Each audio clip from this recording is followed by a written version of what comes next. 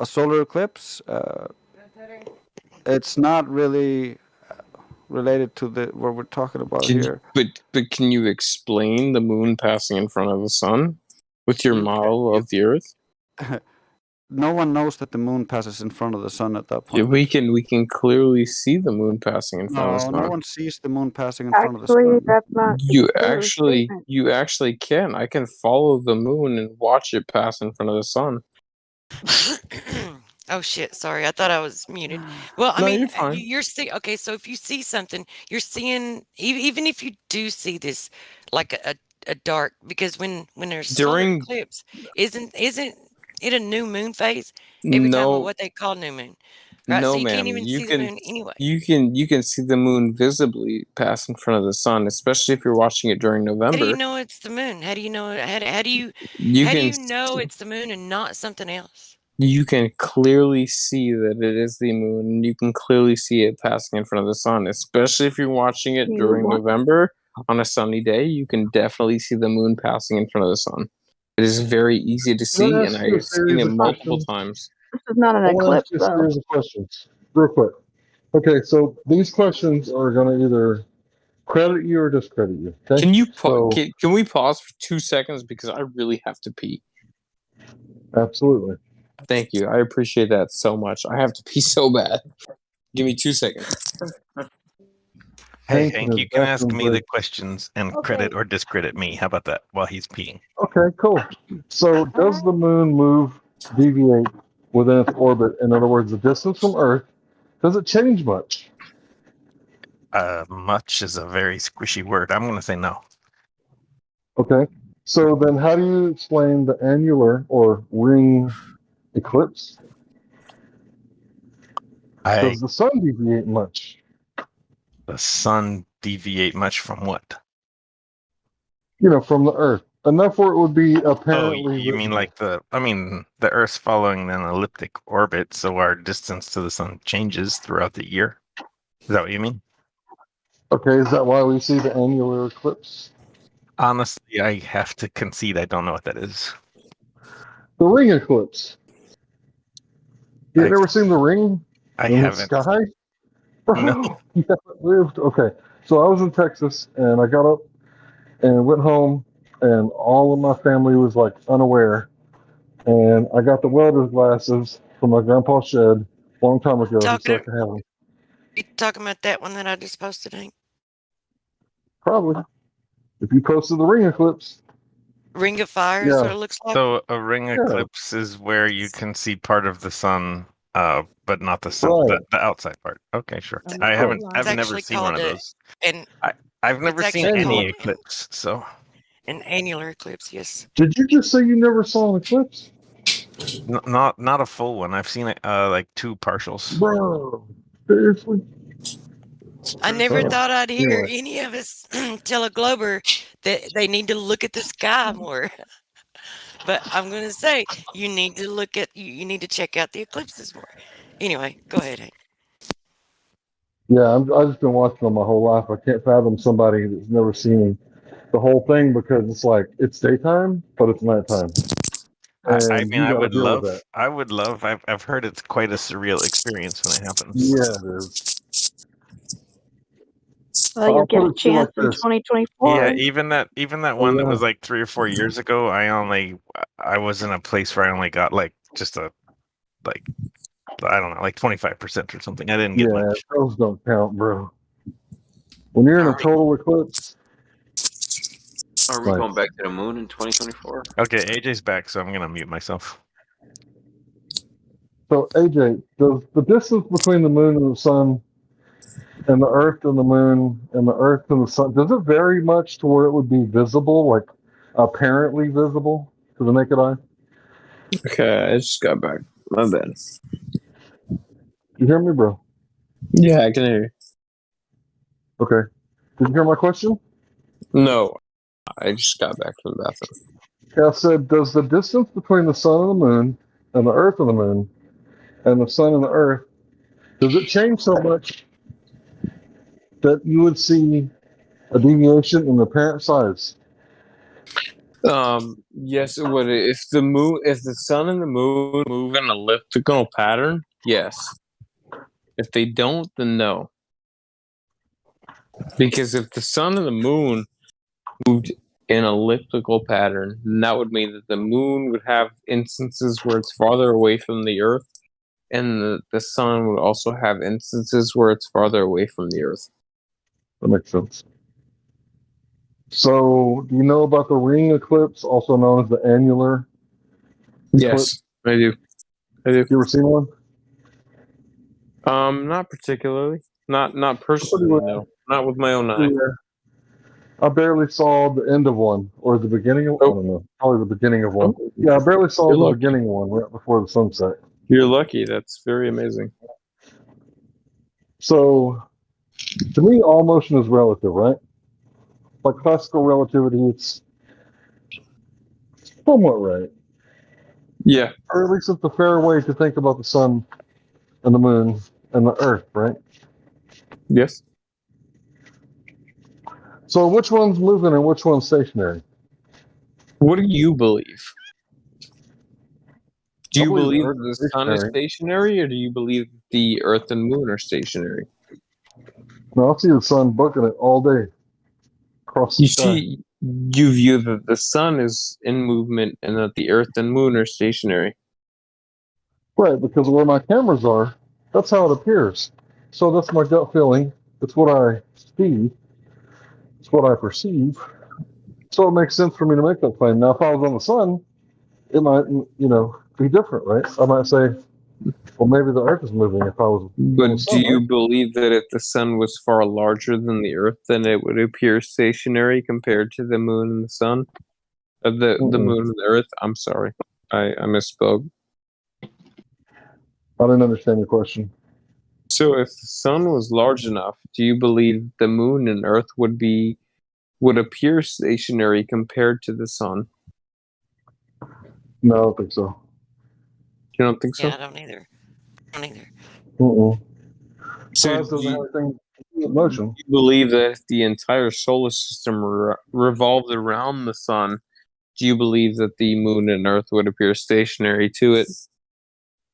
I don't believe in the solar system. So what do you believe in? That's my main question. I feel like. Tell you what I know. I know that I can't perceive anything that they claim when it comes to curvature, motion, or the vacuum of space.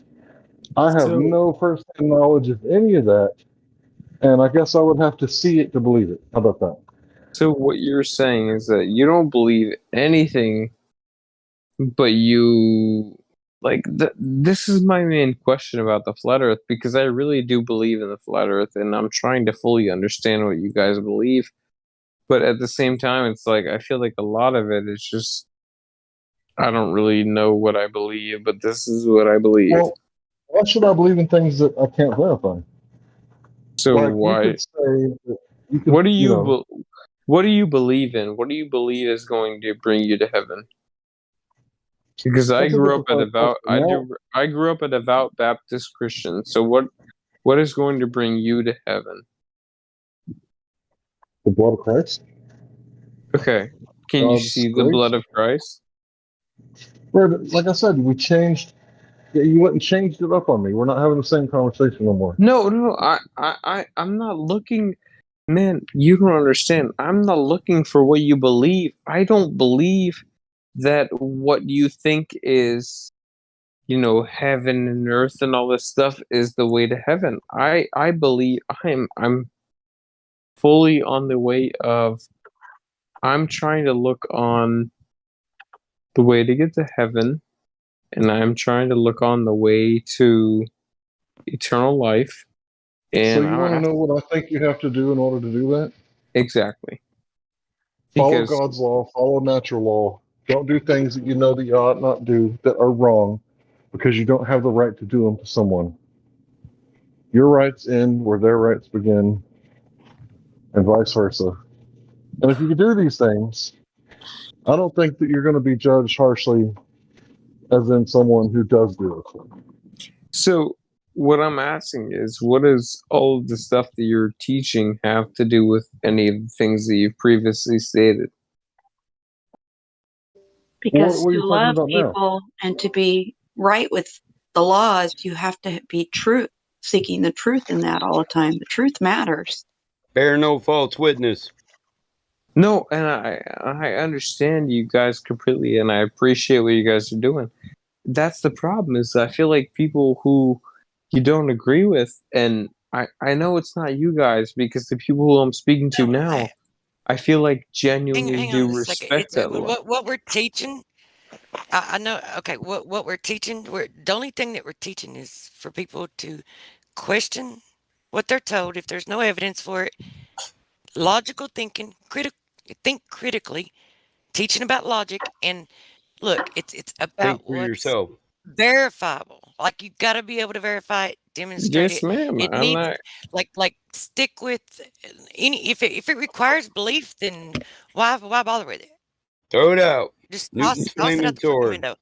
Yes, ma'am, and I appreciate that completely. But I mean, I look back on the biblical teachings of the Lord, and I just wonder what, where does the Lord talk about the flat Earth, and you have Where's to the believe. hey? Actually, it talks about Where it in does your Bible creation all fit over. in your universe, in a heliocentric universe? That's what I would ask.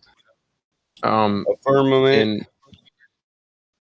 The sun, yeah, light existing before the sun is created. hey, I would just The four recommend you corners and read. the foundations.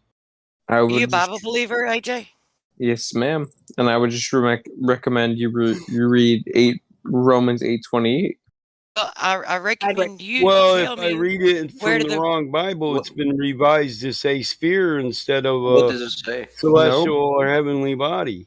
Can you King educate me? James, the old What does it school say? King James version. Is it the Read circle of the earth? Because you can have a flat level Yeah. earth with the what circle inscribed on it. The circle. Pearl one up. to be honest, Currender. okay, what is Romans 8:28? The word. Do you you guys read have? Bro, Do I you don't guys know. have a Can Bible you handy? read it Do for I, me? do I have The to words get up and are- grab my Bible, or do you guys have it handy? The words are chug and dur. One means a circle inscribed on the face. The other means a ball. No, They use the word, the Hebrew word that meant inscribe a circle on the face of. Here's what I was saying. Can I, if I could just say this real quick? I feel like Satan is more making us fight over terminology than he is over the actual. No, people choose to. No one's making anyone. People take it upon themselves to make You the don't choice. think that don't think that Satan tries to deceive us? Satan This is so within much you. more than terminology. Satan is within you, man. You don't think When that you get Satan stuck in debates tries to over deceive us? terminology, when you get stuck in these debates, if you do, it's because you choose to. No, but I've spent my entire life. How'd you guys studying go from aerospace to religion, Hank? I don't know. I left this maybe room. Lucifer dragged me down here into this. Christ. Maybe. Well, I was wanting to It was at least point scientific this when I out. left. Right, since it got on it, because I want to ask AJ. The only reason I asked you if you were a Bible believer, because they were already talking about the Bible, and it sounded to me like you do adhere to it. I just want to ask you, like, if you take, I've been trying for like since the Bible convo got started. I'm saying what I gotta say. So if you take a king seal and you press it in the hot wax, do you have a sphere? Or do you have a level surface? And there's more. Show me where the breadth and the width of a sphere is. I'm gonna grab my Bible real quick. The four Go ahead. corners. And the four corners. Good job, guys. Right? You turned into a religion channel. No, well, no. This is about geometry. This is about geometry because I'm gonna grab my Bible real quick. He's grabbing his Bible. What's geometry? I'm gonna grab my Bible and I'm gonna relate this verse to what's going on right now. Let Tracy talk. I need to say thank you, Dan Dometic. Thank you. I need to say this. We were in the live stream one, okay? But we didn't whatever happened, QE came in there. So we moved. We're down here. So we can speak about whatever, and we're no longer up there. You chose to come down here and see what we were talking about. But when we were up in the live stream one, you guys were all trying to kick him out. So don't come down here and try to tell us, oh, you guys bring up the Bible. We can bring up the Bible down here if we want to. You are so spicy. I don't even care. That's the truth. Like, why are you so live streaming? Shit, I'm and we're still live streaming. We came down here, and this is where we're talking Just at. saying, let it go on, because I mean, it's like one thing I wanted to say, because she said you all wanted to kick him out. Okay, no Romans 8. Hold on, I'm speaking the truth of the gospel right now, and I really don't want anyone to interrupt because this is important to me. I don't want. Look, you never answered any of my questions. I just wanted to ask you these simple questions. I'm sorry, and but I'm gonna. That's all I care about. I have not been able to have a fucking conversation with you since we got down here. And I'm triggered, so I'm about ready to hop out. I've had multiple conversations with you, but I'm gonna speak the word of God right now, and I don't want to be interrupted by it. I want to talk about the word of God. I just want to ask you some questions about geometry. What does the face of something mean? Show me the face. I want to talk about the word of God because that's what this is to me. This whole debate between the flat earth and the word of God, this is what this is to me. So it's either I'm going to believe the flat earth and believe the word of man, or I'm going to believe the word of God, and I'm going to explain the word of God. Wait. You're saying that flat earthers don't believe the word of God. Actually, they're the ones that actually have got the proof on their side for the flat earth. So I'm not sure where you're going with this. And you're assuming that you have read enough of it to know, because apparently you didn't even know the verses in Isaiah or the one in Job that they were actually talking to you about that describes the shape. So I'm not sure where you think we don't agree with the Bible. We do. Everybody's got their own opinions, and this is the thing, right? When it comes to the Bible, it's not verifiable, it's not objective, like it's subjective, personal. That's why I don't debate it. That's why I don't want to talk about it, right? I just want to know that, okay, you said you believed in it and you adhered to it, right? So where's the face of a sphere? Where's the four quarters of a sphere? Show me the breadth and the width of a sphere, and then that's it. And then I wanted to move on from it. That's all the time I wanted to spend on it. All right. If it gets into religion, then I'll ask the questions and address this other shit some other day. So here's what the Lord says, Romans 8:28. Are all that things who work together for the good of those who love God, or that in all things God works together. Excuse me? Why are you reading the Bible? Are you not going to answer my questions? Are you unhappy with me reading the Bible?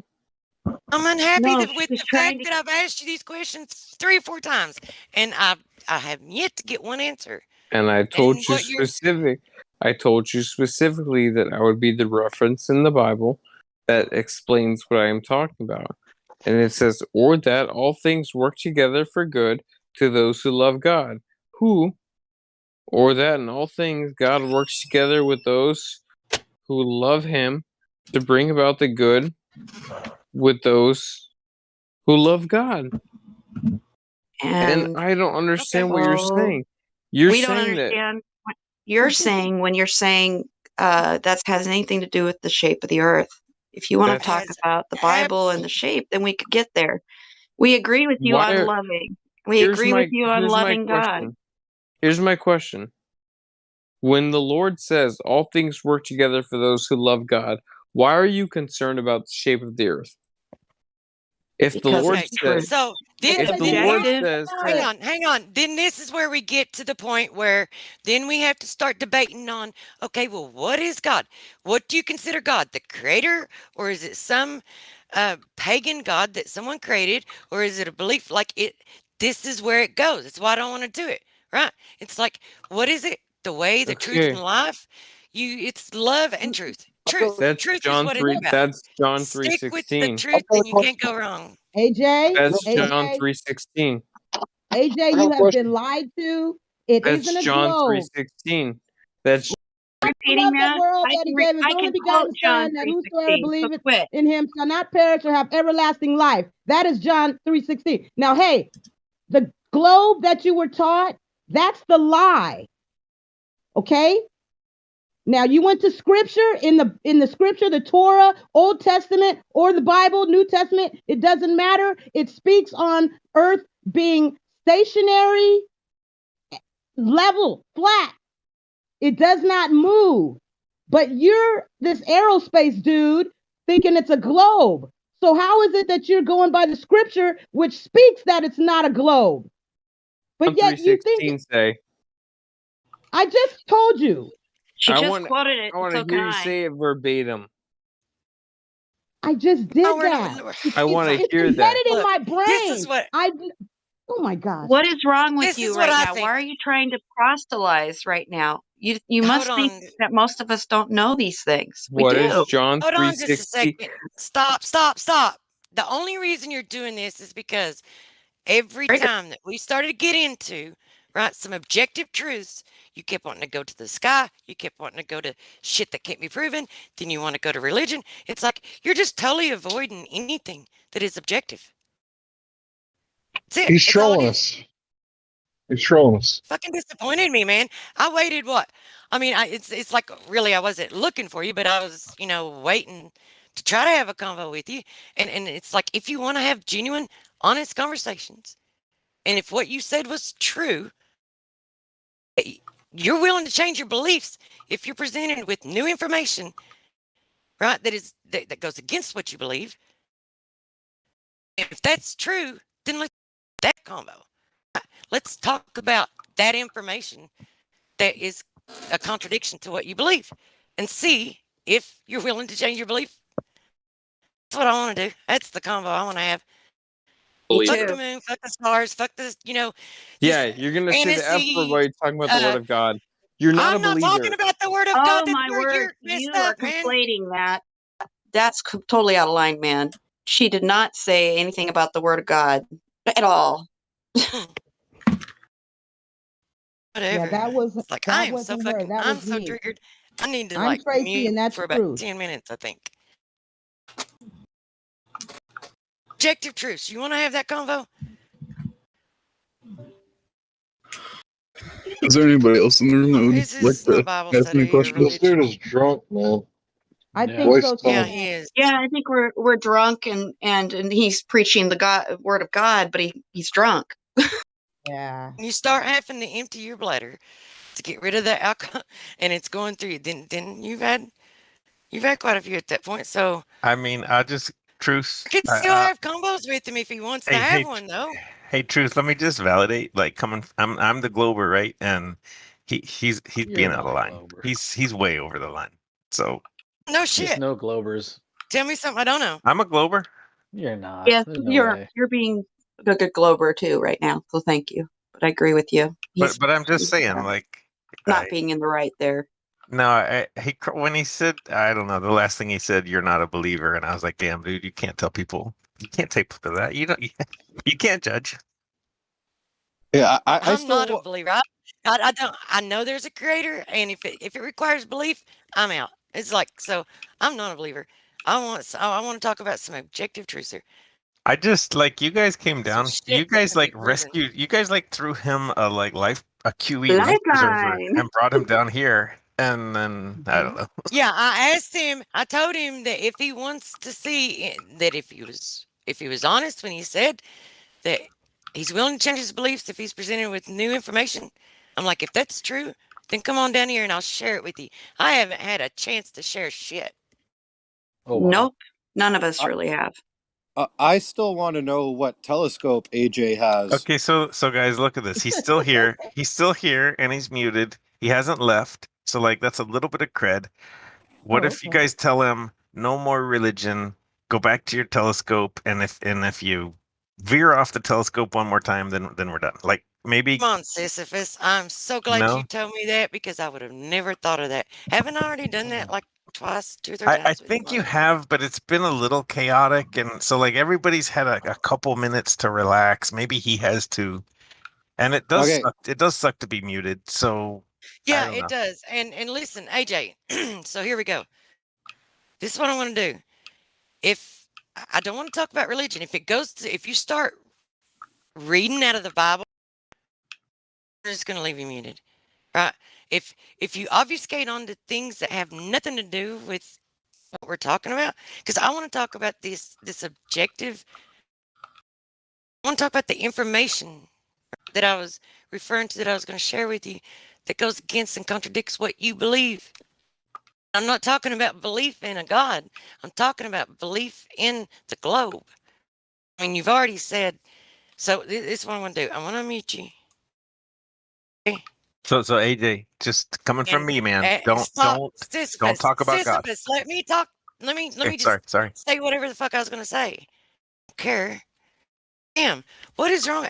Is it just me, or am I like being too easily triggered tonight, or is it just a really fucked up night? No, truth. It is my bad. I'm just so anxious that he's gonna. I'm so anxious he's gonna blow his chance. That's all. Well, I mean, yeah. Look, it's not gonna be the first time, and it's not like I'm gonna ban him for it. I'll just mute AJ. Unmute AJ, and let's get on with the telescope and the moon. Yes, that's why we moved down the here. moon I don't want round? to talk about the fucking moon either. I want to get to some fucking objective truths, some verifiable information that he can go out and test it for himself. But truth, that's the whole reason. I don't want to talk about the fucking moon. No, it is not. We came. Oh, boo-foo. Damn it. Don't do. That's why I came down here to talk about the moon. I know. Well, that's not why I came down here. I apologize. I know. Yeah. Well, I was trying to figure out why me he because thought I'm it was so easily triggered right now. fear. I guess. No, it's okay. Once I reach that point and cross it, it's like so hard. I have to take a chill pill, man, for about 2 minutes and come back. Like I stay there. It's hard to get out of there. Deep breathe. So deep breathe. For your benefit, AJ, I'm gonna wait just a few seconds before I unmute you. Okay, truth. Yeah, that's what do you call what do you call a boomerang that doesn't come back? A boomer? A stick. Stick. That's pretty good. All right, that's my one joke. I sold it all. Let's get AJ.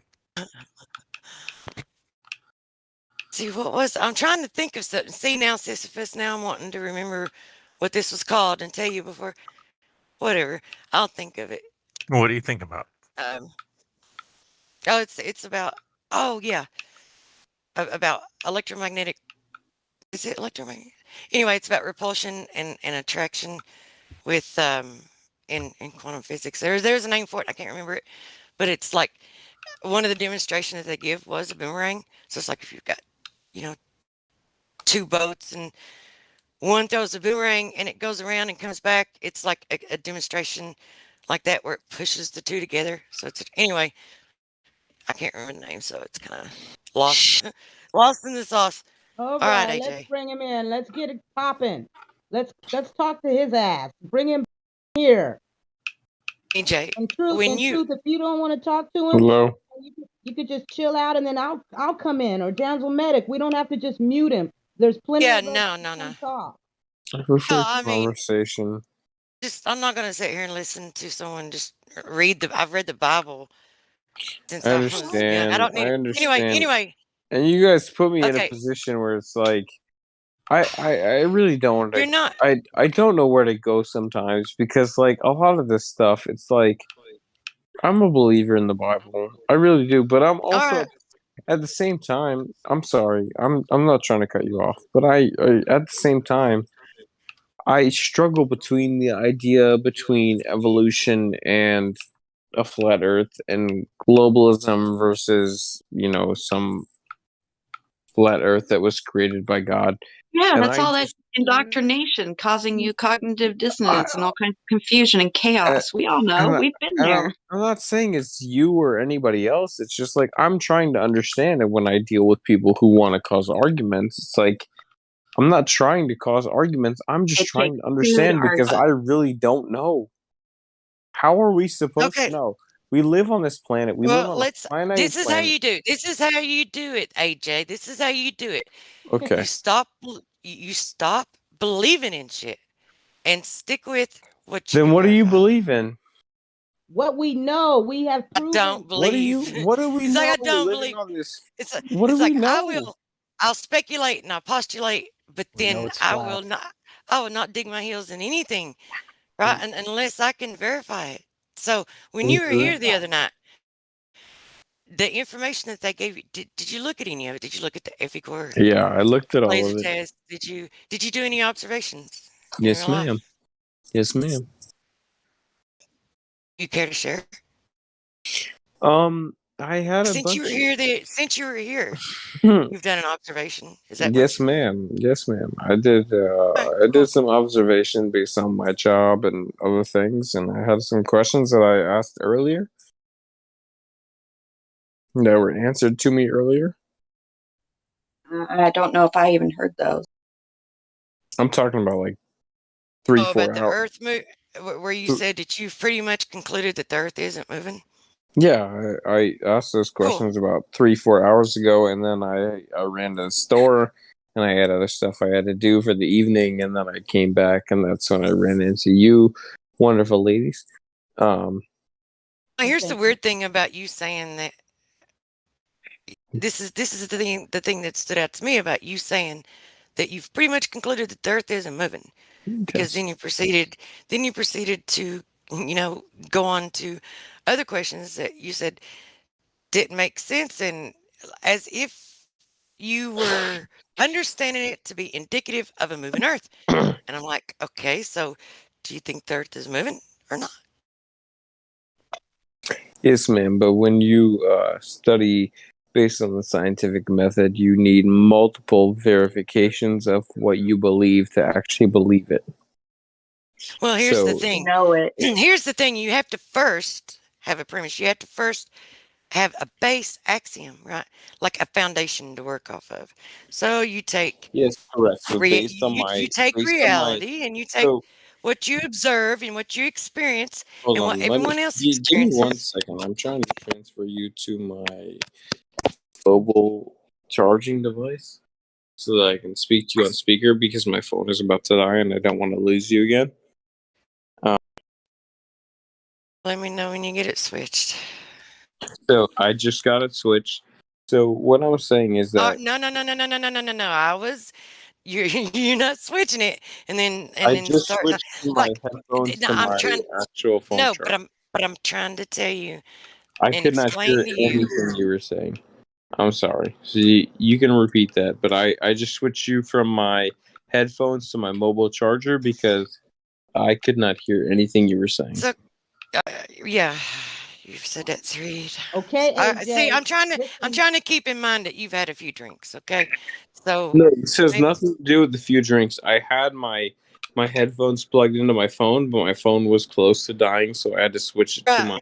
Okay, so the 5th time you're gonna say it. Dude. Okay, here we go.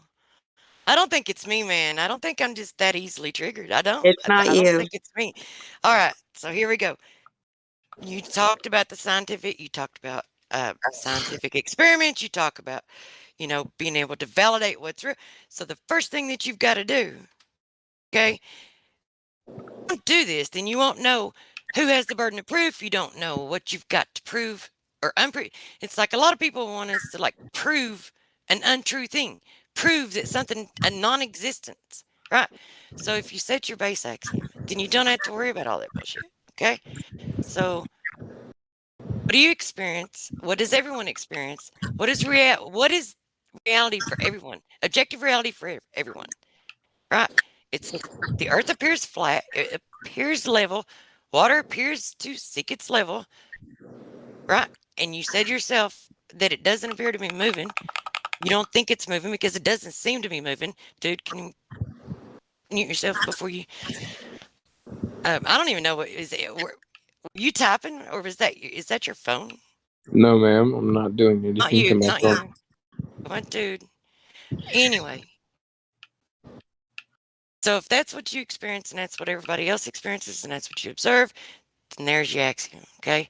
So if someone else is going to come along and tell you that those things are doing something, that shit is other than what you know it to be, then they got to provide evidence for it. Yeah. All right. So. I understand that, and that's where my logic takes a side turn, is because I have backseated most of that, and I don't believe that other people's experiences account for my experience. And I completely agree with you. That is the reason why I'm questioning these things.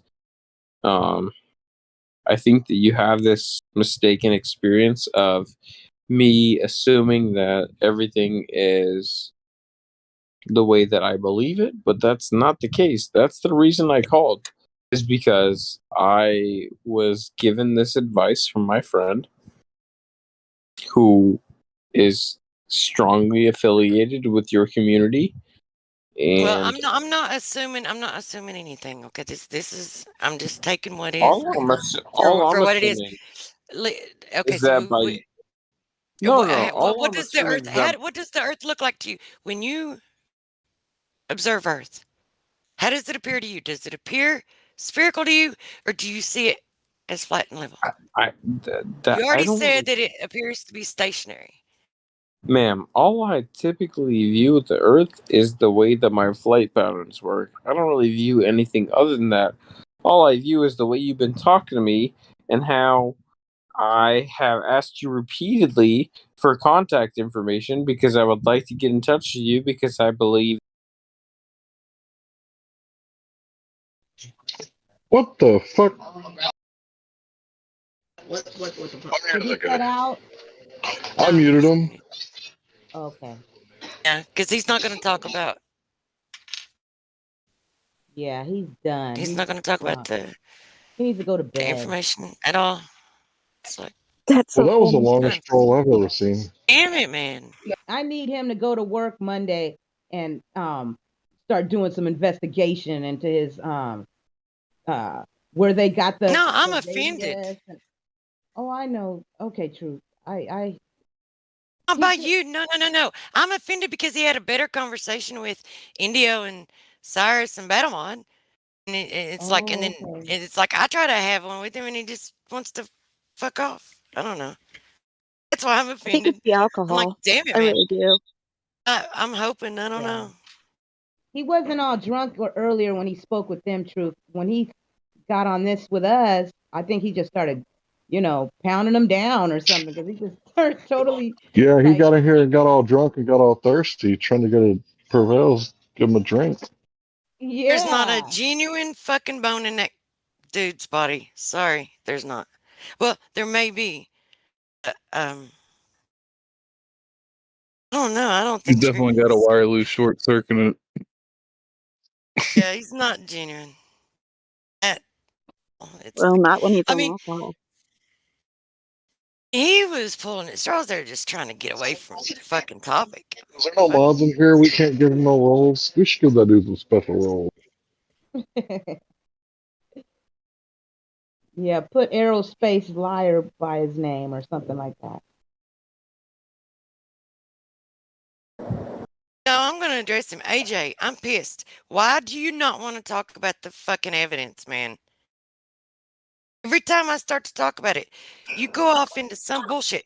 Can we not talk about your phone? Can we not talk about your feelings? Can we not talk about your religion? Can we not talk about the moon? Can we not talk about flight paths? Can we talk about the Earth? Right? Can we talk about the way it appears to you when you walk on it? And if anyone has ever measured curvature, and gravity is another thing, because you already said that, it's like I don't even know why I'm wasting my time with you. I really don't, because I don't think you're wanting to have an honest conversation. Matter of fact, I know you're No, you're not. I want to know why you had a better convo with fucking Indio and Batamod and Cyrus. What's that? You can't respect me enough to have a legit convo with me, man. That's what I want to know. I do respect you. I was just making a joke because I thought it was funny. I didn't expect you to take this situation so seriously. I was not insulting you in any way. I hope me calling you and attractive is not insulting to you. You don't know. You're so full of shit, man. I'm not full of shit. I just think you have an attractive voice. That's it. I appreciate it. All right.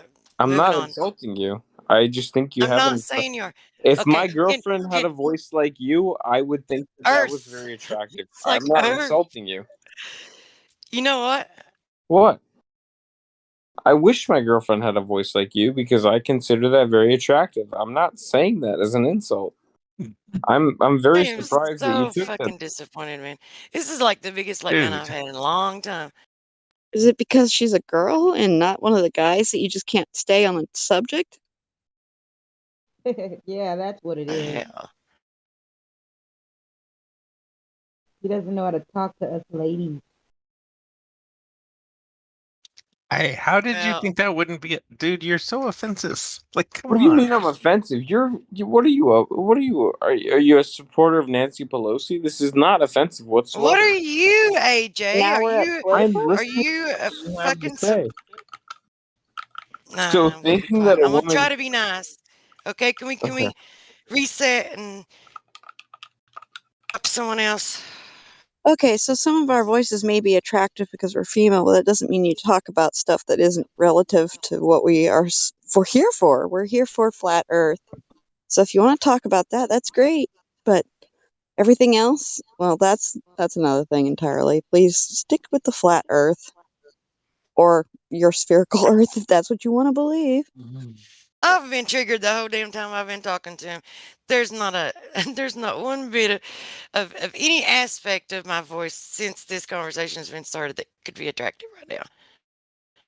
So he's full of shit. Oh. Someone else, Sisyphus. Dude. You did a good job, Truth. You've done really well. Don't worry about it. It's not you. Yeah, I agree with what she said. I agree. Well, no, I didn't do well because my objective was to present him with information that would, cause him to look into it deeper and abandon this belief of the fucking globe. Right.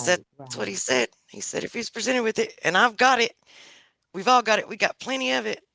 Yeah. Yeah, we've got the empirical evidence if anybody wants it, but I don't think he's really into that right now with us. So maybe another time, maybe when they're more sober, maybe. Yeah. Because he's totally wasted now. Can I? Do you guys mind if I address the last thing that he said before you? Oh, wait.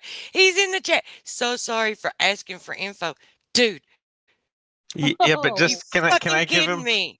Like, do you guys mind if I give him just like a little tip?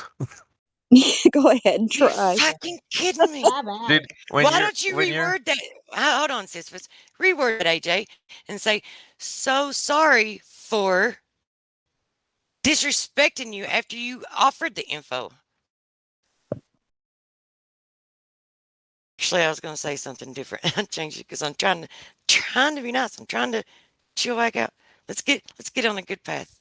Good convo. Well, I want to offer him a tip, and if I'm wrong, then you guys correct me. But I want to tell him, like, I was saying he was kind of out of line. He's like, something about Nancy Pelosi. But dude, if you're talking to women and they're treating you seriously and they're talking about the subject at hand, and you start talking about how sexy they are, they're never going to like that. I just feel like that's just not how it works. He knows, dude. It's like, I don't know. You're wasting your breath. It was a bad joke. Nobody liked it. Nobody laughed. It was a purposeful obfuscation, Sisyphus. It didn't mean anything. like what he said has no relevancy. The Okay, fact you that it could was off the point is the only thing that's relevant. you can say that you don't Because it was care, only like the and 20th it time. doesn't affect me at all. But I can pretty much tell you that nowhere that you go will that ever work. No one will ever really think that's funny or like it. So, except I guess I don't know the incel chat. He's in and out of the channel, so I don't think he's. Yeah, he probably didn't hear it, but it doesn't matter. I'm talking So, to the Dave, void you're anyway. right, Am I man. wrong though? Well said. No, you're right, because he wasn't treating us as like he would another guy. He wouldn't even talk to us like them. That's the difference in the Right. conversation.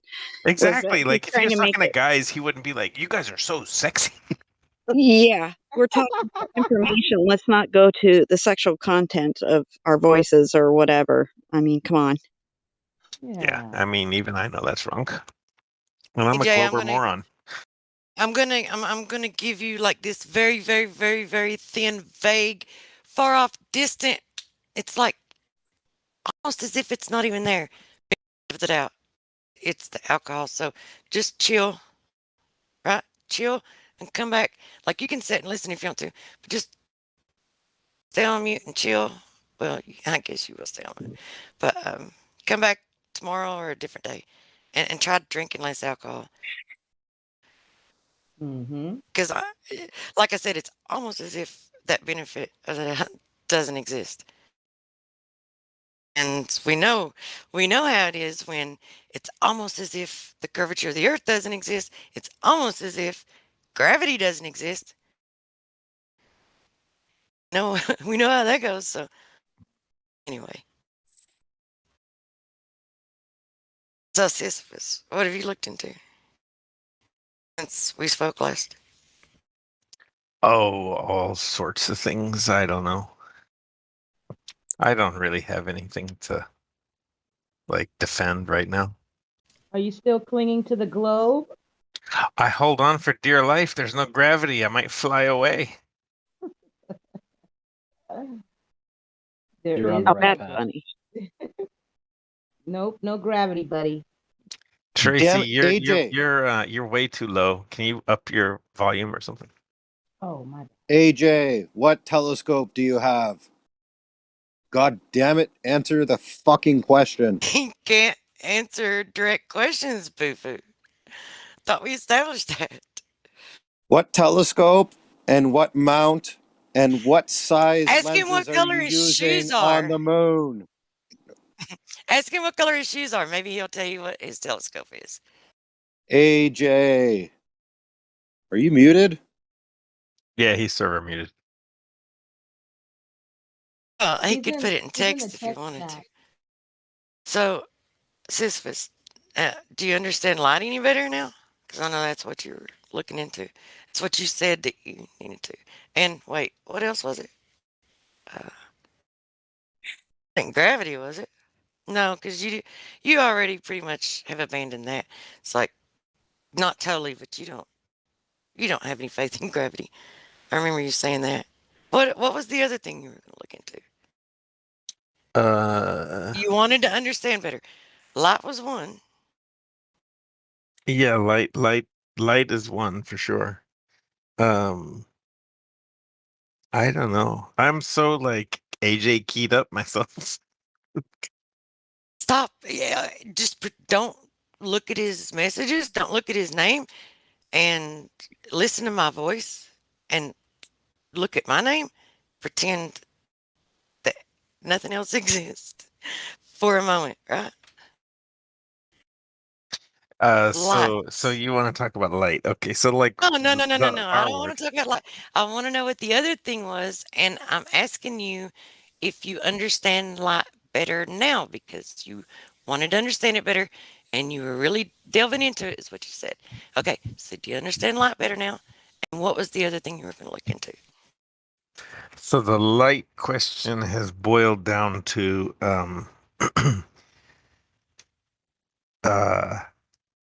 you said, and you're not alone in saying it, several people have told me that light can only bend one way. And I don't think that's true, but that's kind of where I am right now, is just can light bend both ways, or really like ever only one way? It doesn't bend.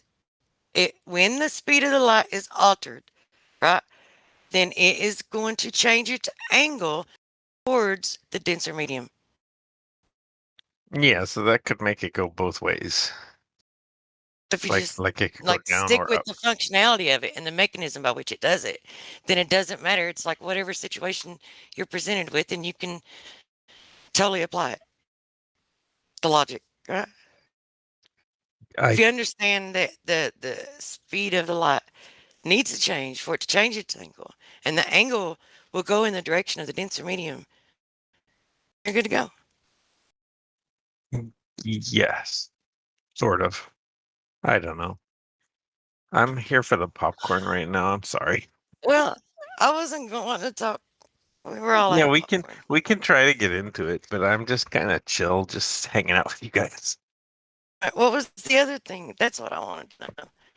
Oh, the other things that I get in fights with people about are the laws of motion and reference frames and how long it how like the I don't know. That's basically it, I think. Reference frames and laws of motion and light. Those are probably my like 3 pillars of frustration. Rolling my boulder. What can you say is the reason why we see zero parallax with the luminaries above us? That is the kind of question I would have to write down and get back to you on. I have never heard that question or thought about it ever. Okay, so let's just look at this quickly. So the Andromeda galaxy is like 200 million light years away, right? It's the closest galaxy to us that we can see.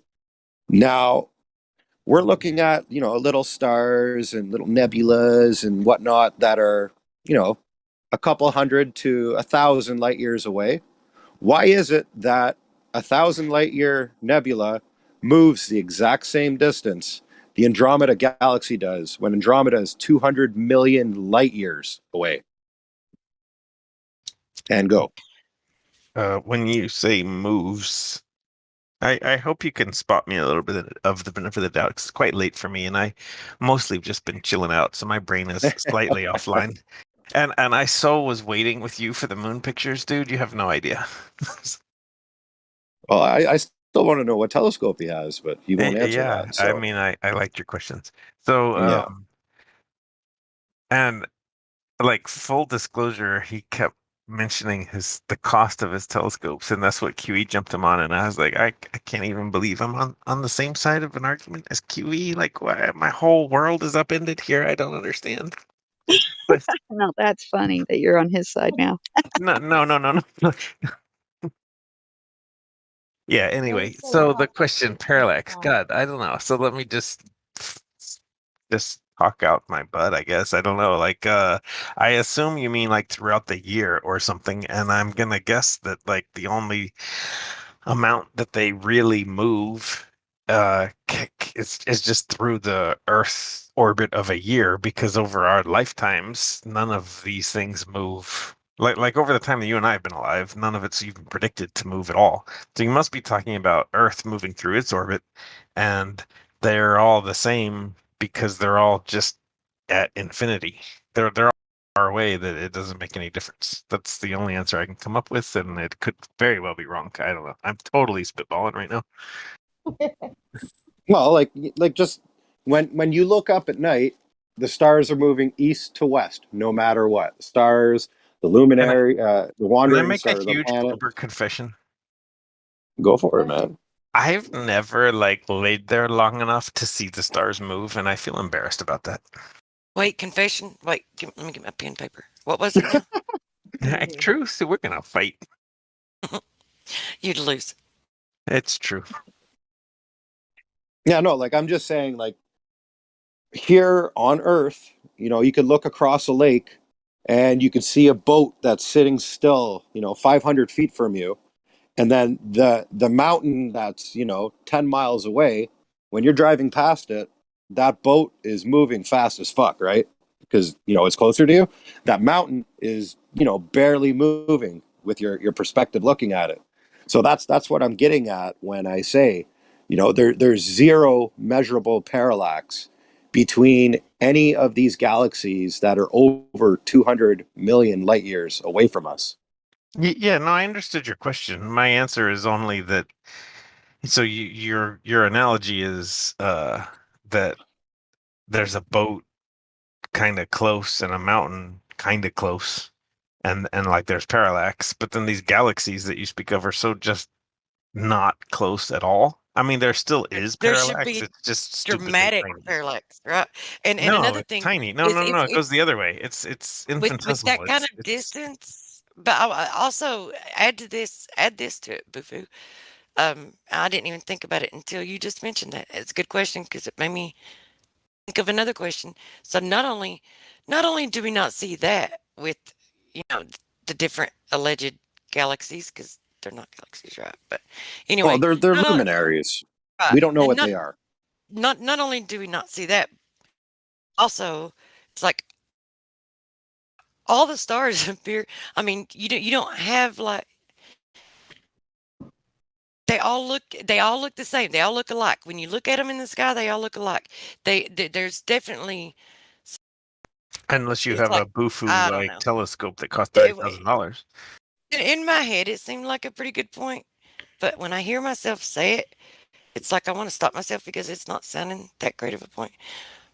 It's like with all the stars, they should, if you've got them that many years apart, light years apart or whatever. Well, I don't know what I'm saying. See, this is why, because you shouldn't even be able to see them at all. Period. Yeah, but like what I'm getting at though is that nebula that's 500 light years away versus Andromeda, which is 200 million. There should be measurable parallax. Shouldn't even be able There to has see to them. be. I don't We well, I can't don't know. What measure is that. who's we and what does measurable mean? I don't know. These words are squishy. I don't dispute what you're saying. We as in humanity. Well, yeah, but there's like huge swaths of humanity that are not trustworthy and can't People be. who have eyes and look at the stars, man, and measurable. What's that mean? Well, no, I'm just saying, Come like, on. you can look at something with your eyes, and then you can look through a microscope and you see a whole new view of it, like that you would never have imagined if you had only ever looked with your eyes. So, like, just looking with the naked eye is not some sort of like absolute truth about what's going on. And measurable things, like, Though, when he says we, and with the context given, it's a generalization of people. well, yeah, I don't know that. So then I would dispute him. I would say that it is not measurable with the naked eye. The parallax expected is probably not detectable with the naked eye. But over the course of the last 100 years, we've been able to observe these two objects, the 500 light year nebula versus the 200 million light year Andromeda. There's been zero change in recorded history of these objects.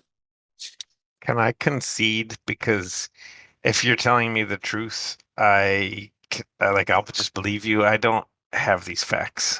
I'm not an astronomer, and I don't know. This is not my domain. So I'm gonna sound really stupid if I try to argue any against you. I'm gonna be wrong. Well, like, I want to know what the fuck is up there, right? Like, I know what's down here. I know what we're on, but what the fuck is up there now?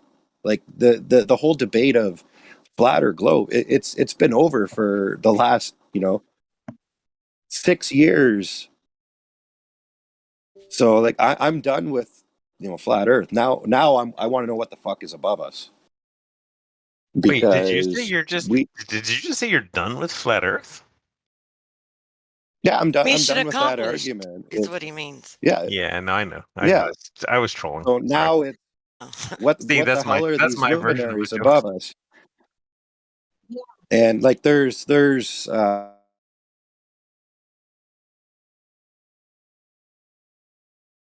If you're still talking, I don't think any of us can hear you. I think what I'm saying is he's got the flat Earth down pat, and so now he's moving on to more things to try to investigate, and it's up there. Sorry about that. My phone decided to try and connect to Wi-Fi. Yeah, no, please. I knew what you were saying. I was only teasing about flat Earth. Yeah. Yeah. So like for me now, it's our luminaries. There's a reason why they were put there. And in the last 100 years, World War One, World War Two, 9/11, they all started during conjunctions and oppositions of our luminaries in the sky, or the planets that are in our solar system. Yeah, because so like there's a lot more meaning to what's up there in our sky clock, and I want to find out. Like that's my goal now, is to learn what's above us, why it's there, what its purpose is. Cool. I think the most that we can ever do, in the flesh anyway, is to make correlations. That's the best And then we review and speculate. We look at it and then we speculate on it. No, but like I said, there's a reason for the conjunctions and oppositions, because like World War One, the Gulf of Tonkin, World War Two, 9/11, like all these big major events that happened here on Earth all started right when planets conjunct or are in opposition of one another. You want to know what I when I think of stars, it's like, so I have this thing that I do. It's like there has to be this functionality with shit, or I can't understand it. That's the only way I can understand it. So it's like with like energy, and when it comes to the metaphysical or the creator or whatever, I think spirit, energy. It's like interchangeable in my mind, right? So with stars, it's like governors. Stars, energy governors. Like with I mean, it's I don't know, because say the first part of that again. Sorry, I was not paying attention. Governors, like I don't want to say governors, but that's the only thing that I can think of. Like they, I mean, okay, the facilitators maybe. I don't know, because when they line up, when they're aligned, there is something to it, because they wouldn't like schedule wars and shit and change agendas based upon alignments. And can I just we're about to lose a guy, and can we start a like GoFundMe to get Bufu a charger? A GoFundMe for a charger? No, man, I'm Canadian. GoFundMe will label me as a terrorist and seize the funds, just like they did with the truckers. I wondered why you've been so nice all night. Dude, everything makes sense now. What do you mean, why you've been so nice? I'm Canadian, eh? It's about time somebody explained it to me. See, like up here in Canada, we can march on Parliament and not recreate January 6th of last year. That's how fucking cool and nice we are. And not only that, we can tell that he's on the like Western side and not that stupid French side. Question for you, fucking Ontario. Yes. I got a question for you. How do you feel? I'm gonna ask you about your feelings. And what do you think about the fact that there's an Illuminati card with the truckers convoy? There's a what? An Illuminati card with it on there, just like there is for Flat Earth, like there is for everything else that they propagate. So do you think that you wanted the convoy to happen? Or is it possible that maybe, I don't know, I don't know, man. It's like, kind of seems like they almost wanted it. It makes you question it, right? It makes you wonder, because there's an Illuminati playing card with the truckers convoy.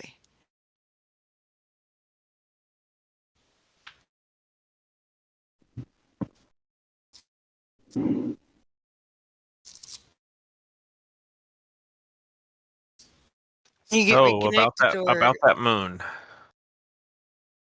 I'm thinking he probably can't respond right now. I'm sure he has a response. So we just go ahead and jump in and let me know what you think about it. Yeah, I think his phone died.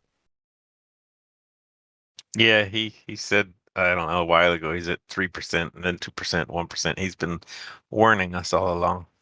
Yeah.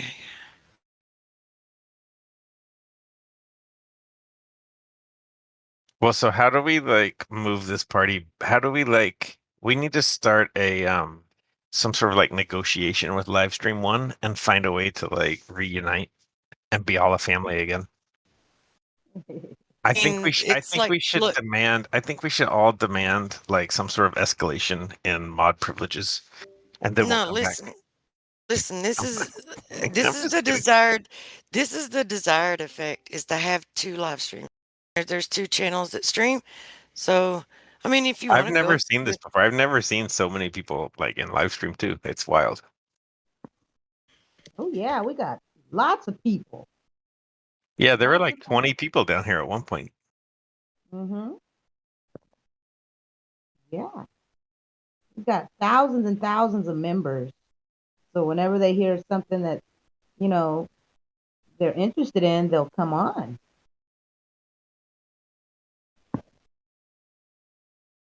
The live stream too is not like a misnomer for QE Haven. It's just more like, you know, things that we don't speak about up there, or someone, you know, brings up a subject that they don't want to hear about up there, then we'll come down here. It makes sense. I mean when you get that many people in one room, I mean it's hard to like if people want to have a conversation with someone else about something else, they can just come down here and have it. If it populates, then move the other stream down. But I understand you haven't been here. Yeah, I mean, I've been around like 2-3 weeks or something. Happened before, so. Cyrus, you got any questions, man?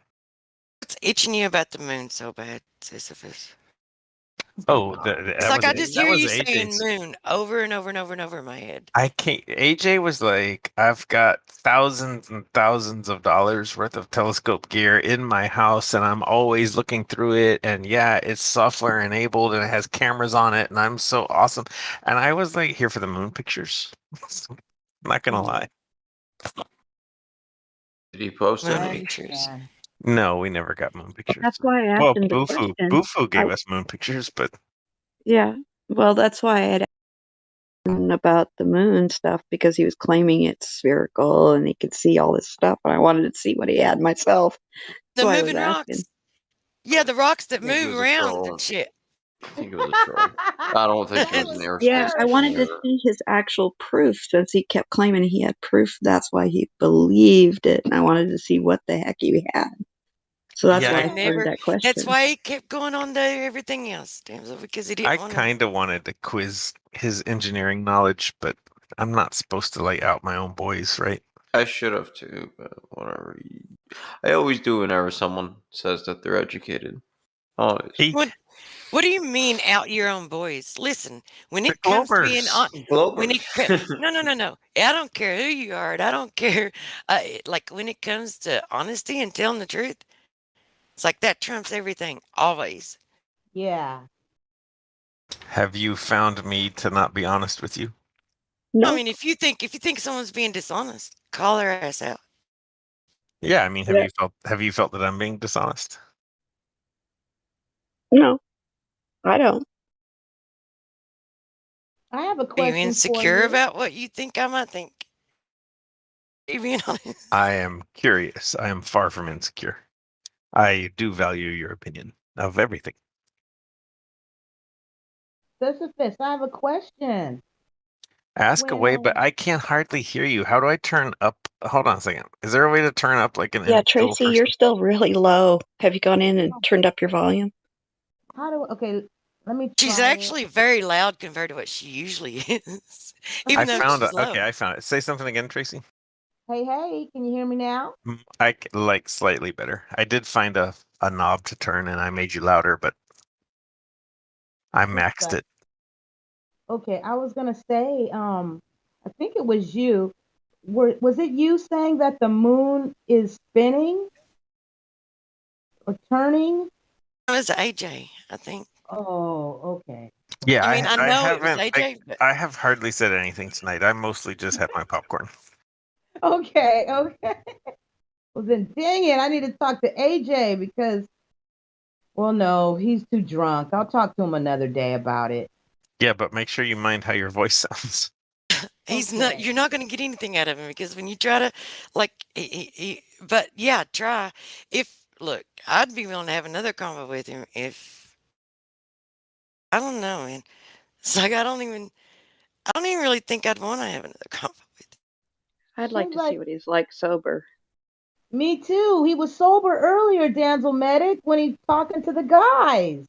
And then he came down here when we were talking to him and he just started getting drunker and drunker, you know? Well, whatever it was, he was obviously not treating us with the same deference that he did with the gentleman. And I agree. I got a bunch of shit I really want. Like I want to have a serious convo. Well, All right, fine. Go wanted ahead. to. Lay it on me. Ask me your questions, and I will be an AJ surrogate. Hopefully not the same, but yes. Well, I don't know. I want to say I could answer the questions the way that he would, but he did say stuff that I didn't understand, so I'm not entirely sure. I mean, it only matters if someone's genuine because I mean, I can sit right here and turn around, turn to my left, and I can talk to this wall. You know? Or I can turn to my right and talk to the chair. Same difference if they're not genuine. I just wanted to say to AJ that we always see the same face of the moon. It's not spinning like a globe is spinning, like, you know, but it moves like a clock, like that kind of movement. Like yeah, like a record or a clock. Exactly. Yeah. It turns like the face of it is just turning like that, but it's not spinning. Like we never see the back of it. It's not turning like that. You know what I mean, lady? We don't even see the sides, for God's sakes. Everybody keeps talking about you can see the other side. Well, if that was true, then we should be able to see it in different positions. We should be able to see more of it. You're right. We don't see the sides or the back. It just faces us straight on, like face to face. When I look at it, when I'm staring at it, it's staring back at me, face to face. That's how we see it. Like, ooh, I can't wait. That's assuming it has a side or back. Well, that's one of the proofs that it doesn't. Because you don't ever see those things. Same Okay, I have a question for you guys then. Okay. It's a super hot water question too. All right, go ahead. So there are a handful of things that would very quickly make me become a flat earther. Mm-hmm. I don't want to say what those are tonight, but there are some arguments that if I lost them in a way that I really felt like I lost them, not like a public debate where like I lost the debate, but if I like realized I was intellectually wrong, I mean, I would just switch. Do you guys have things like that where if you realized you were sort of intellectually wrong about something, and you don't have to tell me what they are, I'm just kind of curious. Do you have a set of things that like if it turned out that you were wrong, you'd have to change your mind? Absolutely. Yeah. About the Earth? Yeah, shape of the Earth. Well, I mean, those things are including, but not limited to. Well, actually, yeah, kind of limited to.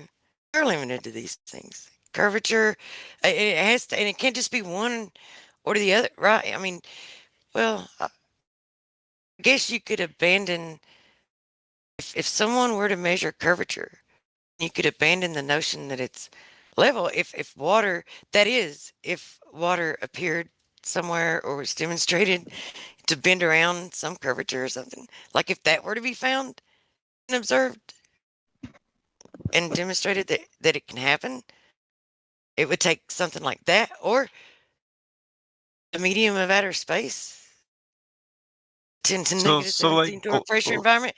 Someone would like exist in outside of this pressurized system without a container. Yeah, sure. If someone can demonstrate, two different pressure systems right next to each other without mixing, without a barrier, that large of a differential, then I would think that, okay, well, maybe outer space is possible. So I think most globers feel like they could show you those things. What's the They've like never done that. They've never shown us that. what makes the evidence that they bring you like not enough? Like when you say so, like let's pick one thing. Let's pick like one Not thing. enough because Oh, they don't bring any. no, but I mean you can. It's easy to go on YouTube and find globers saying like here's the curve of the Earth and like talking about it. What makes that stuff uncompelling? Like why does that stuff not show the curvature? Because it's fallacious. Because I can't find it myself. I've gone and looked for the curvature. And when it comes to especially the pressure and the way gases behave, I've worked with them enough in laboratories and such that I know they don't have any proof of that. I know how those things have to work, and I haven't seen any evidence of the contrary to what I know personally, have experienced and tested. So unless they can overcome that barrier for me by showing me something that can occur naturally, that's not some kind of machine that they put together that suddenly makes things do whatever they wanted. Yeah, it has to occur in nature the same way that the laws say it does. The ones who stay in the game for as long as I think the ones that you're referring to are not honest. Nope. Because they purposefully deceive through like making fallacious assumptions and using optical,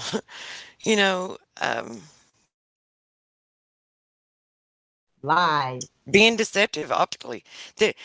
Okay, so for instance, who was it? I can't remember who it was that tried to say that they had seen curvature under a bridge or whatever, like saw the bridge curving and tried to, like one of them had been established it was photoshopped, and then another one, like there was actual pictures where, and it doesn't matter what kind of effect one photo shows.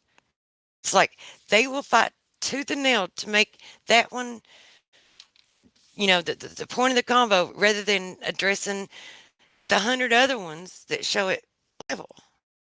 They think that is some, I don't know, the one-off, the golden trophy or whatever is somehow the proof when it's actually the one-off that's disproving stuff. If you have one deviation from the claim of especially with geometry, then that's the end of it. It's the end.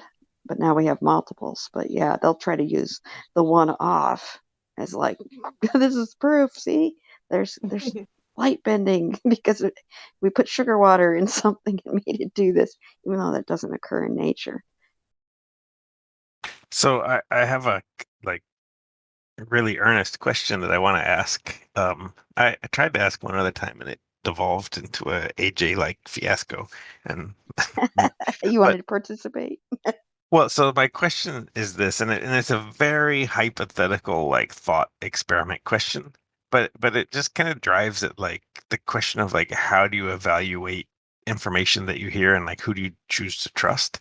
So if like any one of you could get on a rocket and go up and like go to the moon or something, or not go to the moon, like maybe in that process of like getting trained and sort of like then you discover that like wow, yeah, everything that you've thought is true, or it would kind of reveal it. Like if somebody actually landed you on the moon, then like everything has to change, right? You're standing on the moon looking back at Earth, like something's up. So just in that sort of very hypothetical scenario, Did someone ask you to ask this question? No, it's been like burning up my mind though, because I've always wondered like if somebody gave a flat Earth person really unambiguous proof, took them to the moon, how would What they do you come mean back? unambiguous proof? Do you think going up in the atmosphere? Because I know we can't go to outer space. Do you think that is more proof and evident than an actual direct measurement? If speaking personally, if I was one of the people that had literally stood on the moon, if that's possible and could happen, but like if I had ever stood on the moon, I would find this. I would feel very differently than I do right now. Like I've got my own set of uncertainties and things. Not everything kind of makes sense, but if I had really actually stood on one of the luminaries and looked back at the Earth, I mean, like that would be a piece of evidence that would be pretty compelling. My question, but I'm not trying to prove. But hold on, like hear my question because it's not really about what's the shape of the Earth. Well, I wanted to because you said you would feel different. Well, they did feel different after the alleged I'm not event. them. I don't know how they felt. Well, I don't even. I'm not even going to say it in the happened. interview. Maybe it You didn't happen. ever saw their faces? I wasn't there. I don't know if it happened, and I know what you're talking about. My question, the one that like got really ugly the night that I tried to ask it, like, how would you talk to people? How would you make anyone believe you? Like if you really did stand on the moon and knew what the moon was, made of cheese, made of rock, made of plasma, like if you were there and knew what was up and came back to the same people, to me, to AJ, to Helio, QE, how would you tell them what you had seen? How would you make them believe you that it was true? Whatever it was. Well, first thing I would have a ton of actual photos. They don't have one. But I mean, like Photoshop is a real thing, and green screen and Hollywood. Yeah. But you gotta look. They don't even have one. How would you authenticate? How would you authenticate the photos that you took? Well, for one, I would actually keep the telemetry data so that would actually be proof of something happened. That would give a little more evidence that people could investigate. The other thing is I would act like consistent with what would be expected if you had done something that extraordinary. So my behavior should match my previous behaviors of whenever I've discovered. I should act like I did when I first discovered the earth was flat for myself and saw too far, because that was extraordinary. And for me, that changed the way I saw everything. And so I responded appropriately to that. There would be a difference. You would tell. And I would do everything I could to bring back a piece of evidence, something that was unique to the place, if I could. I mean, that would be another way to try to prove that it was there. But at the same time, there would still have to be a level of trust until people can do it themselves or multiple people have done it. It's going to be really hard to convince people. It really will. But there should be some consistency in that change. And we didn't see that with those guys. And you know what we're talking about. Like you said, the videos of those guys coming back and acting. Oh, we saw a change, but it was like the opposite direction. It's like they were inconsistent in their stories. Well, can we see stars or not? I mean, come on. Solid black, tons of stars. Yeah, it's like really. And then if the photos were there, that photo wouldn't prove it, but at least if it was consistent with what everything should be, then it would be a little better. But yeah, the telemetry.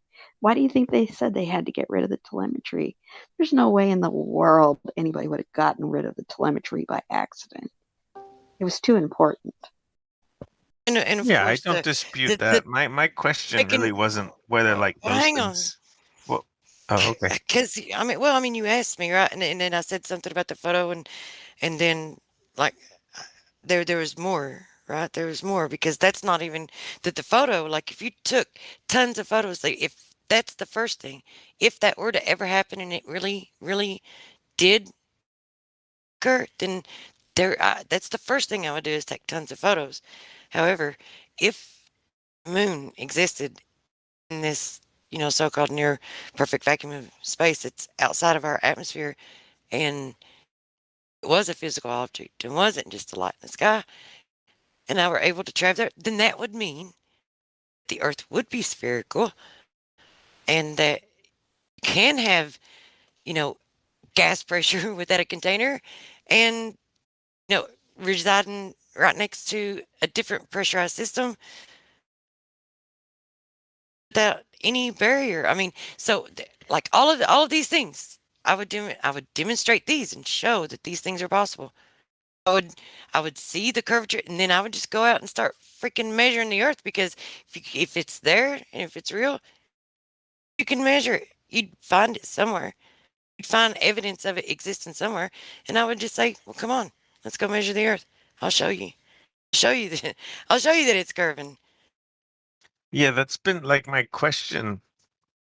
I phrased it sort of from a more traditional Glober point of view, but it cuts both ways. My question is like one of discerning evidence that's trustworthy, because I think as a Glober coming here, the very first question, almost unambiguously, is show me the curve.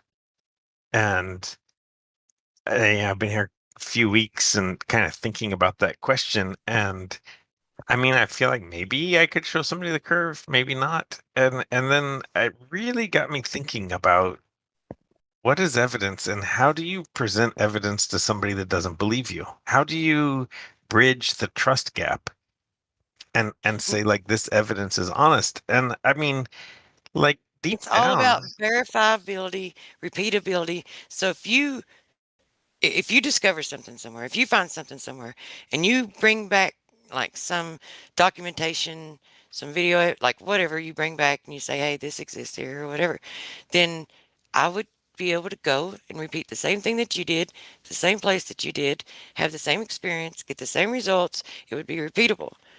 So you yeah, but wouldn't have I agree. you wouldn't I even agree. have the burden of proving it. You can just like share it, tell about it, document it, and then I can go test it and I can see it for myself. Okay, I completely agree. But then there is a cost to having that direct experience. And it's probably not possible to like let every individual on Earth have that exact direct experience. And then my question is, so that I did it, and then I found you truth, and we did it together, and you verified it, and everybody else in this voice right now, we like all did it. Proving it flat or a globe is really not important. How do we then bridge the gap to the other side? If we did it, we really like the 10 of us that are in here right now, we build a rocket and we like go up and hit the glass dome. How do we talk to the Globers? How do we communicate to them? If we go up and land on the moon, how do we come back and talk to the flat earthers? How do we bridge the gap of trust? You don't bridge the gap. What you do is you let the information speak for itself. It's just like seriously, that's all it is.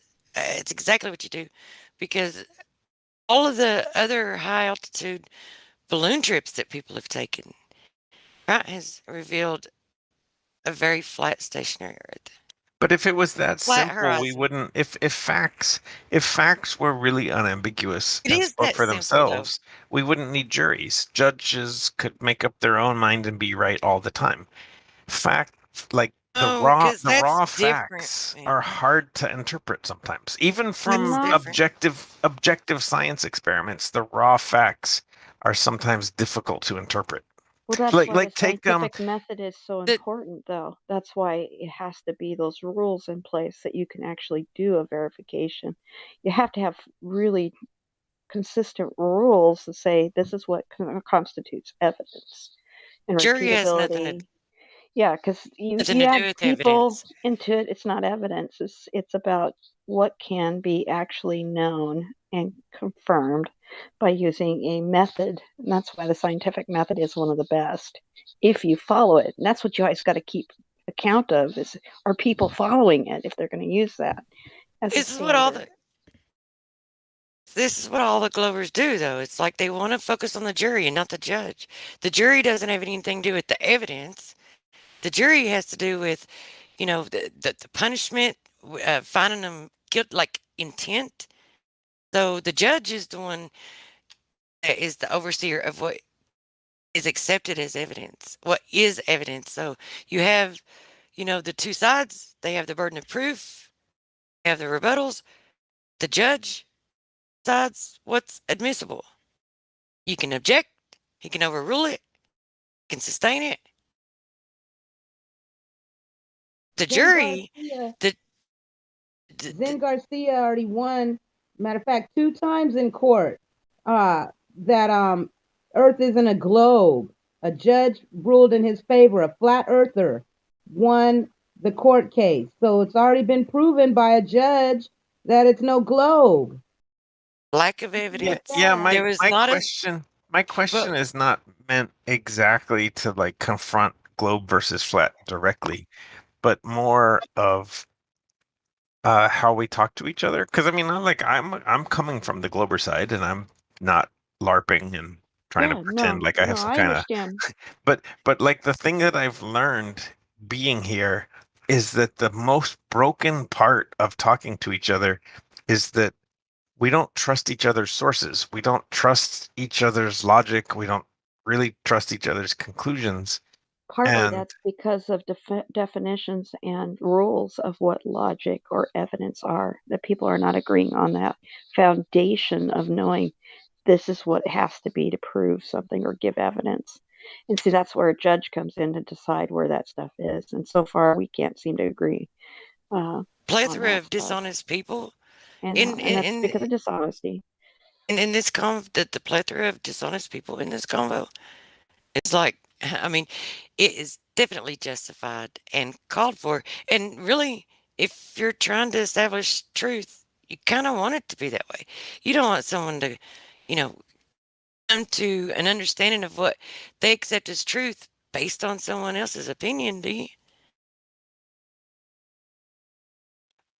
No, of course not. I just I've been a lot more reserved like more recently and paying a lot more attention to like a lot of the conversations I have. There's almost no point going forward because I can already tell that like foundational things, I don't know what the right word is, but like we didn't agree on the axioms or have any kind of common understanding. And now we're like arguing about high level stuff, but it's pointless because it's different when you first come into it, and then after okay, so when once you set a report and you get to know people on a personal level, and then time goes by, it's like you build an understanding and a relationship with those people. So it's like at that point, it's like you could have a conversation with people and be like, I wonder if we went to this such and such place and checked this one particular type of test or phenomena out. I wonder if we did this while we were doing it, if we would have, X as, a result. They'd be like, it's a good question. I don't know, you want to go, you want to go try? And then you just freaking get together and go do it. I mean, it's a thing. It happens all, like you can do it. It can happen. But it takes, like knowing, just got to know the people, have a relationship with them, find out who they are personally, and those people that one, you got to be able to tolerate them long enough to spend that much time with them if you're going to make a trip with them, and then yeah, there needs to be like a certain amount of trip because there's some shady shit goes on. People will pretend that they're going to do a test or an experiment, and they'll deliberately sabotage it, or a lot of times it's like they want to pretend to be a flat earther just so they can make flat earthers look bad and do some stupid bullshit. So yeah, there needs to be like a relationship build and a rapport. That's have the convo about going to do it. But it can happen. Like if there's all you got to do is just like name it. Well, I'd do it. I don't care. Like whatever you wanted to do. If you wanted to check something out, it's something. I'm not doing. If you wanted to do an experiment, but I mean, when it comes to the shape of the Earth, that's a measurement question. So, unless you were wanting to do something in the realm of science, I don't know. Just find people who you feel are. It's in the realm of possibilities. I don't know why you'd think that it wouldn't be. I mean, yeah, you're not going to be able to come to such a controversial community. Like it is controversial, and the community must needs be controversial because the topic is controversial and the people they deal with are controversial. Mm-hmm. So it's going to be like this. So you can't go into it in the beginning from the get-go expecting have you ever to be seen able to accomplish this. It's going to take time, right? Have you ever seen somebody throw like sodium into water? Like Just sodium? yeah, You like mean like straight sodium. so, Salt and water? salt? No, Or like the the metal, or soda or the oh, metal you mean sodium. oh yeah. Yeah, I've seen that. It looks exactly like if you throw AJ and Truth into Livestream too. Shit. Yeah, kind of hot and cold all at the same time. Yeah, and exothermic. That dude is stupid. Yeah, I was cool with it, man. I was like, I kept being patient and kept waiting. Oh, you did a good job. Because it kept, What'd you say, Spiral of Love? I said she had the patience of a saint. She did. She Oh, did. shit. She even brought him down here out of the turmoil that was happening up in the first room. So, I mean, she's tolerated me for a while now, so I'll vouch. If that's patience of a saint, then I would really hate to see the demeanor of my enemies, the spiritual enemies, anyway. I could have done a lot better.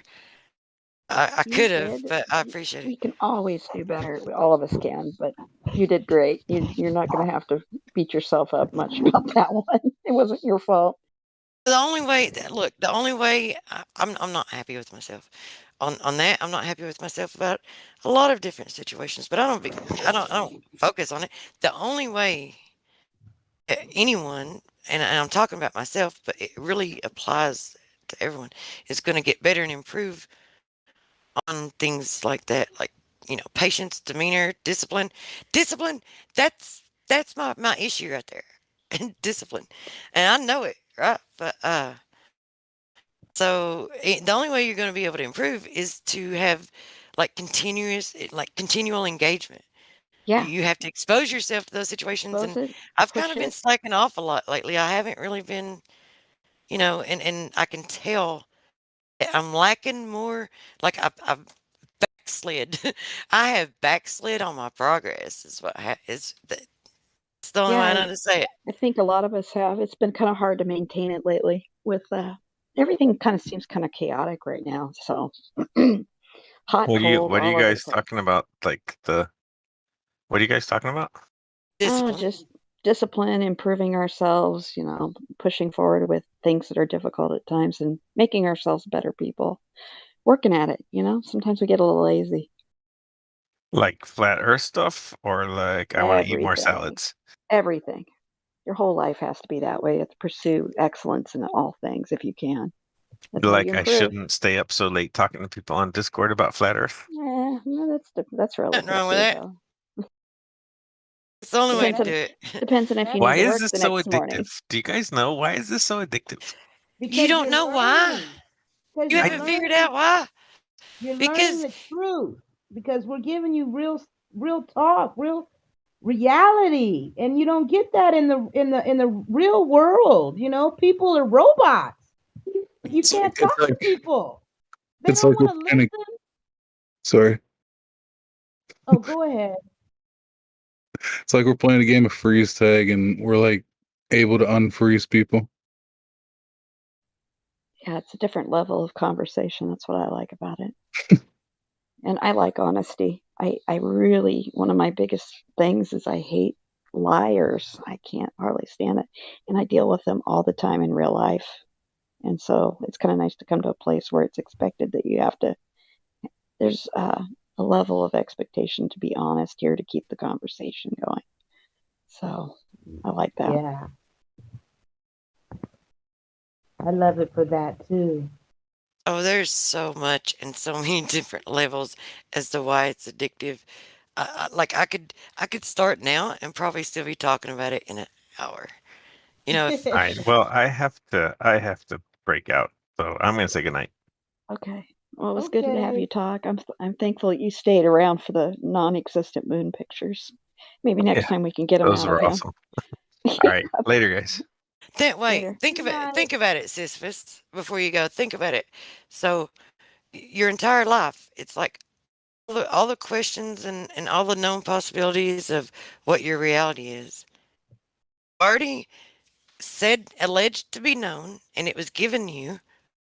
Right? All the answers are already the only answers that could still yet to be found are like so far off. It's like you know that you'll never experience them. You'll know you'll never stumble across one of those things, right? Because it's not just going to be in your path. So it's like what?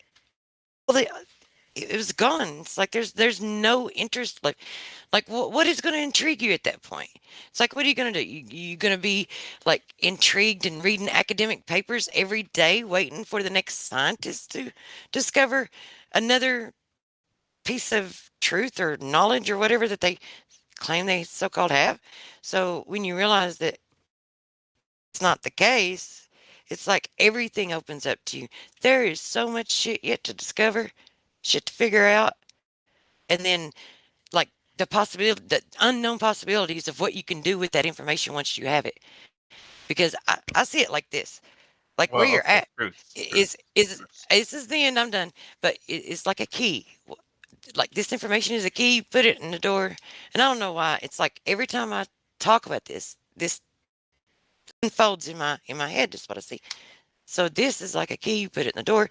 You open the door, and that door, when you open it, is now small. It's like fractal doors, and it's in your hand, but it's the key to the next door.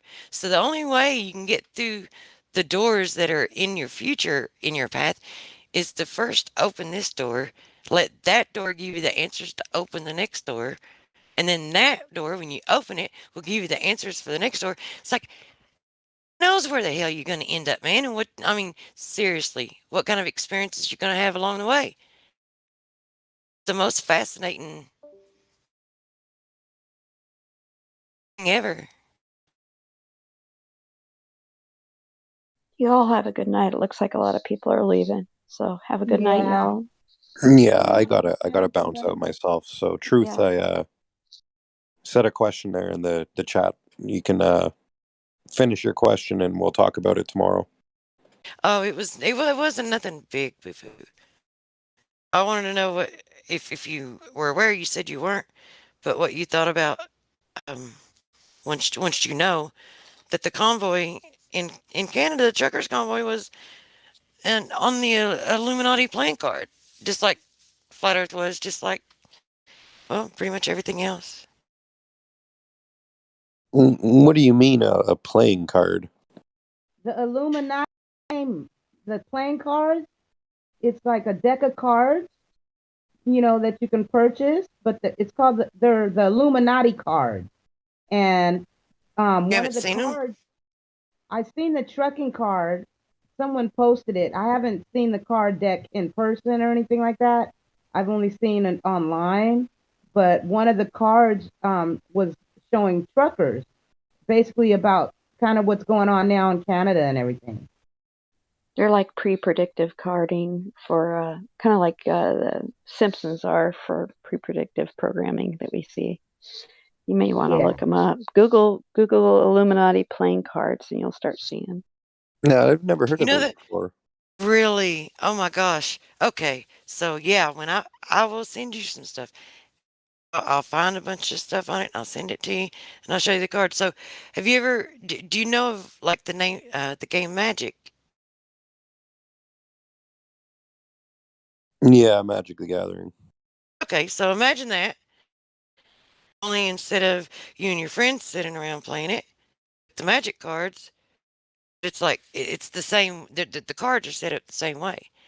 It's like however the Magic cards work. Like where certain things will give you certain.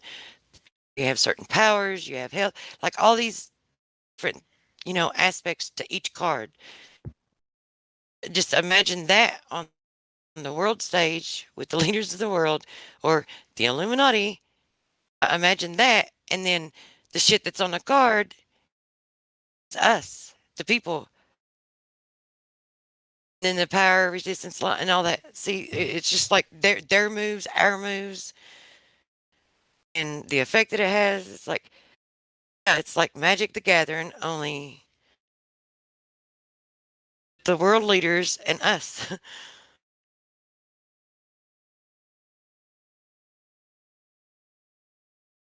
It's exactly what it's like.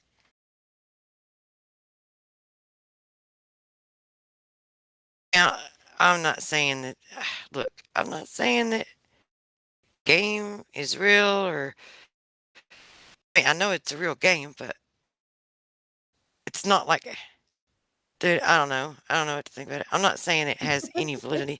Like, if you see it on a card, it doesn't mean that, that it's going to happen. However, it it's happened like though. It's weird. It's like they made the cards knowing that they were going to do, like this was going to happen. They're going to not let the ships come in with all the food. And because where I live in California, there's a gang of ships like out there, maybe about, I'll say maybe 5-7 miles out. And they've been there for the whole year. Like it's just a line of ships. It's ridiculous. They won't let them dock and empty the packages and stuff. So basically what's going on in Canada with the truckers, there's a card and they made the game a while ago, but it's kind of odd how 1995. Right. But yet here it is 2022. Yeah, but and it's showing these truckers in Canada. And the card, go ahead, Truth.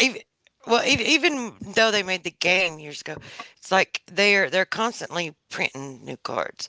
So it's like if you can get the original cards when it first came out, then it would be different. So who knows when it's printed? Like you got to keep in mind, if someone didn't buy a booster pack or the game like many years ago and have the cards that are currently being played back then, and who knows, they could have just printed it because they knew what they were gonna they know what agendas they're pushing, right, and they know what they're gonna do next. Yes.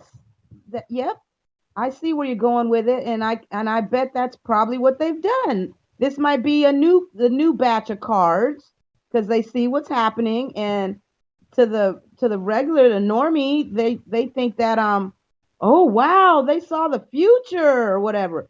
But no, they just made the card up just last week or whatever when the trucking thing happened, and they put it out saying that the card was made 15 years ago. But you know what I mean? It's crazy. Well, I mean, don't let me minimize it too much. It's just like trying to be logical about it, and Well, both there's sides probably of it, because some truth to that, but at the same time, I know some of them are from the original pack. I don't know if that one in particular is, but there have been some very odd ones that have been all the way back from the original, and it's like, And that's what I yeah. was getting ready to say. I mean, if you look at all the ones that were from the original, or even the ones that came out after that, but many, many, many years ago. Yeah. Pretty fucking creepy, man. I agree. I mean, things that make you go, Yeah. Yeah, it makes you wonder how much of it's actual knowledge, because some of them are so close to what's actually happening. How did they get it to that point of being that close. I don't know. I wonder if there's some kind of divination or spiritual aspect that's really played into it as well. I wouldn't doubt it. But You know what? I mean, if you've got control over people's minds, I mean, they could literally get people to do whatever they want to right now at this point. yeah, So some I kind of mean, spell casting almost, I think, in some ways. no, I mean just like the propaganda and the mind control that they have Yeah. over Yeah. people. Which I think spell casting is a lot like that because again, it's repeating, mantras over and over. Well, they repeat stuff into our media and all that. Subliminal. It's almost like it gets into your deepest part of your brain and you then act it out, or people as a group are acting it out. It's really interesting to consider, though. Who knows? Who knows how much part is spiritual, mental, MK Ultra, AI driven with the media that they can control with that. And who knows? Yeah.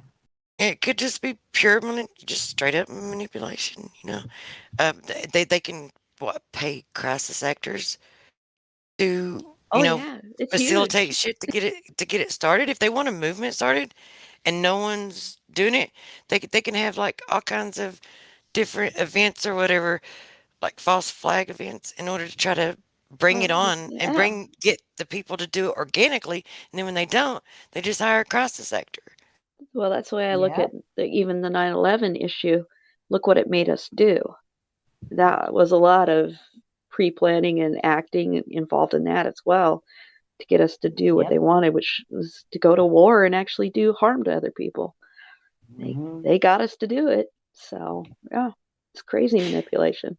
It would be interesting though to investigate the entirety of the entire game. Like if you could gather every card and have every card that was ever printed, like from the beginning up to date, even the rare ones, like with none missing, and then lay them out, organize them to where the ones that we know have already been played, are played, and then ones that are currently being played right now are set out, and then see what you've got left.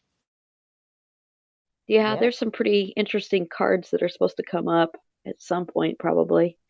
That like the alien invasion thing. There's one like that. Even the virus thing came up in a card somewhere. I've seen one like that showed that. So it would be interesting to lay them all out and see what you could see is about to happen, how close it comes to it. Oh, and there's actually one where it shows like the souls. What was it? Like demons sucking the souls from people, I think. Then there's some really interesting ones. I think I have them saved somewhere. I don't know. It's like I can't look through nothing while I'm in a voice channel. So You mean the people's souls or what coming out of the body? What is it? What do you mean? Booster pack of it. you know what I'm talking about, don't you, Spiral? Yeah, I have a booster pack of the. Oh, you do, man. You should take some pictures of them and post them sometime for us to see. I'd love to see them. Me too. Hold on a second. Let me find them. Okay. Then if we can get together $1,900 Canadian, we can buy all 409 cards. Oh, there's more Canadian? than that. How much Is Canadian? there more than that? How much Canadian money? There's a couple different just under sets 1,900 that you can get. There's like 2 or 3 original sets. And they want $400? No, $1,800. Oh, $1,800. Okay. And it's supposedly the original pack that that first came out. Well, it says complete all 409 unlimited 1995 Illuminati INWO card game, high grade mint. Oh well, that's the beginner. Like that's the game. Like they have booster packs that come out ever since then, and then different different style, different sets. Like that's one set, right? And then they've had different whole sets, and then each set has like its own booster packs that continue to come out. So, how often do they make the packs? Truth, is it like a yearly thing or every month? Like, is it a whole bunch of packs of cards or? I don't know. I don't know how Since often they do. 1995 till today, there could be a whole bunch of cards. I think it was earlier than 1995, wasn't it? No, it says 1995 on the internet anyway. Yeah, it was based from a book from the 70s, a game in a book. Okay. Yeah, the booster pack is trademarked 94. Wow. The booster pack is trademarked 94. Which makes sense because they would have printed them before they released the game. The release date might be different too. So I'll have to look that up. But yeah, I was told 1995 on the Google when I searched it, but I'll look again. Wow. Huh. And Spiral, by chance, do you have a card about the truckers in your pack?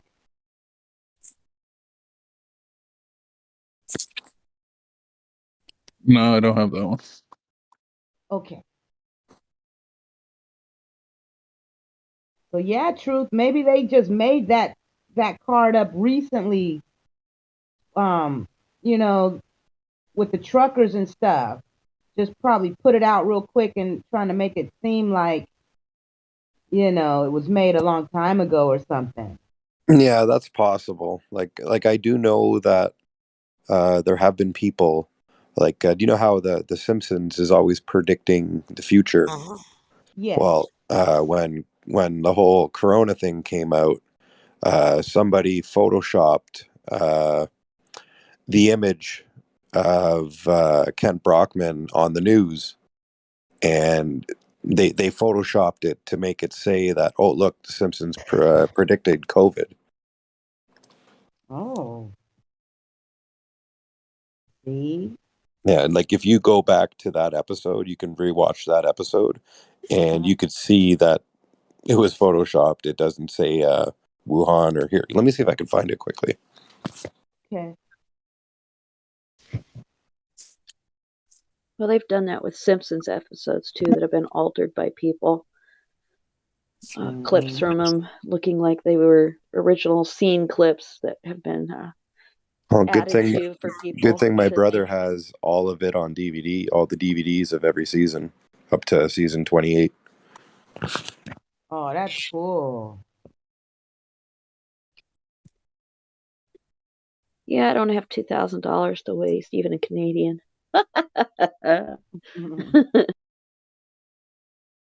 Sometimes it makes me wonder if they don't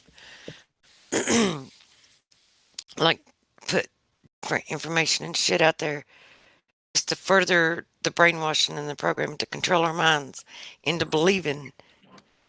Look, it does matter. They care a whole hell of a lot. Like that is their number one top priority is what we think. Thoughts we hold in our minds.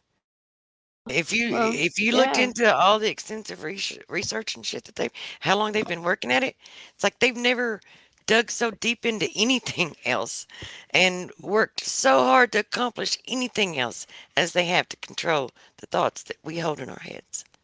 Well, So there is something to it. You can understand why though, because they're trying to be godlike. They can be omniscient and omnipotent to be able to read people's mind or even the group think as well as the individual. Just think about what even the metaverse is trying to head for, where everybody's connected and you know everybody's thoughts. Well, archetypally, yeah, maybe that would be an aspect archetypally, but I think there's more to it. But like I think that there is an effect of thoughts that we hold in our minds. I think I know what you're saying. Yeah, that if they can get us to think a certain way, then things happen because of it. Especially if you can get enough people, kind of like the 100th monkey idea. If you can get 100 monkeys thinking the same thing, then all monkeys across the whole plane start doing and thinking the same thing. And that's actually a real principle. So they have had that happen. So I'm not like talking so much as in, to think it and manifest it type deal. I mean, kind of, sort of, but not really, not like that, right? But more on an energetic level. So we know that they plan wars and shit, and want to topple nation, leaders, like someone who is a president or a ruler or whatever, that's not going along with their agenda. If they want to take them out, they plan all this shit. Like, even if any of it's legit, they plan it all according to, the different shifts in the cycles of known energetic forces. Or I guess dare I call it a force? Anyway, no, they do. or energetic presences. Yeah, Let's put that's it. why they base it on the sun, the moon, and the star cycles, and the dates, and the times, and the gematria. And it's all connected somehow. Again, I think it's almost like them trying to pretend to be God in some way, or trying to reach that godlike kind of level where they have manipulating everything so they can figure out how to make it work. So it makes me wonder if they don't, like, if they don't not only like look to the stars and plan shit in certain alignments with certain energetic presences, that are dependent upon, the stars, that they also will put forth certain agendas and certain propaganda and however they do it, right? Put forth, let's just say, put forth their effort to put certain things in our minds, that all of us holding together in our consciousness, like the collective, having certain thoughts creates like some energetic presence, helps them, that they feed off of. Or even if it doesn't help them, or even if it doesn't, they don't feed off of it, which I mean, I think it would be both, but at least it would like diminish our power, like not just our power, but okay, so how can I put this so you understand what I'm trying to? So okay, so the collective, if you think about it, like it's just like the vibrational frequency of your thoughts and actions and shit. So if the stars are going to create this correlation, and we know that there is definitely something to it, right? And we can see that it looks like a freaking vibration in water. So if our thoughts and our emotions also, and we know that they do, have like carry an electromagnetic frequency, a vibration. Well, water different has people memory too, so yeah, it's all part of it. different people give off different auras. So if it were to be that they can just like control the thoughts that are in the collective's minds all at once, then I mean, perhaps they're drawing off of it, like they're producing a certain energetic presence, helps them accomplish the thing that they want to accomplish, and helps them to cause us to, diminish in our power and capacity. Well, yeah, I would think that's very true. And it's probably appropriate to call it the hive kind of mentality, because you think about how I'm a beekeeper, so I look at it as, one controller and drones and different workers and things. And it just kind of makes sense that, yeah, if they can get the whole group to work in a certain way, it benefits them. I mean, the queen benefits by keeping all these workers and drones and everything doing the way they're supposed to. And if there's an extra queen that comes up because there's one that's hatched out, they have to separate the hives because they can't even live together. They've got to keep everything in the certain pattern, and they can't have certain people in control. In this same scenario, they can't let us have the power, or they will not be able to run the hive. They will not be able to stay in power. They won't be obedient. They won't get fed. They won't be taken care of. It's all we about really fear. do. Yeah, it's about fear, and they keep us in that state. So I've wondered if, like, I have thought about this, like maybe things like the Illuminati cards, the Illuminati playing cards, and purposefully, I mean, that that they control all the media people. So there's just like 6 companies, or is it 3 now? Is it reduced to 3? Anyway, they control them. And they control the social media. So it's like if a movie comes out and it seems like it predicted something in the future that's just like in the near future, then maybe they knew, because they know what they're gonna do. This shit's fixed. There's no real like choice for the people in elections, so they knew who was going to get president. And once the movie was played and he became president, all they had to do to convince us that they predicted it to just have him and her to ride the escalator down. So I mean, it's pretty easy peasy, if it's going to cause people to think that they have some kind of metaphysical, spiritual power or control to predict the future or to control, the future. I mean, what's that going to do to people's minds?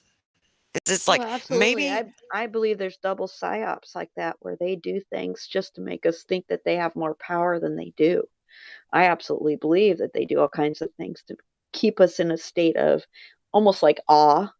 How could they do that? There's so, I think they do that again because that is a controlling factor that makes it harder for people to get the will up to stand up against some of this. It's definitely another one of those factors. 100 years ago, they knew what agendas that they were going to be pushing in the future. So it's like that's what I think the Illuminati playing cards are.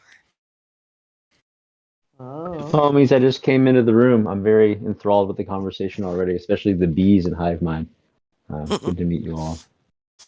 Hey, nice to meet you. Well, that's one of the Masonic symbols too. If you ever look at their what they call the drawing board or their main thing with the 2 pillars on it and Jacqueline and Boaz and the eye over it and all that, there's usually a beehive in the corner.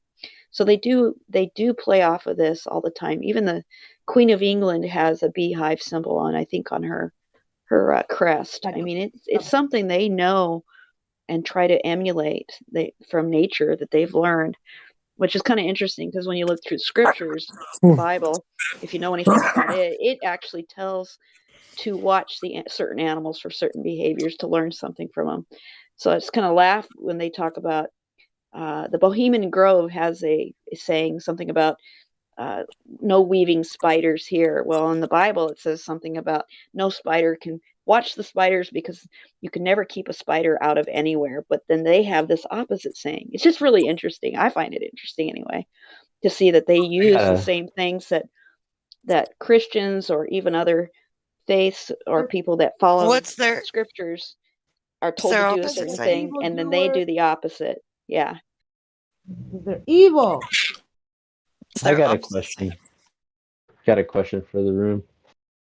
You guys familiar with Freemasons? The reason they're free is because they're free from the fear of the Creator. You heard that? I've heard that. I've heard other people say it's because they got Freemasonry from other buildings. I mean, this is the mud flood thing. I'm not sure of any of that being exactly what we think it is. Who knows what the real truth is, but neither of those is what neither of those is what I found in my research. No, it's not what I found either, but I hear people say those things too. But yeah, free of fear from God, Freemasonry because they got free buildings because they walked into, basically like Atlantis had been cleared out of all people and they walked into free architecture. So there's all kinds of sayings. According to the information that I found when I was looking into other things, and well, including that, but I was really looking into some spiritual stuff when I found this particular thing. But anyway, allegedly, but then here you go. You got to also consider that, they control and manipulate all the information. And if they don't want you to have it, it's like that you have the information because they've allowed you to, you know what I mean? Acquire it. It's like if it's put out there, then you gotta wonder. Because they wanted you to see it. Yeah. Anything that's put out there is for the purposes and they don't care that truthers see it because they know it's not meant to affect us as much. They know it won't. but they do try to couch us in some of it, of course. But it's for the masses, all of it. Anything they put out is definitely purposeful. And it You goes, didn't just and it's happen the to same. trust it. And it's the same as going back to like with Hitler. You know, it's like so they paint Hitler as this evil guy, and we're all supposed to hate him. And if just call him a Nazi. It's like you Nazi lover. I mean, it's like one of these things where Hitler is the enemy of the world. He's like Satan himself. It's like that's how they paint him.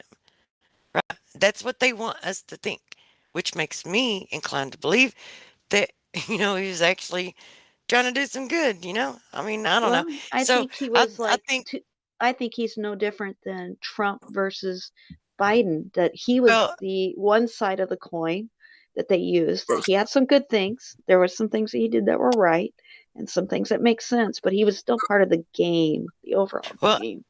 having said all that, right, and keeping these things in mind, a balanced, logical viewpoint, where you're seeing where it could be true, and then it could not be true. It could be, misleading or whatever. So the information that I found was that the Knights Templar, Solomon's Temple. It started in Solomon's Temple. Of course, then there's Solomon with the Seal of Solomon, where he's got the ring, and he can. It allows him to be able to control demons. So he One has ring to rule them all. conjures demons to build the temple. So the demons built the temple, and he had them enslaved. And then, see, I'm just trying to. It's like I can't remember. There's a couple more things, like not just where the temple. The first, remember, the temple came down, and then it was like, wasn't it that Yeah, it came down Solomon's first? temple Anyway, was I'm down trying. first, and then it was rebuilt later for the second temple Well, that was taken in 70 AD. well, instead of getting lost and trying to accurately remember all the events surrounding it, I'll just go ahead and tell you that there was supposed to have been. I don't know if it was but well, when you think about the Seal of Solomon, right, and where he's got these demons imprisoned in the temple and making slaves of them because he's got power and control over them. But then the Knights Templar are supposed to be there. There's two different sides. There's two different, viewpoints. They were either protecting and they were, righteous people, or on the other hand, which is also alleged, they were going in there and doing like satanic rituals and, you know, uh, conversing and engaging with the demon spirits. You know what I mean? So, anyways, they got ran out of Solomon's temple and exiled. Okay, and then when they got exiled, everybody was it was like bounty on their head. Everybody was hunting for them. So, in order for them to be free of the manhunt or the ridicule or the aggression or whatever, the battle that they were in, called themselves Freemasons. It's like they branched, well, not just Freemasons, but the Knights Templars branched off into different sects of the same. It's the same people, right? Doing with the same agendas, but going into different areas and using different tools, different means of manipulation, different means of mind control, Different secret different means of societies with different rights and different, systems of doing their thing. Yeah, there's lots of them.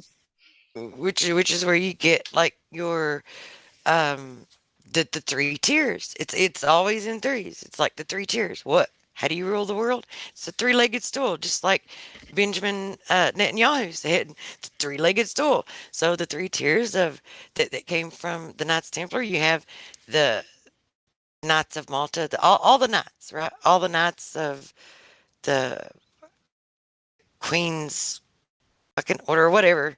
It's like the British order. Okay, so you have, it's not just British though.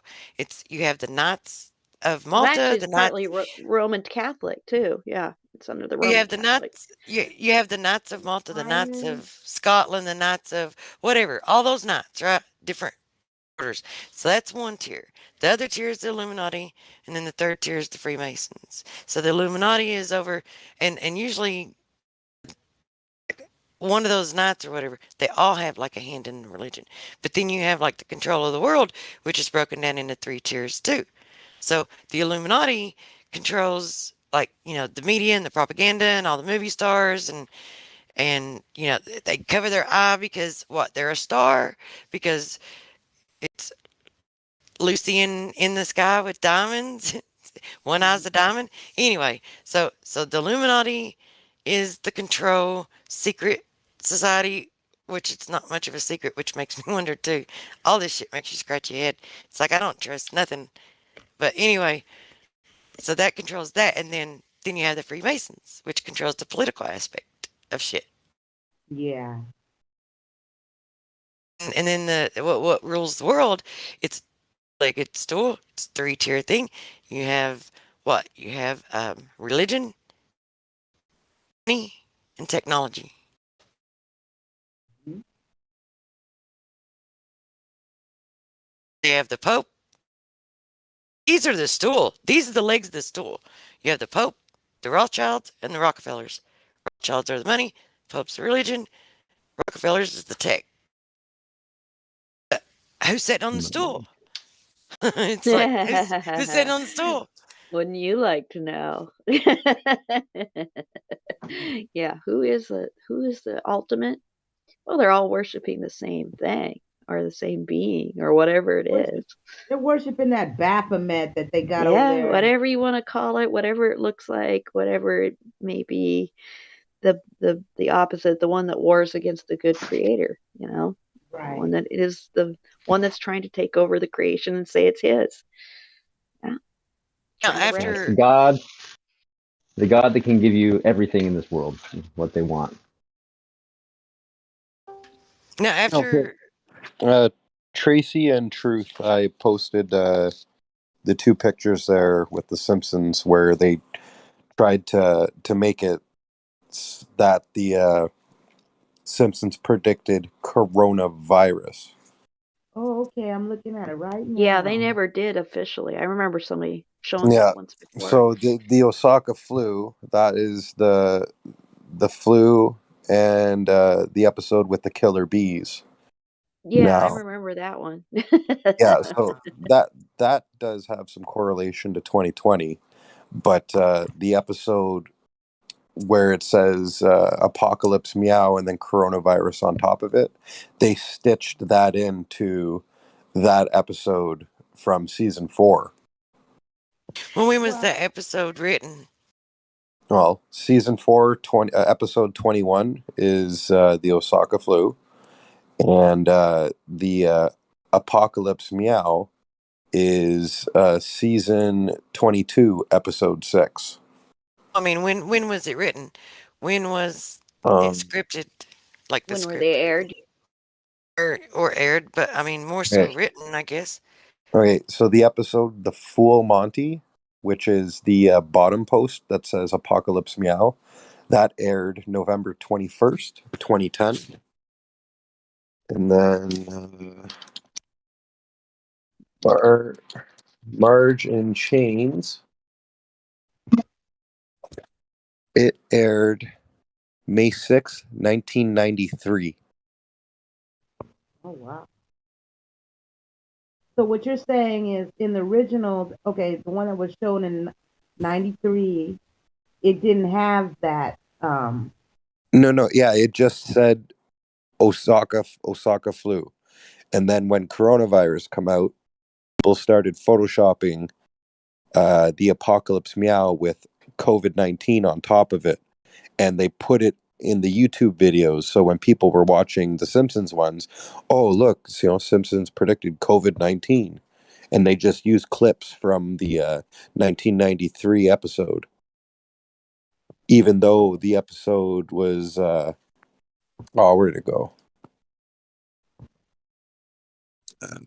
November 21st, 2010. Yeah, they did very much predict what was coming. I mean, I've watched those episodes and I do see it. The 9/11 predictions, of course, are all throughout them. And I mean, it's just all kinds of predictive stuff in there. So some of it's real, but they didn't need to go and fake it. No, that's just people faking stuff on the side. when shit doesn't happen organically and it's, artificially brought about, then you can make movies about it, make cards of it, and write about it and predict it. I mean, because you know what you're going to do. You know what your agendas are.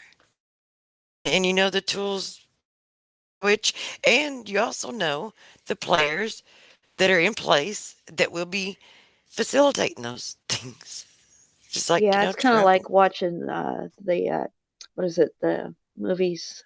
What are they? Back to the Future. The Back to the Future series is really interesting to go watch again with all the stuff that's already happened because you can see where they predicted everything from Trump and the 88 code. I mean, there's just a bunch of stuff in there that definitely they knew he was going to get into office. They knew exactly what kind of person he was going to be about it too. It's all there. And even the script writers even said, yeah, that the character Biff is definitely based on Trump. I want to say this and make this point about something before we get too far away from it, because I'll forget and then it won't have any context, which it really kind of does it now. But because, there was a lot mentioned and a lot talked about, just a few minutes ago, how they do these rituals and control, and you were talking about bees and you were talking about spiders and you were talking about, and then when you think of like the numbers and the symbols and symbology and shit like that, like it doesn't mean that those things are bad. Like those symbols aren't bad. The numbers Yeah, aren't just like bad. bees aren't bad and spiders aren't bad, but they can turn and twist everything they like. Right. Well, I mean, if something will and does in fact carry some kind of energetic, nuance to it, then yeah, it can be used for bad or good. So it's like if you see them using something a lot, then maybe there's some energetic, Yeah, it's like a tool. aspect to it, Yeah. attribute to it, yeah, that you can also use for good. So, Yeah, no, I I mean, see a lot yeah. of it that way. I see a lot of it is stuff they've stolen from us on purpose so that we think it's bad, so we don't know the good side of it, of a good use of the tools. Because it's just like a hammer. A hammer can be used to build a house, but it can also be used to kill somebody. I've actually seen that And happen. if you So I if you know. create Actually, the FBI says a hammer is the #1 murder weapon in the United States. if you I have create an an easily I have an if you interjection. Go ahead, sister. What's oh, up? go ahead. Go ahead. Um, the enemy can only make a counterfeit. I don't know if you guys ever seen that movie Tron, where there's a computer world. You have Yeah. Clue, Yeah. which is a copy of Jeff, whatever his name is, the Lebowski character. Right. So they could only make a counterfeit here on Earth of what they saw, because it says I don't know if you guys believe the Bible. It says in the Bible, like, you saw me on my holy mountain. So like, the one who fell from the heavens was cast out, got to see all the technology that the Creator had, and so he found a way he can be God here on Earth for a short time, and be worshipped as we see all celebrities do for a short time. But everything's a counterfeit here, so it's all going to just get destroyed. You know what I mean? Yeah. Oh yeah. No, it's literally like I was saying. They're taking the creation and trying to turn it into what they want it imaged as, not the image of God, but the image of themselves. And so yeah, it's flipping everything on its head. It's kind of a mess. They're gonna go down for this stuff too. Oh yeah, they're gonna go down for it because you can't keep doing that without it having a consequence. So yeah, it's not gonna work. But it's not fun for us to go through, and it's not for us, fun for us to have to deal with it either. But I think there's a purpose in it eventually that will be revealed. That's going to be interesting and awesome, probably. Yeah, but if you create to the children, they've been lying to the kids, and that's pure evilness right there. That's why I know they're going down big time. If you create a society of for different reasons in different levels and different genres within society, if you create a society that's very dogmatic, right, very divided and very dogmatic, then all you got to do is paint something as evil or put fear in people's minds of that thing. So if something were to be very beneficial for us, very helpful, very useful, and it's gonna they're gonna depict it as the most evil satanic shit that it will make you sick, it'll curse you, to curse your, I mean, they would put every evil negative connotation on that particular item, thing, idea, or whatever it is that they can. They don't want you using anything that's going to benefit you, especially if it's got any kind of energetic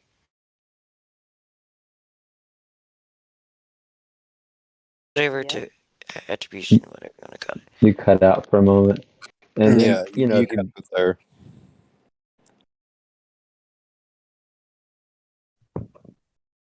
Well, while there's silence for a second, I'm gonna say goodnight to everybody. I hope you have a blessed night. So we'll talk to you too. everybody later.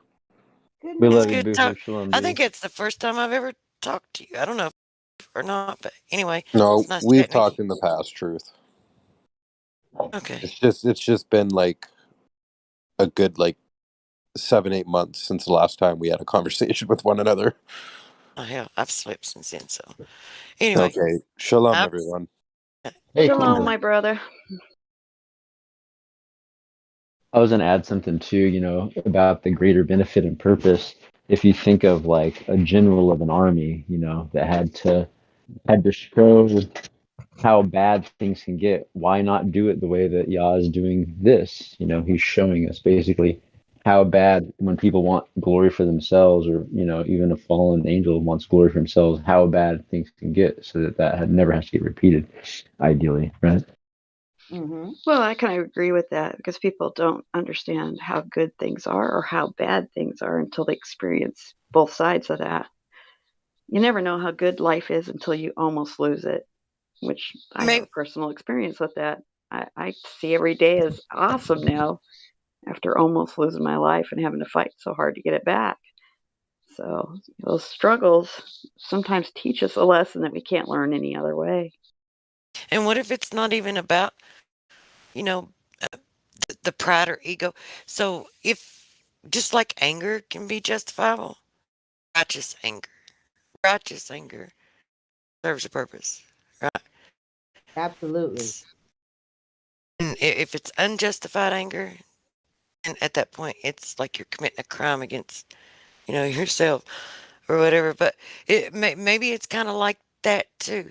Maybe it's the means, the intent, and the means by which, like the crimes you commit against humanity, against nature, against the spirits, against all who's involved.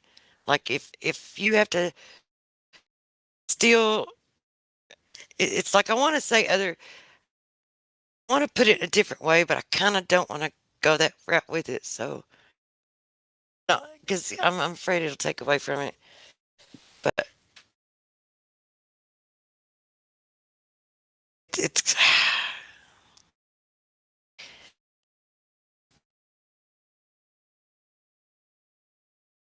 I know what you mean. I think. well, I mean, I don't know.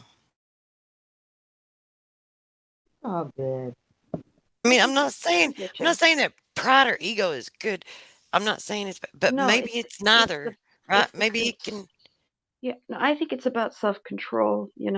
Those things can be righteous if they're in the right way and then in control, not chaos.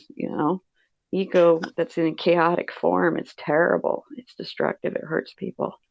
I mean, it almost sounds like I'm trying to justify it. You know what I mean? No, I don't think you are. I think that there is a reason we do have these emotions built into us, and I think there's a balance where they can be good and bad at the same time. They can be used one way or the other. There are people that even take love to the worst extent that it shouldn't be. So, I mean, Well, what is it? that Okay, becomes so what something is that it that shouldn't makes you be. a good soldier? What is it that makes you a good soldier and a good, like good at the battle or a good opponent? To be very competitive and to want to win, to be Yeah, victorious. that's not a It's bad pride. thing. It's It's a ego. drive. Yeah, it's a drive. It's But if it's it's not also used, go ahead. If it's not used, I Yeah, I was want just to hear going you to say if finish. it's not used correctly, or if it's welded to hurt others and it's not used in a balance, then yeah, it's terrible. And then being a soldier as well, it's respecting the chain of command, right? When you're given an order, you execute the order that your commander gives you. And that's the whole problem with humanity right now is they've been given instructions. And they're like, you know what? F you. I'm going to do this instead. It's like they're off in the weeds, doing whatever. They're smoking doobies and looking at porn while their brothers are getting shot in the head. You see what I'm saying here? Like they've not respected the Yeah, chain of no, command, I and do. many are suffering from it. I think that's a big part of it. Understand that. Well, there's a Yeah, difference you gotta between holler. acting under the authority and acting against authority. And authority, if it's good, hey, it's an awesome thing because it makes you better. So, yeah. But the Good authority we team and a have. good leader is an awesome thing. A bad leader is a terrible thing. I mean, I've seen it. It's a terrible Horrendous. thing. I'll be right back. And I'm When we- sleepy, ladies. I'm gonna call it a night. What? You have to leave, Tracy? It's only like three in the morning. My eyes are so heavy, and I just want to go get in the bath and then call it a night. I've been up since 6 o'clock yesterday. Well, now it's Saturday. So yeah, yesterday it was a long day. I wish I could stay. Okay, I'll just go on mute. But I'll listen still. How about that? I want. Well, you do. Well, I you mean, do what you need to do, my dear. You gotta take care of yourself. So, it's been Yeah, nice to have be you here back. tonight, though. I was glad to hear you come on for Ladies' Night. That's awesome. Oh, thank you, Denzel, and I'm glad you came on too. And I'm glad you made it also, Truth. I didn't make it for Ladies' Night, actually. No, she made it for the second half. Right. I'm glad you showed up tonight. Yeah, I appreciate me.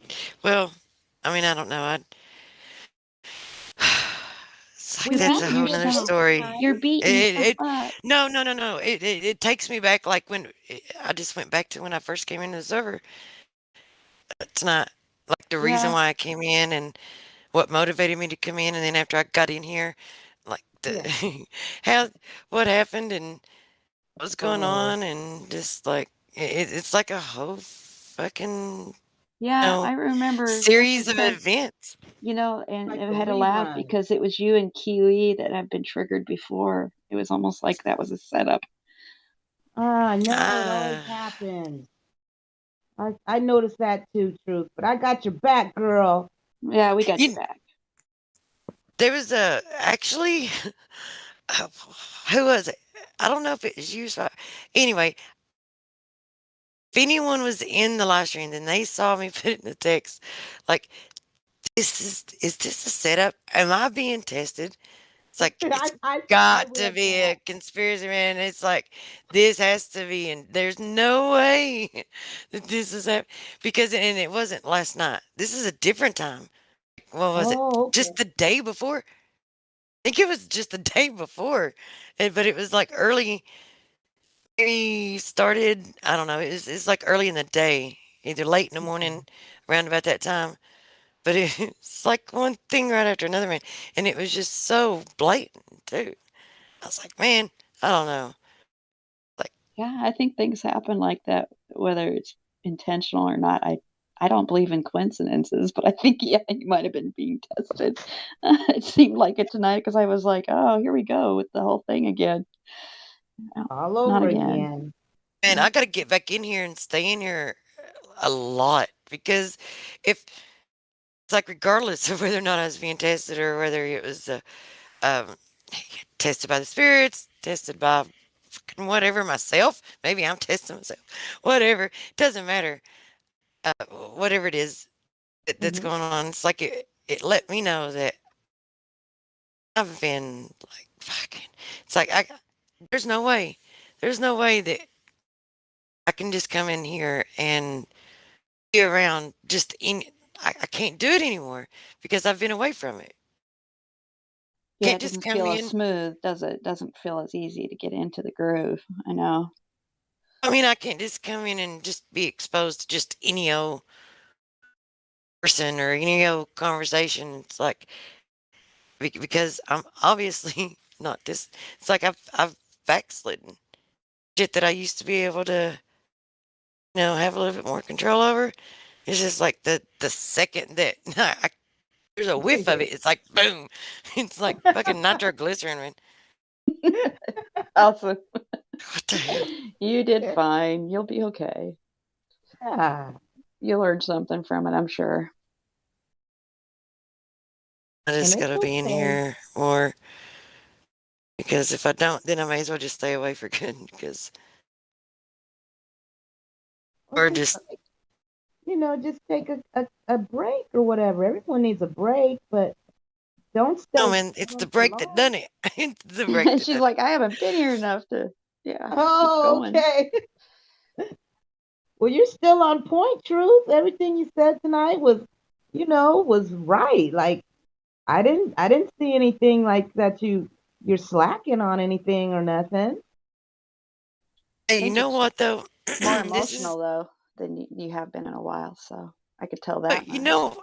I need to like really just get it out of my head and not even think about it, which I mean I don't. It's like once I talk about it and think about it, then I make the decision, okay, I need to be in here more often. And then that's it.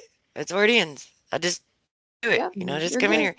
But I was just thinking, yeah, it's kind of, how the moon has its cycle and women have theirs. So, yeah. So maybe I am a little hormonal or emotional right now. It's the end of mine. So it's like, fuck it, I don't care. It's all good. Yeah. No, I think I stepped on somebody a little bit in the women's stuff earlier, so I kind of feel you there. But I didn't. I don't know. We got a new girl that I'm not sure what to do about sometimes because she's kind of different. The way she goes after her conversations are just kind of hard to follow. Well, maybe it's is there like some reason why you feel that there is something that you should do with her? I mean, maybe just let I don't know. It's just that it seems like I stepped on her a little bit, or at least that's the way she felt for sure. But it was like I don't know, because I know you had somebody else was having the same issue with her last ladies' night too. So I don't know. I can't figure it out. I don't know what I need to do about it. I don't know if I need to do anything. Just kind of so play along. This is my rule of thumb. It's like kind of fuck it, let them do whatever as long as there's certain conditions, like there's certain boundaries, right?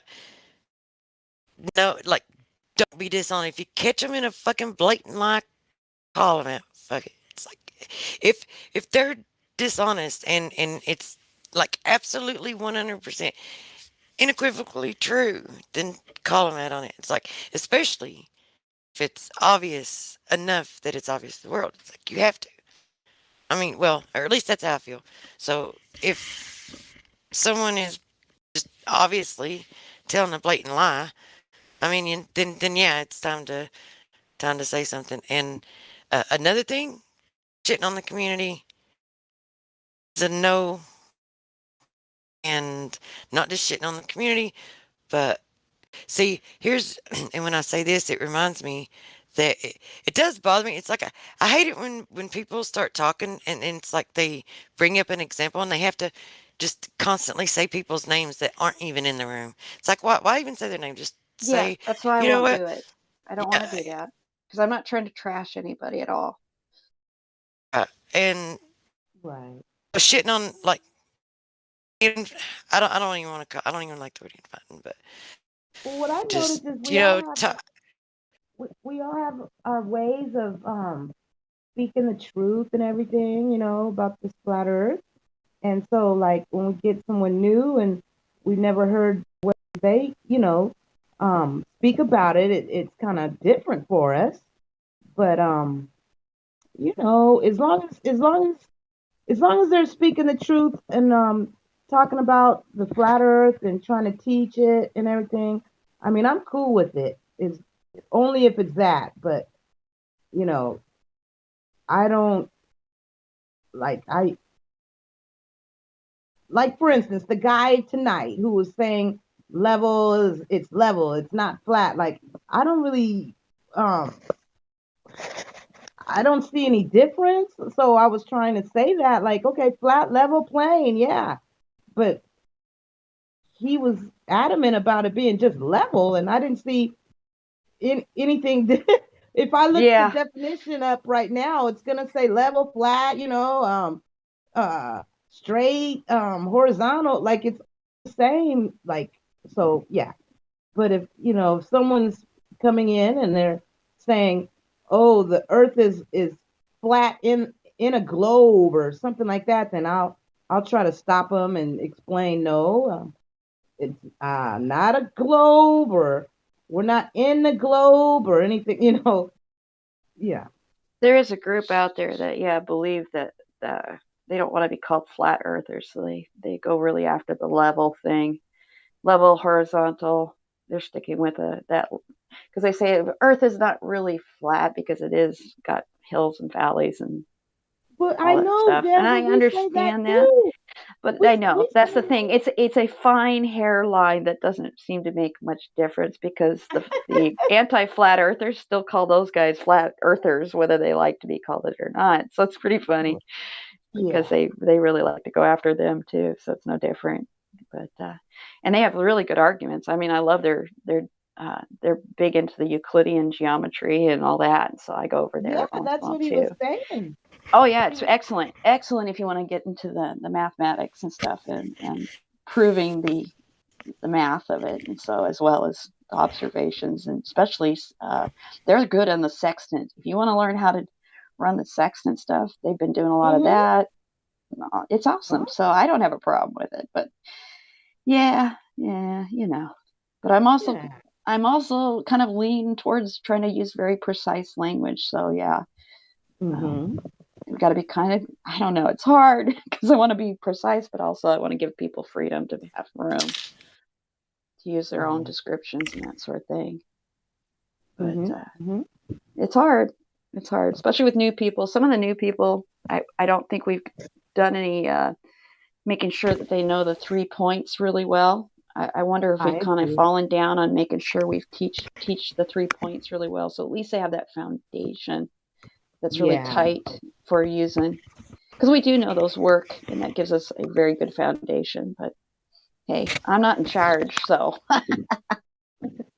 I agree with you though. I love the 3 points, and we need to bring that back again for the new people.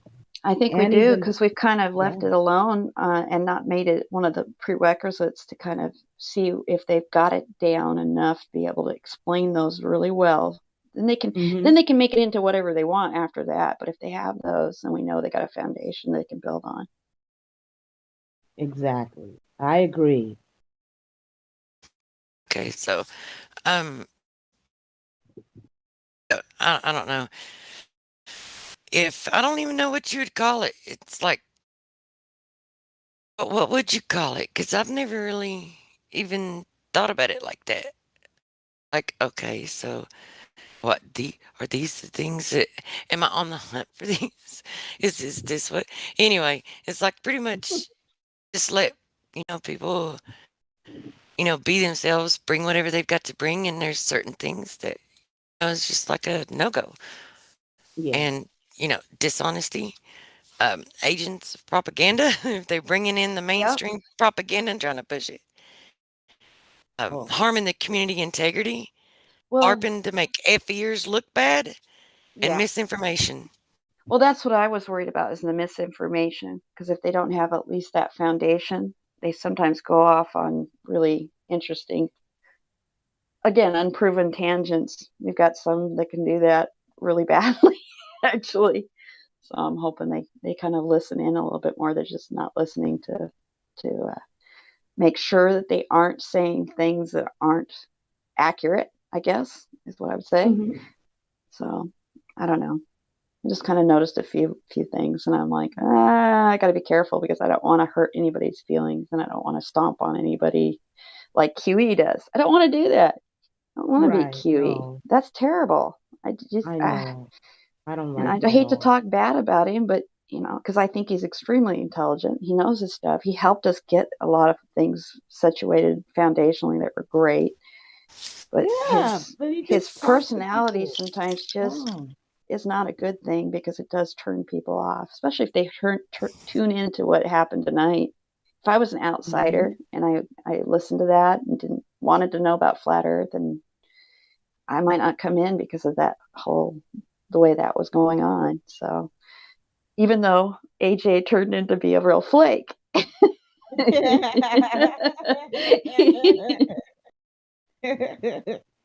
Yeah, he got drunk on us and we wanted to talk serious talk. And that's the funny thing is, but conversation. if somebody only heard the part where he was talking pretty sanely and going along and asking and telling us about these things that he wanted to, talk about his telescopes, and then they heard the QE thing only and then tuned out, they wouldn't know that he was a flake and that QE was, Right. Yeah. picking up on that. And QE just responds to what he's picking up. He knew that there was a little flakiness going on AJ's part. He knew that. It's like I don't want to. Fuck. See, am I being tested? No, you're I mean, not. No, we all know I don't know, QE. It's man. QE. You know QE. It's all Well, right. well, I mean, as far as people's fuck, there's a ton of behavior that from different people that if someone It's not just had just QE. tuned. No. I'm not talking about like the other people are like him. That's absolutely not what I'm saying. It's like nowhere close because I'm not saying anyone is like. I'm just saying that there's a ton of behavior and a plethora of incidents and just different. Like you just take your pick, right? If someone were to I tune know. in for the first time at that moment, Yeah. and Yeah. it's like, yeah, I mean, it's like that wasn't even. That wasn't nothing. That was nothing. Like some of the. I know. I heard I one mean, about a week ago that was just like, whoa! They were going at it, and I even tuned out. I was like, well, I'm not going in there right now. I'm not doing flat earthers fighting each other. I'm not doing it. No, I don't like that either. But I think it's because we all have our own personalities, and maybe somebody was upset that day and they came on and wanted to take it out on the Effie family. Who knows? But oh yeah, and I do give a lot of leeway to people because I know there's stuff going on in their lives, and I don't take it I just don't take it personally.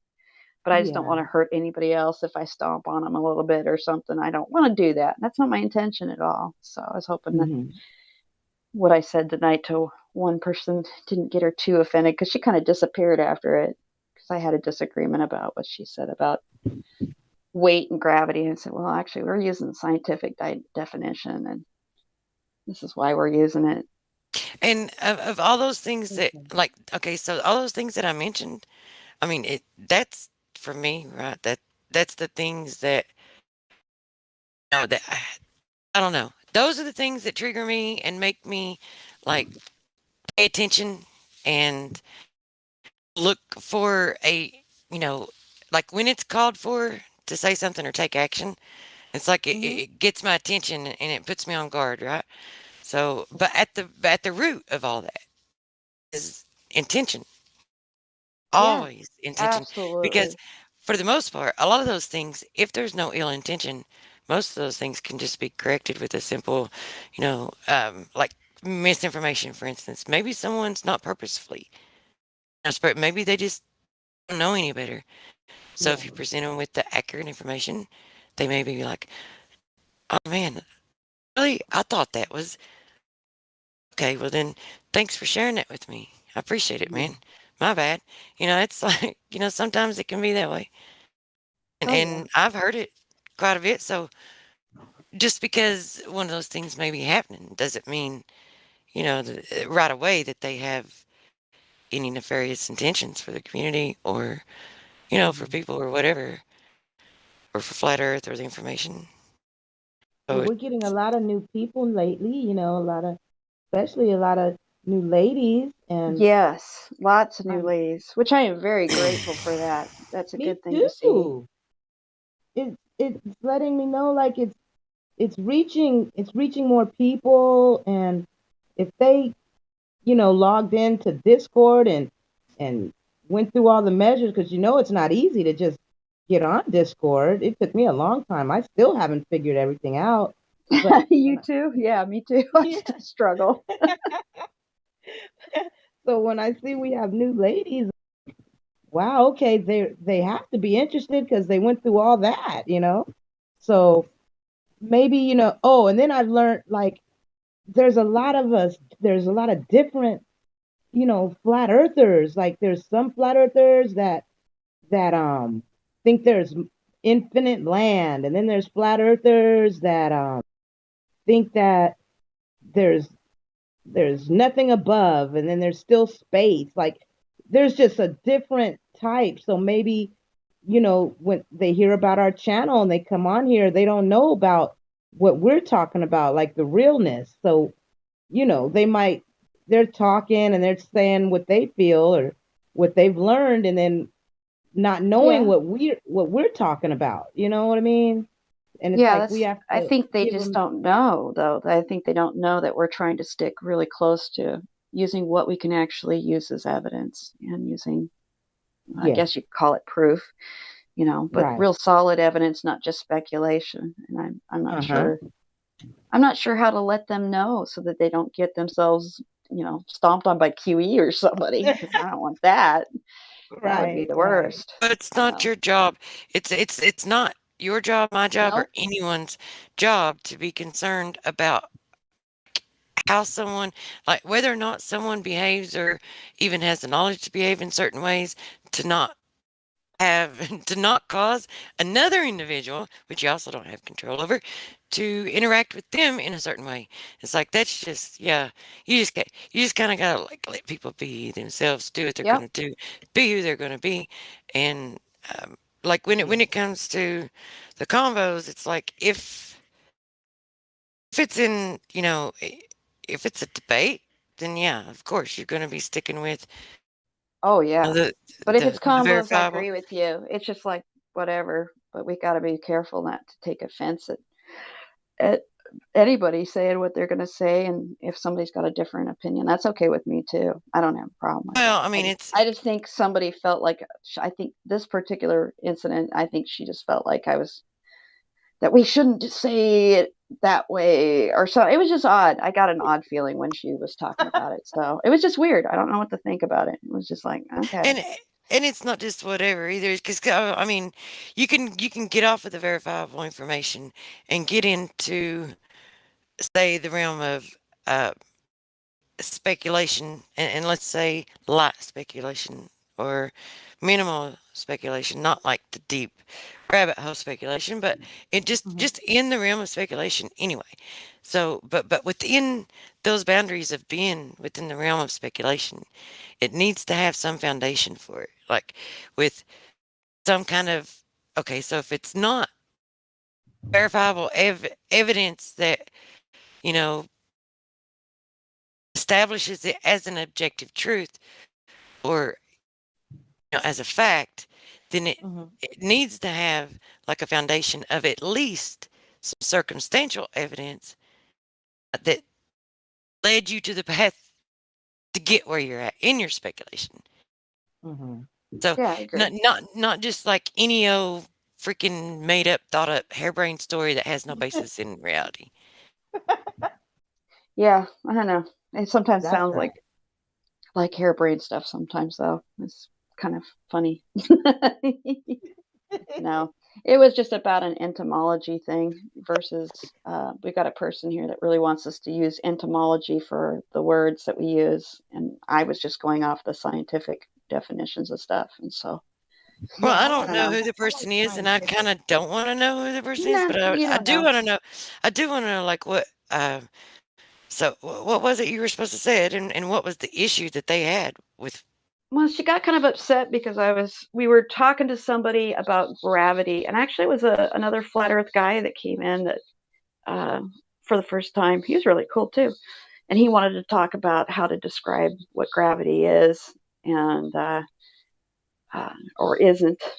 And so it became a thing about pressure, which was really cool because, we kind of all agreed, it's more about, of course, equilibrium and volume displacement and all that. So we were using very scientific language, and it went off, and she was using a different term. She started using, well, it is gravity. We can describe it as gravity, and weight especially. We can talk about weight. And then it got into weight, and I was like, well, we got to be really careful about using weight because the definition includes gravity. And so if we don't espouse gravity the way they do, we've got to probably stick to using more density versus.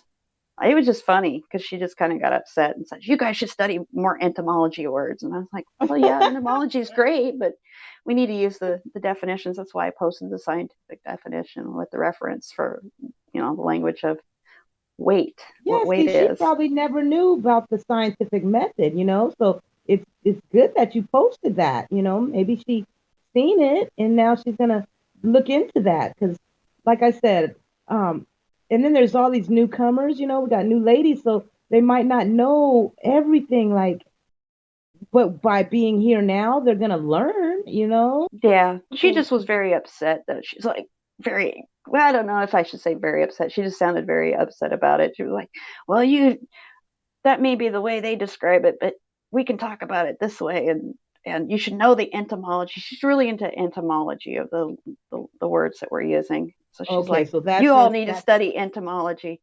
And I'm like, yeah, entomology is great to know where words come from and their colloquial meanings and things like that. That's fine. But when we're trying to talk specifically, we got to kind of try to keep it on the scientific so we can at least go at these globers when they come at us with, well, what are you talking about?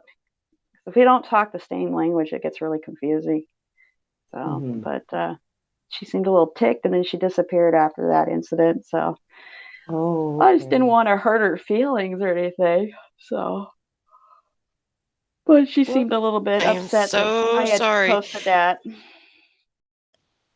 I'm so sorry because I asked you that, and then I had to attend to something, and I didn't even freaking hear. So you don't have to look. Just let me ask you: was it that she was using the word gravity?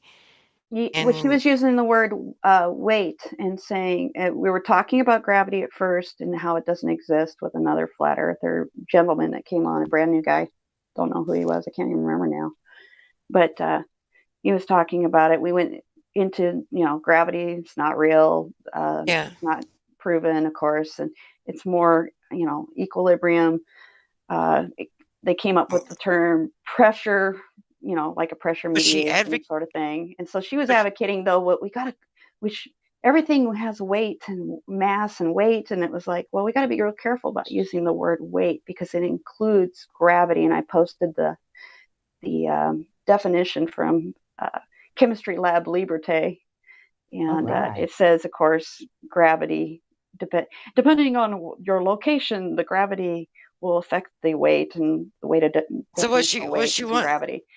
Well, she's saying, well, we should still use the word weight because the etymology of the word from the Latin still means the way something weighs, how heavy something is. And I was like, well, we could, but if we're going to argue against these folks, we got to be careful and precise with our language, and it does include gravity. So if we're saying gravity doesn't exist, we've got to be kind of careful with using weight. I don't think there's anything wrong with using the word. Wait, no, she got mad though and said, "Yeah, everybody, you all need to study the etymology of the words." And I was like, "Okay." I'm still not I'm still not clear. Was she wanting to use the word gravity in just conversation in a way to reify? Well, she kept dropping back and forth between gravity and weight, back and forth, and it was confusing. That's what I thought. So I was just like, well, let's be careful here and not call it weight if we're saying gravity doesn't exist. And then sometimes described. Like was it her first night? Because when people first, she's been here off and on. She has supposedly a channel, I think, somewhere. I haven't seen it yet, but she says she's been a flat earther for a long time, but she's new to the server. She's real new to the server. Yeah, I know who you're talking about. Yeah, she's really into the flat earth. She has a server and webpage and Yeah, I haven't been to her app. stuff yet. I haven't been to her stuff at all yet. But yeah, she talks differently, but she's pretty upset if you don't agree with her. Is what I kind of got. Okay. It just was funny, but I Passionate. was just She's like, just I don't passionate. frustrate her, but it's like I didn't even want to DM her and say, listen, I'm not trying to stomp on you. We're just trying to use really precise language. That's all. And since that weight definition includes gravity, location, we don't want to use it the way you were kind of doing it. But I didn't want to. I I mean, didn't what send her else? anything. What else would you use if you? I mean, if you don't use, wait, what else would you We use use? density. It's density. So, if you're, Density, but what if you're talking about? equilibrium. What if you're talking about, like how much someone weighs, or Well, sure, but then you have to if the weight of qualify an it. object, or if the weight of an object changes, like Yeah. Well, that wasn't the way she was using it. If she had been using it just to say, things weigh a certain thing, it literally she was trying to say that, this is how weight is gravity. She was actually defining the Oh, downward pull I that we see. get, that they're calling gravity or pressure, is weight. She was trying to say that, and that's where it got a little confusing. It was like, no, actually, it's not like that. Well, maybe um, did she know about specific gravity? Because what No, she she was doesn't. saying was As far as I actually can tell, she does. true. Yeah, if she was It got speaking well, specific gravity, yeah, yeah. it's good because weight. I mean, weight is established. I mean, so you can change the weight of an object if you change the relationship between the object and the medium that it's in, because it is medium dependent, and Yep. there are other factors that can, have an effect And on that's where it was. things. Yeah, But we were talking what about I'm the different yeah, but what I'm mediums. saying, yeah, but if okay, so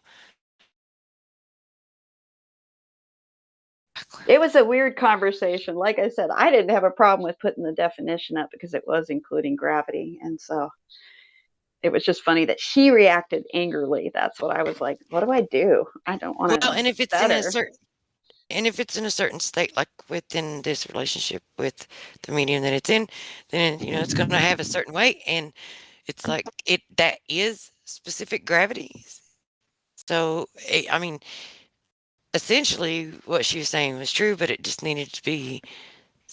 It wasn't said proper. It was said with misleading or too Like I much. said, it was more confusing. That's all it was. And so I was clarifying the definition of what we were talking about. But yeah, we tried to get into specific gravity because we were actually talking about how even anvils, Karma was there for this because she was like, yeah, anvil in Mercury will float. So that, are you saying that weight is always the same? And it's like, she was equating it as a replacement for gravity, which it is if you're specific, like saying specific gravity to the medium. Yeah, just be Yeah. specific, man.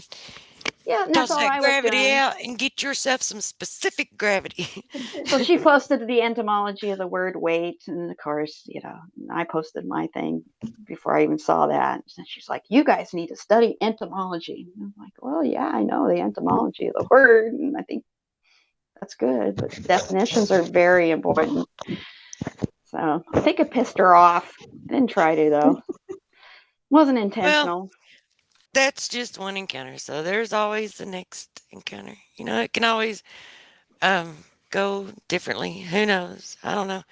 Yeah, I hope so. I hope she turns out to be a really, really big asset. She hasn't been here very long, so she's just, still in the lower end of stuff right now for roles, but I hope if she's doing all this extra work and has the site and all that, turns out to be a real benefit. I really hope so.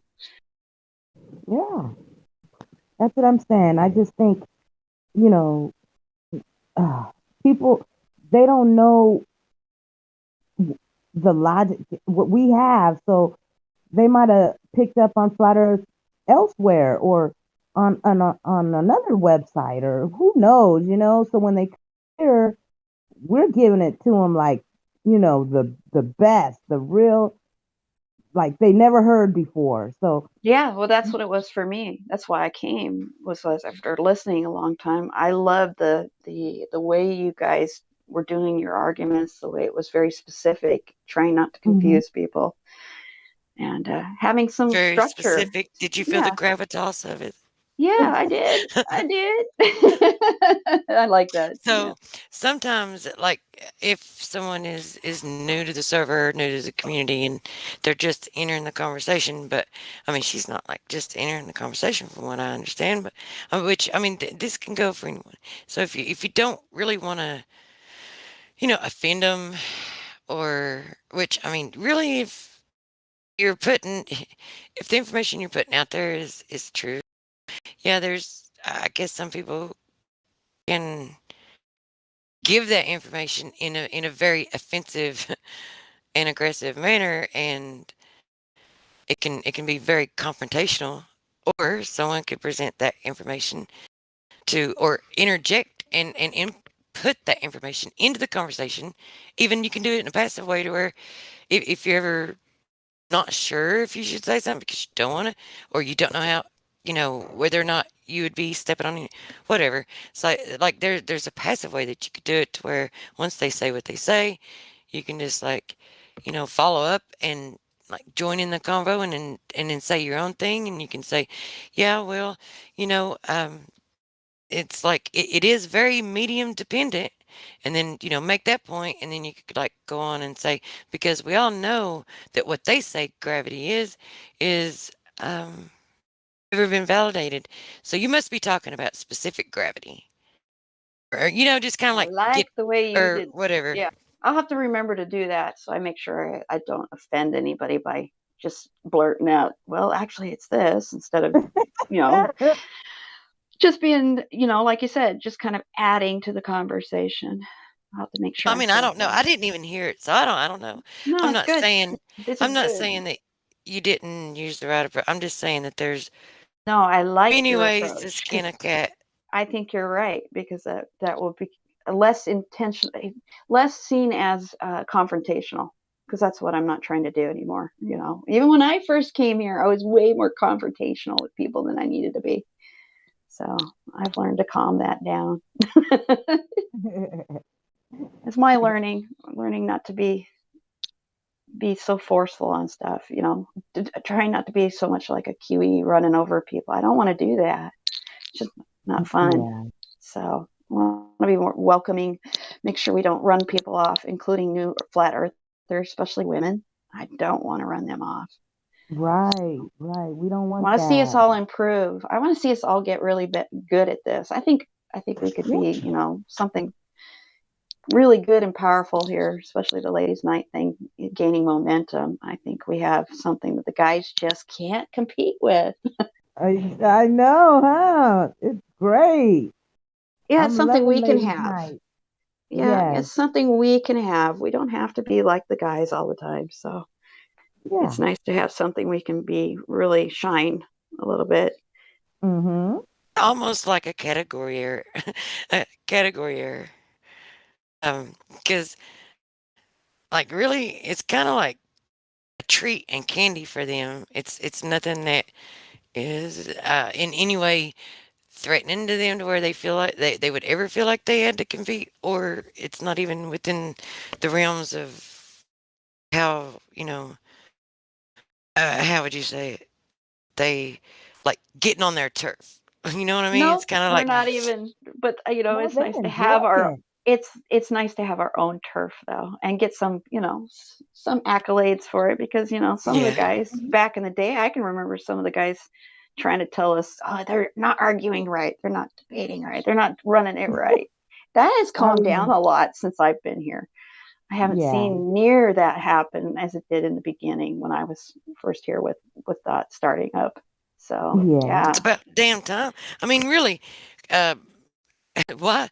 So if you're in a convo, or in a debate with someone, or you're in a convo with somebody, and they're asking you a specific question, or that you're on a certain point, like, and they're trying to say, well, what isn't Well, okay, so the gases, right? I don't know. I'm trying to find a good example or whatever. Let's see. I don't know, curvature, boats going over the horizon. Okay, so if they say, well, then why do I know the Earth's curved because why do the boats go over the horizon? Why do they disappear out of view?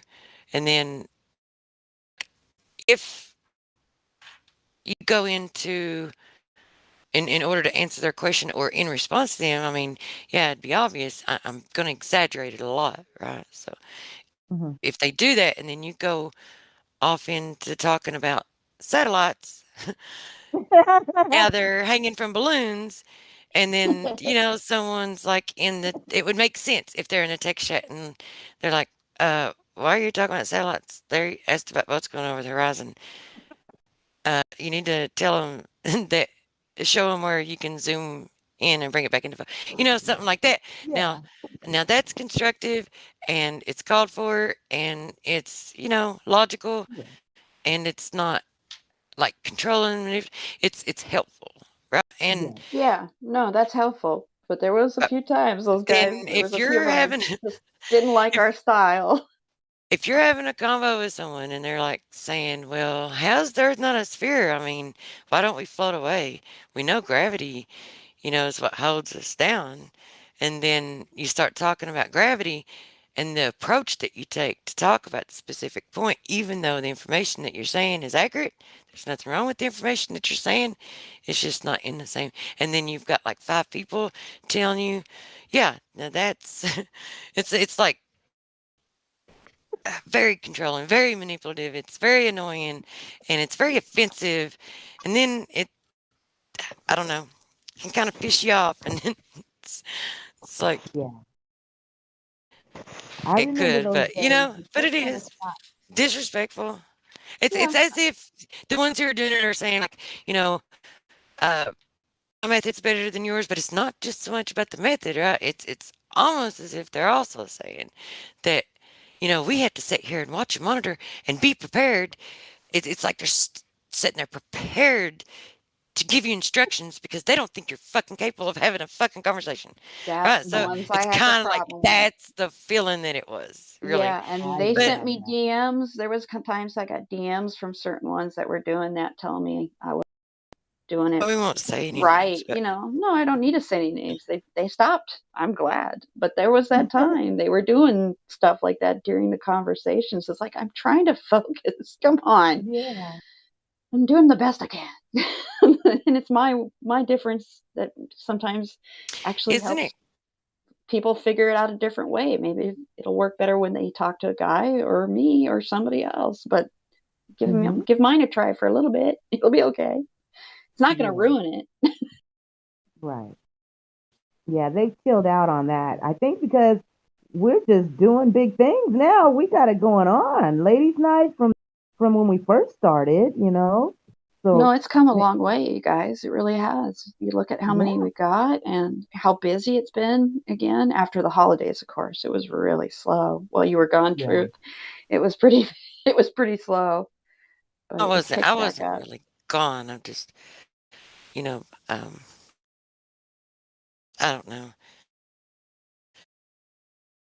It's not like I have not went anywhere, but Well, we missed you. I missed you. I was looking for you all the time. You, Shines, and who else was missing? Tracy, you were missing for a while there too. You guys been yeah, I was busy, I super guess. busy. Yeah. I figured you were busy. You like everybody. You got real life out there somewhere.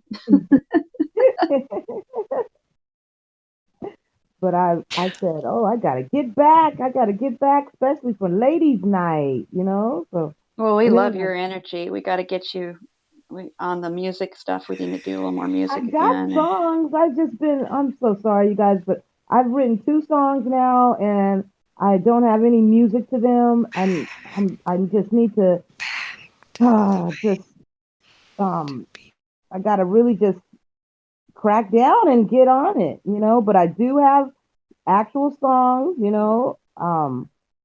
completed. I just need beats, so that's my holdup right now. And I'm not blaming it on anybody but myself. It's just I've been super, super busy and I haven't had time to go into the music channel. Battle Mod gave me a music channel to go to. I guess that's where they do beats and everything. So I need to look into that. So yeah. Oh, I can't wait to hear your next stuff. I mean, it's so much fun with all the women that are doing music. I think it's awesome. I loved hearing the new song from with Karma in it tonight. Karma, yeah, that was Karma. awesome. It sure Beautiful was. voice. She did a really nice job.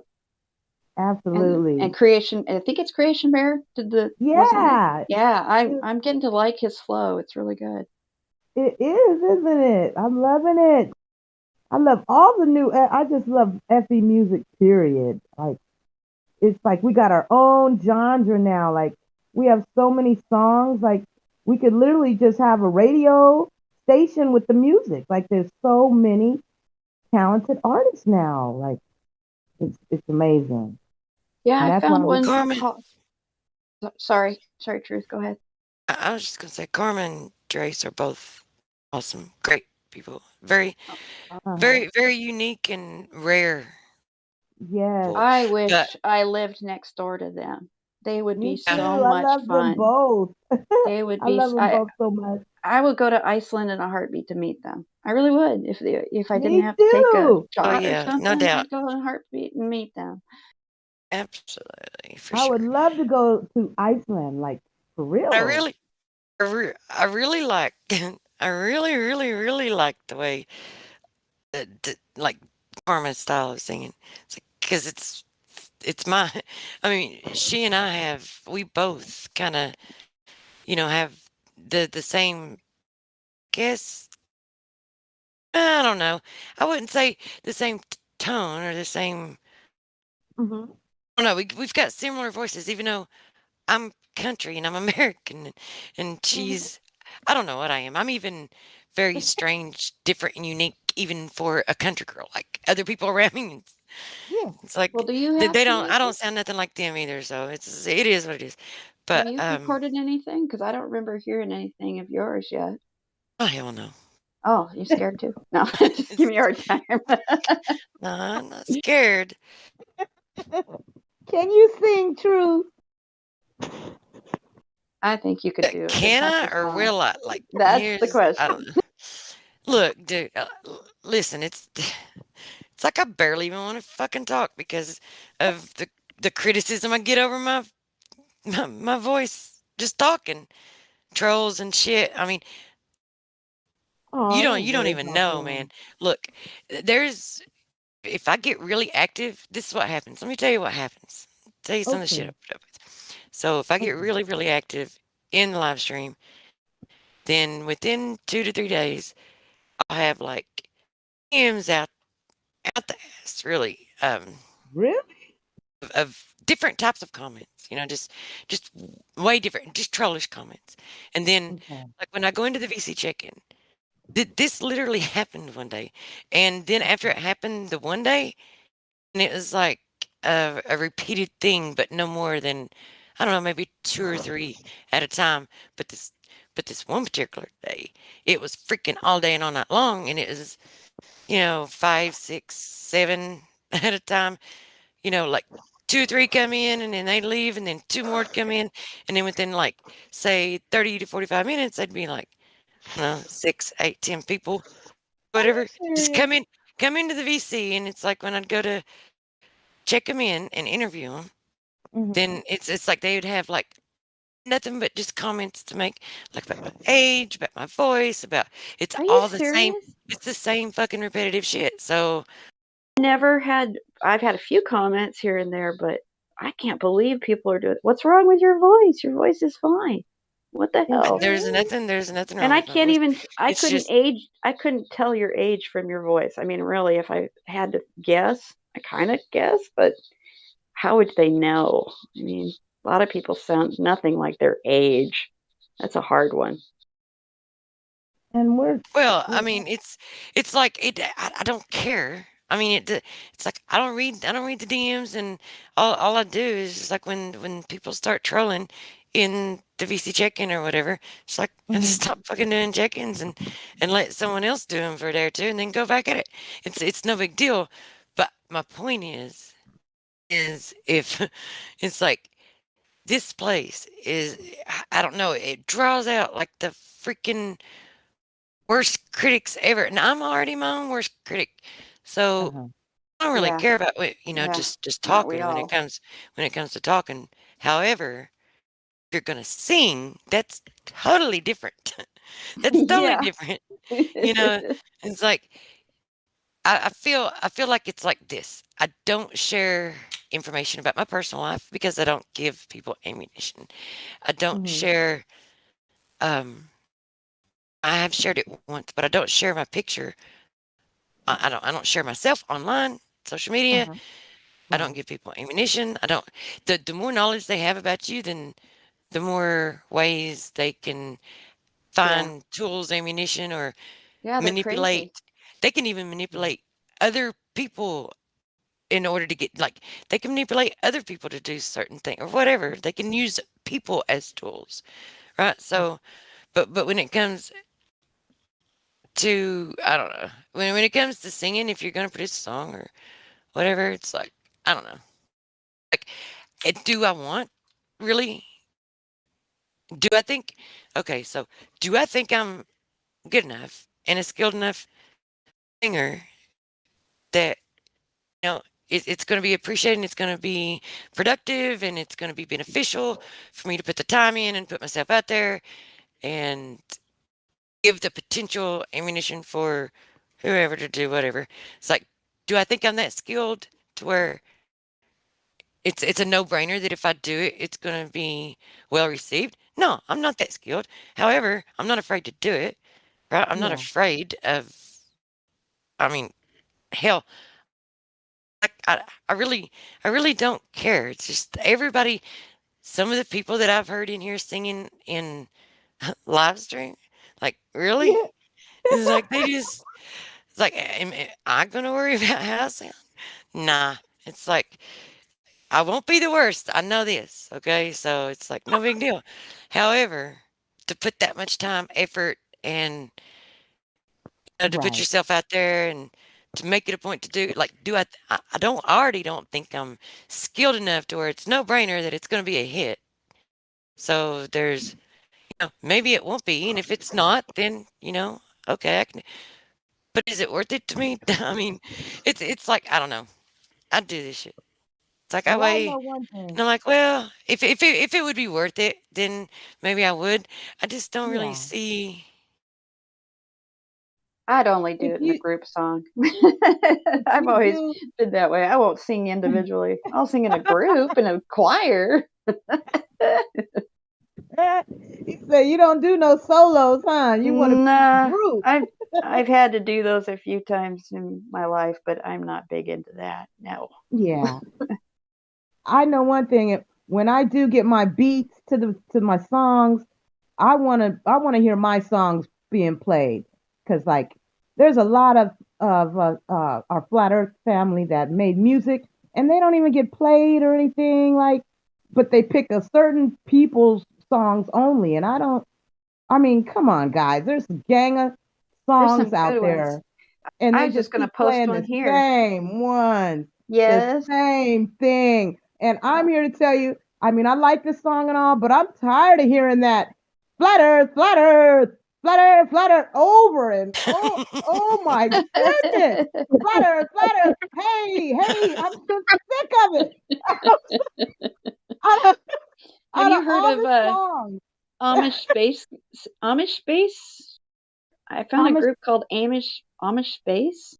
I'm Oh, gonna now post it that here. one I like. It's like a nice song, right? It's like he's saying how I met a girl or something like that. Like I met a girl named Sandy. You mean that Amish song? Space Station. This is one group I just found tonight that I hadn't heard because, like you said, they play the same ones over and over. So I have been exploring.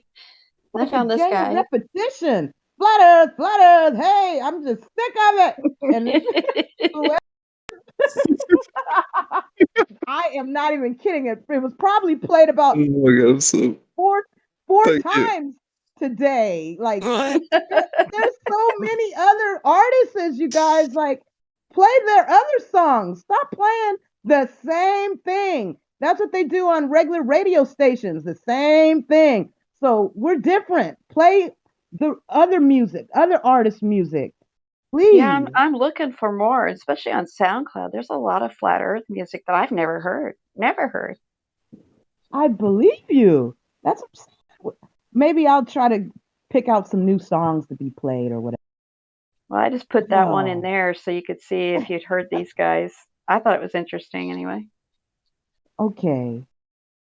Oh my gosh. Matter of fact, yeah, I won't say any names. I know exactly who's doing it, and they play it whenever this certain person whenever they come in and there's a break. Oh, they play that flat earth, like so much.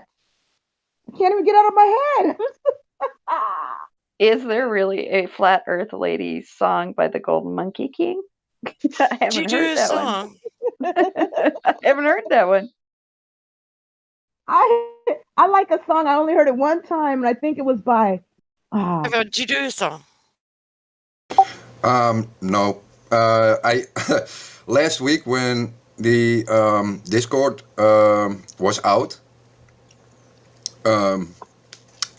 the Winter Rain and PJ, I think, were helping me get on Discord, and I said, well, you know, the Golden Monkey King will sing a song for you in praise, and then in I like the sound of that. when I was in text in the lobby again, I wrote a I think let's say a chorus line, which was praise to the Flat Earth ladies. So that's why I wrote it, because I think we focus too much on, let's say, the nitty gritty, and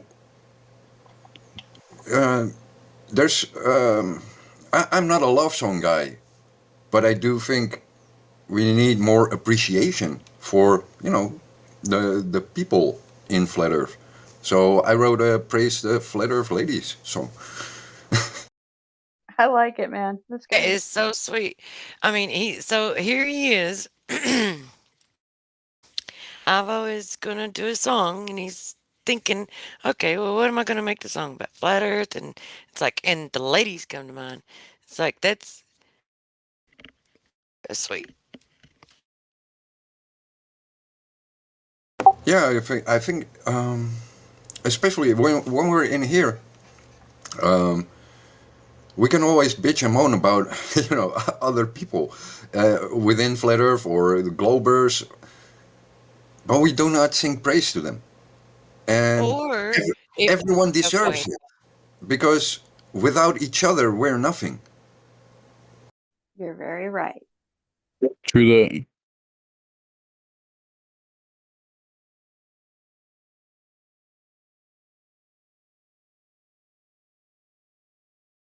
Yeah, it would be a little better to always make sure we keep people lifted up a little bit more. They need it right now, especially.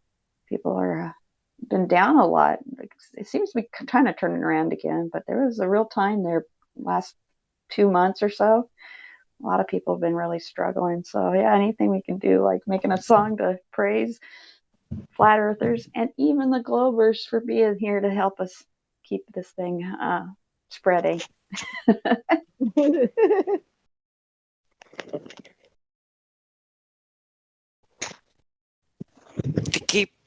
keep this thing from spreading. Ooh, I missed that last part or something. I don't know, or I wasn't paying enough attention. It sounded like you were talking about Flat Earth, and it's like whatever we can do to keep this thing from spreading. I'm like, well, no, I said keep it spreading. Keep the Globers. We need to praise the Globers too, because they can help keep us spreading the news, because they do. Without them, he's right. Without the Globers, what would we be doing here? Well, we'd be talking, but we wouldn't be spreading the truth like we do. And hey, Monkey, is it you who has the song The beat is by the White Stripes. Is that you who made a song with the beat that goes doom doom doom doom doom doom doom doom doom? Is that you? No, it's not me. Oh, I never published a Flat Earth song. Um, I haven't been in music for 20 plus. okay. Yeah, there was a song I heard.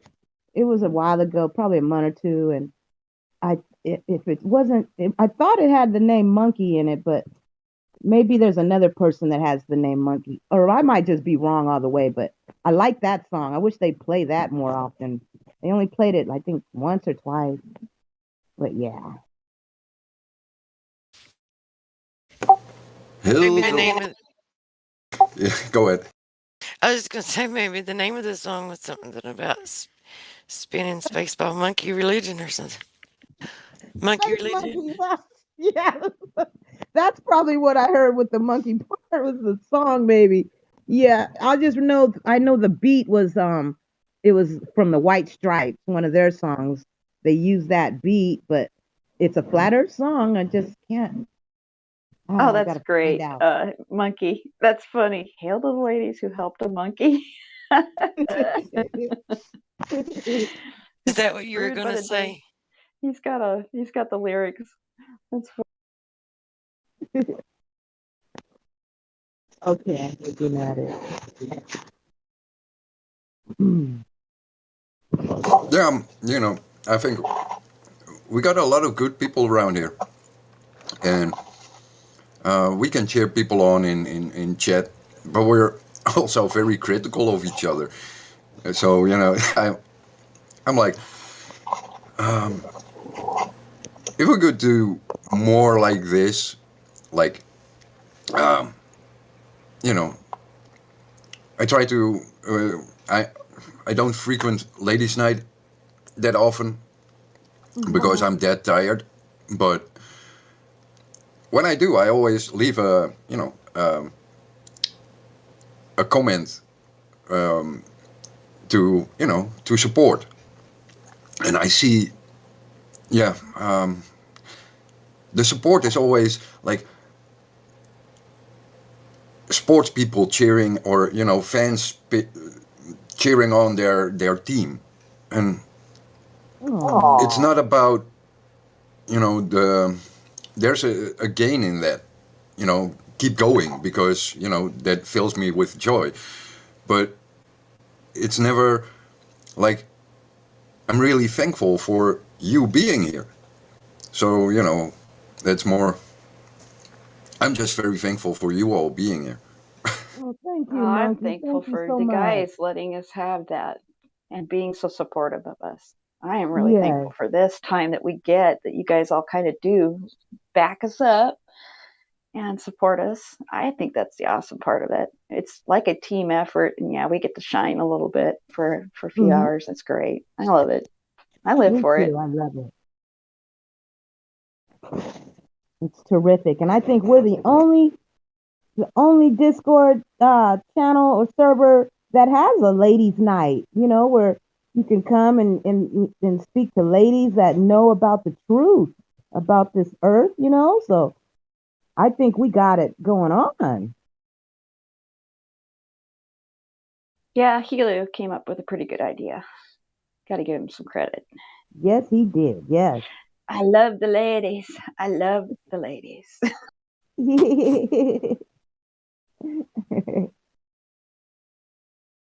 Ladies' night.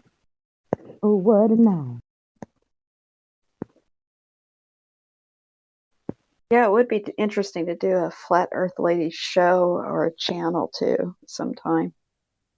That's just a bunch of ladies, I guess. I don't remember ever seeing one that was a ladies only run YouTube channel ever doing not experiments, I shouldn't call them observations or doing truth stuff on it. I don't know. It might be a good idea to think about doing something like that. Yeah, I'm down.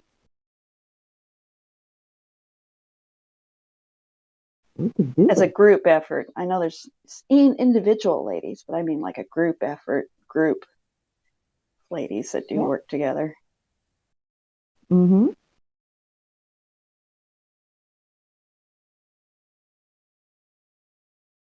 We could do it.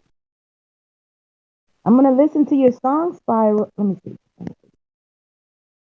Spiral of Love. I'm gonna check out your song.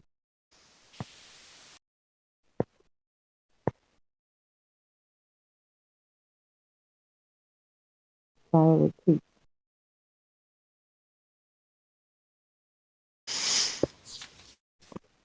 See, we have a whole bunch of talented people in here.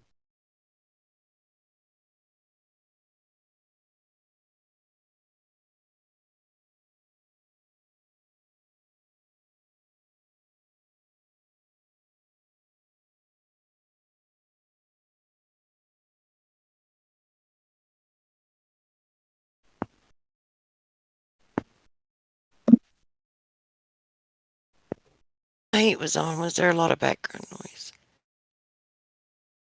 The heat just kicked off. Spiral Love, I like the 2 songs you posted already. Mm-hmm. See, even he's talented. There's a lot. A whole bunch of talented people.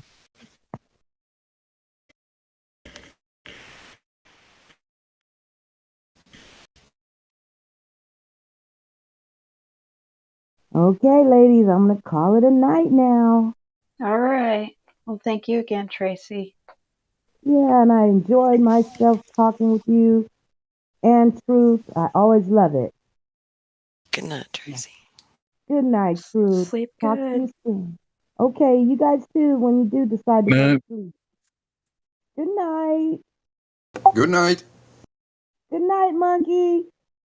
I'll talk to you soon again. Talk to you soon. Okay.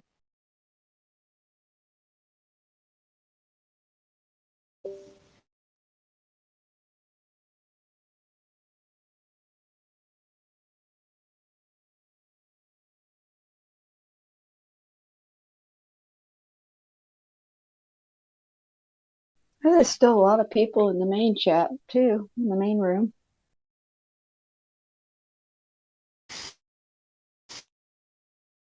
Yeah, I'm really hungry. I need to grab something to eat. So I don't know.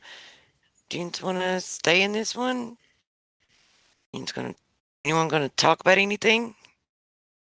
Well, first of all, I think it's good that the live stream has been separated.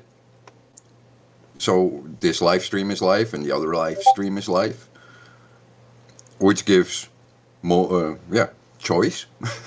And I don't know how it came to be, but I was very happy to see that this morning. Yeah. Don't ask. No.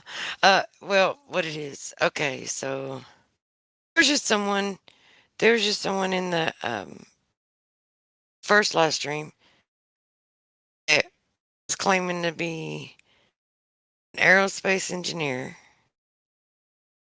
And I'd heard him have a convo with the whole room, I guess, but it was specifically Indio and Battlemod and Cyrus, the other night. See, this is what gets me. See, when I'm talking about it, I'm starting to get fired up already because I'm like, I was all relaxed and everything till I got to this point right here because this is what fucking gets me. Tell me why. Okay? Why? It was like pulling teeth. No, it was like a whole different freaking person. It's like it wasn't even the same person.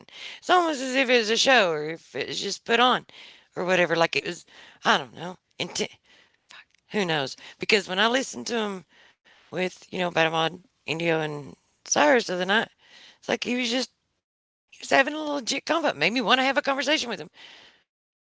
Tonight, it's like, I was like, who the fuck is this person? It's like, why? I don't know. It's like he just took his skin off or whatever. Just weird. It just didn't have any respect for who he was trying Didn't to have the same communicate with. mannerism. Yeah, it was weird. like his went really intentions quickly weren't the to same. bad. His intentions weren't the same, and just like it was everything. It was his mannerisms. Yeah.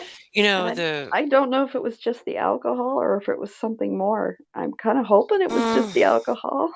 No, Because at that was least Stella deliberate. stopped. No, I I can't don't figure out think. why. I don't even think that it's possible that it could be the alcohol because it was too Yeah, I don't think so. intentional and very deliberate. Because Yeah, like I said, I was alcohol does not make you sit back and like you don't carelessly, you know, avoid answering a question and purposefully take it in specific directions, like certain ones. But it's different. It's different ones, but it's the same 2 or 3 directions every time. Like just repeat, use a different one, repeat, use a different one, you know, or whatever. I don't know. It was just too deliberate. There's no way it was accident. And I'm just trying to figure out, okay, so why? Why have those intentions? And why put on a show as if I don't get it? Like, wow, what's up with that? It's like, see, there I am again. I'm like, I don't know. If I'm being tested? Is the universe testing me, man? Because it's like for the past 3 days, every day there's something. No, I mean, like, yeah, of course, life in and of itself is a test. But oh, this is different. I know.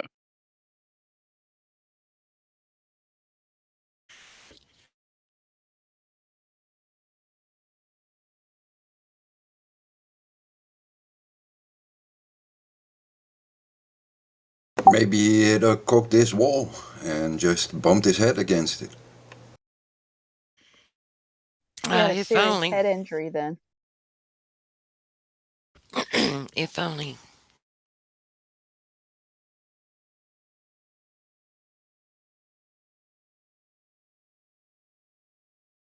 Maybe what happened was like he was actually starting to really think about the things, and then like extreme cognitus like just made him go haywire. Well, I I know this happens to people sometimes. I've been in different conversations with a lot of different people, and when they are focused on, let's say, their occupational life, they put on this mask, and they can only see through their occupational life. They cannot go outside the limits that is set within their occupational life. At one time, I was talking to a banker, someone really high up in the hierarchy of banking, and I pointed something out about the literacy of people, and then, trying to make sense of all the paperwork you get with bank accounts and all that kind of stuff. And I said, well, it's hard for some people, it's hard to understand all those papers. And from that mindset, from the banker mindset, they don't have, empathy, because they're just working with numbers, and people are just numbers.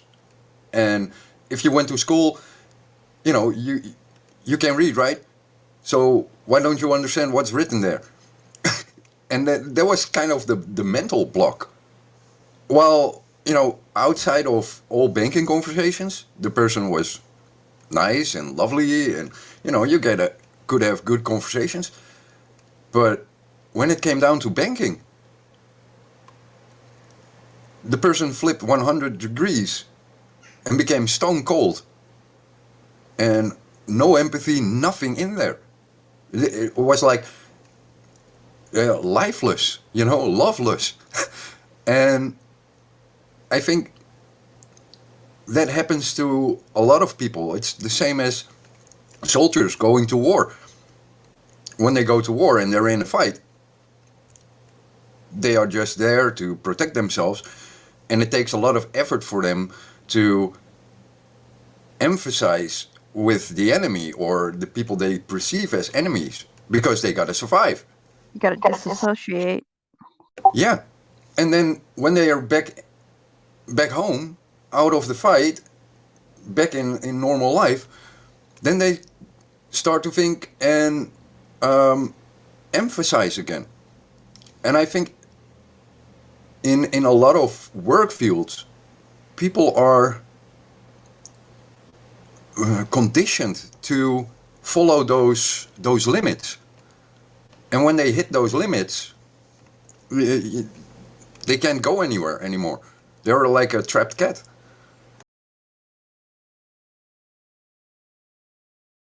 Yeah, he couldn't stop talking about his job, that's for sure.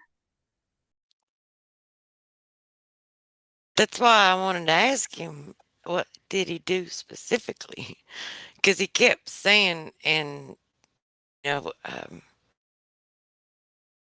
he would emphasize on the aerospace. Like he would, when he put a lot of emphasis on the word aerospace when he'd say it, and he'd say it several times, and I'm like, okay, so what do you actually do anyway specifically?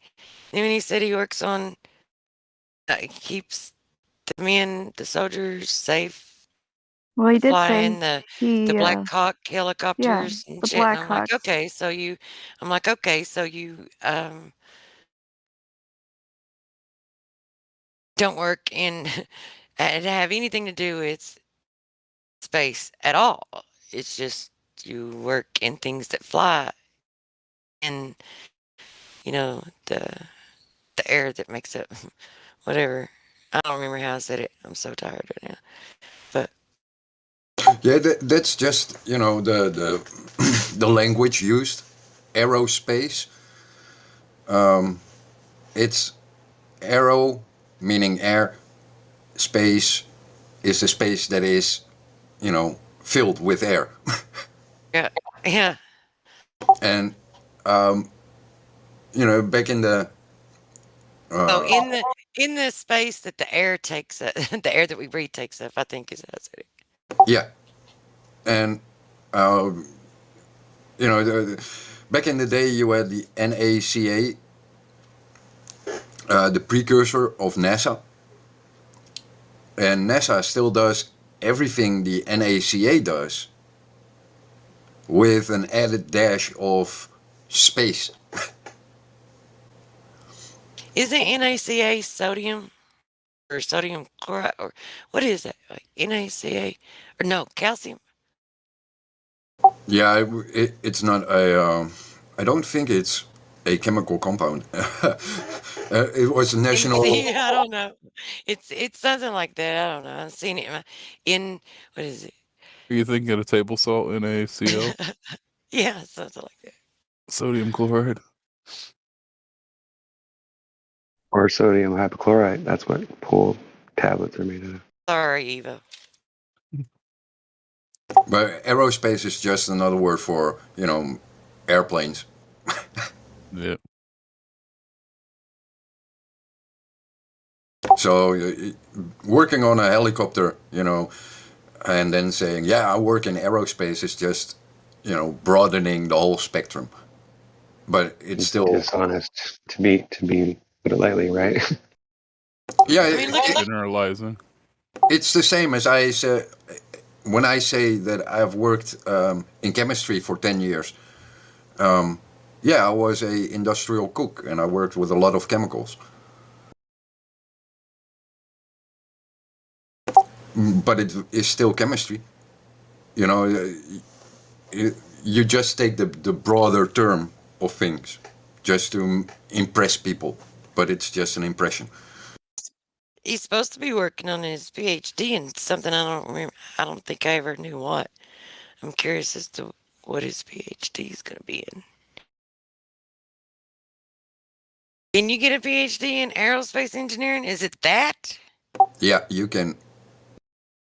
Ah, shit. Oh, I mean... But, you would get, let's say, the category of engineering would be aerospace.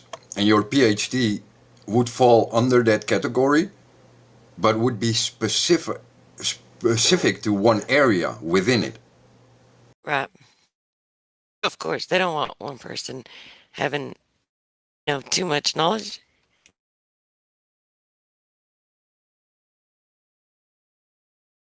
I think they've actually made the system like more work, like going through like the schools and all that to get your knowledge so that you slow down so you never do get enough time to learn all the stuff that you should. Like, I think that, like, the pace that they take us through at school, like, we'd learn things a lot quicker if we didn't go through the same methods of just like like a structured learning, but like, where you're kind of more open to like go through different topics. You're on your own. Kind of like free learning. Yeah, sort of. I just think that they've kind of made it like a roadblock or like speed bump along the way to make it you slow down so you don't learn. There is so much shit that interests me and that I can really get into so many different And they make you feel like it's like a thing that you do and then you're done with, but it's like learning is like a lifelong thing that we like do. Yeah, pick your major. Like, why would I want to major in something? Can I have, like, instead of picking a major, can I just have, I don't know, 10 different minors? You won't probably get a degree, but that's the problem. That's the thing. Just think how much potential we all would have if we were. When everybody's hyper specific in one thing, then you don't have those people that like bridge the gaps between all the different. That's how they knowledges. compartmentalize, of course. And a person can take it upon themselves, learn so many different other things. They can expand their knowledge. However, it's like if you're like me, the school system has programmed your brain to learn in certain ways to, with, I don't know, if it's something that you don't have. Well, for instance, man,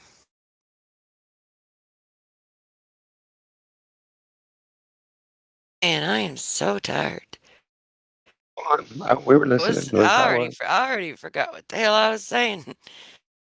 You were What was like, I saying? unlike, I don't know, you were Yeah. like something that made you. No, I think, I don't. It wasn't the right thing that you were going to say, obviously, otherwise you remember. No, it's, what do you mean, wasn't the right thing? Is there, Well, I mean, there wasn't the right way to explain it, otherwise you would remember it, right? It would have stood out. I don't know. I'm just talking out my ass now. Sorry. Well, okay, so it actually, I know what happened now because here I just about did it again. Distracted my own mind going into another thought, trying to analyze and figure the reason out, figure out why. Because I was thinking like with electricity, because that the information that's out there, if you go by the curriculum and you go by allowing them to teach you, then you're going to learn it the way that they want you to learn it. And so it's going to be, I don't know. So if you're, that's why I like talking to people in here that are knowledgeable, like Cyrus, because he knows. Well, there's Cyrus, there's Batamon, there's India. I think Sleeping Warrior might be not. See, it's like, how do you know? How do you know the ones unless you've heard them talk about different things, and you really don't know who knows what. But anyway, the whole point that I was trying to make, I'm getting off on it again. So the whole point I was trying to make, if I really, really want to learn about it, I'm already programmed to learn in a classroom type setting with lectures, teachers, I don't know, notes, taking note, and just all kinds of different, just those things, just that kind of setting to where I can engage with the teacher, ask questions, and it's just, I don't know, it's just the way my brain's programmed to learn, I guess, and I'm trying, I don't know. Maybe it's not programmed to learn that way. Maybe it's only specific things. And that's what I got off on a tangent in my own mind trying to figure out. I was trying to analyze, well, it's not like that for everything, for every subject.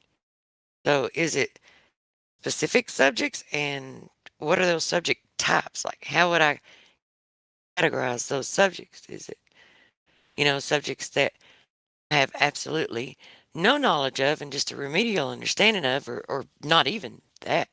Or is it subjects that, are very complex and at the same time, their version is it's going to be, kind of misdirected, misguided, so that because look, I know, and whether or not everyone wants to admit it, I know a lot of people are aware, there are a lot of things about, electricity and magnetic, like these forces, right? That electromagnetism and the electron and the photon and whatever, that they don't want people to understand. And with Tesla and like back in, it's like I didn't even know this until I was in a conversation with someone about it, that they actually stopped and prohibited any research on electricity. And then, of course, when they started allowing research on electricity, it was very controlled. So when you are taught this shit, you know that there's something that they're hiding, right? So they're teaching it to you, and they're using a language very deliberately, like, and specifically to misdirect you, prevent you from seeing certain things. Because, I mean, if it's there and if you understand it, you would think that you could just, you would be able to figure it out. How can they hide knowledge when you've got like a whole pyramid except for maybe one stone? Well, you call all the other stones something other than what they are. Right? So you don't know what that one stone is or where it goes, or you don't even know what these, because they, mislabel them. And that's the whole thing with electricity and like with photons and electrons, and then getting into like the standard model of particle physics. It's like all this. Can I explain it to you? Like, when you go to school, like basic middle school, science, chemistry, physics, you get taught the basics. And then when you're a critical thinker and you understand the basics and you can repeat the basics, then you get great score, and then you advance for high school and college and whatever. When you don't understand it, they weed out the people that, do not have, let's say, the mindset to work with it. So that's the first weeding out of people from a certain set of knowledge. But then when you go to high school, you get introduced into, let's say, the models within the models, which is empirical fallacy. Because once you created a model and you build a model upon it, it's no longer measurable. It's just something you have calculated. I thought you were going to explain to me that the things that they were deliberately, misguiding you away from and trying to hide. But as far as the high school stuff, like when you're in school, I always looked at it the other way around. Like, they were weeding out people that were very intelligent and had and were capable of figuring this shit out, and we're very advanced or very Yeah, and I'm getting to it because and they would weed those out and give them scholarships so that they can control who teaches them, so that they can a proxy control what they're taught and what they learn.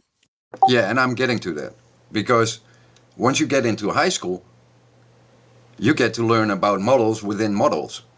You go from the atomic model to photons, and they go into the equational stuff.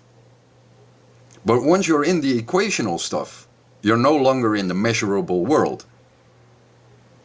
You're purely being trained to calculate shit, which is not measurable. And when you accept that and you take it as true, then you can go to college and university. But when you see the error in your ways, because now you're calculating upon calculations, which was the first model, the atomic model, and you understood, hey, it's a model, we cannot prove it, but it is workable because up until the atomic model, we can be very sure about the things because we can measure it. You can measure, like they do measure. It's a different type of measurement, like with I don't know if you call it like the atomic model, or it's not it's part of it's not like a quantitative measurement or like a number assigned for to show quantity. It's more like a measurement of an interaction of interaction, like the potential, the interactive potential, I guess is the only words I know to use. It's like that's how it's measured, like how that instead of quantitative, it's more like a interactive potential. Yeah, and from those interactions, you can still say, okay, there is validity to the atomic model. But once you go past the atomic model, and that is where you get into, the whole relativity stuff and quantum mechanics, there are so many uncertainties, there are so many different calculations, and now they have drawn in those people that invested heavily in a model already named the atomic model, and they take it as gospel. It's true, point. You cannot go beyond, you cannot go and say the atomic model is not true because empirically we see it is true, but it's an explanation. It's not verified. No one has held a neutron or a proton or an electron in their hands and said, this is it. Here I can put it on a scale, I can measure it, I can take it with a ruler, I can measure it. None of that. But they take it as true. And once they take it as true, they know those people have stepped the boundary, and now they can teach them any kind of theory because they want to know. But all they give them is calculations, not knowledge. That's where the missing. That's where you get the shifting between, let's say, the people that want to know and people that understand, yeah, now I'm going into heavy speculation. And those who go into heavy speculation, aka the people that want to know, they take everything as true prior to that point, which is not. And the other people, the critical thinkers, that said, well, I still got to measure shit, they drop out because they cannot go in, let's say, the understanding of, oh, but I can calculate things. And that's where people get, the professors and the teachers that can teach these things without realizing they are gatekeepers, because they believe whatever they teach because it matches with their calculations. And that's how people get separated in knowledge bases.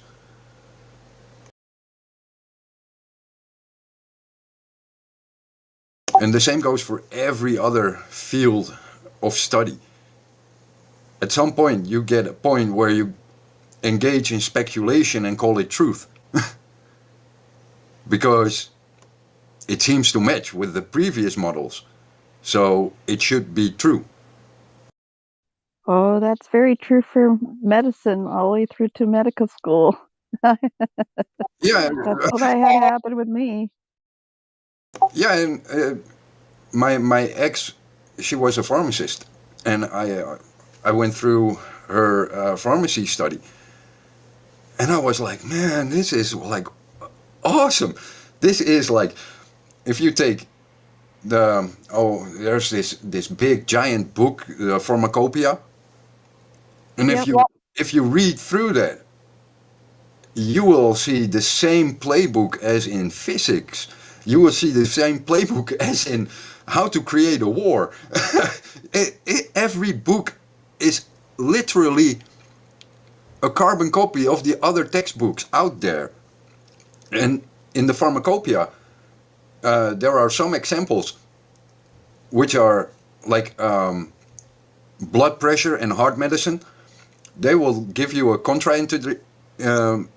indication for grapefruits. They will not prescribe, hey, eat more grapefruits. No, take this pill because it's good for you. While they could just say, maybe you need this and this from the grapefruit. So learn to eat grapefruit.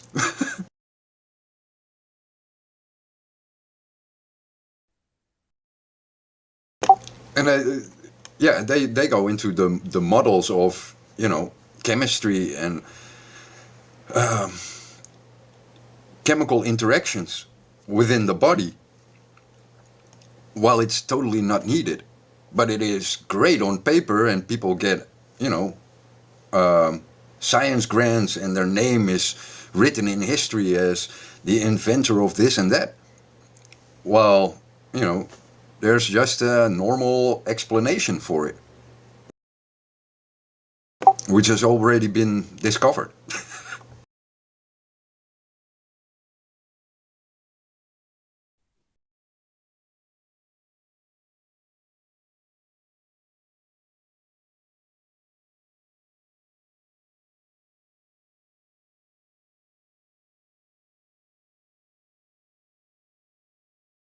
And the worst part, especially in the Pharmacopoeia, it's literally in there. It's written down in there. And if you are not a critical reader, as in someone from outside the work field, you can see the other things written in there. If you're in the field, you do not see them because you're focusing on the medicine and not the, let's say, cure or other possibilities. And that's what happens in every field. Every field, people will focus on what they have been taught for the past 10 years and not what is actually written in their face right there in that book. Like, I hear a lot of people screaming about, oh yeah, there must be something like the ether. But they don't know what it is. They don't know how to describe it. Well, it's literally in the atomic model, because it's the field between the electrons, between the different molecules. Those are electromagnetic fields. That's the ether. No one has to think about it because it's literally in there in the textbook. But no, the ether has to be something new, something extraordinary, while it's written in the atomic model anyway. And that's kind of weird. People are loving to make shit up just to make a name for themselves. Well, and built on usually a false foundation or a foundation that's been, deceptively given to them with no evidence for any of it, but everything's built on it. It's like a house built on sand. Yeah. And that's why people get PhDs. Congratulations, you have built another story on the house we built on quicksand. Great for you. It's like a deck of cards stacked upon each other and, waiting for the wind to blow. That's what's happening in the medical field. It's falling apart slowly because people are starting to figure it out, but not enough yet. And it's cost us an awful lot. So, cost us a lot in health and lives, all for making money. Yeah, and it is. It's been going on for a long time already, but it's ramping up, and both sides are ramping up, and so that must be a plus somewhere. Yeah, I just hope our side can win. Wake people up to the fact that they don't have to live this way. Doesn't have to be this way. It is hard because the educational system and society is built upon the trust in the science and trust in authorities. Like when I was young and I was in the hospital with cancer, you would think my mother would be, wary and thoughtful of what happened. But no, she just goes to me with a proud face. Yeah, I got my booster. How about that, son?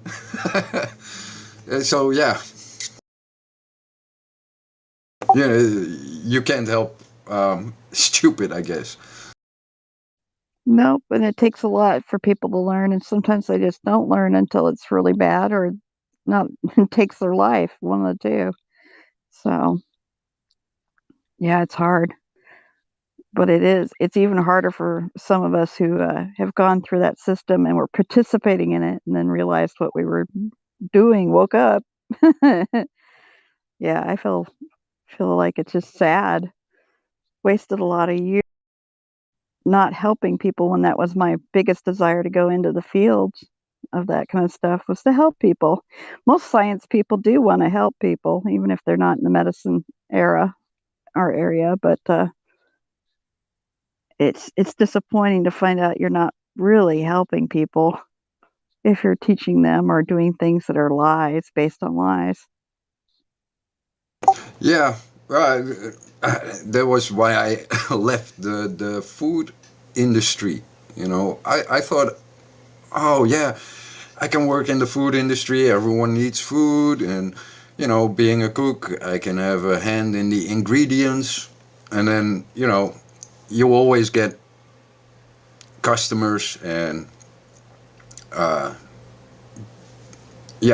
other people's recipes, and then you find out you need to work with deadly chemicals, and that sucks. Yeah, it makes you feel terrible. It's like, that's not what I went into it for. I went into to make people happy, better, enjoy, and improve their quality. And then you find out you're participating in something that's like really bad for everybody. So I'm really hoping that will eventually switch over, at least for the next generation, maybe, if they can wake up before it's too late. But if they keep on this path, it's just going to be awful. Yeah, I don't know about, it's a lot of, again, going back to the thing that Truth Prevails brought up, once you're, let's say, in occupation in a certain field, then once you're done working, you don't want to learn about it because you've been working all day in that environment and you want to relax. So you're going to do different things to distract you. So you're not going to look up what certain chemicals are that you are working with, or you're not going to think about the consequences of, the amount of sugar that you put in a certain food, because, it's your time off. Relax, enjoy the sports, go do something great, something that takes your mind off of work. And that is something that they promote. So people are working in the field based upon, a degree or a study or a PhD or whatever. They want to relax after work and distract their mind from what they were doing, because that is what they say is relaxation. Yeah, well, in my field, they kept us so busy and overwhelmed and always trying to do something in so little time that really requires more, so that we didn't have time to research and learn the truth. It really took me getting out of the profession for a bit because of my illness to slow down enough to actually research what I was doing and know what I was doing was messed up. So, yeah, they overwhelm you with work so that you don't even have time to think about it. You need a break after your day of that craziness. And so, yeah, you're not going to study, look for more truth. You're just trying to make it day by day. Yeah, it becomes survival. Yeah, that's all it is. Make it to Works the like a next slave charm. day. It That's works why. like a charm because I had an experience, right? Every time my girl would come back, she literally wants to shut down her brain. Doesn't want to think. No, just shut down, have fun, de-stress. That's it. Yeah, because she's too overwhelmed. Too much. We have no pacing anymore. We have no, like our ancestors, where there was time for family, time for sitting down and thinking about things, time for being slow enough that you could actually work things out in your mind. Now it's just go, go, go. And so people then have to decompress and slow, have some relaxation time, and they just don't want to think. Their brains are overwhelmed. So I understand it.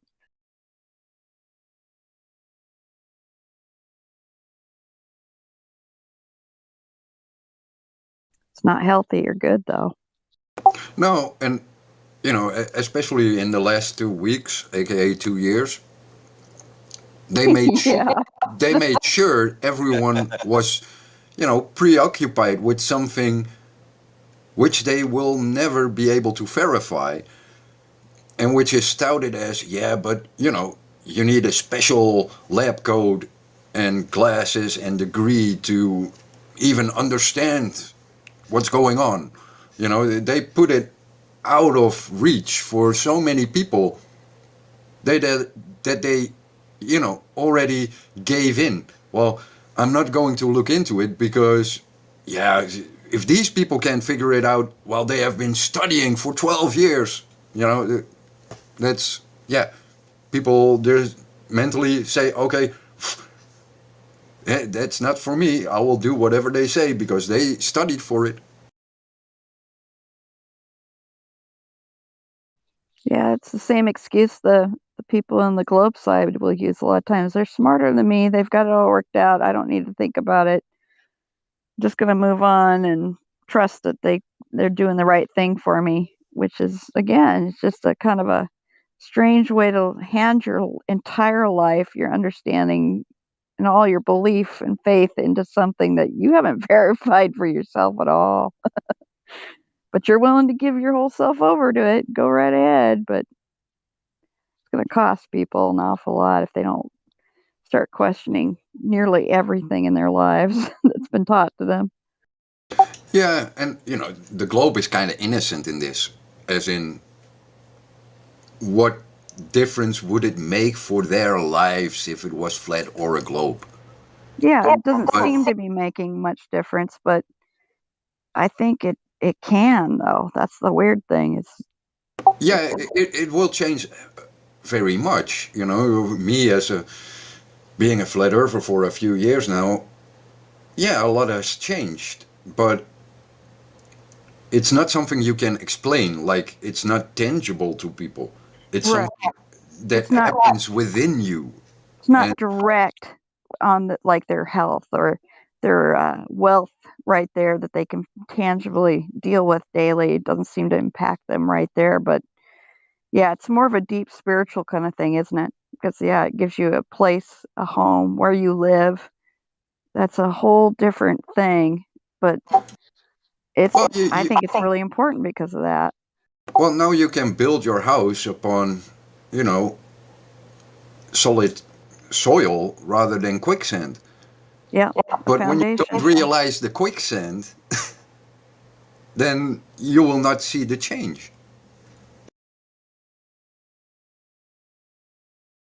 And yeah, the weird thing is that with globe versus flat, it's just a simple geometry test, which anyone can do.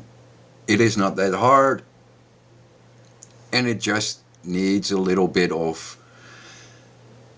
exercise. You got to go out into nature and then, do what you have to do. It's not like,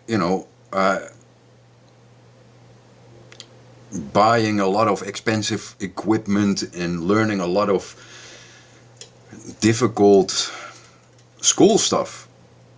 It's just go out and test a geometry, which you should have learned about in grade school.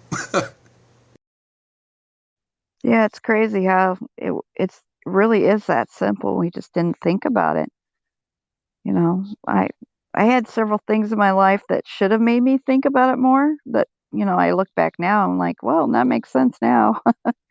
But I just always put it off to, somebody knows more, and I'm just not smart enough to figure that out. And it's probably just something I'm missing. But yeah, it's that simple geometry. Yeah, trusting your senses.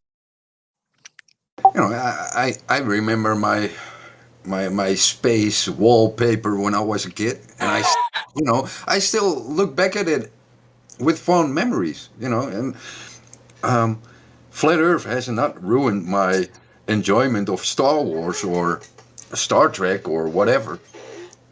It's just that I look at it with different eyes.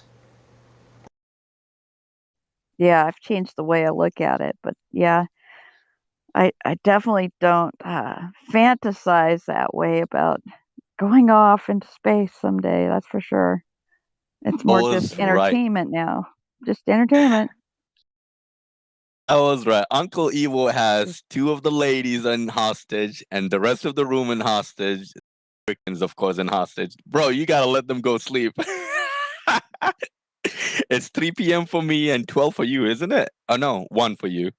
It's 12. Okay. It is 5 for me.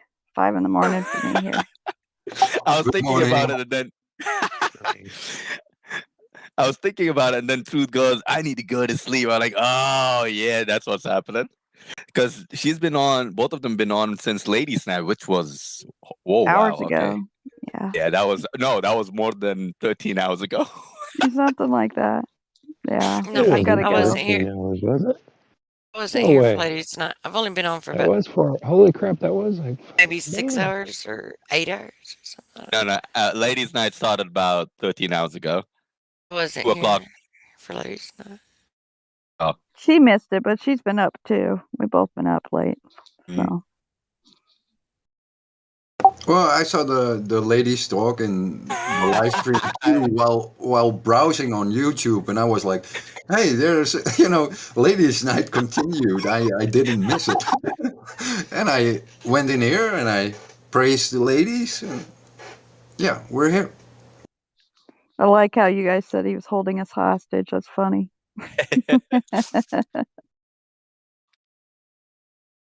Oh, you should see him when he's on cam.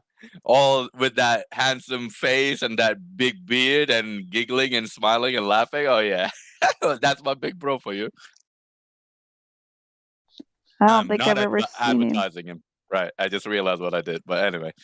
I don't think I've ever seen him on cam, so Yeah, someday. We can't get on cam and live stream too. The admins took care of that, it seems. But yeah. Yeah, you need to sign a doxing waiver for that one. Nah. Dude, when I've seen all the smiles and laughters and family vibes from everybody from cam and we were in chill and learning curve, yeah, that made my heart, feel really good as well. Yeah, and that's how I, kind of came in here. They were having a great talk about, how they, get addressed in DMs and when ladies' night goes on and people are trying to coach and stuff. Oh. And I'm like, we should praise them, praise the ladies. We should not let them do their thing. We don't need to interfere.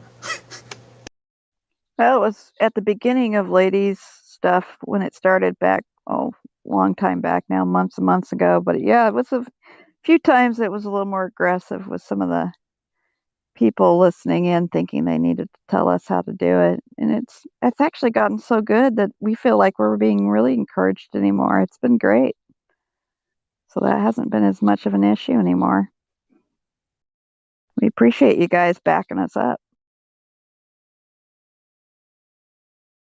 Truth Prevails is waiting for her turn to say goodnight and run away. Truth, have a good rest. I think she fell asleep.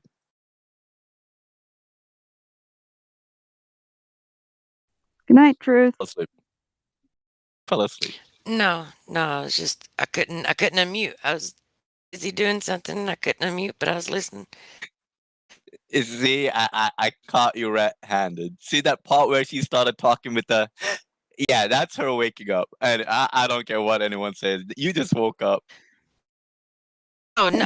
What? Because I breathe in? No, I snore like that all the time. Look, I have anxiety issues. I've always had anxiety issues. And if, like, that's, I don't know, it's just something that I do. Just always do that. People in real life, they'll ask me if I'm not talking to them, and they just look at me, and then I go to do something else. I'll do that number, and then they'll be like, "Well, what's wrong?" I'm like, "Boss, something wrong?" They're like, "You sighed." I'm like, "No, I was just breathing." And just taking a deep breath to start something different.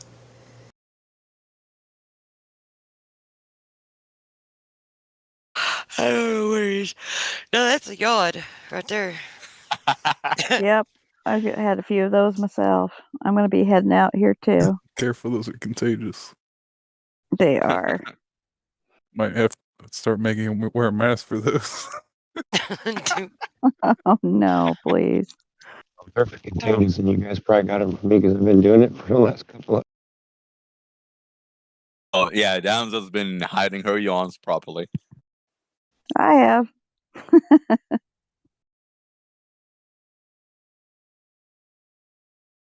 Well, don't let the monkey keep you hostage, because that's not my job. Done that for 2 hours. We're never going to let you live it down, man. I love him, so it's all good. Well, now he wasn't holding us hostage, but you are now, because I never talked to you. You're never around, and it's been like, gosh, I don't even know.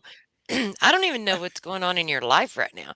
It's like, I'm gonna for be all I gone know, within the next few hours. you as well. could already have 2 kids. For all I know, be married. What? Have kids. No, kids don't come out in less than. That doesn't happen like that, bro. Damn, you caught me. Then you hopped in right when I was saying goodnight. I Didn't said that was the plan. You hopped in, and I'm like, well, hell, I can't leave now. That was master plan. He basically he brought me to existence, and I showed up over here, and that was the plan to just continue this hostage situation. Sorry.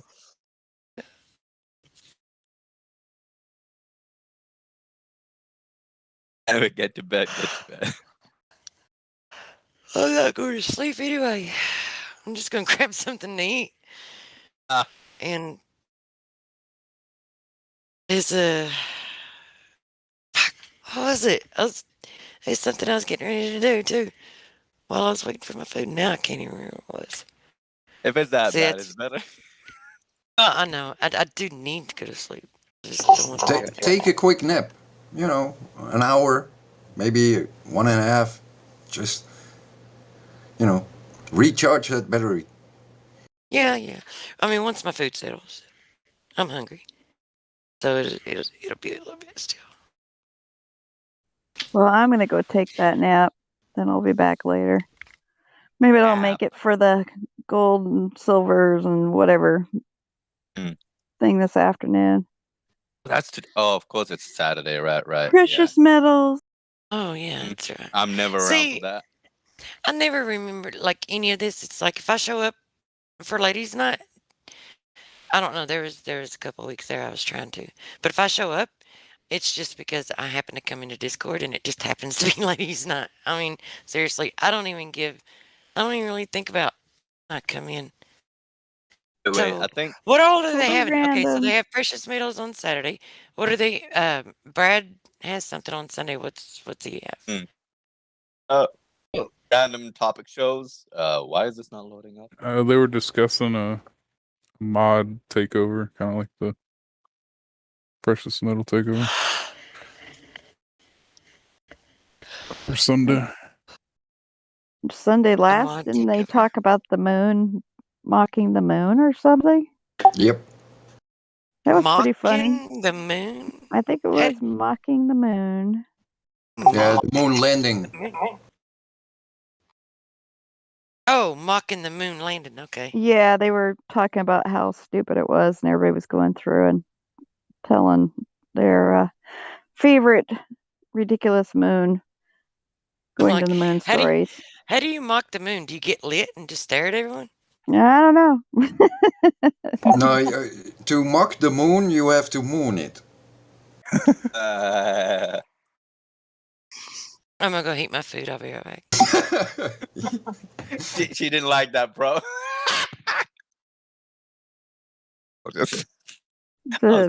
Interesting mental picture. No, it didn't. It didn't bother me. One way or another. I just can't. I can't go to sleep until my food is settled, and my food can't settle until I've eaten it, and I can't eat it until You're gonna eat and then sleep. That's very unhealthy. There's an order of operations there. Yeah. Or get your food and let food feed you.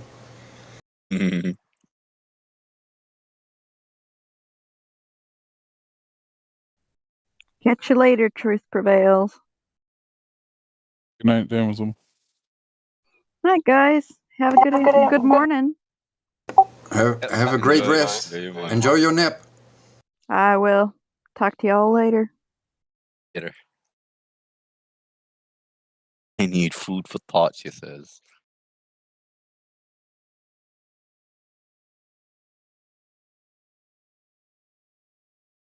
That's a lie from her. She's gonna eat the food. She's gonna fall asleep. Guaranteed. Yeah, and that's important. Mm-hmm. You need some rest, That's important. Been eating drumsticks the whole time. Forgot to mention that. Lol.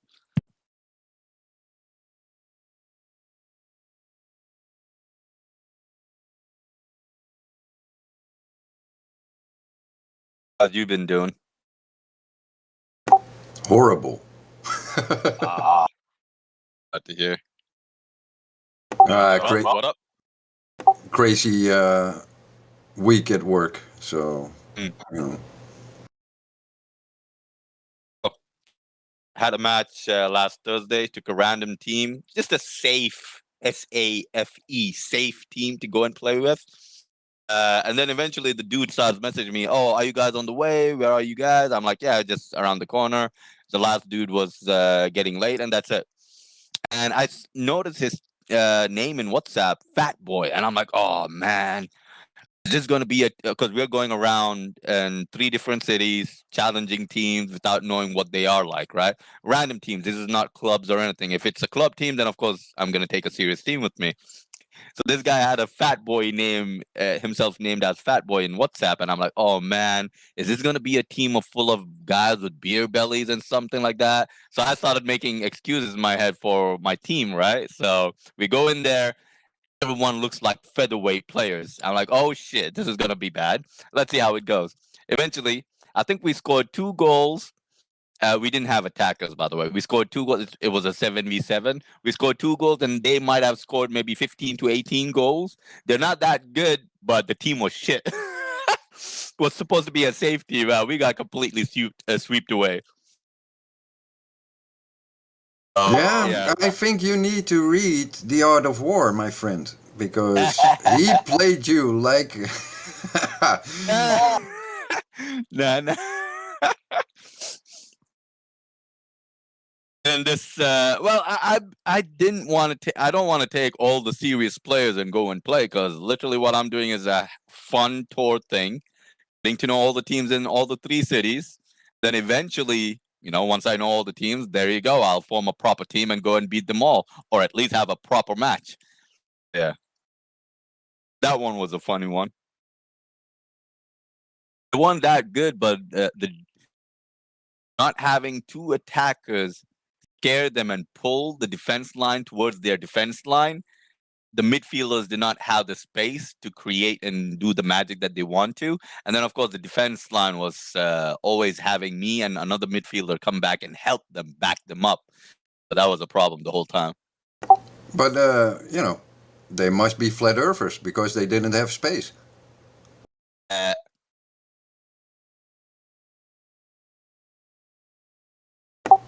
They won from you because you didn't allow them space. So they must be flat earthers. But yeah, we got like 3-4 different players all hyped up wanting to play against them again. I'm like, yeah, sure. I got 3 teams now in my head. One is the team that I want to formulate from within the group.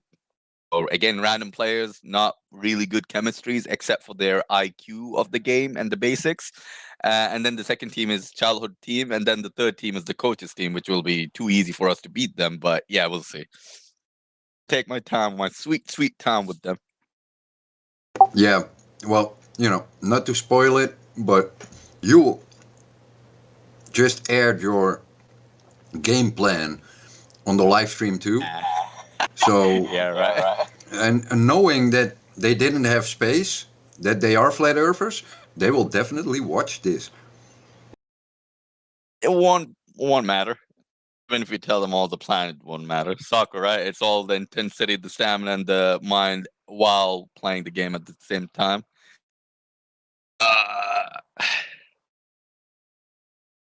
Fast pace.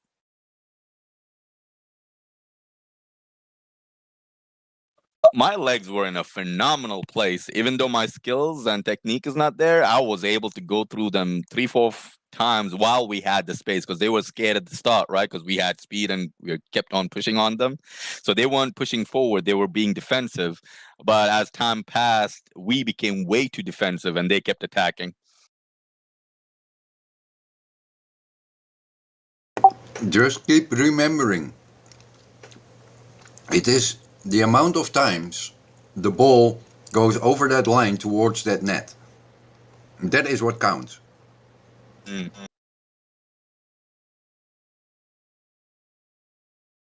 That's basically the funny story I had from my side. A funny story for you, Flat Earth stuff at work.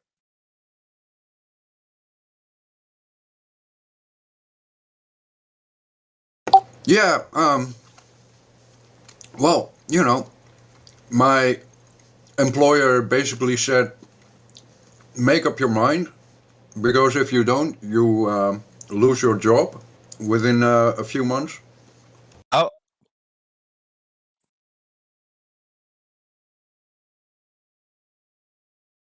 Mask and the vaccination, or what's going on?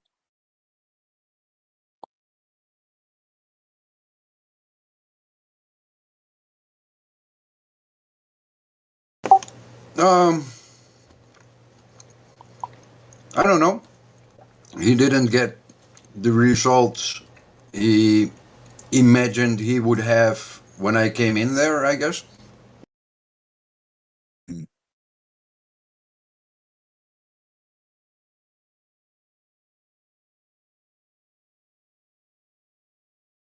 Okay.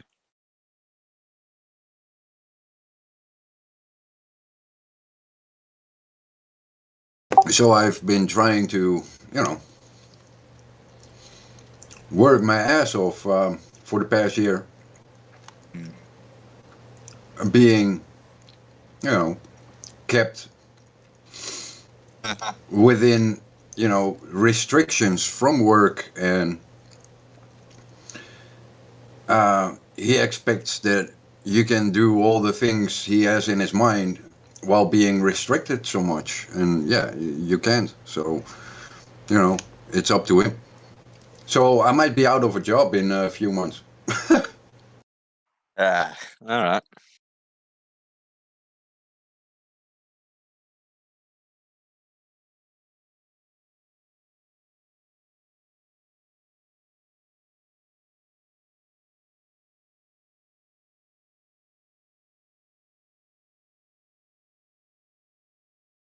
It's gonna suck. Also, the dude that was being stubborn with you with the footpath, how's he doing?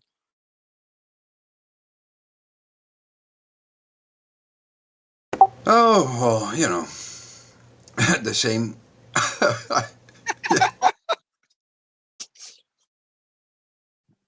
And that is kind of the problem. Like, we got, if you look at my team as a football team, I'm coaching the coach who doesn't do the coaching very well, and I'm being held responsible if I get fired for not coaching the coach. But you would know that if you're put there to coach the coach, but the coach, takes that coach position, you get nowhere. Because you got two captains on one ship. So that will not work. Especially if they're not flexible enough, not considering whoever's giving the advice as well. Yeah, and if like I at some point I try to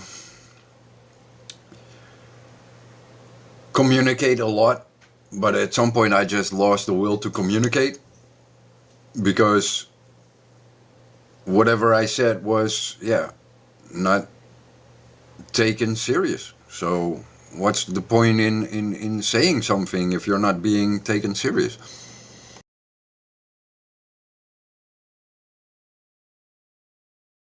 My answer would usually, as always, be never give up, right? So you know how I am. Yeah, I'm not giving up, but if they want communication, then they gotta come with the communication, because I got work to do. If they want to sit 2 hours chatting about pavements, I could have done the whole pavement in 2 hours, but they want to chat and then say, oh, hey, it's still not done. No, because you were just, sipping tea and coffee and chatting about it, and you did nothing. And they don't like me being that mirror. they don't want to have someone that actually does the work. This is where you usually do the stuff that others do. Is you keep notes, you keep evidence that these guys are not putting the work, not putting the effort, and there you go. Yeah, and I do that, but then you get, let's say, the buddy experience on the let's say the more the level up, and it's very hard to I'm not willing to go and have a chat and arguments over something that you should just do, right? When you say to, let's say, your midfielder, well, you got to work on your stamina. You can talk 2 hours with him about it, but in those 2 hours, he could have worked on his stamina, and we're on let's say deadlines. So I'm not going to waste 2 hours talking and then have to run and make up for those 2 hours. I just want to work those 2 hours because then the work is done. But that's not how the others seem to work, because they rather sit and chat, and then when the deadline comes say, yeah, well, we didn't have enough time. No, you wasted your time talking. But it doesn't seem to work in their minds like that. And then they, point at me and tell me that I'm not communicative enough because I do the work. I don't get it. That's a funny dilemma. BRB, let me wash my hands. I'll be right back.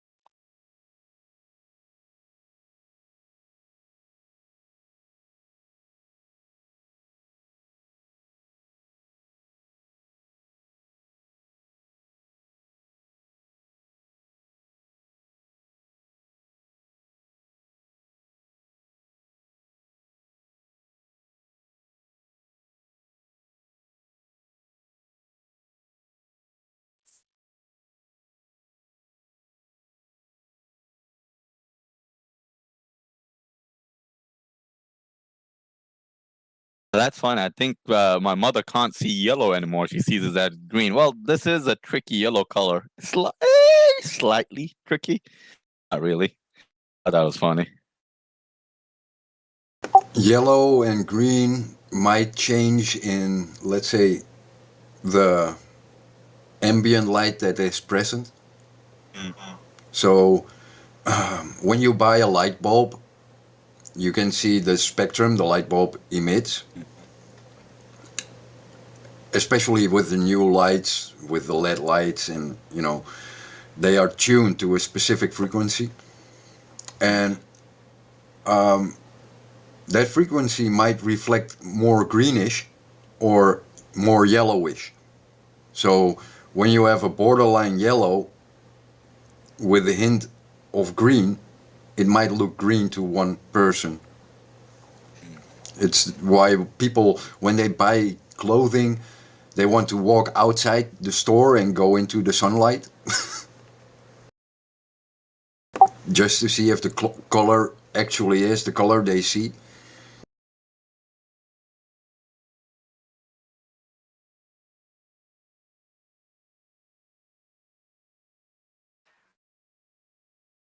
Yeah.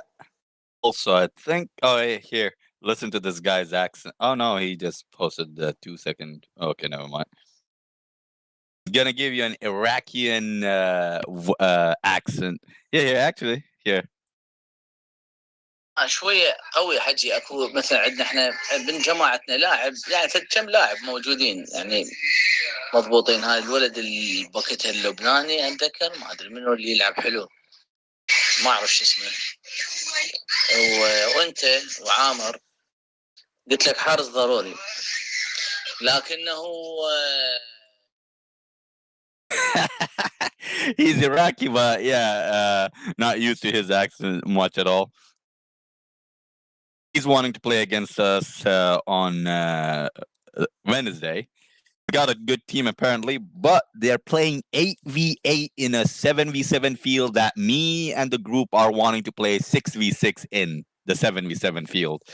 So yeah, it seems like they got a good team that knows how to play and push the ball around properly. So good position playing on. So I'm curious to see how this team is going to be. This team is going to be a relaxation match. So we'll see how it goes. Is very, very persistent with me bringing all the top players that he's seen in the group itself.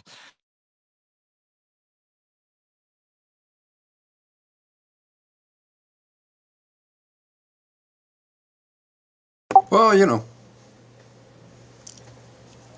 challenge yourself because 8v8, you know, gives you less space. Yes, exactly. I preferred that, and it seems like when sadly the 2 times the group have tried it was the 2 times I didn't show up, and they tried it and they're like, it's not really that cool, not fun, it's too crowded and everything. I'm like, yeah, that's the point of it. And I've been trying to slowly explain them every time we play. We need to do 8v8. We need to do a game where it's only pressure and position, meaning if you don't pressure me and Ivo are going to stand here and play 10 passes or 20 passes and we score a goal.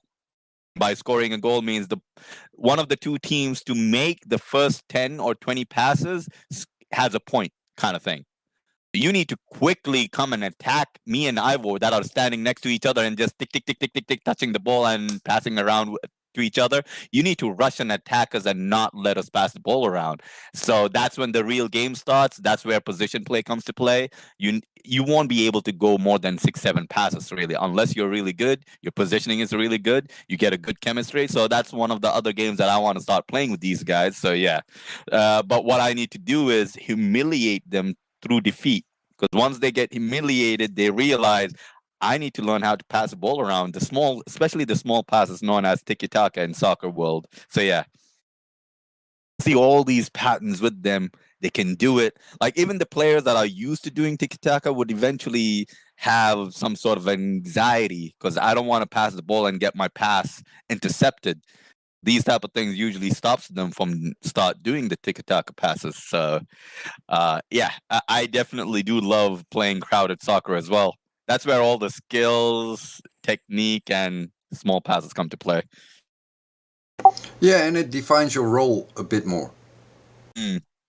Positioning, like you were talking earlier about midfield and everything, right? Midfielders, all you have to do, I mean, sure, midfielder definitely needs stamina. A winger needs speed and stamina, right? But in the end, it all comes to positioning. Got a guy on you, all right, fine, stay behind him, and suddenly you just 2 steps and you're in front of that guy. You receive the ball, you give back the ball. Simple. That momentum, that movement that just happened fucks up the whole positioning of the enemy team. This is something people usually don't realize when they're not in a average mentality of how to understand soccer is the basics, the actual basics. So yeah. Yeah, you know, I don't know how to explain this, but when you're playing on a field in let's say a structured setting with, let's say, you got 3 defenders, 2 midfielders, and 2 attackers, you they have to move in unison, as in you make the field smaller for the opposition, and when they push the field towards you, in which your field becomes smaller. But everyone got to move, and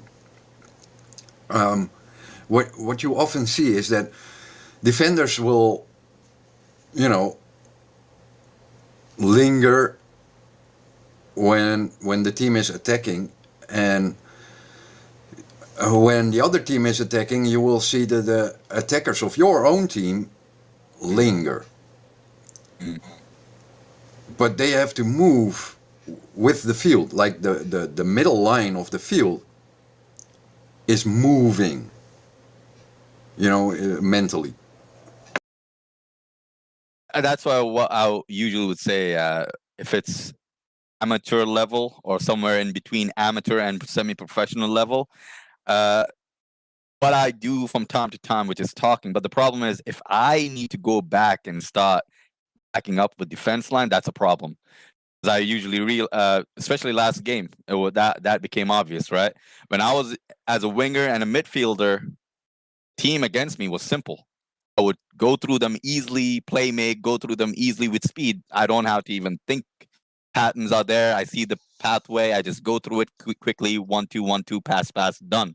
But the moment I started going in the back line and start helping with defense, that's when I take like a breather and everything. And my breather time is when the midfielders are active and have the ball. And now these 2 midfielders are struggling because one of them is slow, the other one is someone who's more strategic, and he's looking for a player to always 1-2 and then position himself and then play a proper game. He can't do it from the first touch because both of them lack speed.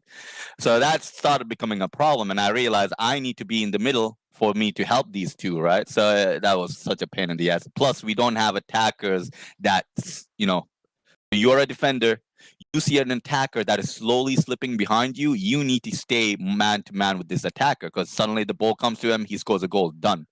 So that wasn't happening. So we didn't have attackers pulling their defense line behind or at least away from the middle. So now their middle was crowded. And that's why these 2 were struggling a lot. And me having to go back and defense, and then our defense became heavier and we started defending too much. Yeah, it was game over from there. Especially with the 2 defenders, they were kind of blind. And me playing as the sweeper was a good thing, but then I had to switch the players, right? So I went out, the player came in, he went into the middle, and the player in the right wing came to the sweeper's position. So that was basically GG as well. Sweeper was fun, actually. Being the last player, last defender, that was actually cool. So much I was able to control them more and coach them more from that position.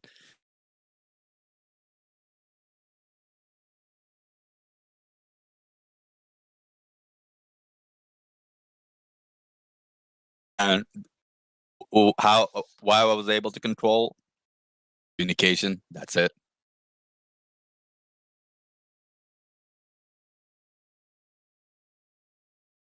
Yeah, but you know, communication is a hard thing to do. For a lot of people, yeah. Yeah, but if you got a team that can communicate and respond, you know, communication is one thing, but you got to respond to the communication.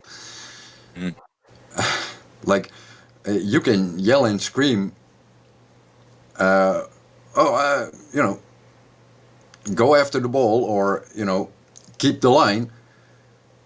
But if they don't know the line they have to keep, you know, yeah, they might see a different line than you.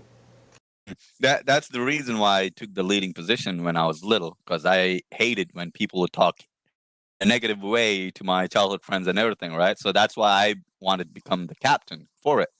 When I finally did it, I know how to talk to each and every individual that I see, because some people that they can't take certain words when you say it to them, how you bring it to them, the frequency that you use with them, they can't take it till they realize this is a positive, caring, cool, happy go dude that is telling me to do these type of things, and I understand his experience, and they will go with it, right?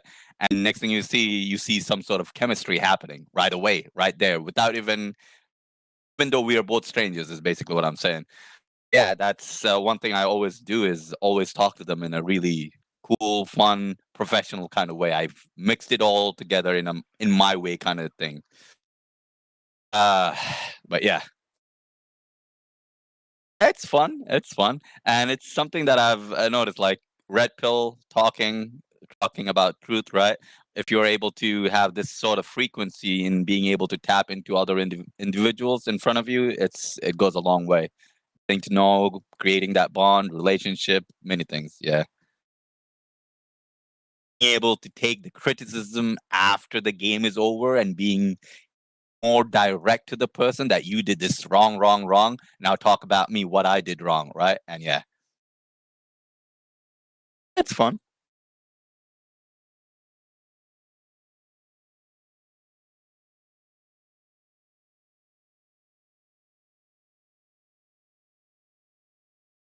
I don't know. I don't know if, wrong is the right word in any case, because most of the times when you do something wrong, you get a learning experience. And that's a good thing. Definitely.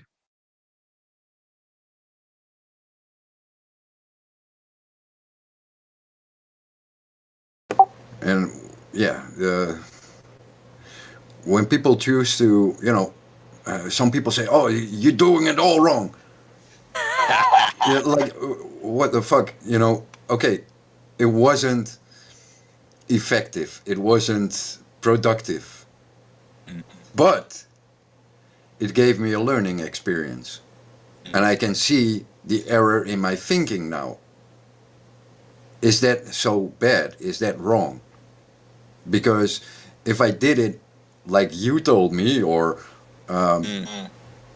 then I would still not understand my own thinking.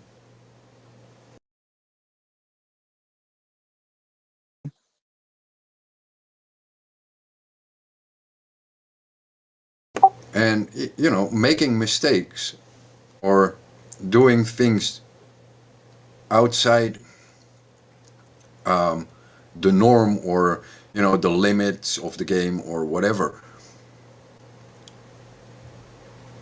is not wrong. No one is dying, right? You lose a game, so what? Yeah, you learned something if you take it well. So how can that be wrong? It just created a result that you could learn from. So, and as long as there is no harm done, why would you label it horrifically wrong?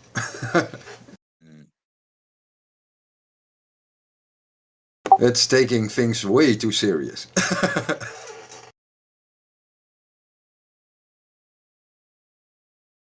Well, I have two players, good defenders, right? But the problem with them is some of the basics are lacking, right? What they will do is, from time to time, when the pressure is high, I'm attacking you, right? I attack you just before I reach you. I pass the ball to the player to my right, and immediately I will reposition myself to a position where you'll be forced to switch and put yourself in a place where you could see me at an angle while keeping the eyes at the ball. But what ends up happening is that player, since he thinks he's like the last two defender, puts himself to a position where he goes behind the ball. Once he does that, he leaves the player you basically left me. Now I am completely free. I could move anywhere I want. And now when I get the ball, I got all the room, all the space to do whatever I want. And that's it. Game over kind of thing. So this is a thing that's happening with two defenders that I have. Good heart, amazing mentality, but from time to time they get carried away with these little basics. Okay, I'll give you.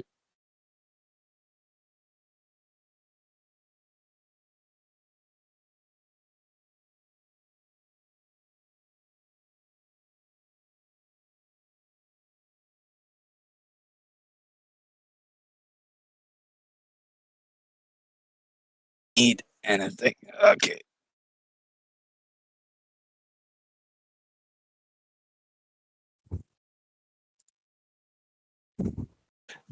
Tonight's game is basically going to be a selfish game. I've those 3-4 players in my team. We're going to go against a really strong team. I said, so keep in mind, you're going to go through a lot of mental pressure. Pressure from the other team is going to be stronger. And these are 4 players that are used to playing against together, and they are really good at midfield and attacking at the same time. They move together, then move together forward. They come back to the middle again. So I'm curious to see how it will go. So I have a good midfielder, and instead of playing wing and everything, I'll be playing attack. So consistent shots at their goal is what I'm gonna do.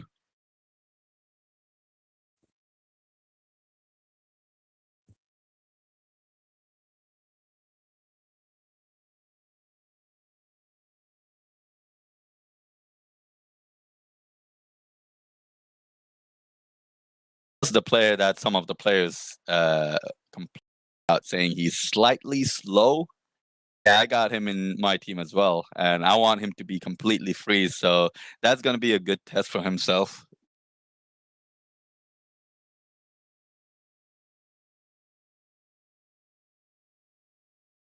All right, well, depends on what slow is.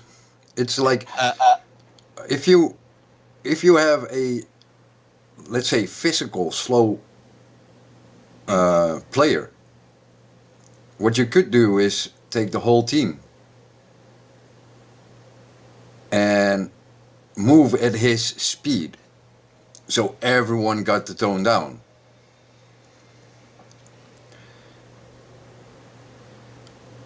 If you can still do, quick passes or quick,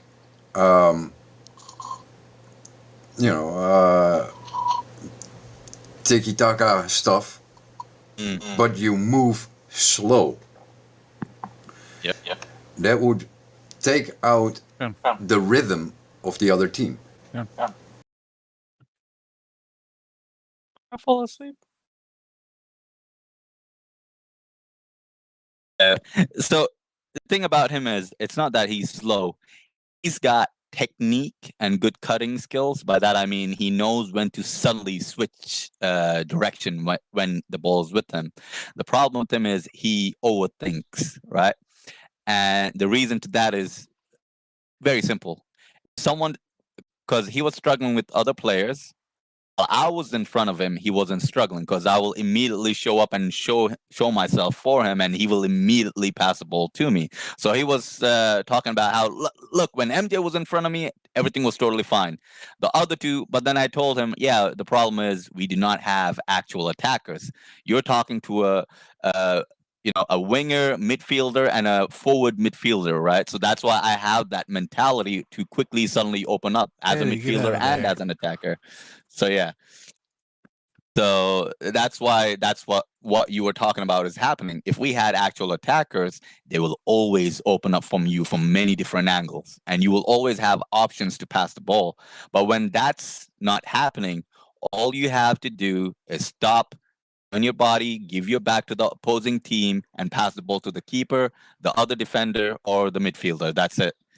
And that's where most of the Arabs have a problem with, is Arabs always think like Real Madrid. Every attack needs to be a fucking counter attack. And this is the problem we have.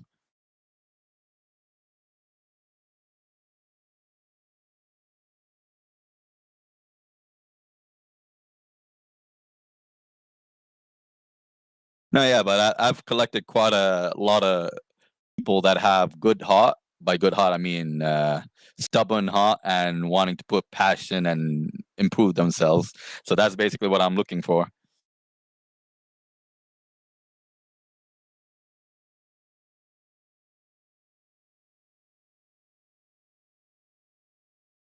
And I think I'm coming to a point where I need to take them with my coach quite often.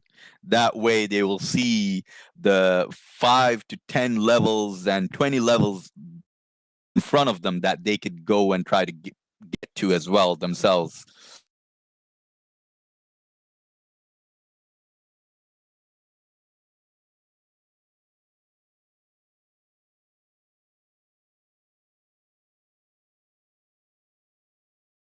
I think the key would be to understand that the ball needs to go towards the net. Yeah. And that you got to do it together. Mm-hmm. And it doesn't matter how you do it together, but you got to do it together.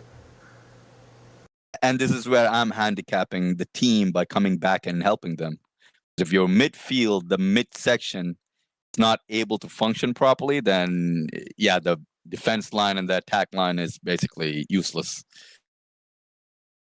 Yeah, but attackers want to attack, but they should also remember that they are the defenders of the other defending team. Like, if a defender has the ball on the other team, the attacker is the one who should be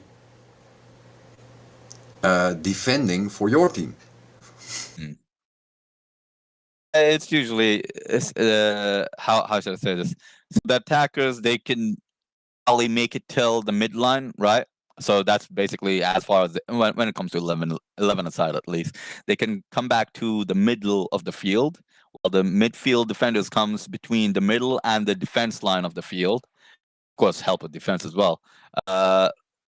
That's where we're having a problem, right? Is because the team, when it's 7v7, it's literally all 7 players needs to move together.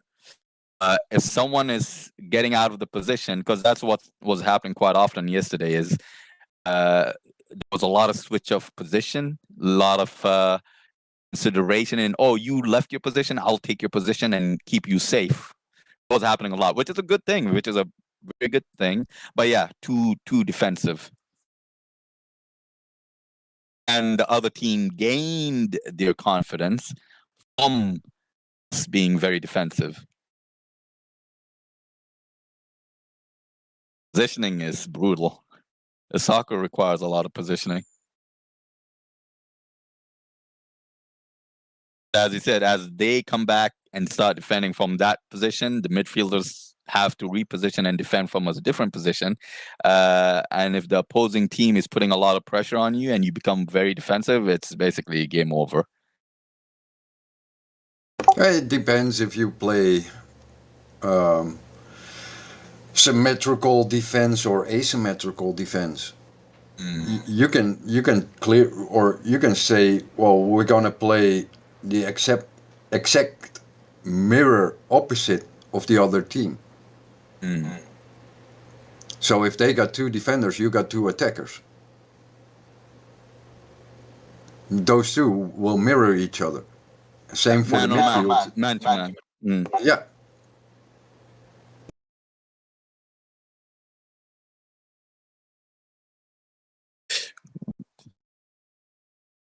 And if you section up the playing field into, let's say, oh, this is the area for the attackers, this is the area for the midfield, this is the area for the defenders.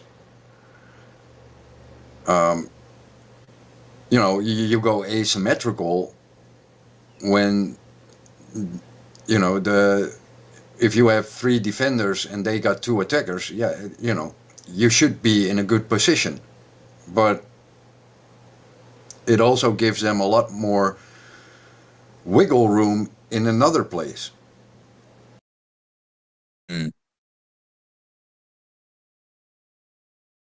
Tonight, I'll finally be able to test these guys properly. So we got 2 good teams. Okay. Actually, two really good teams. All attacker. We got attackers. We got midfielders. We got defenders as well. You basically you should have all rounders, especially in a small court. Yeah. See, at this level, it's actually funny. You find a lot of defenders and a lot of midfielders, and then few attackers and very few. Well, goalkeepers a problem. But yeah.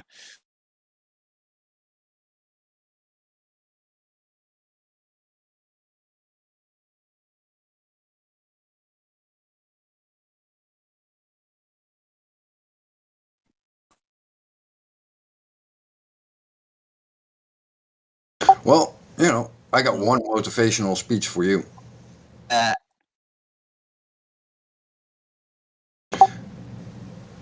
The team you're playing against are Globers. Are you gonna win from Globers? Or are you gonna lose to Globers? I'm gonna be ruining my legs tonight.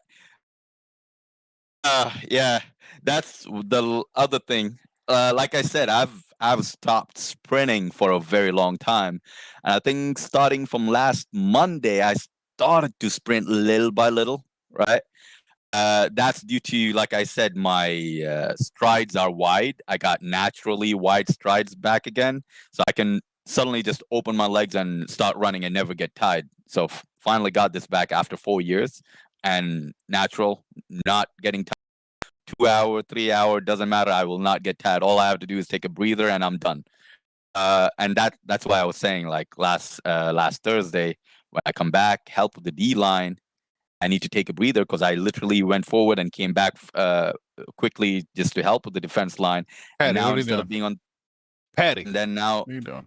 Now instead of being in attack and help the midfield, I'm taking a breather. That affects the team because you don't have a proper attack formation going on. But yeah, so starting last Monday, I started to add more sprint.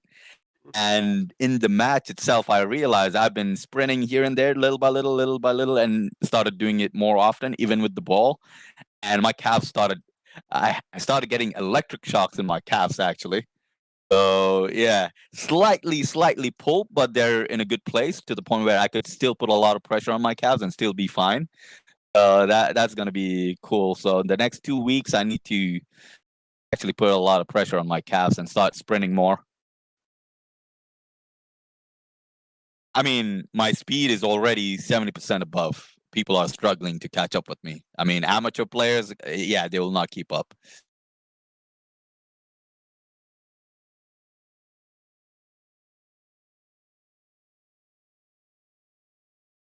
And amateur muscular players, after the 30th minute, yeah, they cannot keep up with me at all.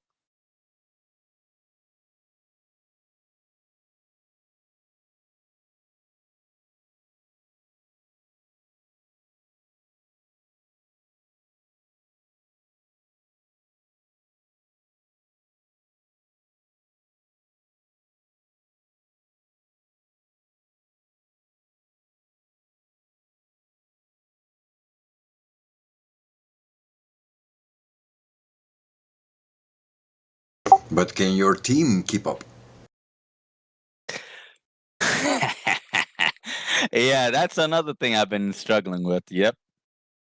So I have this. All right. The counterattack, right, where it actually matters is, see, when the opposing team attacks you and the ball goes out, that there is the time for you to quickly put the ball on the field and quickly take advantage of them not being in position. This is something that will happen in every level.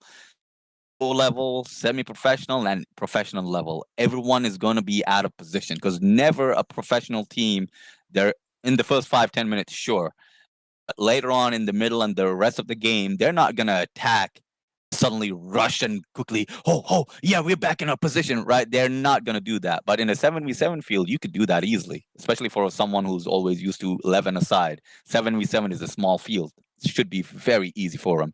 But yeah, that's not going to happen. So that's where you take advantage of that situation. The ball quickly on the field and quickly pass to the wingers who are fast, and then boom, counterattack right away.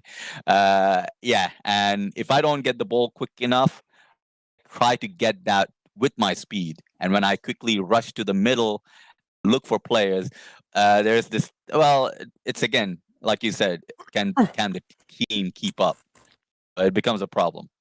What will happen is, since they're out of breath or so on, and I'm attacking very quickly, they can't position themselves in a good place because they didn't go forward enough. So they need to go behind a player now, and I quickly pass a strong, straightforward pass to them, and boom, you're in front of the keeper. And that usually never happens because they can't position themselves with the speed. But oh well, the field is small, so it's not easy for them to reposition themselves. That comes down to your quality players, right? If you have a good attacker, he would have already positioned himself way before you even got the ball. Keep up. And that's a good way, right? This is something I usually do, is if I see a player that is not confident, I'll keep passing the ball to him till he gains that confidence and back him up. That's fun and good.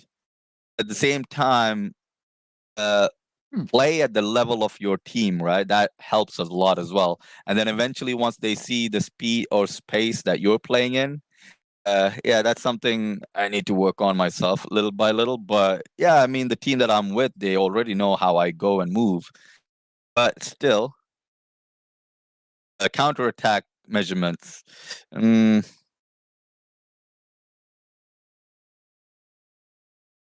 I've made mental notes in my head already about 2 things that I want to do. I'll have to make this also another thing.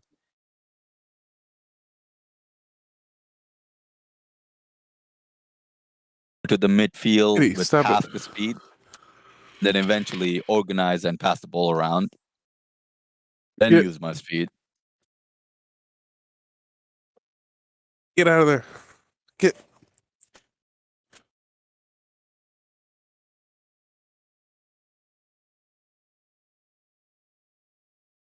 Spiral, are you having pet problems? Either sleeping or playing a game. Oh, sorry. Yeah, my cats are. Oh, cats, right. Oh, yeah, cat talk, definitely. Yeah. Packing the cords on my computer. So, mods and above for the live stream. Oh, it's not there in the live stream right now. Okay, cool. Craig bot for recording stuff. So that was mod and above. I think Gold Plus should be able to do it, but okay.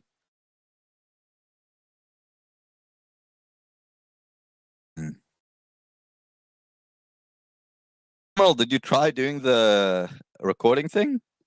Test it out? Sorry, what was it? Yeah, Spiral too. Did you guys try the Craig bot record stuff? Test it out, basically. No, I haven't yet. Okay, all right. I have no idea how to work a bot. Basically commands to try and see if it records, and if it records, what all happens.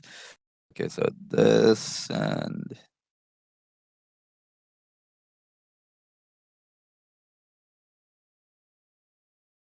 it's mod and above right now.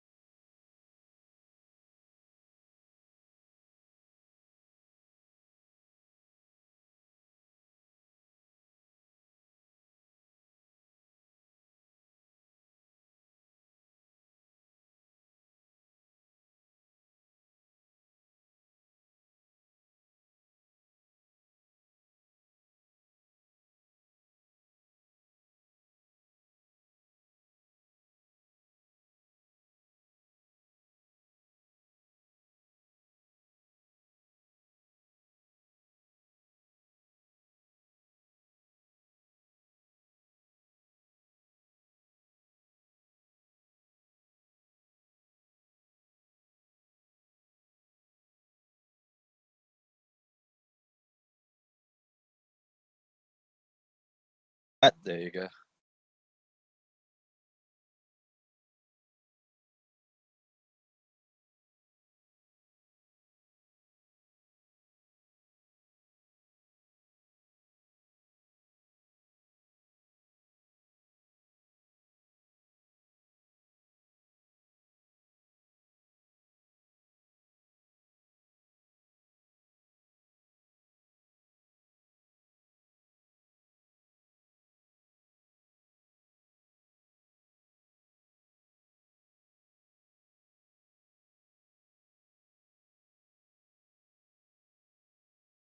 Yeah, we got pretty good 2 teams tonight.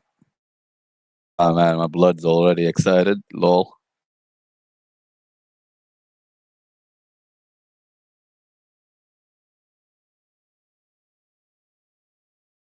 Oh, you're way too addicted to football.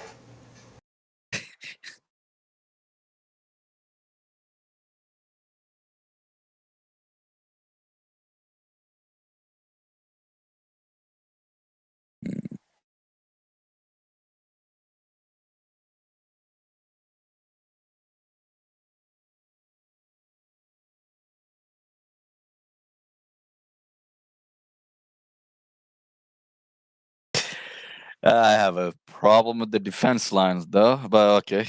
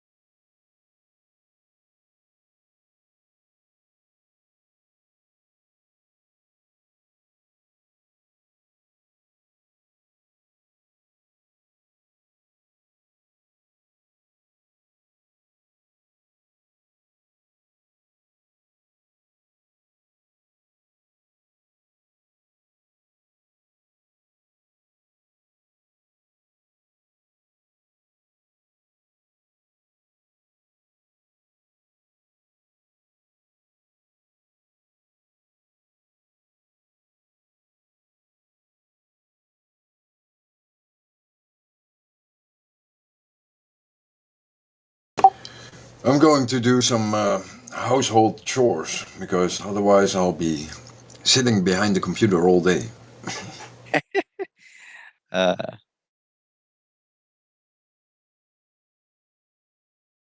I'm actually just dividing the 2 teams, and I noticed a few issues, but I think that's all good now.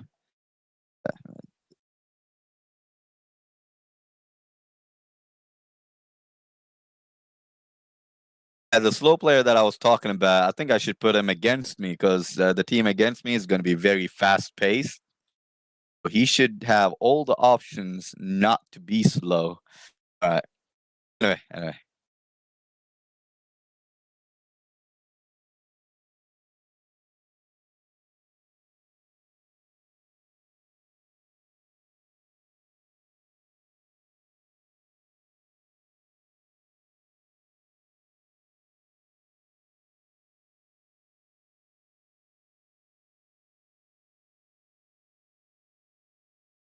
Well, if I don't speak to you before tonight, I hope you have a great game. I'm just slightly worried about my calf muscles, that's all. I'll stack up on fats and everything before I go. Yeah, maybe check your magnesium. I've taken care of that already. Massaging and everything as well. Right.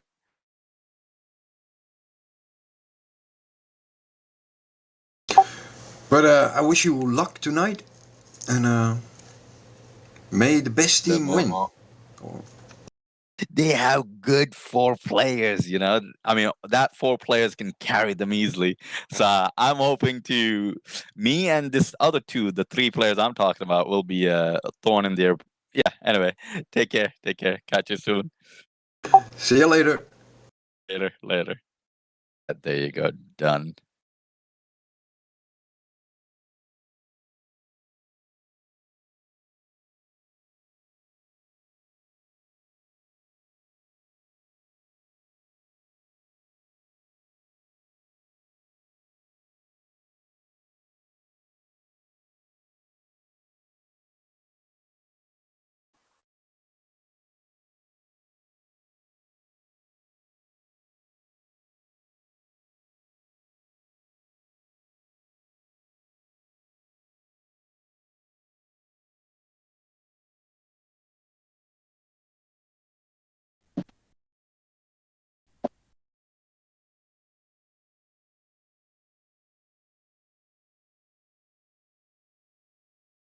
We're almost out of cigarettes.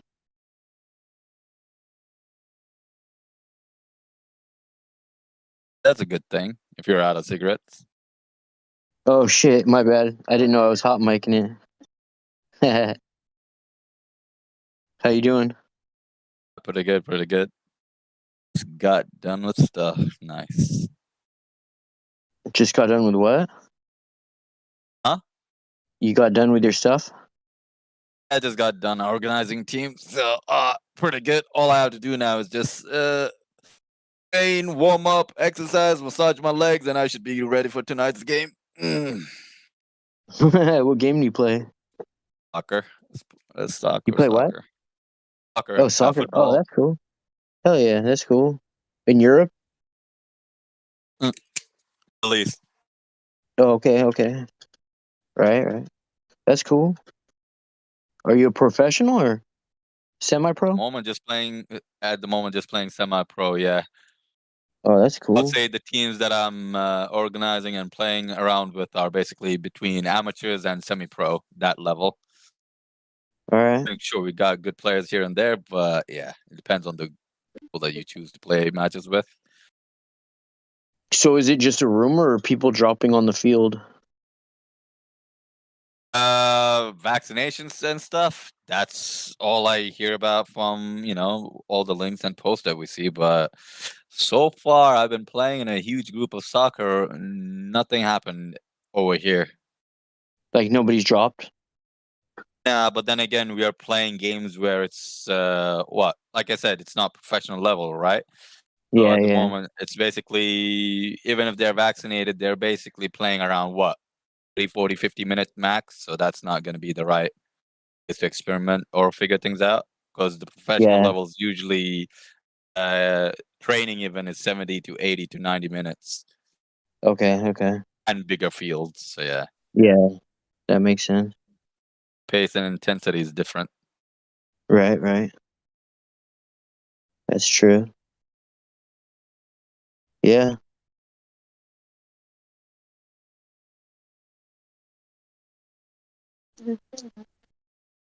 You never thought about that, huh? If you try to make sense out of it, I mean, people usually already get into heart issues and everything normally. If you have stuff like vaccines fucking up your blood circulations and cutting things up, then yeah, it makes total sense for people to fall down suddenly. Right? Yeah, it does. Oh, most are we in live definitely. stream? I don't know. Oh, yeah, we shouldn't talk about this. I just realized that we have the live stream too here. Yeah. No, I actually never brought up that exact word, but I'm not against saying it, but you know what I mean? I was just talking about people falling down, you know?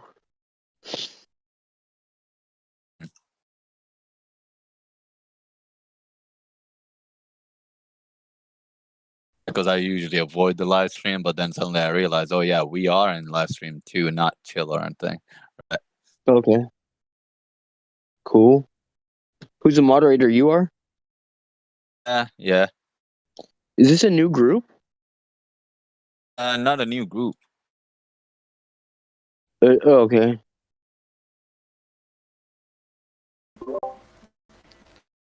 Is this actually live streamed?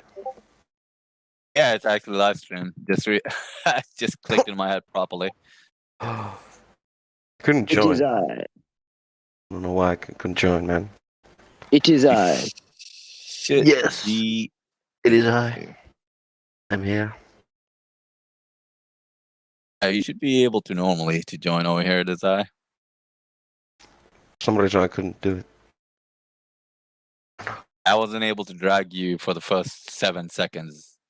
A browser Discord is annoying sometimes. I couldn't even click it, you know. Couldn't even click the live stream too. I don't know. Damsel medic. Oh, hey. Wow, that was a short nap. So you guys banned Sacrifice. Was he in here? He's still in Cogdis, I believe. He shouldn't be able to join the live streams yet. Oh. Is he complaining somewhere? I just like to have a conversation with him. Because I told you guys not to ban him, but I guess that was the camel's back. No. Well, I ended up getting a request, so I banned him for that because of the pedo Yeah, stuff and pushing and Napalm everything. asked me, like, who was that guy that threw accusation at you? And I was like, oh, it was Dragon. But his name was something different previously, but... I told him not to ban him, and he was like, oh, we actually banned him already. And I was like, oh, well, rip. Rest in peace instead. People like that need to be careful with. And I don't mind if You he can calls time out, like, dude, you could just time him out, like 24-hour timeout or something. You could have just done that. At the moment, he's just in Cogdis, that's all. It's all good. Elijah, I got something for you that you need to watch right now, and it's only for 2 minutes. Me? Elijah. Oh, okay.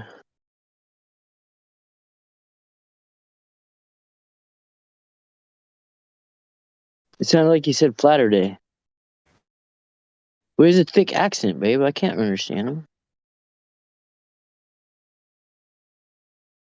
Got something for Elijah, and he needs to watch it right now. No way over there was there a flatter day. Not even close, huh? That's what my girl said too. She goes, it didn't even sound anything like that.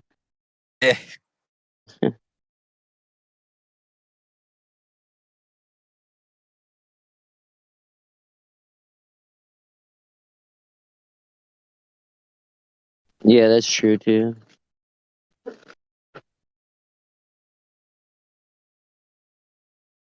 That is true.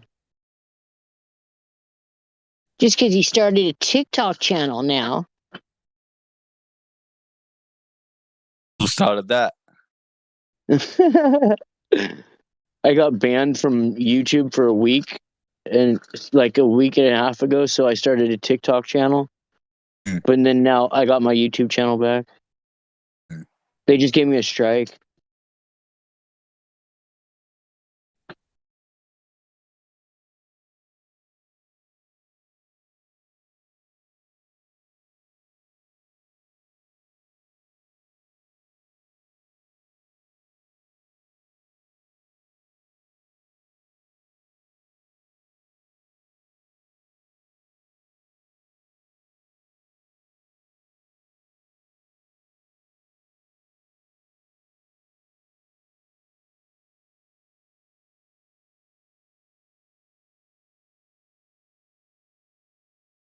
Are you on YouTube right now?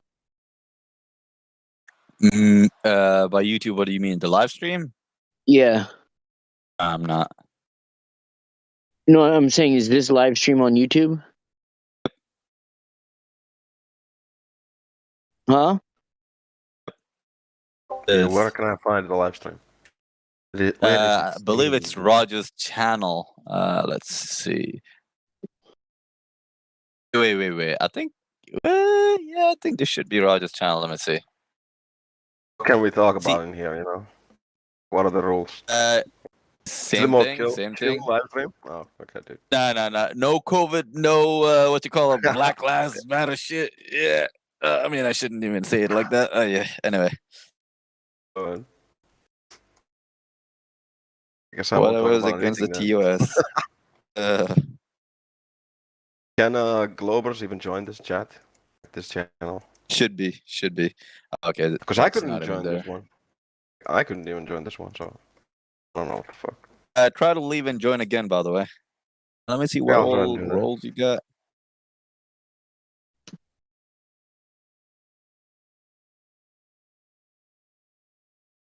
He might have to restart his whole Discord though.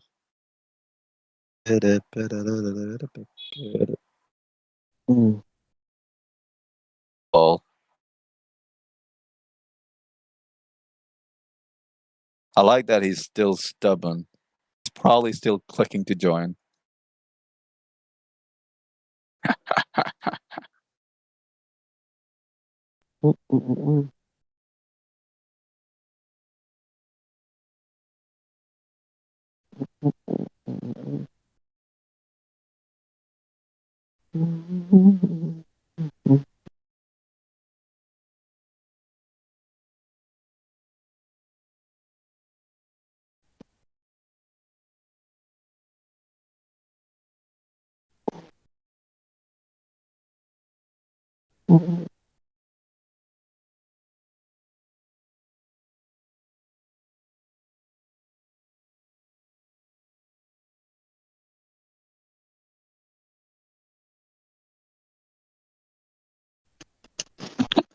Are you taking any song requests?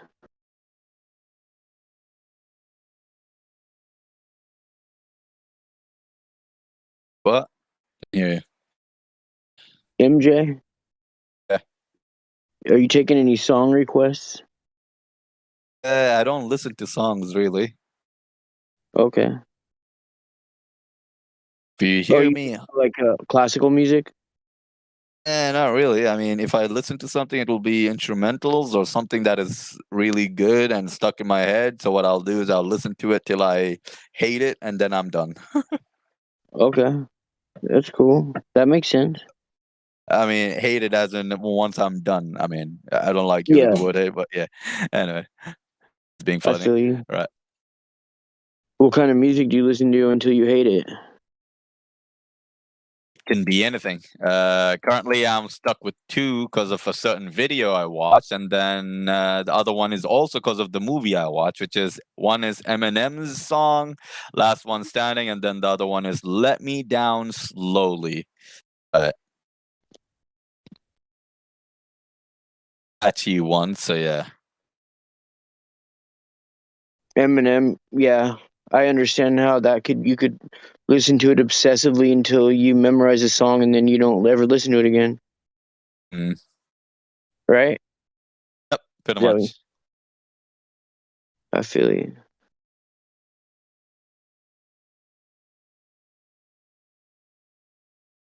I never listened to them on 100% volume, 70, 50, 30, 40. I will listen to them actually 2 out of 100. Sensitive ears, bro. Right. Well, thanks for doing that, MJ. I still can't join for some reason. It's the Yeah. only channel I can't join. I don't know why. Okay, cool.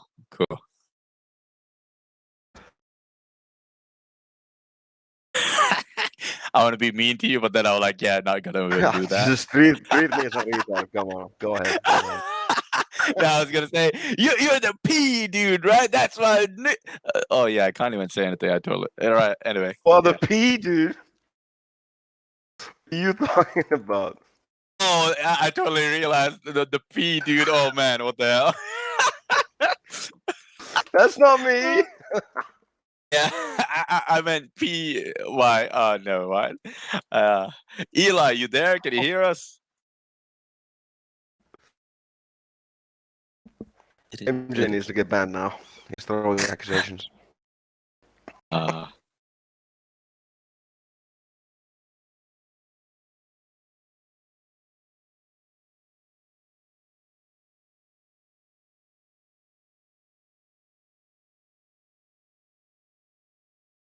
Actually, maybe I shouldn't give him that. That way he'll master it and it'll become a problem.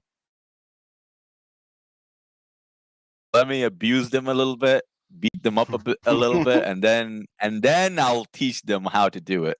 So you take away one of my roles, the space crabs which role. one? I don't even understand what the fuck what is that? Like what? Why do I Lobby have that? thing. I'll take off the wanker one as well. Oh, you can keep the wanker. You can keep that. But your Take that as a rolls badge look really good badge of now. honor. Oh, Jesus. All right. You're the one who gave it to me. Remember? Oh, you asked for it, right? I guess.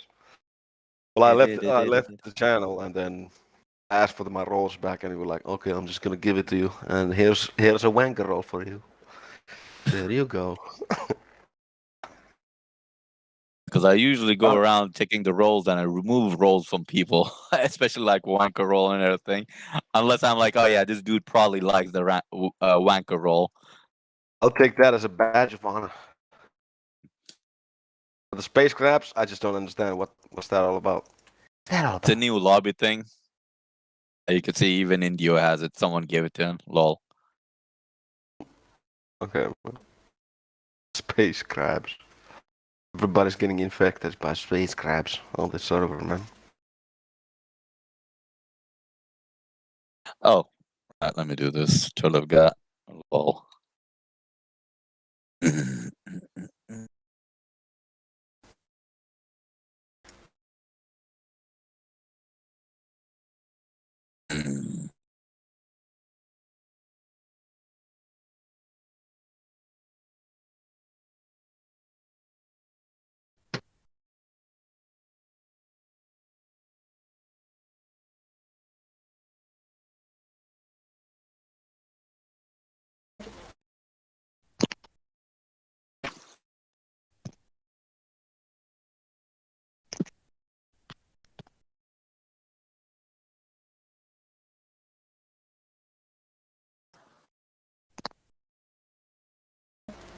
Cogdis VIP. What does that mean?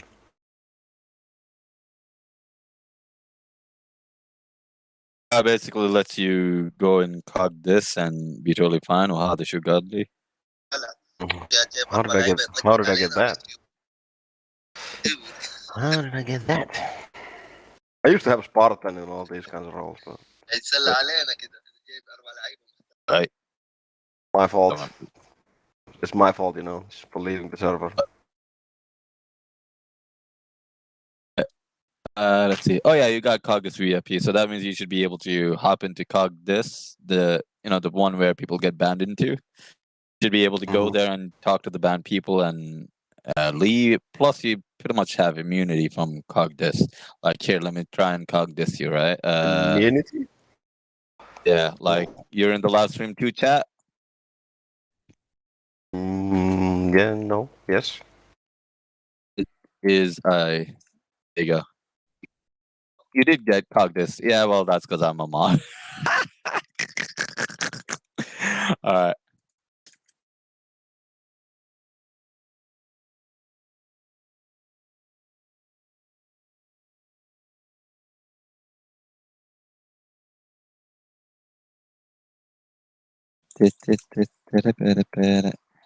Now I need to copy ID, do this.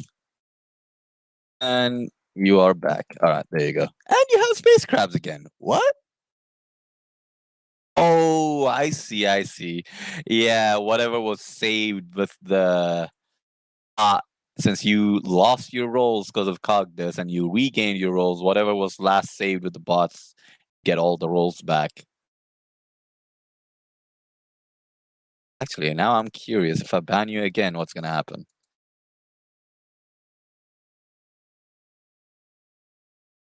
And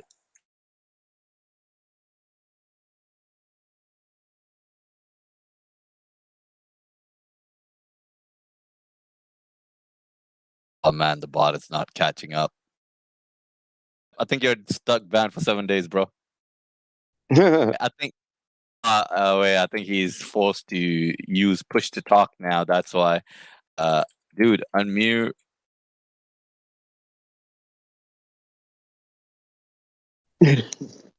Oh, done it. Oh, shit.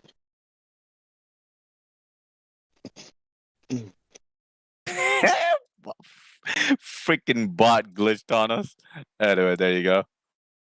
Is he back on? Yeah, I'm just manually getting him back.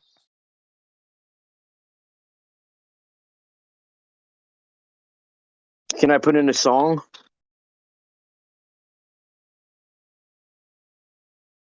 Go ahead if you want to.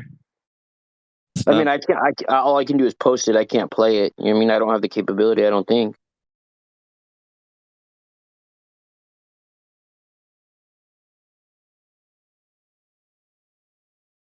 Music bot's not set up for down here. What?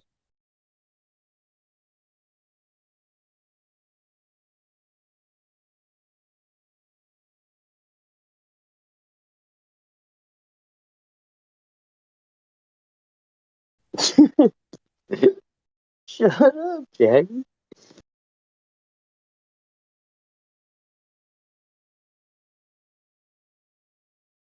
Desire, you can talk now?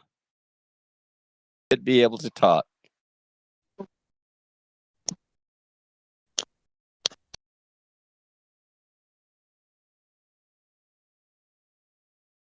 MJ, you know what it's like where everything you do or say, your girlfriend's always in the other side of the room telling you, don't say that or don't do that.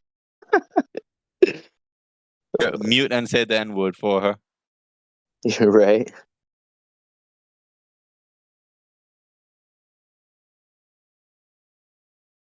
Oh, yeah, I could do it like this, right?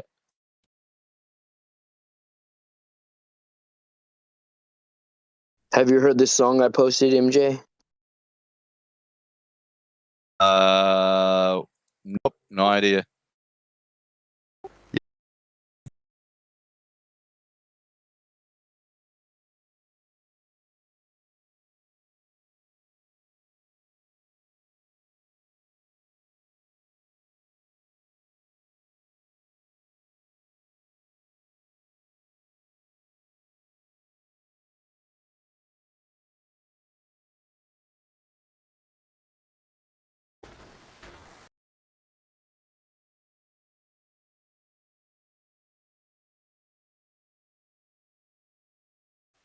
Just trying to quickly fix It Is I situation. It Is I actually. There you go. And pull him back up. Is it still push to talk?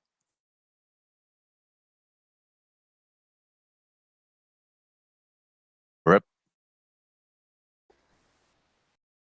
Oh, hello? It's open. All right, cool. Yeah. Welcome back. Yeah, what a timing for the bot to freaking break down on us. Rip. Holy moly, you actually fucked me, dude. You fucked me. Yes. No, I didn't. I can't stream. I can't share my screen anymore. And I have to use push to talk. Well, in the other channel, you should be able to stream and everything.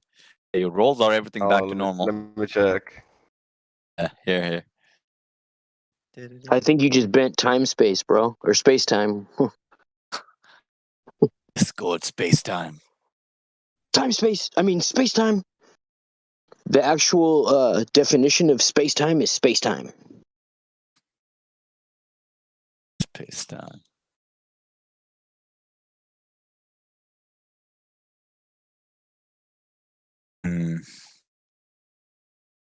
And they've been going on about some weird stuff 2 hours ago in the live stream. Lol. Oh, for real? Yeah, Was there ago. some heliocentrics in there? Basically talking about goat people, I guess. Oh, really?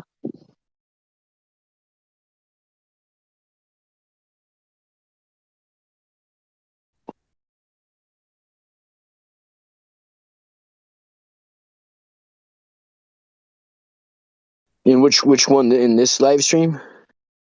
The first one, main one. Yeah.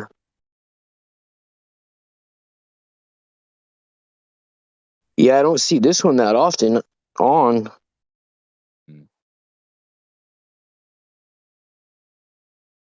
Nobody's in that one right now, though, or nobody's saying nothing over there. Well, quiet at the moment. Should probably hop up there, actually, but yeah.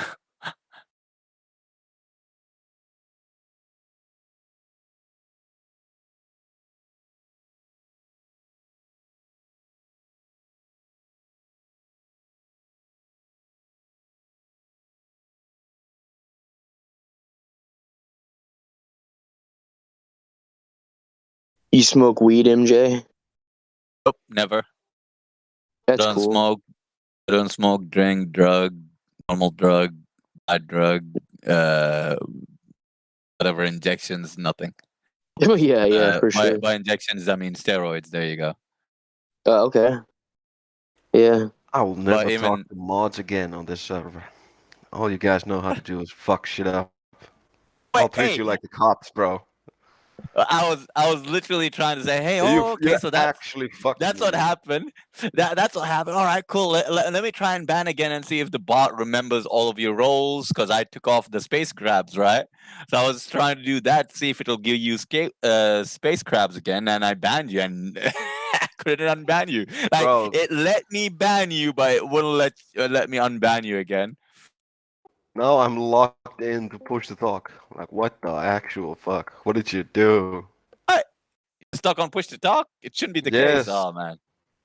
Hey, What that's kind of sorcerer is probably this? You're on let's Stephen see. Hawking mode. Yeah, what the fuck?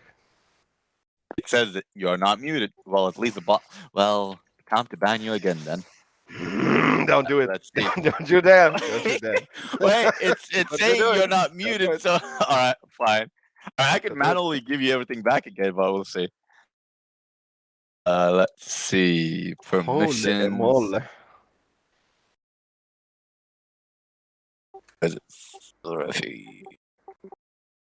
What'd you I'm do? gonna start trolling you guys.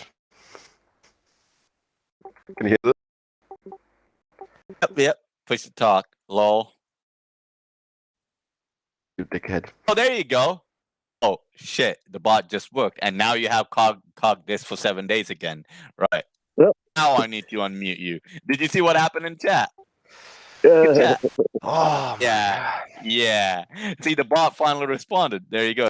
Mute now. Ah. Oh man. Never mind. I don't know what you probably treated some old lady or some old dude badly, and now you're getting karma, bro. Bro, I'm such a gentleman. Whenever I go outside, I don't treat people badly, except on Discord. I love to play with trolls. Maybe you were staring at some booty too much. There you go. It got me.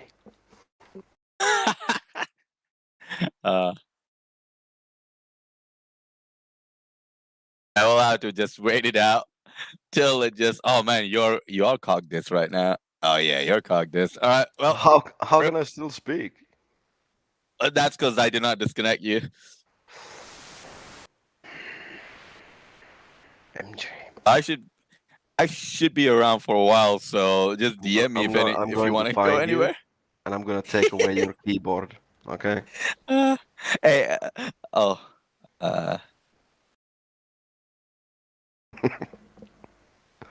Hold on. Do I have my rolls back? Nope. Oh, not yet. Oh.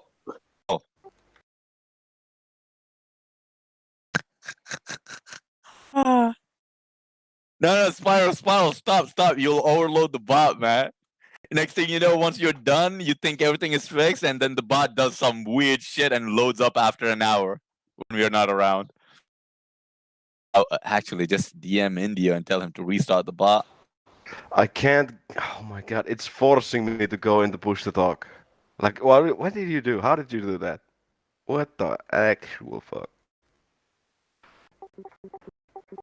I'm going to annoy you. You don't fix I this. don't get annoyed. That sounds like bot above the barrel. You won't get annoyed if I keep doing this? No? That's not even loud, bro. Oh, shit. Well, rest in pepperonis then, I guess. GG. Good game, well played. Oh, you play poker?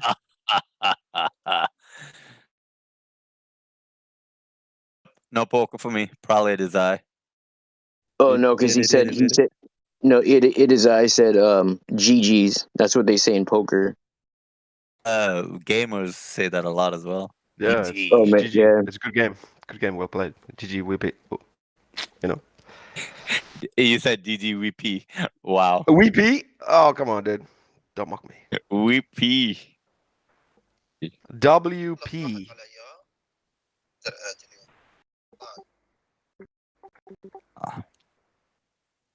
The only reason I'm talking to this dude is because he says, "Oh, I completely shut down a certain good player. He is nothing." And I'm like, "Okay, he's coming in today. He's got 4 players with him backing him up. So you want to come and challenge him?" He's like, "Oh, I can't come today to work." I'm like, "All right." That's the 3rd time he's avoiding. I said, thanks for the tutorial, man. Thanks for the tutorial. Tutorial. Yeah. Tutorial. Easy game. Easy peasy.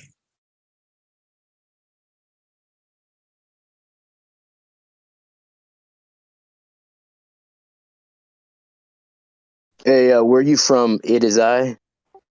I'm from Finland. Dope. I always have Dutch in the back of my head. Right. I'm smoking on a Dutch right now. Oh.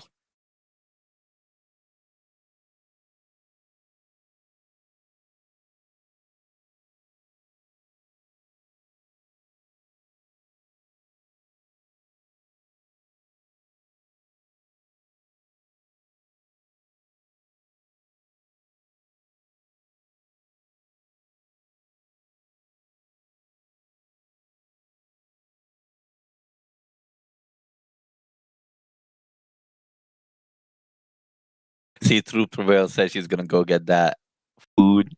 And ever since she's just ninja us. Oh, that feels good. Oof.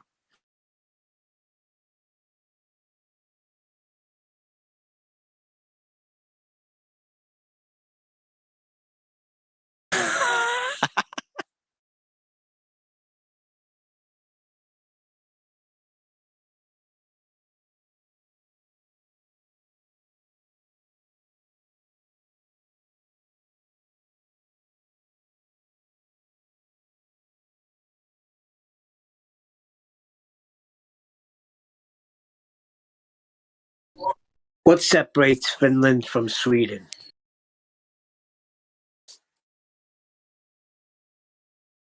You know, to stay away from women? I don't know.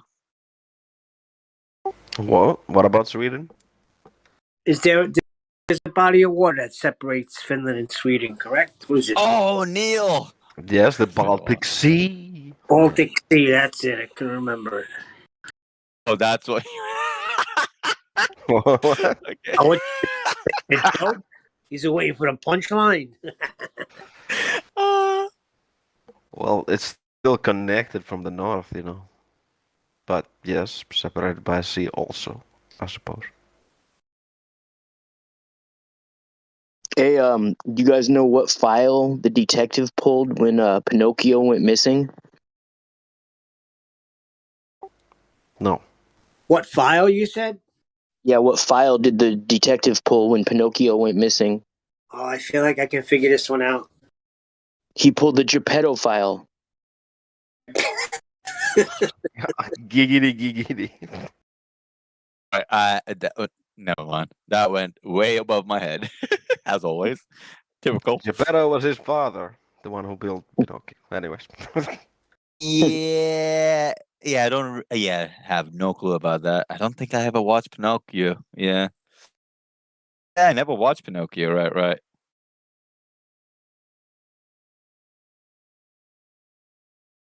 Pinocchio is where. Yeah, Pinocchio is where the little fairy dust is, right? The little thing. Hey, hold on. Leave it to Italians. They can't have a kid, so they'll build one.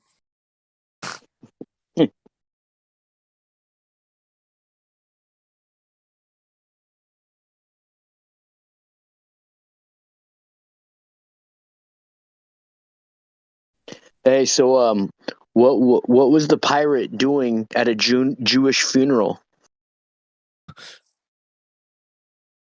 Has to do something with circumcision.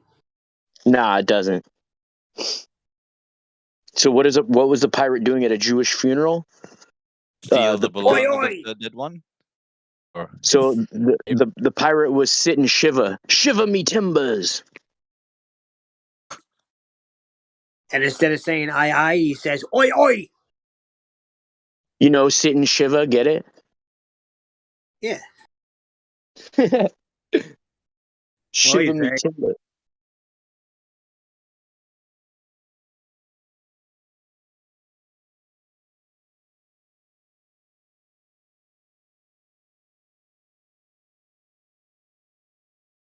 Yeah, it's been kind of boring lately, so I've been trying to come up with my own joke since I'm in the construction business. Let's hear it. I'll let you know how it comes out. I'm working on it. So this chick I met the other day, she asked me, she said, "Flat Nasty, what do you do for a living?" I said, "I breathe air and I drink water, you know. How else am I gonna stay alive?" You know what I mean? Yeah. Is that air you breathe? Is it gas pressure? Without a container. What do you think about that guy Brian Mabbitt going on these shows saying, "I don't know if there's a container"? Oh my god. You know what? They'll admit to anything except the Earth not being a globe. Like they'll be No, like, he's "Yeah." a flat earther. Here's the problem. He's a flat earther, but he sounds like an idiot. I thought you meant like a young creationist or something. No, he sounds like an idiot, and now he's even saying that there's no pressure at all. Oh my god. Yeah. Like a Spurs type thing. Spurs Chemo was on that trip. Yeah. Yeah, I don't know. I see a lot of like flat earthers channels where they're like totally trying to completely discredit the flat earth map, and it's like, why do you even keep bringing it up? Like if the flat earth map is or isn't accurate, what difference does it make? Like why are you invoking it? If you don't think it's accurate, you don't need to keep like invoking it and trying to like disprove it and talk shit about the people who have ever displayed it. You know what I mean? Well, That's how I feel. have you heard the latest that we've been discussing our flat earth debate is that even the globe model had to start with a flat earth. Well, yeah, I mean, everything flat. Yeah, absolutely. I mean, totally. You know, the globe had to start somewhere, and if the Earth has always been one shape and it hasn't changed its shape, then the globe, you know, over time, you know, they came up with that model, just like they come up with a lot of all kinds of different things. You know, I'd encourage you there's to anything new under the sun. listen. Nathan's got a show coming out at 9:00. Yeah. He had fell down a couple of times. So he hasn't had a couple of shows, but he has Brian. Brian's logic break down this how the globe started with the flat Earth. It starts at 9:00. I think it's like only a 10-minute thing, but yeah, breaks it down really good. He explains how the globe started flat, had to. Wait, say that again? The globe started flat. They started their calculations flat. Yeah. And back engineered a ball. Yeah, reverse engineer. Yeah. I could see how that's, you know, possible.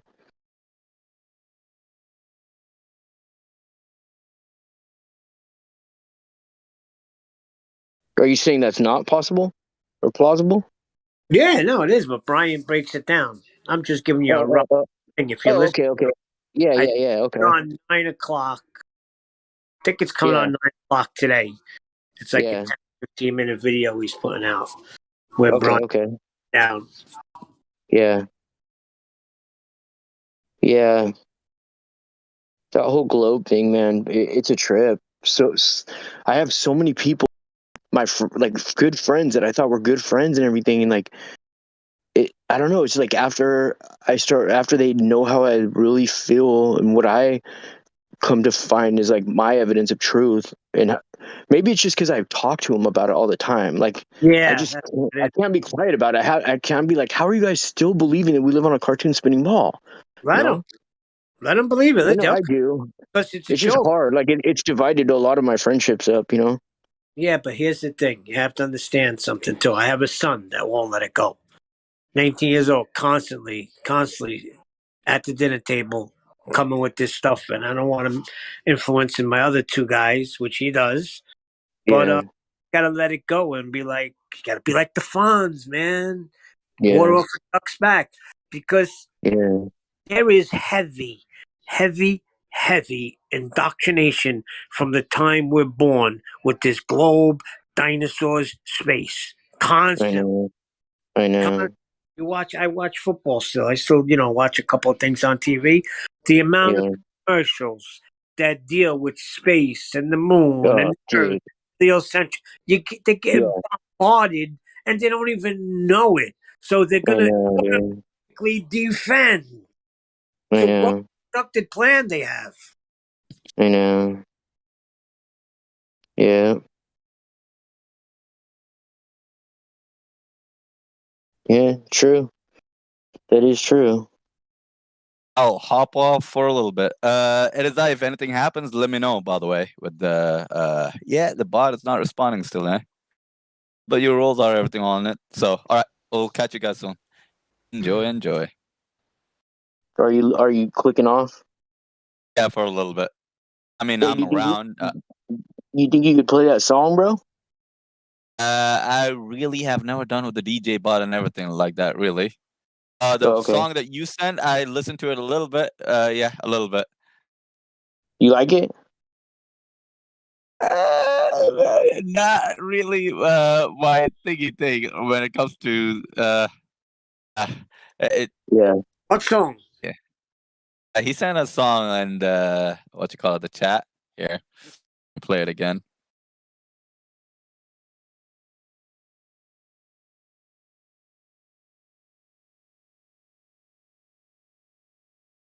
I can see you went for something slightly like Eminem as well, isn't it? Like It's from the beat of Without Me? Yeah, Without Me. Yeah. Yeah, I could hear that. Yeah. That's you could feel the fun vibe and everything, but I think I'm kind of past the rap stuff like in these scenarios now. Yeah. I mean, still into rap if the words and the lyrics are good, and you know how Eminem is. But yeah. Yeah. I've made a couple songs with Eminem beats, and then I've made probably like half the songs I've made with Eminem beats, I'd say, and then other ones with beats that aren't like famous beats, you know.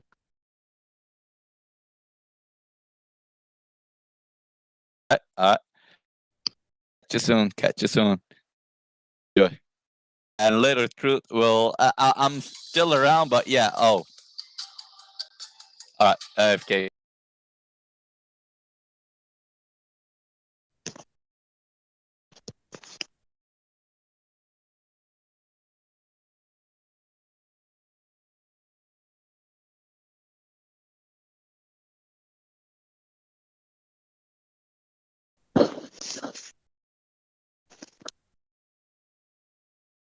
Is anybody still on this?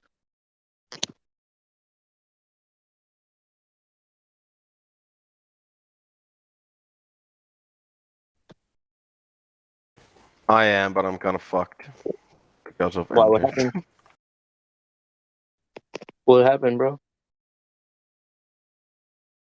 He just tested his own powers, and for some reason I logged in to push to talk. So if I'm playing a game like I am right now, so I have to actually tab out and click shift to push to talk. So rip. That sucks, bro.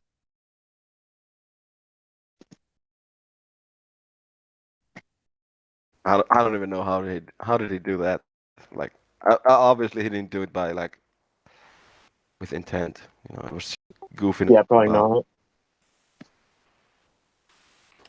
Now for some reason I'm. Are you on a computer or a phone right now? Computer, yeah. Oh, okay. It's crazy. I use my phone for like 99% of everything. I don't even ever use my MacBook Pro. I'm just barely turning it on right now. I should use it more for all the videos and stuff I make. Tell you what, if I don't get work soon, I'm just gonna start a channel. That's right, bro. I'm serious. You see these guys? There's a mob genre, whatever you want to call it. And Yeah. these guys are making money hand over fist. Yeah, they are. That is true. That is true, bro. Are you a mod on here too? Or no? I have no idea. Wait, you don't know if you're a mod? No clue. Oh. How do you find out? Oh no, I mean like, have you ever been like a moderator like on this server, like where you can bring people in or like mute people? I never tried, so I don't know. Okay. Well, I mean, you'd know probably like if you had that position or not. You know what I mean? I don't know. I used to come in a lot more. I haven't been coming in. I was just wondering. You know what I mean? No, I'm talking about mob. The mafia genre. Yeah. This thing of ours, right? This thing of ours, yes. Big Yeah. money. And I got some stories. I knew some people. I had a social club. We took action. I can just talk about that. That's right, bro. Right? Ever since I was a little kid, I've wanted to be a flat earther. Henry, you look like a flat earther. Henry, what did I tell you about wearing those flat earth clothes? Right? Ever since I can remember, I've been wanting to be a flat earther, though. You wasted 8 fucking aprons on this guy. That's actually funny. What the fuck happened? Guys, I'm gonna have to leave. This is fucked up. Can you hear me? Yeah. Jackie, come here. No, push the talk is locked in. Now I can't even tab out.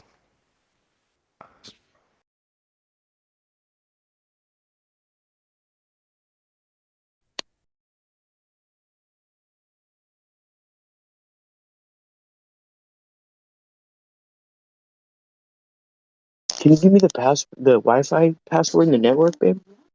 I'm sorry. I didn't know. I didn't know if you had your phone. I'm sorry. What's the password again? Oh, you fucking idiot. I thought there was something wrong. No, I'm sorry. The puppies are fine. I'm sorry. Oh shit, I'm sorry. My bad. I know. I am retarded for the most part. Okay.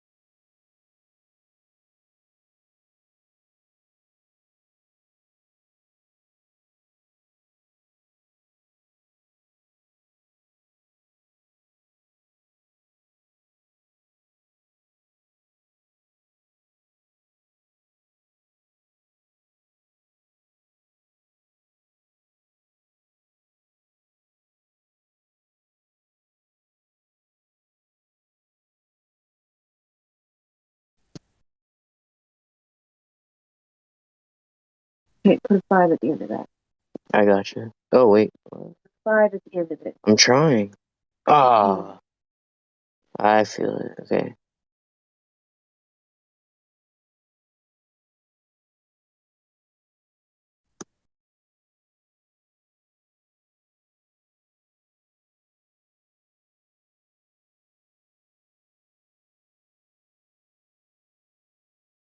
Yeah. Thank you. Because I asked the guys at Kaiser permit. I'm looking for the internet on here. It keeps wanting me to enter my Apple ID, but I don't play that shit. You know what I mean? I'll just keep hitting next time. Right, babe? Ah, there we go. Here we are. Here we are.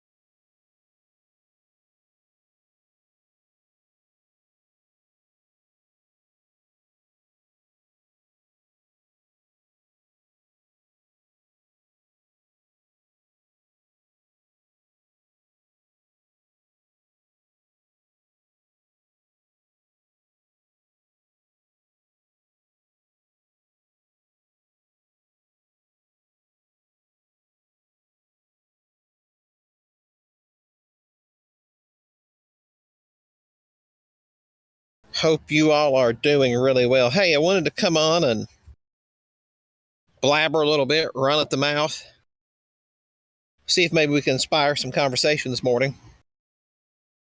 I don't have really a whole lot of good ideas, except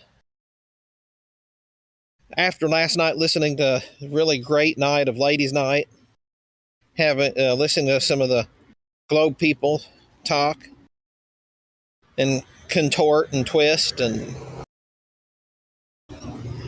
have some fun, and then like a number of them just disappeared. I'm just kind of curious, how many people out there just really don't know? They just believe in a fiction world, a fiction universe, that everything they know, they've heard, is just entirely fiction. Whether the earth is a ball, to stuff about this current, whatever you want to call it, that's going on in government or governments, or other medical related things, whether they believe in evolution.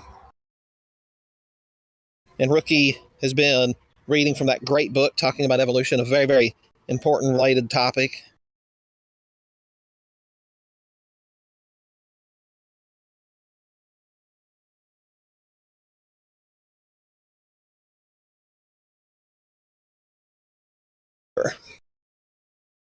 How do you really ever get through to people like that?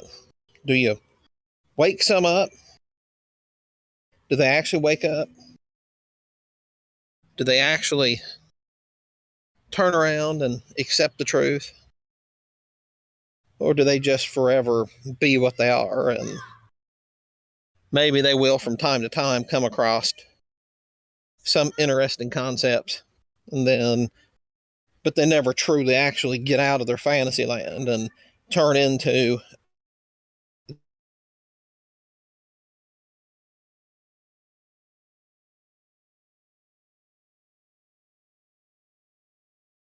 the UK. Seemed to me like a nice guy, but I think before I was around there were some issues with him, and sounded like he kind of mended his ways a little bit. Seemed very nice to me, but the thing I was telling him is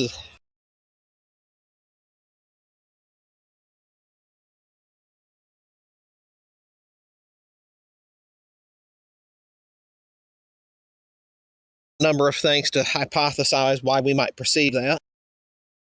And then I made a couple mathematical observations to him and said, but more importantly than us talking about it,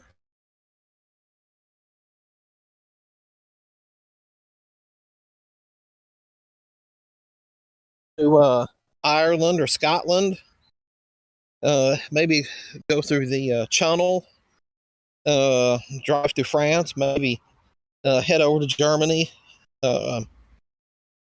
and have a good time. Go out, take a couple friends, spend a few days around doing a bunch of things, and when you get to the top of a mountain or big hill, take some pictures.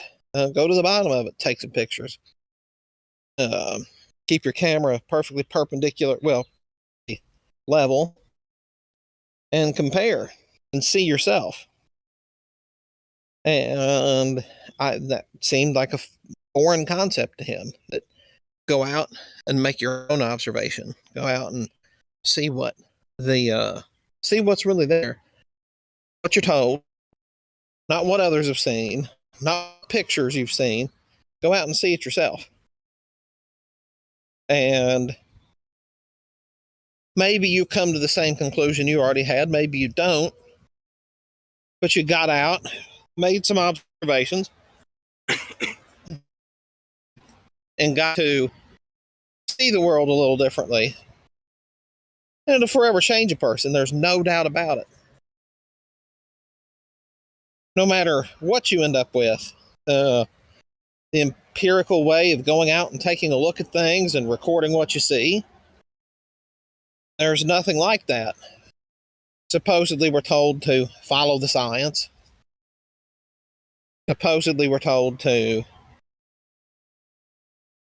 blindly go where the scientists tell us to. Well, I know where that takes us. That takes us to the money.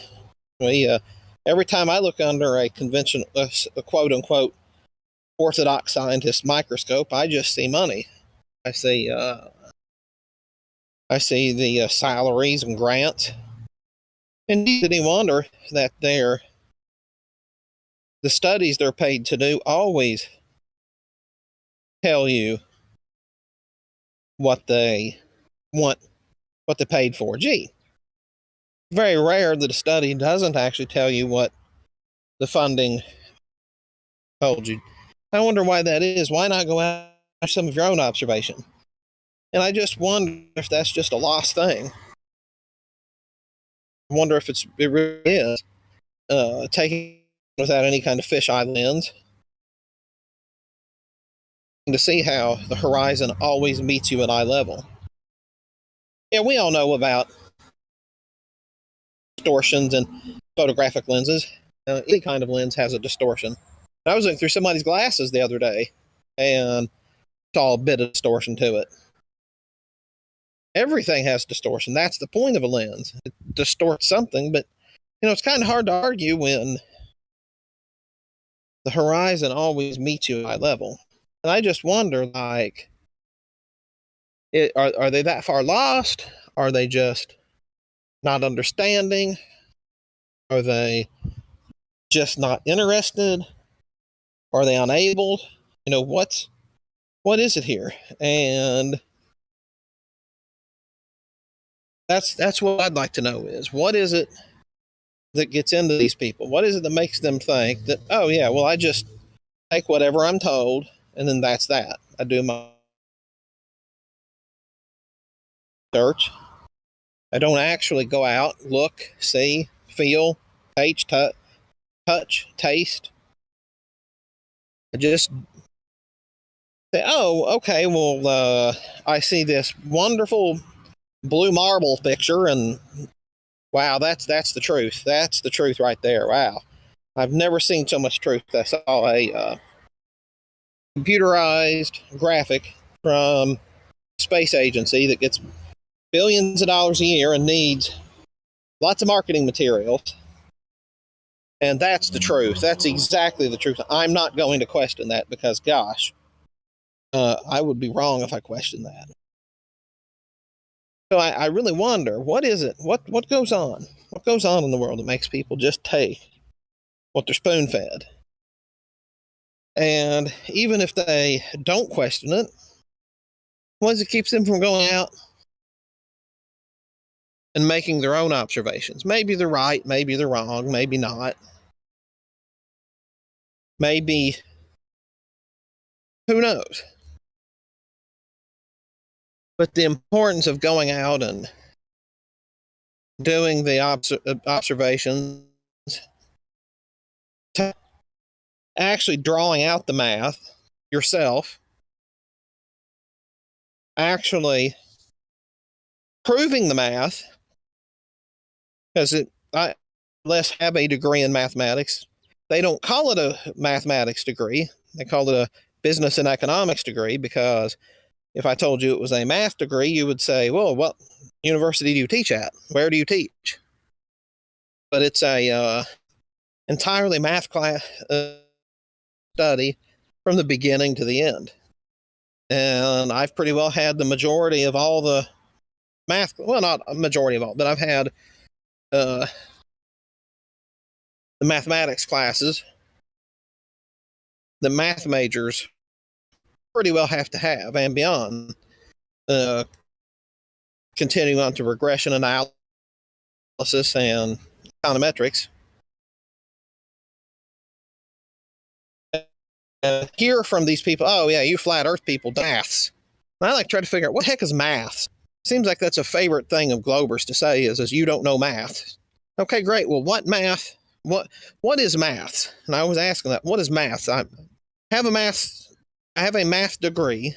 I know what mathematics, I know what math is, but what is maths? And then ask them, okay, well, what math do you think that I don't know? Tell me. And then they'll go on about some vague answer. Okay. So what's the formula for that? And then after all that, they say, oh, well, you can Google it if you want. No, that means you don't know. It means you're the one that doesn't know the mathematics. You're the one that doesn't know. I'm just thinking here, like, okay, go take some math classes. You could learn a lot in life.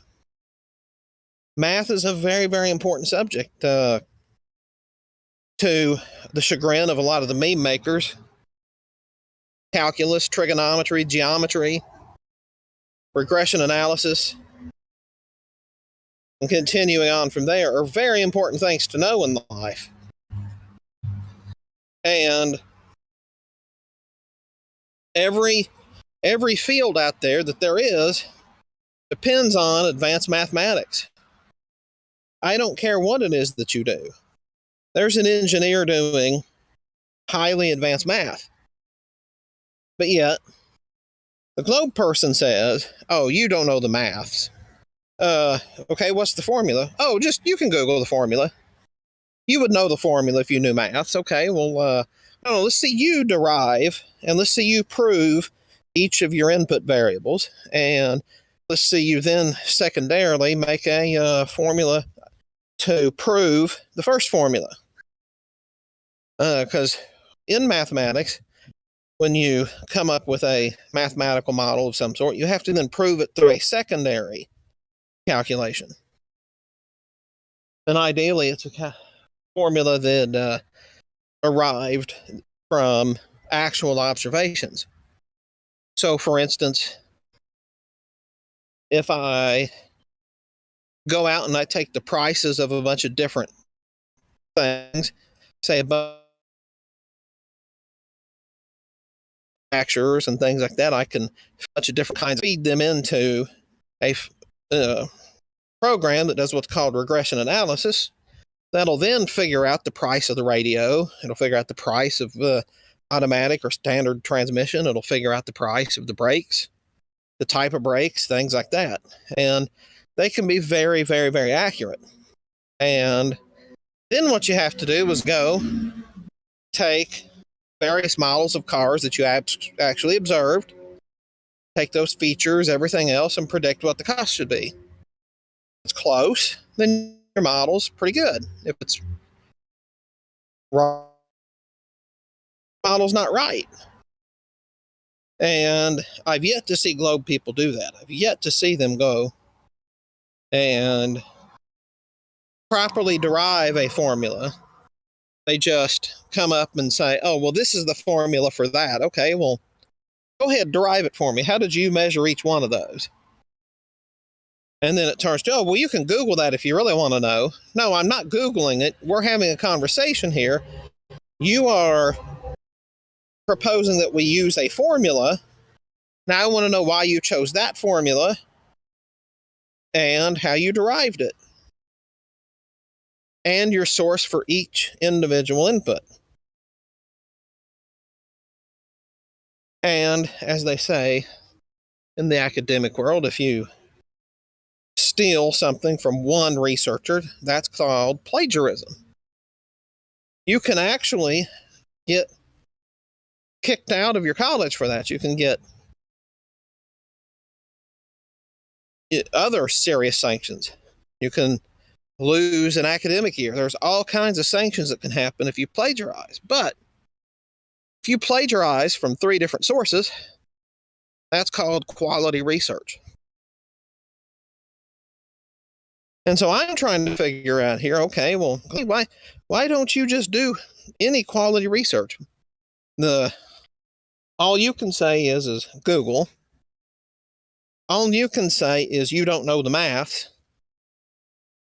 But step out, make some observations of your own. Get out of the paper world, get into the real world. And if you're not willing to do that, sorry, you don't know what you're talking about. And you're never going to know what you're talking about. And it isn't refreshing, though, that we do have a lot of globe people on here who are willing to go out and discuss it, and they discuss it fairly. And here in Florida, we have a lot of different kinds of meetups. And one of the things I'd love to see is if we start, as we grow our meetups and they continue to grow, I'd love to see some people come in person and actually talk about it in person. And I wonder how much of this behavior would disappear when it's no longer stroking a keyboard. It's actually meeting in person and talking. I wonder how it would entirely change the course of empirical analysis of the shape of the Earth. And probably what would happen is the Globie would come once, would be like, oh yeah, I'm going to show them. They'd come, they'd have a good time, they'd meet some nice people, and then they'd turn around and never come back. They'd be, that's my prediction anyway. They'd come one time, say, wait a minute here, I really don't know what I'm talking about, do I? And then that'd be that. And that way they never have to actually confront the lie they've been told. And that's okay. But it would be fun to try and see, because if we could see and try, it could be an entirely different debate. And anyway, that's about the extent of what I have. I don't have much else. Is anybody else lurking around here that wants to respond or add to or continue on, please, by all means, please do. And thanks for listening, those who have been around.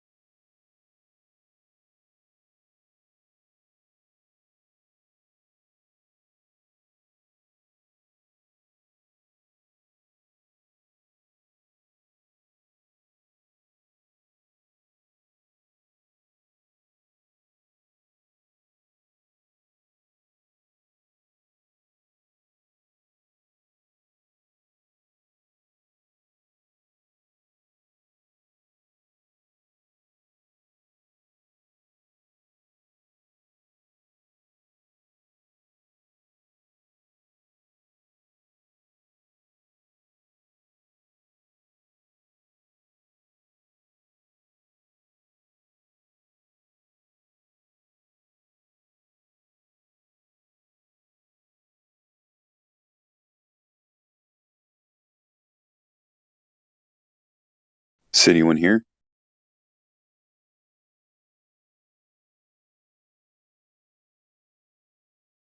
Yeah, I'm here. What's up? Oh, nothing much. Just wanted to let you know I'm doing what I can to promote the server over on another app, Bigo, whatever it is. It's like some Korean app. The Korean app? Yeah, but it's like available all over the world. So like it's basically like this little dinosaur thing, right? Is the mascot. But anyways, it's a video streaming app that you can. It's meant to stream directly from your phone, right? So I finally figured out how to do it from like my computer, so I can run OBS, and I just have now. Like I know people on there already, and they help me out. So yeah. So now I should be able to stream like the same stuff over there. Wow, that's nuts, man. That's awesome. Yeah, and like the first time I went live, I got like, what was it, like 1,200? But I think that's because Wow. I needed to get like up there with like it wanted to boost me for like the first like 30 minutes or something like that. Like you could pay for that service. So, but yeah, I'm just sitting there putting the message out, and I streamed Ladies Night on there too. So Oh, that's good too. Because ladies, like, it was pretty awesome. You yeah, did a hell of a job. I think what I'm gonna end up doing is download the episode because I didn't record it. I don't have the space. I need to get a hard drive, like an I external hard recorded drive. And well, that way I have it, so I can, or I could just go off of YouTube. Well, I'll host and it. play I'll it host on this it app. somewhere I'll host it somewhere so you can download it. All right, I'm like processing the audio right now on my laptop. nice.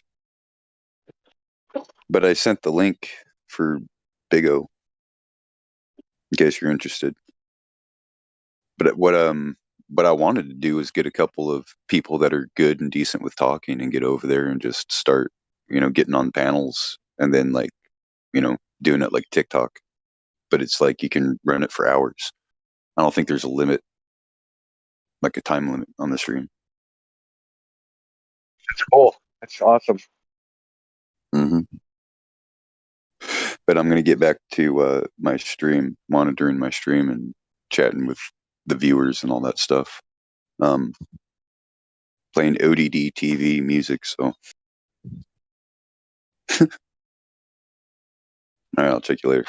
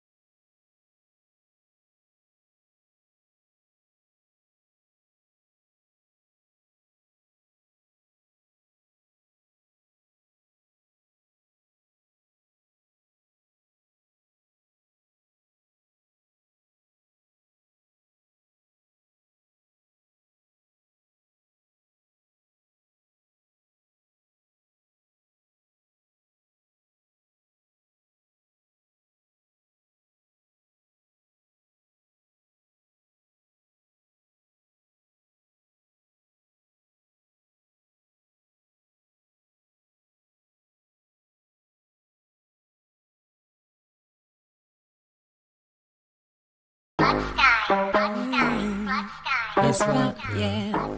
It's fun, yeah. It's fun, yeah. We the best music. It's fun, yeah. Another one. It's fun, yeah. DJ Khaled. You gotta make your mind up. I gotta ask you, bro, just how'd you find us? I got flat earth on my mind, is that a crime, yeah? Don't wanna go back to days when it was a globe. The curve is my priority, and I'll put that over everything. And the globe ain't shit, and there ain't no space. Waiting on gravity, validate. Half gas pressure, less contained. They say gravity, but you can't bend space. Sometimes it's sunny, but sometimes it don't shine. The globe don't exist, it's only in your mind. So let go of the space glow. Let it go, oh, that glow. Oh, let it go, oh, that glow. Let it go, oh, that glow. Oh, let it go, let go. I let it go if you say that it's curved and that shit better show. Don't try to play like I'm slow, cause I've been running the block and I know there's no glow. Ask for proof when I give you some more. And I'm proud of myself cause I used to be glow. Now I just hustle and grind and fly smacking down all of my muscles or so. Asking me say it's a ball, he ain't got no proof at all. Keep asking why did it fall, don't try me, it's gonna end up in a brawl. Branda's clocks like a dog, see too far less than some fog. Ask for curvature measurements, making go claims without no evidence. Globe's too big, can't see curve. Hopped in a plane, but you still ain't high up. Red Bull jump, no curve, can't see none. Parallel rays with some shadows and a stick up. Think you measure shit, no hiccups. You know what's some bull that they whipped up. This is flat as little baby, it's CB, I ain't got no choice but to tell ya. They say gravity, but you can't bend space or time. Sometimes it's sunny, but sometimes it don't shine. The globe don't exist, it's only in your mind. So let go of the space glow. Let it go, oh, that glow. Oh, let it go, oh, that glow. Let it go, oh, that glow. Oh, let it go, let go.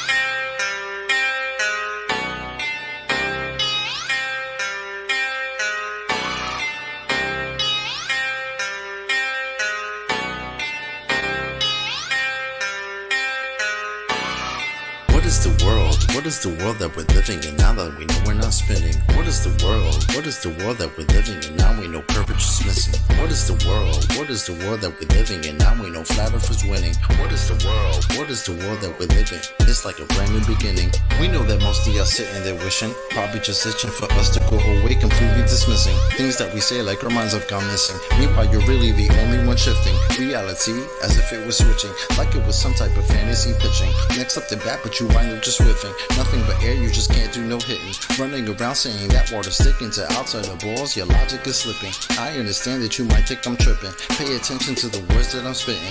Only thing that really needs any fixing, your view of the world and the way that you're thinking. No need to go always screaming and kicking. No reason to think that Earth might be tricking. If it was spinning, then we would see drifting. If it was curving, the ships would be sinking. Logical fallacy, keep on insisting. Probably just listen. How about you try some form of consistence? Ships disappear due to angular distance. Makes a lot more sense that the curve's non-existence. Why the persistence? Why the pursuit of unending persistence? Fighting a war like a soldier enlisted. Really seems as though you got it all twisted. Why not just be a bit more optimistic? Lies you've been told, the veil has been lifted. Now you've been gifted, given permission to take a position, not in opposition to the world that we're living. Create ignition, start up the engine. Choose to accept it, now this is your mission. Tell us why the damn curvature's missing. Maybe just call up a mathematician, give him a listen. Have him tell you about his presuppositions. Talking about how it's not superstition. A vacuum and air pressure juxtaposition. Make a decision, tell us how this model came to fruition. You have the right to enact your volition, right up to the day of mental acquisition. All I could do is provide ammunition. Can't take the heat, stay the fuck out the kitchen. Judgment day or to the last demolition. You can see this as an act of attrition, on the condition that after admission, do you a favor and start the forgiving. Then go out and share your newfound position with everybody who's potentially victim, falling for the global prisoner system. So many flaws, no woman can list them. Shout to my beautiful parents, I missed them. Taught me to think for myself, I could kiss them. Now to the day that I'm able to whisk them away in my arms, I will reminisce them. Yeah, yeah.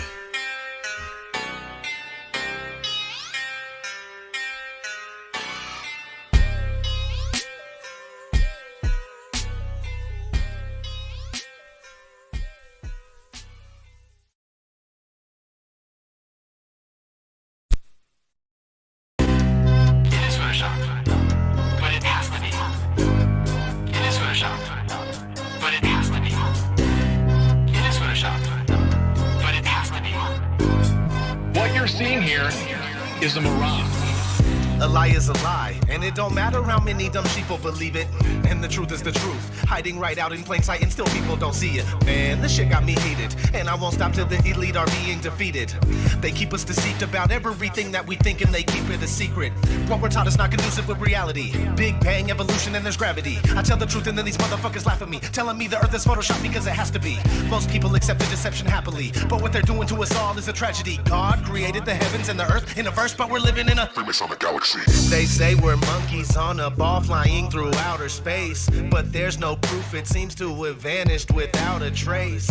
NASA and other agencies falling down from grace. You can take that bullshit pseudoscience and get out my face. I'm the antisocial type, you're a government prototype. That's why you make it a point to tell me that I'm crazy every time you're angry, cause you know I'm right. I'm standing outside the house of cards about to watch it fall.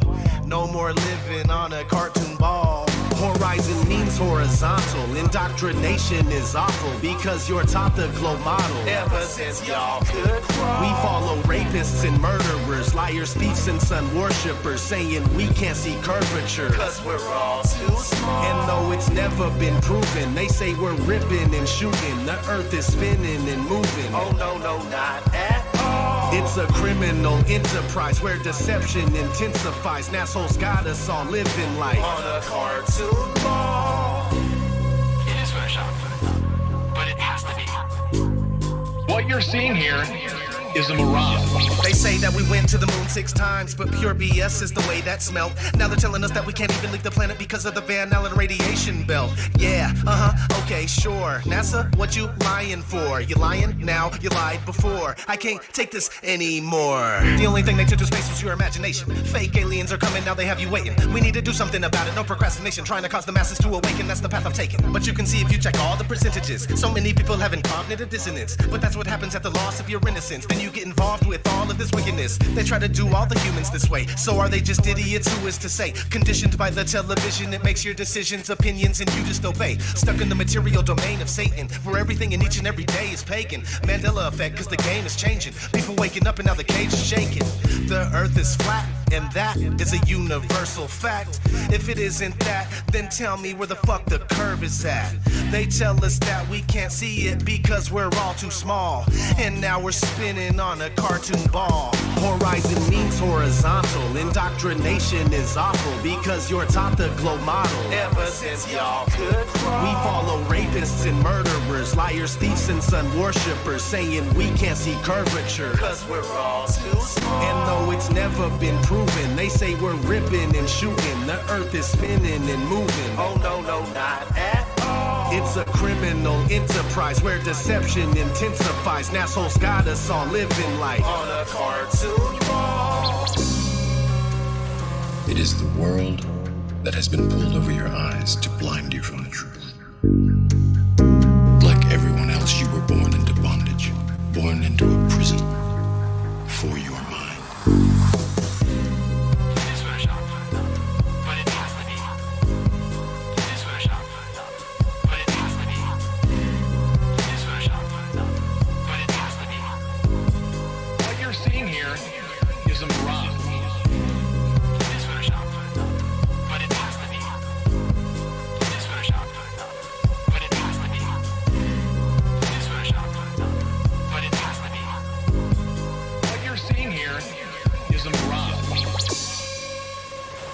We accept the reality of the world with which we're presented. It's as simple as that.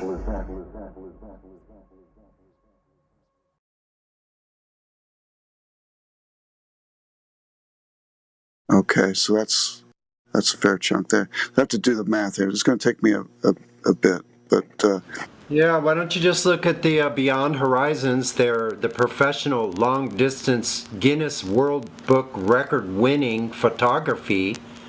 They've got all the information in their website. They're not flat earthers. They're photographers. So why don't you look up Beyond Horizons and look up the information they've done? Then you can put that together with what you're saying you're calculating or whatever. These are actual observations done by photographers. Yeah, look at 29 minutes after the hour. It has all the information you need. The target distance is 255 miles away. The observer height is 9,136 feet. there should be over 12,000 feet of the target hidden by Earth curvature. Do you have a favorite Earth curvature measuring program? Do you know how to do it? Grenade head. Oh, I wait a minute. Am I on? Is my mic on? Oh, Dave, get the numbers here. I'm just seeing what's going on here. Okay, so you see the picture right there, okay? You're not supposed to see any of that. We can see the mountains coming down to the shoreline, and we can see all the mountains. How does that work?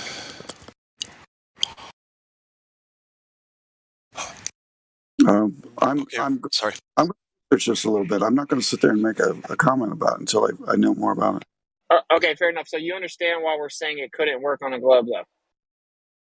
Well, I understand what you're saying. Yes, I do. But I don't understand what's happening in this picture, so I don't want to make any... You want me to throw you a life jacket? You want me to tell you what your side's going to make you say? No, I'm looking at this. I want to find out where this is at. Request? Yeah, welcome to Flat Earth. Because this is just one of hundreds. The photo's in infrared, by the way. Yeah, which limits the spectrum of light, right? Which limits the effect of any type of movement of that light.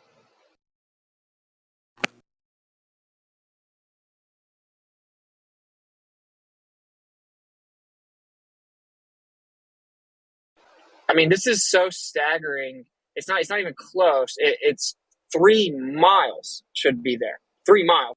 I see the shore, dude. There aren't 3 miles there. There's nothing there. I can see the shore. 3 miles. That's super long, bro. So drive 3 miles on the road and then flip that up vertically. That's what should be there. Yep. I mean, you wonder why Flat Earth's censored? You wonder why famous people would never debate a Flat Earther for the world to see? You want to know why I've been kicked off PayPal for being a Flat Earther? And Venmo, and Twitter, and Facebook, and Instagram, and YouTube, and DLive. Can I ask you a question? Yeah, go ahead. What makes you trust your own vision so much? Well, it's not really about trusting my vision, right? It's falsifying the globe radius. Are you saying that if I can see mountains and they look exactly like they're there, and I can go touch them and know they're there, that it looks like they're actually there, like they actually are, but in fact nothing's there? Is that what you're saying? No, I'm saying that almost every single quote unquote empirical science, globe priests, whatever, one of the main first tenets of every science is that the first observer is the least reliable. So I'm wondering how come you're saying that your measurements taken by your senses are reliable. Okay, we can do this. First of all, measurements, right? So the way we have measurements is we measure the Earth. That's how we know the mountains are that far away, because we measured it using planar survey, right? We measured over a horizontal. That's how you have maps. That's how we measured it. So we know how far the mountains are. Now, if we can zoom in with a camera and see all the mountains, we know we did not zoom in through a mound of Earth curve, right? Mm-hmm. So how? I don't even know the question. And there's many ways you can do. You can shoot a laser over the top of water or a frozen lake, and it hits the other target completely horizontal without any curvature blocking it, when there should be hundreds of feet blocking the laser. You can use mirror flashes. Long distance observations test the globe, right? You're not supposed to be able to see stuff in the distance because we're supposedly on a globe.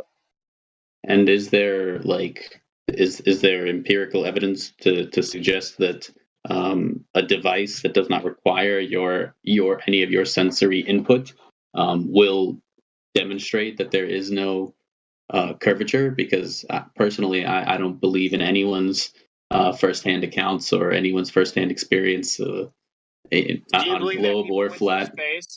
Do you believe people went to space? I don't believe any of their firsthand accounts. Okay, nice. Just seeing if you're consistent. So we can throw the moon landing out and every story NASA said because we can't believe them. It's just first-hand accounts of people that are Masons. I don't believe anyone's first-hand accounts. Okay, that's perfect. We want you to go test it. I've done it. I did it around the whole U.S. for the last year. Almost everyone in this room has done it. This is one of thousands of observations. You can test it yourself. So would that fulfill your parameters where you can verify or falsify it yourself? Sure. Can you explain to me the experiment? Well, this is an observation. This is actually not an experiment. But yeah, you just take out a P900 or a P1000 and you zoom in to the distant object and you see if it's blocked by Earth curvature. That sounds to me like your senses with a filter on it. Very, so you're very, very rudimentarily. Oh, so the 125 times zoom camera is making images up, is what you're saying? No, I'm saying it's filtering your view. I mean, like it's not.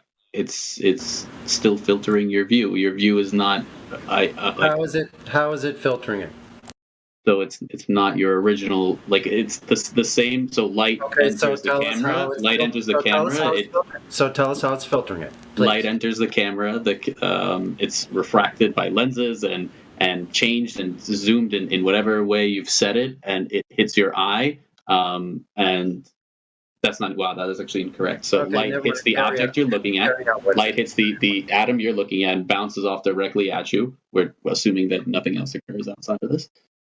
It bounces, goes inside the lens of your camera, goes through whatever reflective lens and whatever mode or settings you've put, and then hits your eye. So the baseline receiver of said like at all interactions is your eye. So you've been told to not trust your senses, and what you're telling us is a religious doctrine that comes from your school of thought that has basically been driven into you that you can't trust your human senses. So congratulations on that. We're talking about empirical evidence that can be verified by measurement. Do you know what a measurement is? Yes. Do you know the difference between a measurement and a calculation? Yes. Could you explain the differences, please? Sure. Do you want like a dictionary definition, or do you want my perception of it? You said you know, so I want to know how you know the difference. Tell us the difference between calculation and measurement. Okay, so a calculation would probably be. It's hard to say probably be because I'm sure there's a universal definition for it, or probably some is like not an answer to the question. Becca, continue on. I mean, I don't know the exact wording that you would prefer. It's not about what we prefer. You're making statements. All I'm asking you is to tell us how you know the difference between calculation and measurement. So explain the differences, and I've heard nothing yet but evading answering. Evading answering. If you don't know, just say so. It's okay. I mean, I don't know your exact wording, so I'm going to try and find the most universal wording that I can. We're not. Don't be afraid of the exact words. We're just asking if you know what the difference is. I didn't ask you to go find something. You said you know. Okay. So I'm asking you, what is the difference you said you know between calculation and measurement? And you can't seem to tell us. Okay, I'll just ask you directly. What is a measurement? A direct measurement. What is that? A direct observation of... No, I didn't say observation.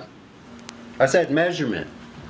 What is the definition of a direct... I'm trying to explain without using the word measurement. I don't want an explanation, I want a definition. What is it? So then I'll find you a definition. I'm not a dictionary. So you don't know. So I don't know the definition. No, You don't know the difference between calculation or a measurement. And you don't know what it's singularly, what a measurement is.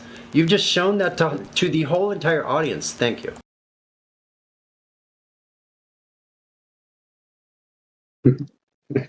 A measurement is the act of measuring something. I'm so okay.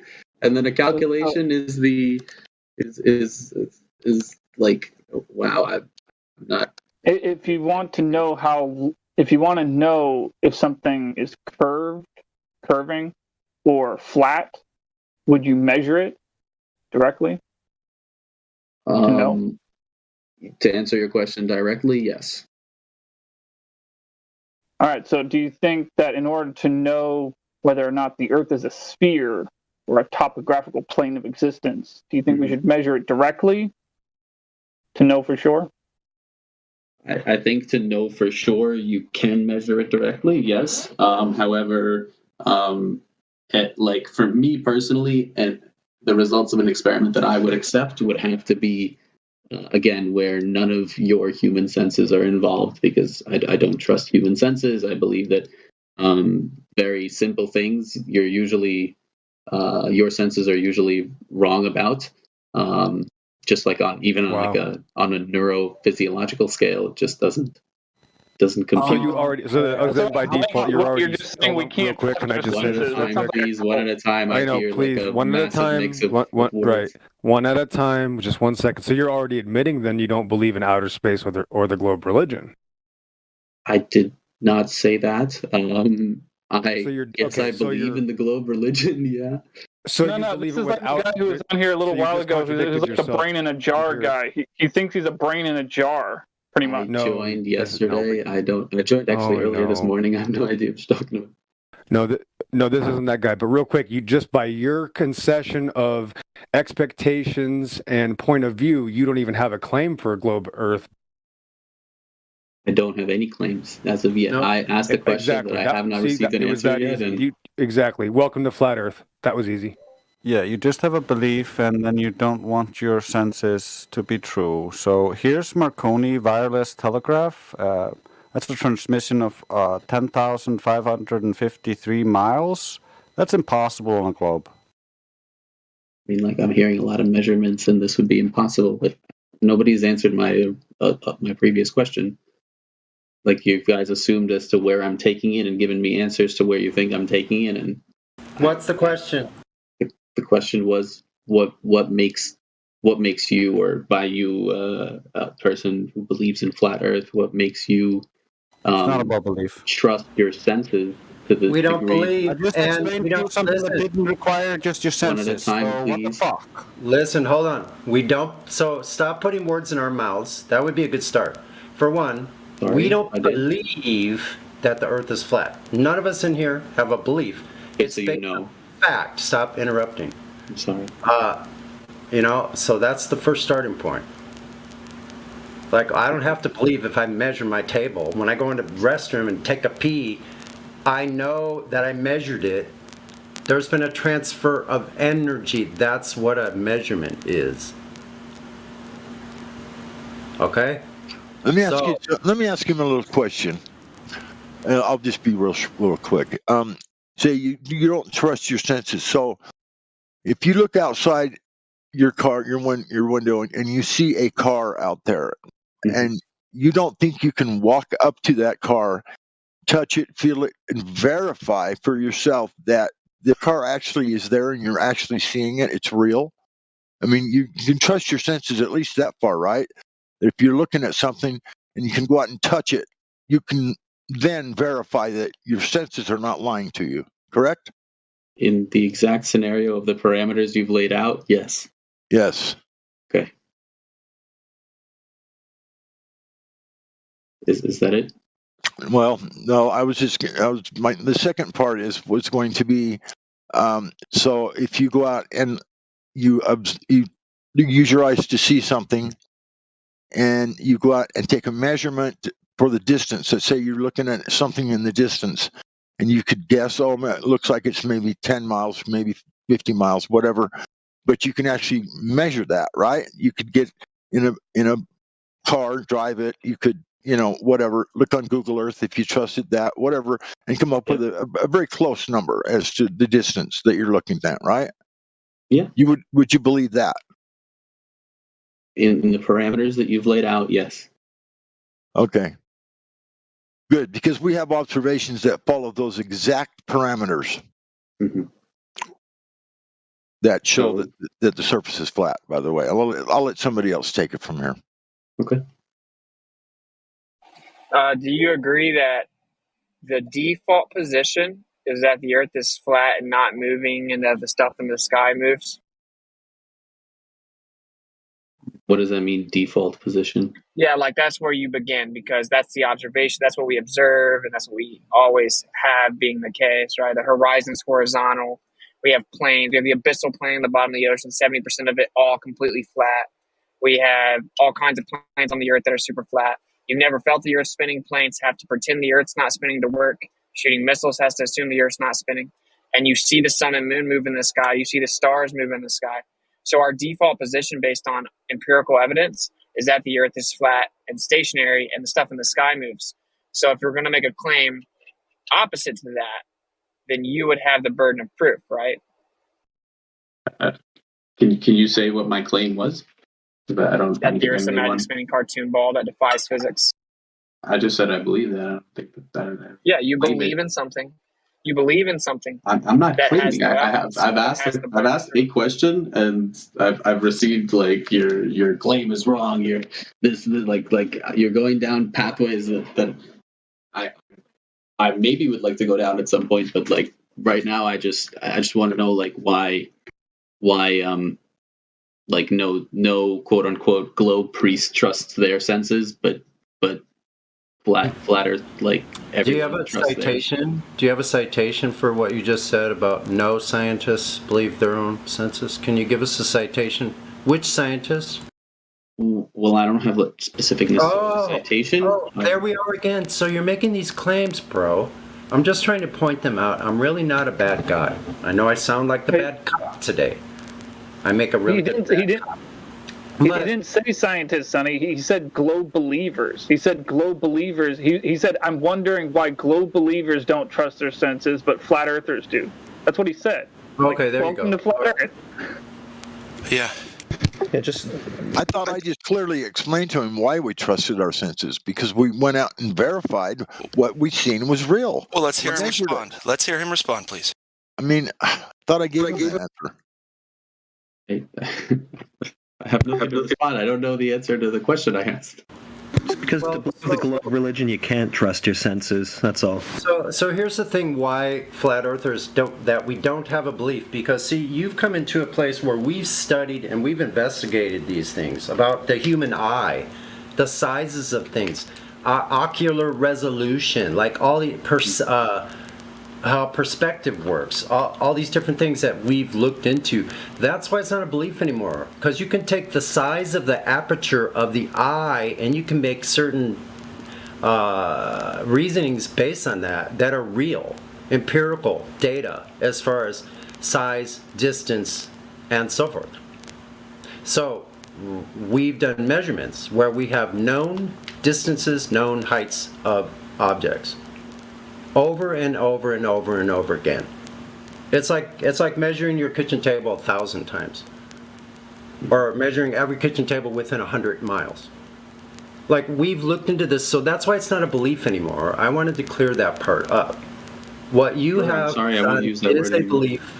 You have a belief because you cannot provide any kind of empirical data of anything exacting or specific at all about your fairy tale globe. I'm laughing because I have nervous laughter. I apologize. There's nothing that you can provide. Listen, if you could even provide us a claim that a globe Earth is being used in any technology that is using real physical objects, over, under the water, anything like that, we would love to see that, because we've looked for it for almost 7 years. I got a question too for the new guy. Why are all flight simulators, and yes, all of them, programmed over a flat stationary Earth? Why would they do that? Why would they teach them that if it's a globe?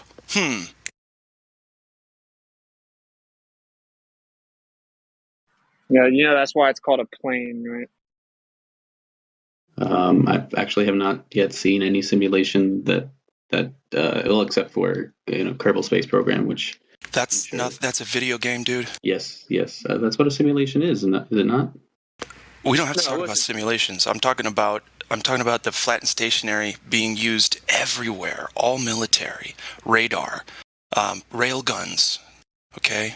Line of sight, hundreds of miles. Get out of here. It's not a Right. globe. When they train a pilot, bro, right? They put them in a simulation to learn how to fly. And in that simulation, they negate what's called the gravity vector. They just completely negate it in the simulation. And then the simulation is built to fly over a stationary flat Earth. That's how they're trained. That's how the blueprints of the plane read as to how they were built. That's what he's explaining to you, right? We're not talking about a video game. Yeah, it's not video games. It's real world shit, because those people are going to be in flight training in the real world. A lot of those people are going to be pilots who love to play those kinds of games, or they already are pilots. Again, why would it ever be considered once to teach someone about flat and stationary if it were a globe? Why would you ever have to bring up flat and stationary, let alone the amount of times that they already have, which is in the tens of thousands at least?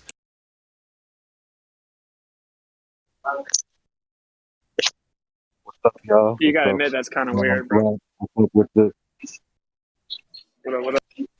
I'm sitting here watching. I know you guys are talking, but I just want to mention this as an aside. Like, I'm watching Vinny, Vinny B from the guy that was on the podcast with Dave Weiss. I went back to his original video that he did on there, and he's talking about the Jesuits and laying down so much information. I'm like, oh my God, I got to look into this. Talking about the Roman Empire is still running things. And the reason that these people have this strong heliocentric belief that they live in a ball in a vacuum is literally because of the church. The irony is killing me, bro. Yeah, the Jesuits, bro.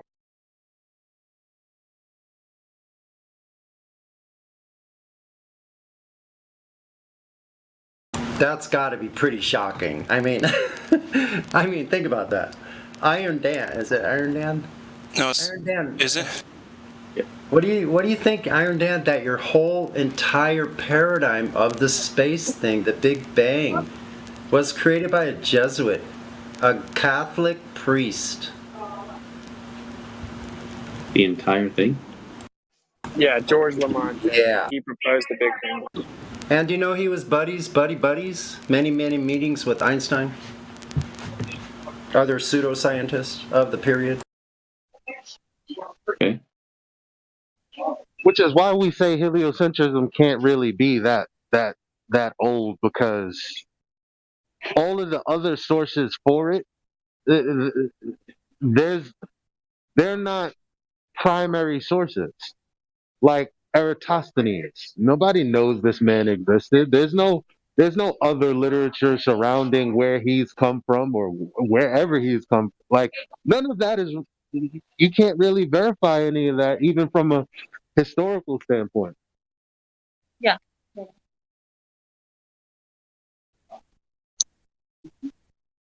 Like, it's. Don't you find it interesting that you were never taught any of these things? Doesn't that kind of make you think, like, why wouldn't I know these things? Why do flat earthers in 2022 have to teach me about all these things, right? And we didn't get taught them either. We had to figure them out, but that should make you wonder. Before you brace against it as like, all right, they're saying some more crazy shit and blah blah blah blah blah. Just look up the name Georges Lemaitre and type in "father of the Big Bang" and see what comes up. I mean, none of this stuff is hidden that we're talking to you about. I think I heard them telling you about all of the government documents that in there reference flat Earth. Like, I mean, why would that exist?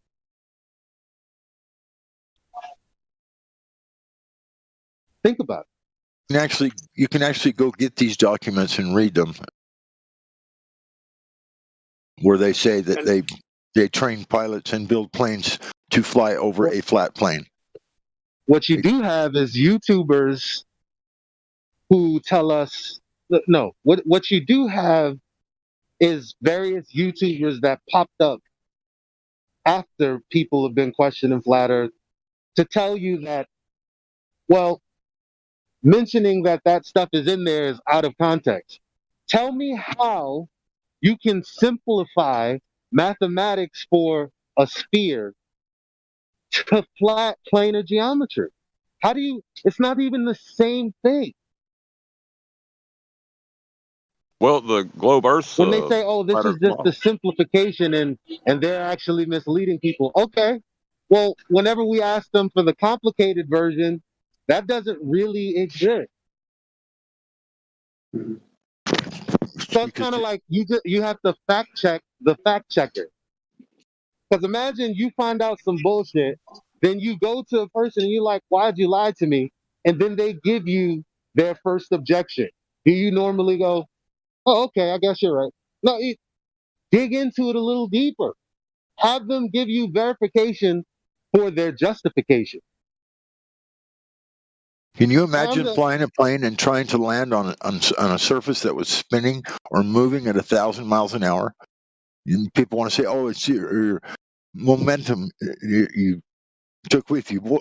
Whatever you turn the plane and go opposite direction, and then turn around and go this direction, that direction, then you go to land on an object that is spinning at 1,000 miles an hour. How do you really think that's possible?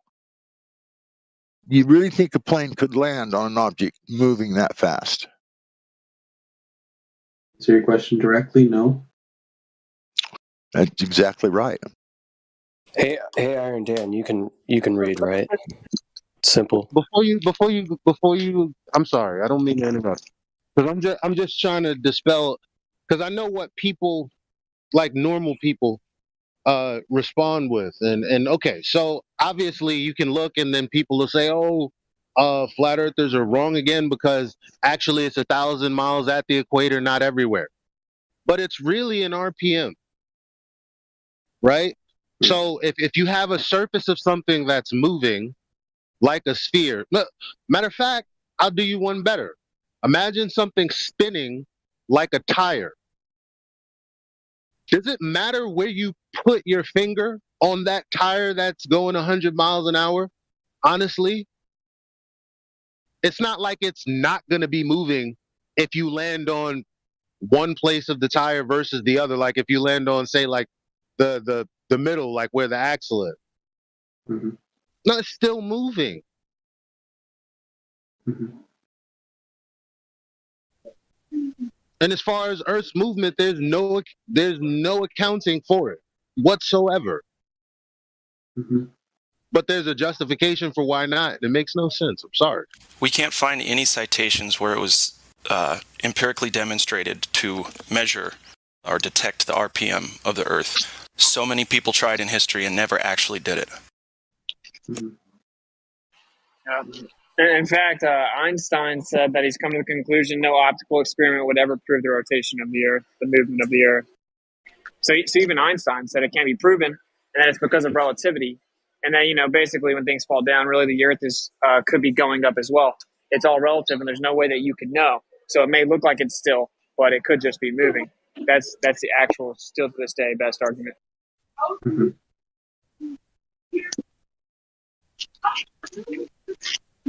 Cool. But sorry, my mic was done. If he's new to this, he's getting all this information for the first time. So I mean, it's all good. It's crazy, bro. It sounds crazy, but just keep listening. I mean, these are all verifiable facts. If you really think about it, you've never seen Earth curvature, right? If you've been in a plane at 35,000 feet, because the globe indoctrination is so thick, people will see like the two sides of the window on left and right bend just a little, but that's because there's 7 fucking panes of glass between the viewer and outside. You think none of that's going to be bending? It's crazy. It's flat, horizontal, all the way up. The horizon stays right in the middle of your vision. How is that possible? The higher you go up, it should be dropping exponentially. We should be able to see half the fucking Earth from 30,000 feet. Again, you got the. I'm sorry to bombard you. So I know I just jumped into the conversation and I said all this. I didn't even introduce myself. My name is Elijah. It's good to be speaking with you. Sorry to just unload on you like this. But I just feel like every time someone says something, I'm thinking about the counter, and it's like, well, let's think about that counter for a second.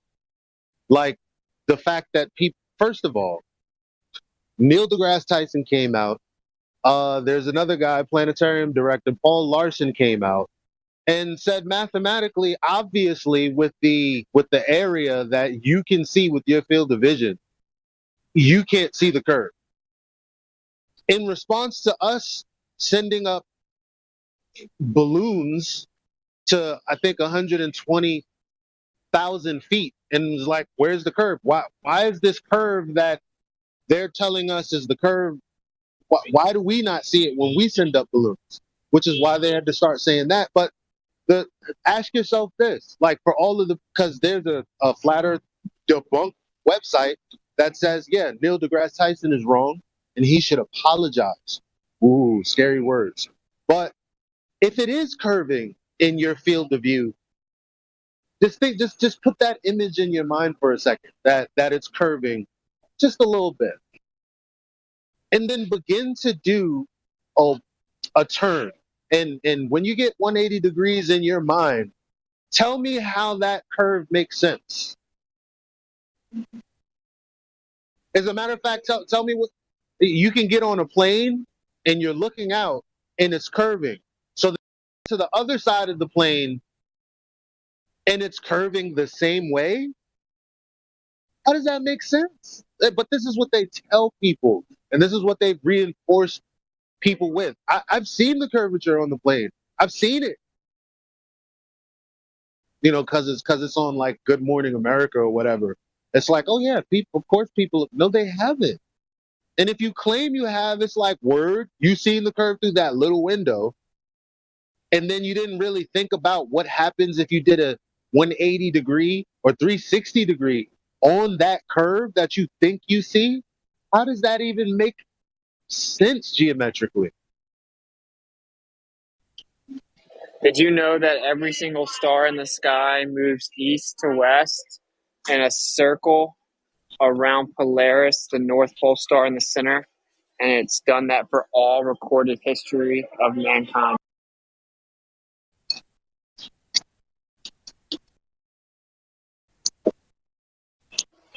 They say we're on a 66.6 degree tilt, wobbling, revolving around the sun, 66,000 miles per hour, as the sun drags us through space at 500,000 miles per hour, and the galaxy shoots through space 1.3 million miles per hour, and we're on an elliptical orbit that constantly changes, and yet the sky has done the exact same thing, resetting back where it started around the center star for all recorded history. Which indicates no movement at all. And that all of those stars reset at exact geographical locations over the flat plane of Earth, as they have for all those thousands of years as well. Surely you've seen these ancient buildings that show the summer solstice. They show the sunlight coming through a little hole in the wall, and it shines on a specific spot. And they view that every year, year after year after year after year. If we were spinning, flying through the universe or whatever, you think that light, that the sun would shine on that exact spot every time, the same time of year, exactly in the same spot? It's impossible, bro. We're not moving. That's why.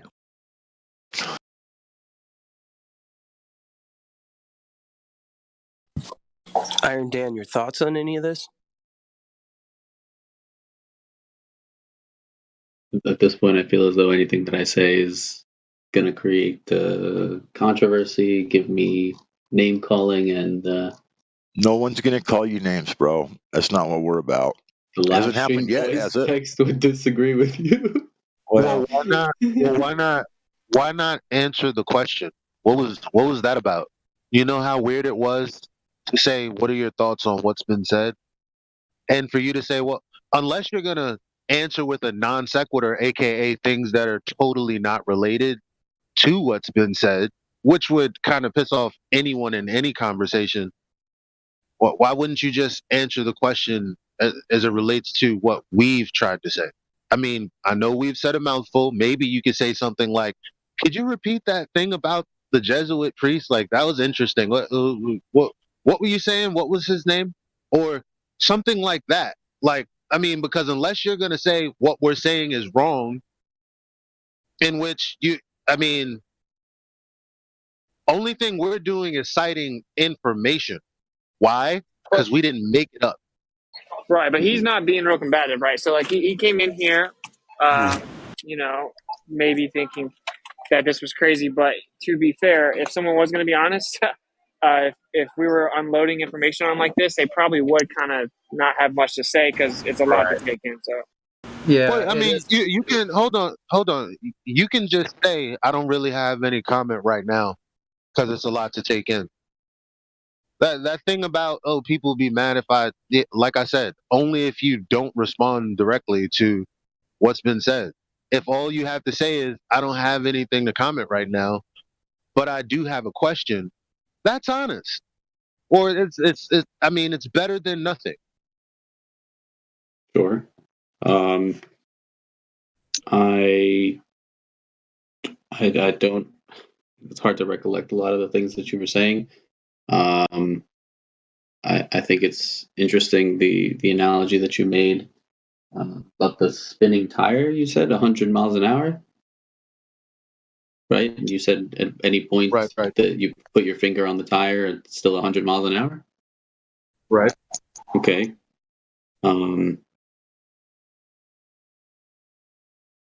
I don't know. I feel like if I comment at all in any way, it's just instantly, globe priest indoctrination, and you can't make assumptions based on your school of thought. Like I'm really cornered here, at least intellectually. Well, we don't make assumptions. Everything we've told you are not assumptions; they're just facts that can be verified. So yes, but like when I'm solo and there's like 30 of you, then everything I say is assumptions, and everything you say is assertable fact. if you state a fact, we're gonna go with it, dude. We're gonna know if it's an assumption, though. We do know these things. Yeah, so let's break through some assumptions and some of the stuff that we were talking about initially when it comes to planes flying, right? Mm-hmm. And somebody mentioned that all flight simulators are, flat stationary, right? Mm-hmm. So what I'm going to do, just to get some participation here, is I'm going to post something in Livestream voice text. It's from NASA. It's a nasa.gov website, and it's a PDF. Do you have the ability on your computer or your phone where you're at to pull that up? Yeah, I'm looking at it now. Okay, cool. Can you do me a favor and just read me the summary? So you'll scroll down past the table of contents, and then you'll come to the summary of the document. Can you do me a favor and just read that aloud? I'm not going to read it out loud. I'm sorry. I'll read it to myself. I mean, you can go through it slow. Nobody's going to make fun of you whether you're mispronouncing something or anything like that. That's not the exercise I'm trying to do. And let me know if there's anything in that summary that stands out to you. If someone read it to you, would you listen to every word? No, that isn't my point. But yes, I see that it says that it's a rigid aircraft of constant mass flying over a flat, non-rotating Earth. Right. So this is NASA. Linear aircraft model. Okay.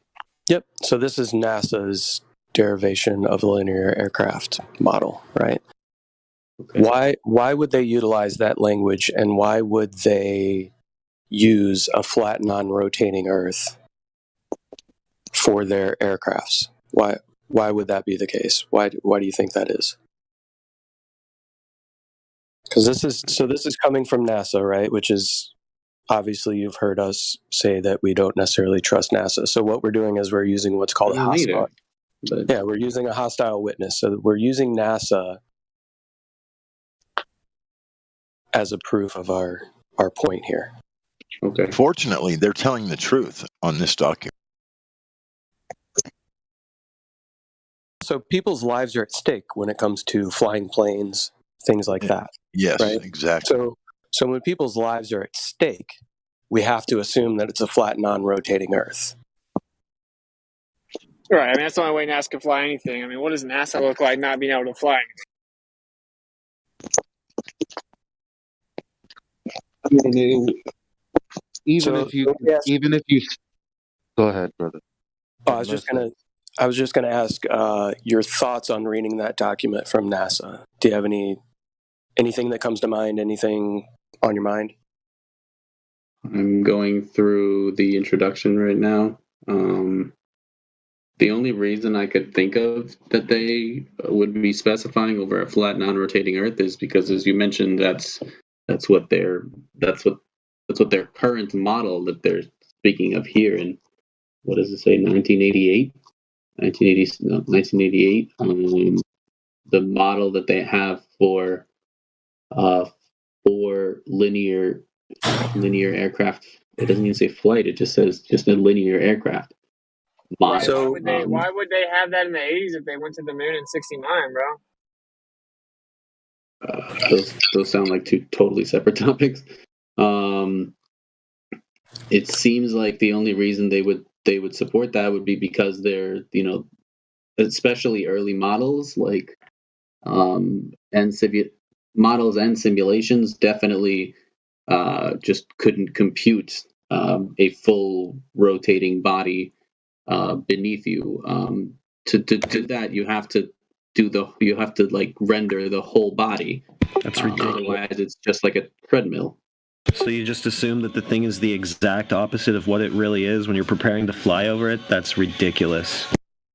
Hey, you want to know why they? You want to know why they can't do it? Wait a minute. They actually. Okay. What's it? This is one of those moments where everybody just needs to take this in, because realize everybody, we all know this matches reality. This matches reality. Isn't that crazy? And that's the point, is that this model matches what we experience. Wow. That is Right. kind of ironic. I want you to know, though, like they can't even mathematically propose it on a spinning ball.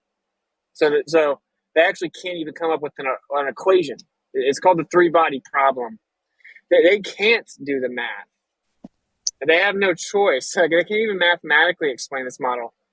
But like you said, they model it based on reality because they're flying in reality. And if they don't do that, people would die. So the linear verbiage there, linear being a straight line. Yeah. So that would insinuate that this model craft is flying at least in a straight path. Do you see kind of how this kind of comes back to what I told you at the beginning, bro? Like how this is actually the default position, right? Because like all observations and measurements show the Earth is flat and not moving. And to do anything successfully in the real world, practically, whether that fly, shoot ballistic missiles, use ground weapon system towers, whatever it is, you have to assume the Earth is flat for the practical use case to work, right? For you to be able to practically do things, you literally have to treat the Earth as if it's stationary and flat. So it's the default position. It's the only way anything works. So if you're going to claim anything else or believe anything else, you have what's called the burden of proof, right? You have to substantiate that what you're claiming is true, even though opposite to all evidence ever. So, for example, in this case, can you find us a document that describes how nonlinear aircraft work on a curved Earth?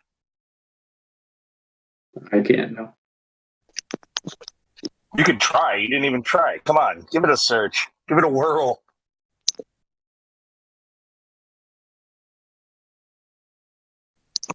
I mean, you agreed with me a minute ago that it wouldn't be possible to land on a surface that was moving at 1,000 miles an hour. I agree to your direct premise. Yes, I don't agree in the sense that a plane taking off, like you said, the detractors would say, is that that Earth constitutes an inertial frame of reference relative to the rest of the quote-unquote heliocentric model. And when that plane leaves the ground, it still maintains the momentum of the rotating Earth relative to another body that is within the same heliocentric model. So that would be relative to the moon. Yeah, but you didn't. I guess you didn't hear the part where I said the plane went up and turned and went in one direction and then another direction and another direction, which takes away all that angular motion, all that momentum. It's gone at that point because you're going in completely different directions. There's also a problem when you're traveling from the equator and towards the imaginary poles on the ball. You're going from an area of higher rotation to an area of lower rotation, so there should be a deceleration somewhere. So turning in a plane is not just turning. It's also, I'm sorry, what are the four forces? Lift, drag, thrust, and load. No, weight or load. Anyways, listen, planes aren't trying to land. Listen, so planes are not. When a plane Planes is are turning, not trying to there's land a lot on more involved than just turning. There is first it has to bank, right? It has to. I'm not talking about turning. I'm talking about the change. I'm answering the previous gentleman's. I'm answering the previous gentleman's thought where he said that you're losing all of the inertial momentum imparted on you by turning. I don't believe that's the case, considering that the atmosphere moves with the Earth. Not exactly right. It's not. Give me evidence of this. I'm sorry. I was told I shouldn't interrupt anybody. So could you? Well, when you make a baseless claim, I'm asking you to clarify your baseless claim. Can you give us evidence of the gas being attached to the rotating object? I'm not saying it's attached to it. I'm saying that it's a part of it, so to speak. If we are to follow the premise of the globe model, my point ultimately, like I'm not going to go into stuff that I can't prove to you or that I don't know personally, but I will tell you that that violates gas law 100%. No. Gas does not attach or bond to anything. That it violates all gas laws. Sorry, that was wrong. That was wrong of me. I didn't mean to phrase it that way. I meant to say that the air still acts upon the aircraft, and still, like, the momentum is still conserved somewhere, right? So, if a plane turns, can you hear me? The momentum of the plane changes. Can anybody hear me? But Mic check. some energy is still dispersed into the air. Some minimal amounts of it, but it's still primarily efficiently pushed in the direction that the flaps are turning it in, and thus going in that direction. However, you're still conserving the same momentum that you had when you took off. If you're trying to talk. Because if that were not the case, if there was no atmosphere, for example, and it was a rotating ball, then yes, you would have to, depending on the speed that you attained in the plane, that could be. I was honestly, kind of freaked out. I remember this conversation, but at first I thought it was like a clone of the guy another one. Then I heard myself speak, and I was like, "Oh, source."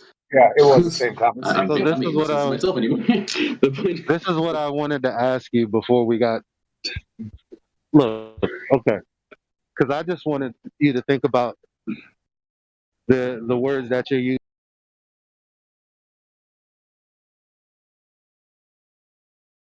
Yeah, I just paused it. Yeah, hard to talk over it. Yeah, at first it took me a minute. Sorry, were we listening to a recording?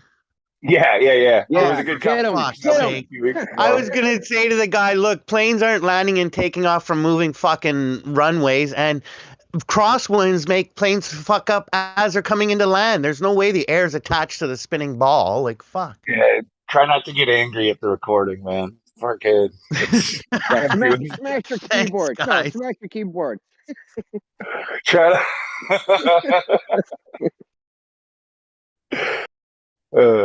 Yeah, I don't know if you guys heard what I was saying when I was talking over it. Like, yeah, it took me a few minutes. I thought maybe because I remembered having this conversation not too long ago, and it was, but I was like, shit, did we get another one who's saying almost all the same exact stuff? And then all of a sudden, I heard myself talk. I'm like, oh, okay, it is the exact same. Never mind.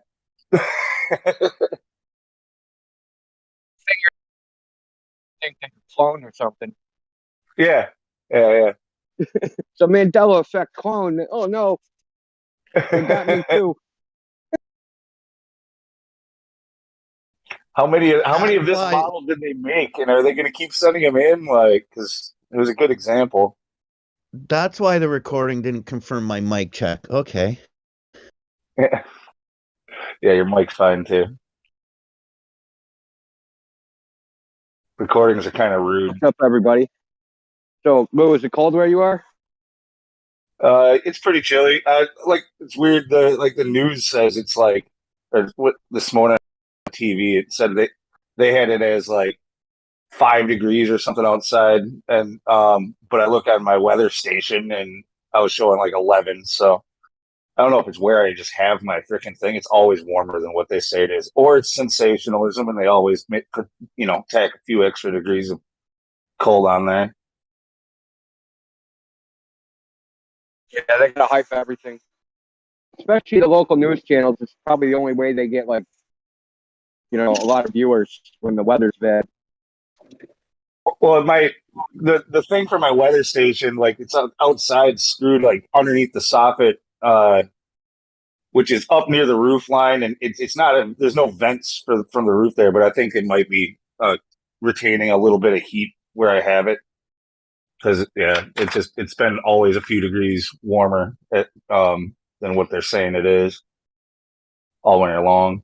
Where did you buy your weather station from? Is it Oh, China? it's just some cheap Chinese shit. Yeah. Yeah, that's why it doesn't show you the right temperature. You have to buy a US made one for the United States. I'll keep that in mind. Yeah. It wasn't that big a deal. Just like the compass. US made stuff anymore. Yeah, it would be just a US company like that's based here, and then they would have their shit made in China anyway. You know what drives me assembled nuts? in the United States. We assemble things. We don't make anything. Well, one of the things that drives me crazy is when I see an infomercial like the other day. There were these really good knives, and it said ships from Canada. So I'm like, okay, it's sitting in my country, and the item is USD, so it's US dollars, and the US dollar's always stronger than the Canadian dollar. I think we were almost on par a few times, but so we always pay more for the product, even if it's shipped from our country. Fucking stupid. Well, I mean, they adjust it though. Like about for like, yeah, it says it's 25 cents more for on a dollar or something like that. Whatever it is. But isn't that adjusted like for purchasing power of like your money and your location? Like, Yeah, like because our dollar would, like, let's say for example is 86 cents to the American dollar. So the price says 1995. We're going to pay an extra 14 cents per dollar because the US dollar isn't worth 86 cents. It's the Canadian dollar that's worth 86 cents. So we'll pay that much more on the item, and it's shipping from our country. Like, I don't know. There should be a USD dollar price and a Canadian dollar price, maybe. yeah, if you want it, and there usually is. Yeah, the screen just said 1995, but it said USD. So I know if I call, it's going to be like 28 bucks or something, and then shipped from within my country. Variation just in the United States is probably greater than between the United States and Canada. If you live in a city, you pay way more for everything. Probably like 25%. Oh yeah, especially if you're like big city East Coast or West Coast. Like, oh yeah, I'm in the capital of Canada. So what's the average rent for a 1-bedroom apartment there? Well, I'm paying just under 1,100 or just over 1,100 for a 2-bedroom. Well, for a studio here, it's about 1,600. And I used to rent a 1-bedroom for $575-ish, $525 when I was in my 20s and stuff, but you won't find That's that now. Canadian, right?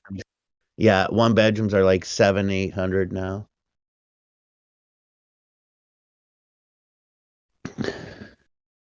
Yeah, that hasn't been the price here in 20 years.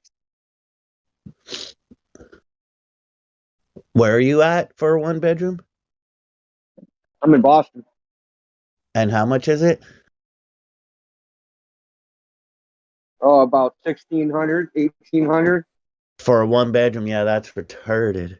Dude, I never saw it myself, but I heard that there were people in like the Silicon Valley area where, say homelessness is just crazy. Like there's people who make, well over $100,000 a year who are homeless living on the street.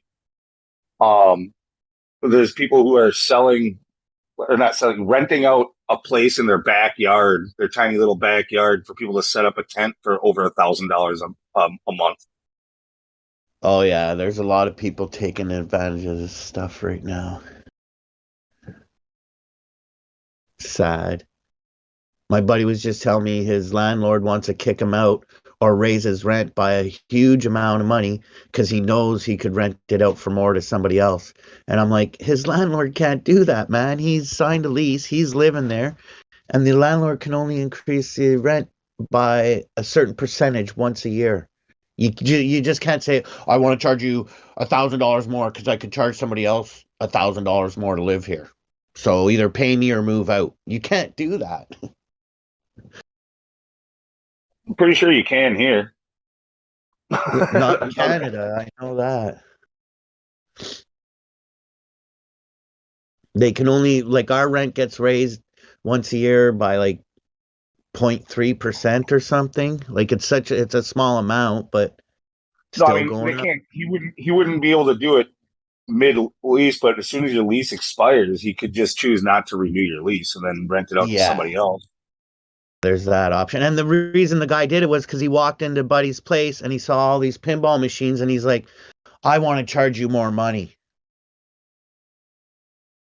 What an ass. I don't like how you're spending your money on pinball. I'm going to take some of that.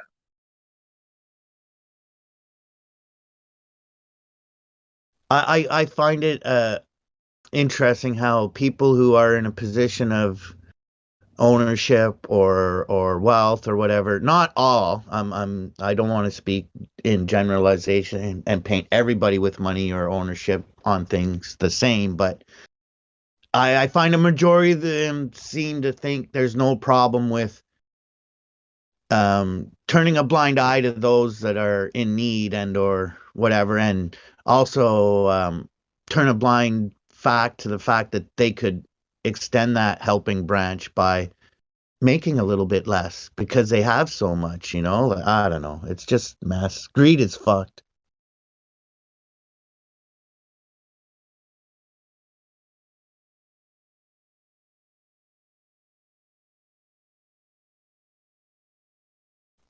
I'm not like an anti-materialistic individual. I love to see people excel and do well, and great if you got a few $1 million in the bank. Good on you. It's when people don't do good things with that bothers me.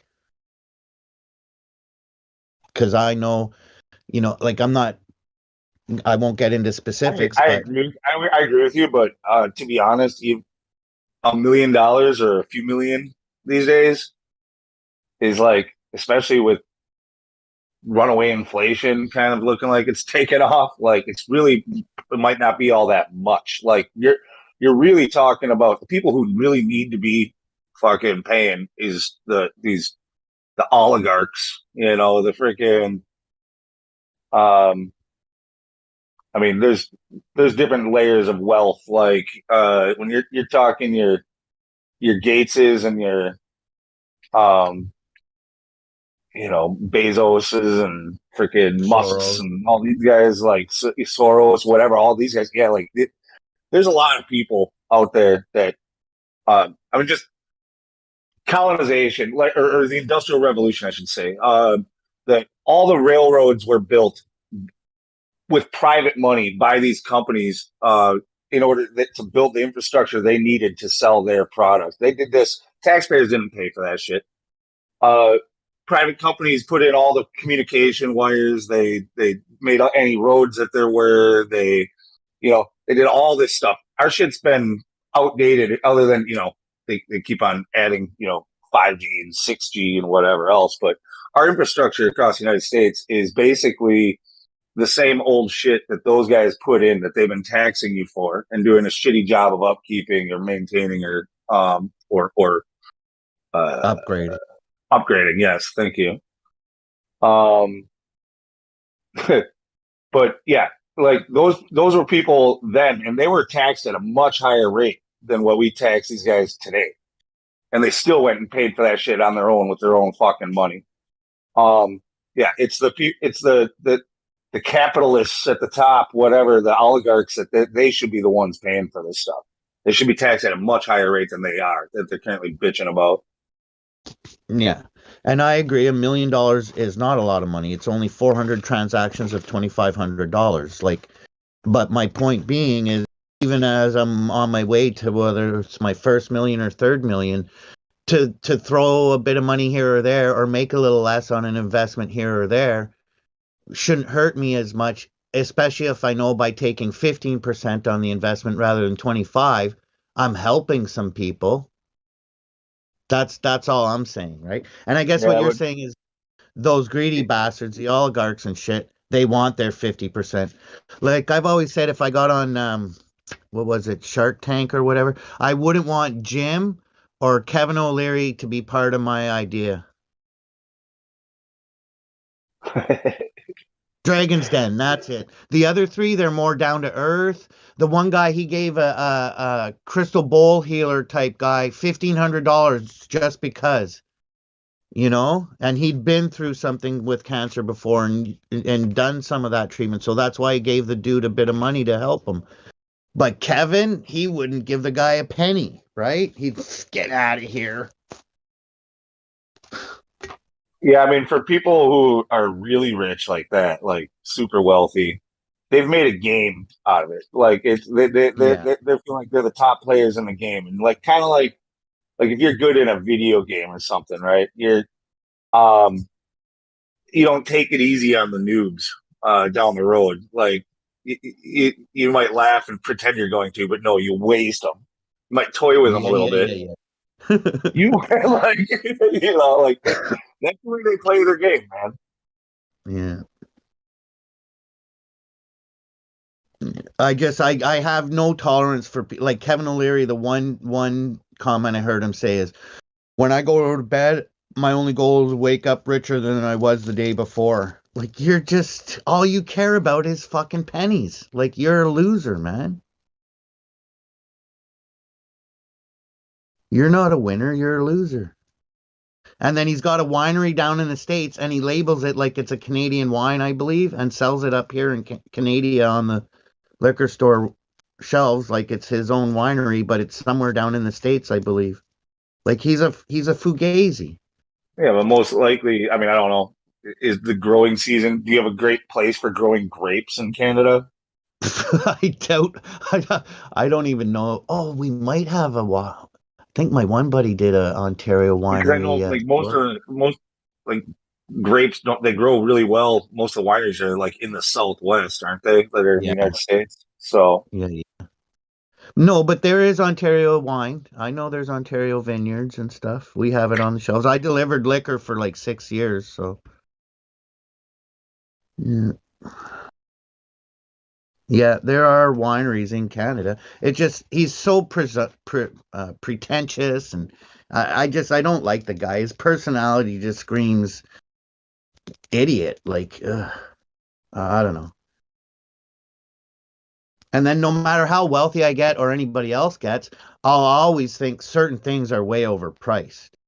Like, I'll give an example. Before marijuana got legalized, a deck of rolling papers, like 100 zigzag papers at the corner store, was like $1.25 maybe. Way back, it was like 50 cents, 75 cents. But just before legalization, say about between $1.25, $1.75. After legalization, now 2 decks are more than $5. That's retarded. And I don't care how much money I get, I'll never want to pay more than $2.50 for a pack of rolling papers.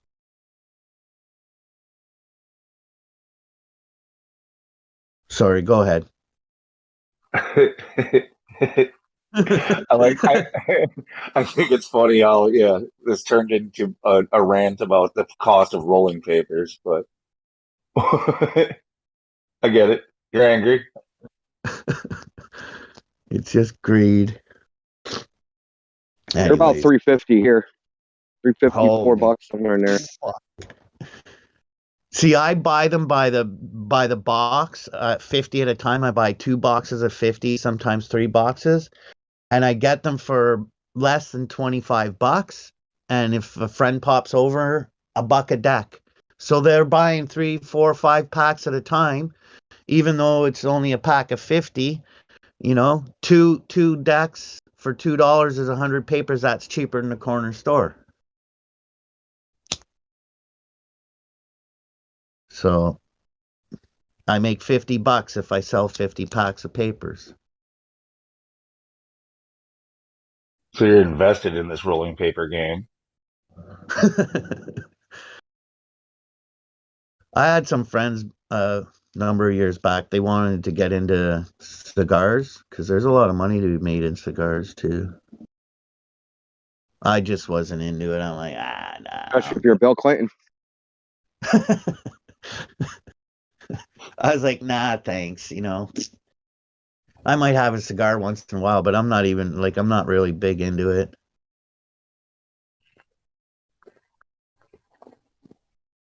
Well, the Shit, I reason probably papers haven't cost so had a much here is cigar. because they tax them as tobacco products.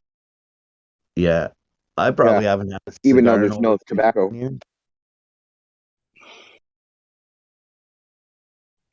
Sorry, Indio, I was talking right when you started to. Yeah, I haven't had a No, cigar I in said over 15 years. Did you hear what I said? I said the reason papers are so high is because they tax them as tobacco products. Yeah. Oh, yeah. Fuck. Oh, yeah. They always have some way around it.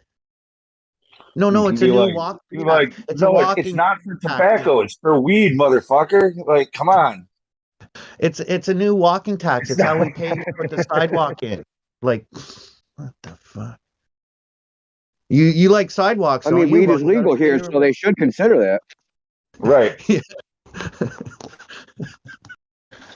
Fucking dumb. Did any of you guys see that old footage from way back? Like, I don't know what era it was. I think it was the 1500s or something, where they had the moving sidewalks at the World Trade Center show or whatever. World Fair. Yeah, and then I think there was a city that actually had some that were operational for a while. Crazy. I don't know why they're not out there then. Imagine the obesity rate if every city had moving sidewalks.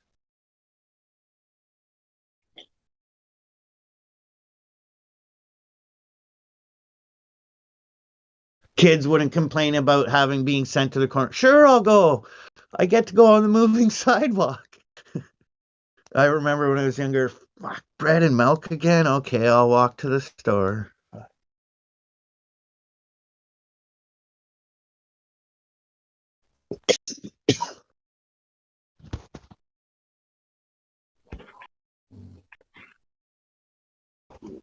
But a moving sidewalk, that would have made it an adventure.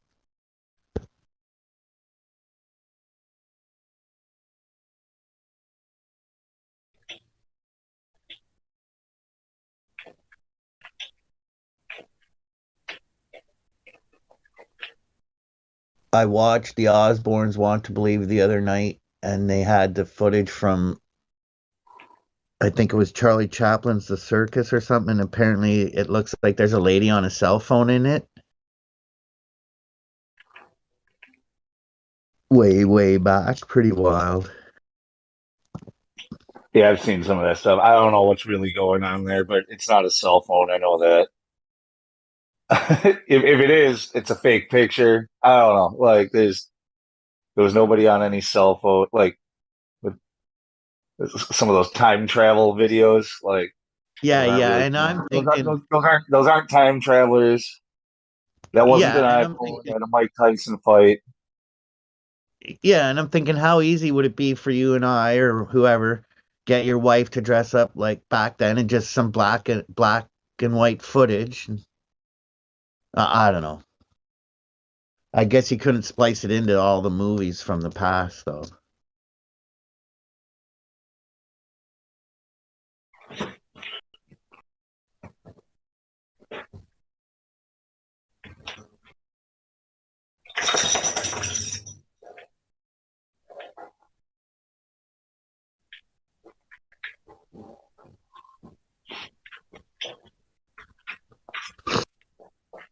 I should be downtown today with my shirts and my air fresheners and keychains and stickers, handing them out, trying to sell a shirt or two.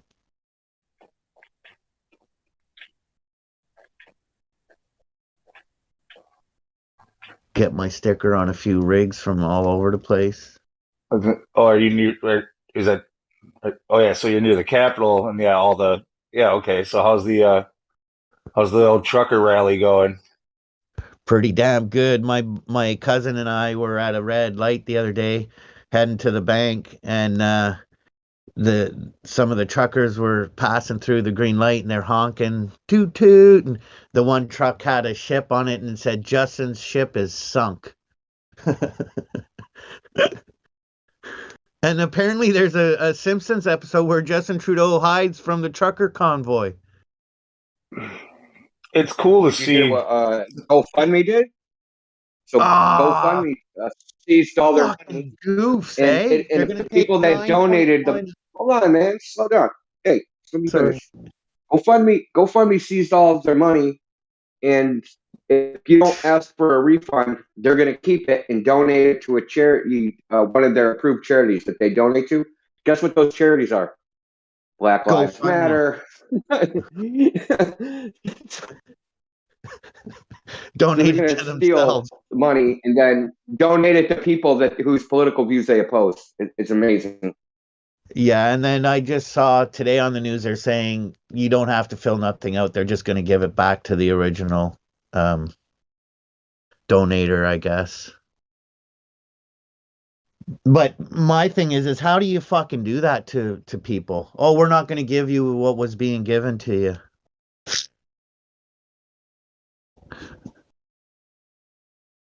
So that's the thing about online commerce that is a real bitch, right? How do you sue somebody for ripping you off when you buy it online and they're like in another state? Right? You got to go to like federal court.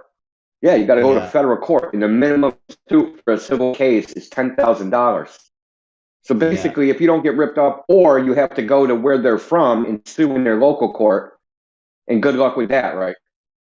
Yeah, I've been burned. Right. So a couple times, but thankfully under $100. Sorry, go ahead.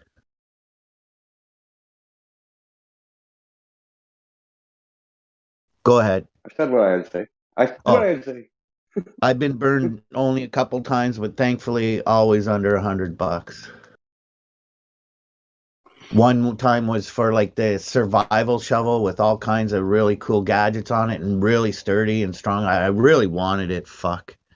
I've seen ads for it since in other places, and I'm tempted, but I don't want to be ripped off twice. Those survival shovels are all pretty much always junk. They promise a ton, but like you can't really.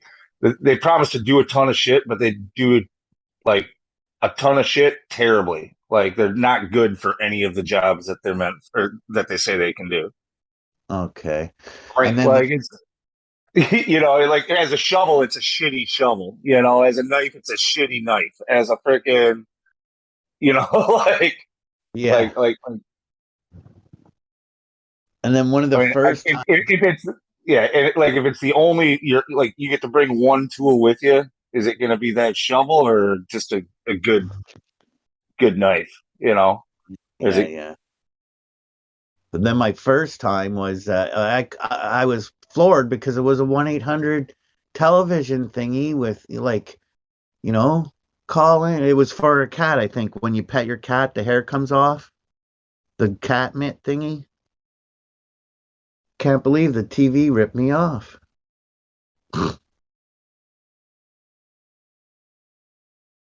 Crazy. Anyway, that trucker thing though, yeah, it's good to see some people pushing back, but it's pretty clear to me and a lot of people that it's a fucking setup. We're just doing exactly what they want us to do, or the truckers are doing exactly what they want you to do. What I'm not more supply chain issues, more inflation, more. Elon Musk is freaking pushing it hard, of course, because he's got one of the guys who's got put a lot of investment into self-driving trucks and shit like that. Like, is I know, that's what scares me for the truckers. Those autonomous trucks, fuck. Apparently, we lost 200,000 jobs in January up here in Canada because of the cerveza thingy. you guys drink that much? You guys are drinking a lot more beer these days. Mexican beer too? Jeez, I thought you guys Canadians like Canadian beer.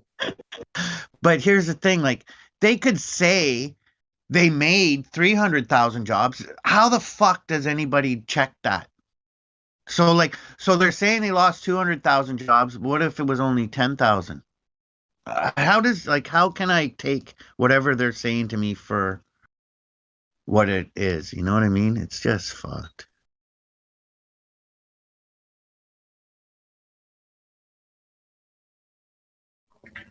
Anyways, we can only stare at the bottom for so long. Things have got to start turning around soon.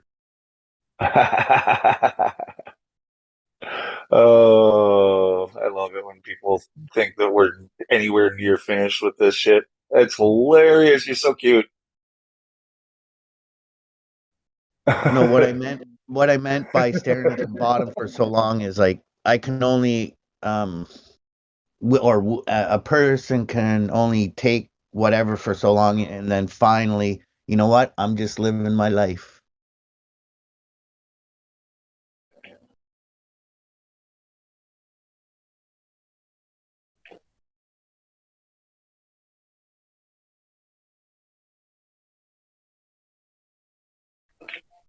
Because that's what I was going to say a moment ago, was that's what bothers me about the media and the way they're covering things is that they make it seem like because there was a certain flag seen there that they're trying to say everybody is a certain thing or whatever, when they're trying to say that the leader of the country is acting like somebody from the past, and that's why that certain flag is there. They're not saying the crowd is like these type of people, you know what I mean?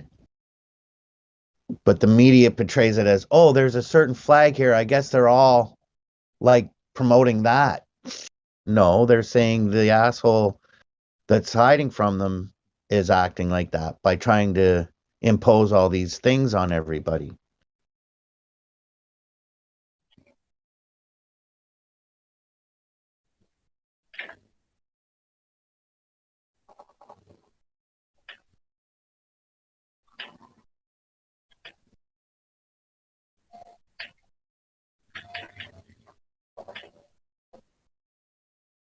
Just want you guys to know that I love each and every one of you beyond measure.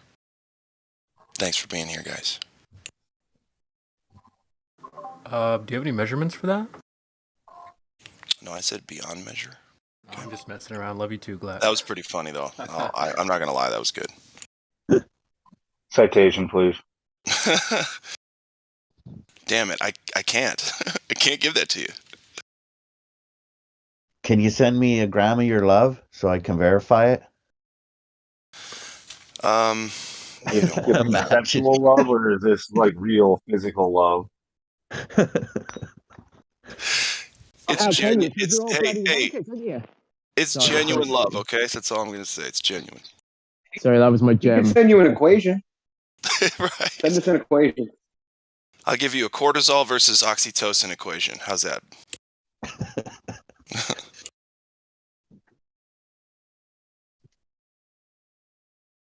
Yeah, still no bendy water. Can you hear me, guys? Yeah. How are you doing? I just Better spent. than yesterday, and tomorrow's looking promising.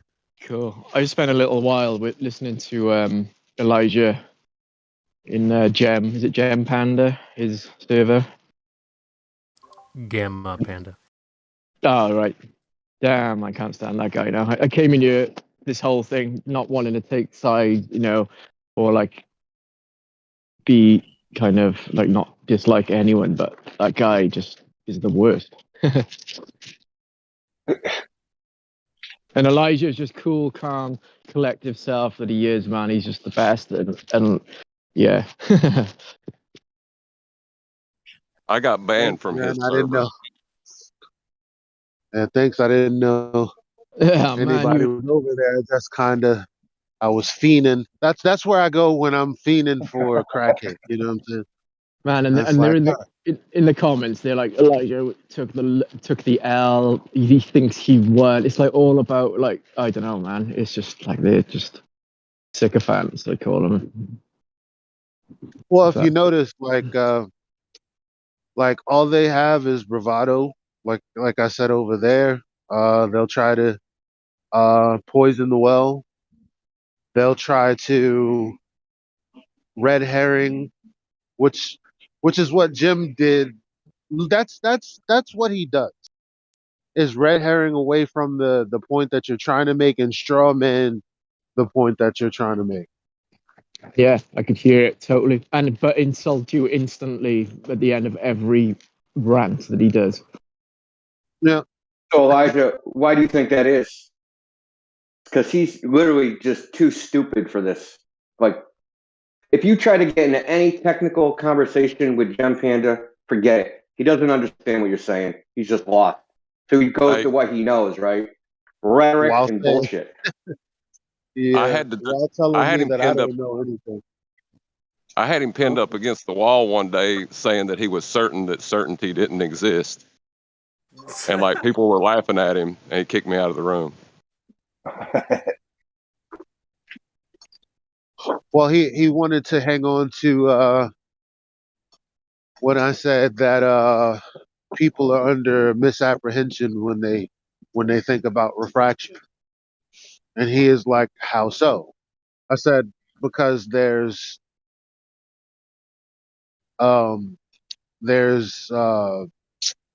law, and then there's 7/6 R refraction. People are under the misapprehension that what's described in Andrew Thomas Young's paper isn't completely theoretical.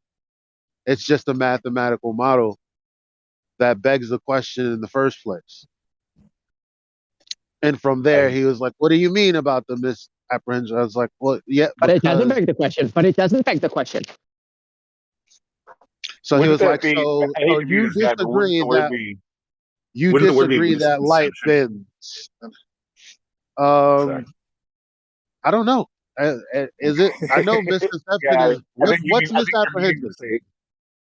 I don't even know if that's an actual thing. Like apprehension is a thing. Misconception, I think, is what you're trying to use. Hold on. Well, if I'm wrong, they're too stupid to have even, because they were trying to jump on everything that they could. But anyway, the I'll Google that in a second. But the overall point is Misapprehension is 'cause a word.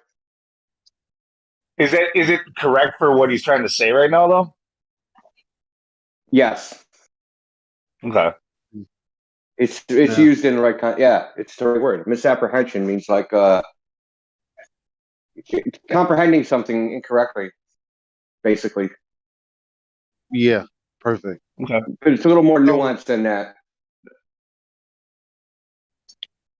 I just more off. So I guess I don't really hear it used. So yeah, misconception though would also fit with what he was trying to say. I thought that's what I usually hear people saying. Yeah, that would be a synonym.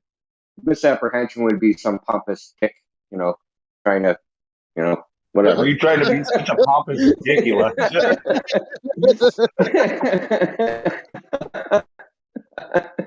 So it all started because Context. what did I? Don't worry about it. Oh. Go on. Sorry to cut you off, man. So it all started with oh hell no, these guys think I'm a slave. $5 to go like fucking 20 blocks. You're out of your fucking mind. So it all started from me saying, well, the mathematical model is wrong because it doesn't. It's it does. Let me restart because I can't remember exactly why I started speaking or why I opened my mic. But basically, I said, well, what was it that what was the reason that I And the RC Meisty was there. There's a fuck ton of them that was there.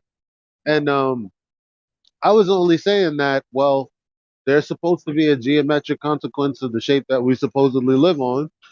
And the one claim, oh, I was telling someone how I got into flat Earth because someone was again trying to ask me or ask someone to explain how something works. And I was like, yeah, I keep repeating how funny it is that I've come here with questions and people expect me to answer or explain more. Like, first of all, I came here off the back of claims that aren't true about the globe.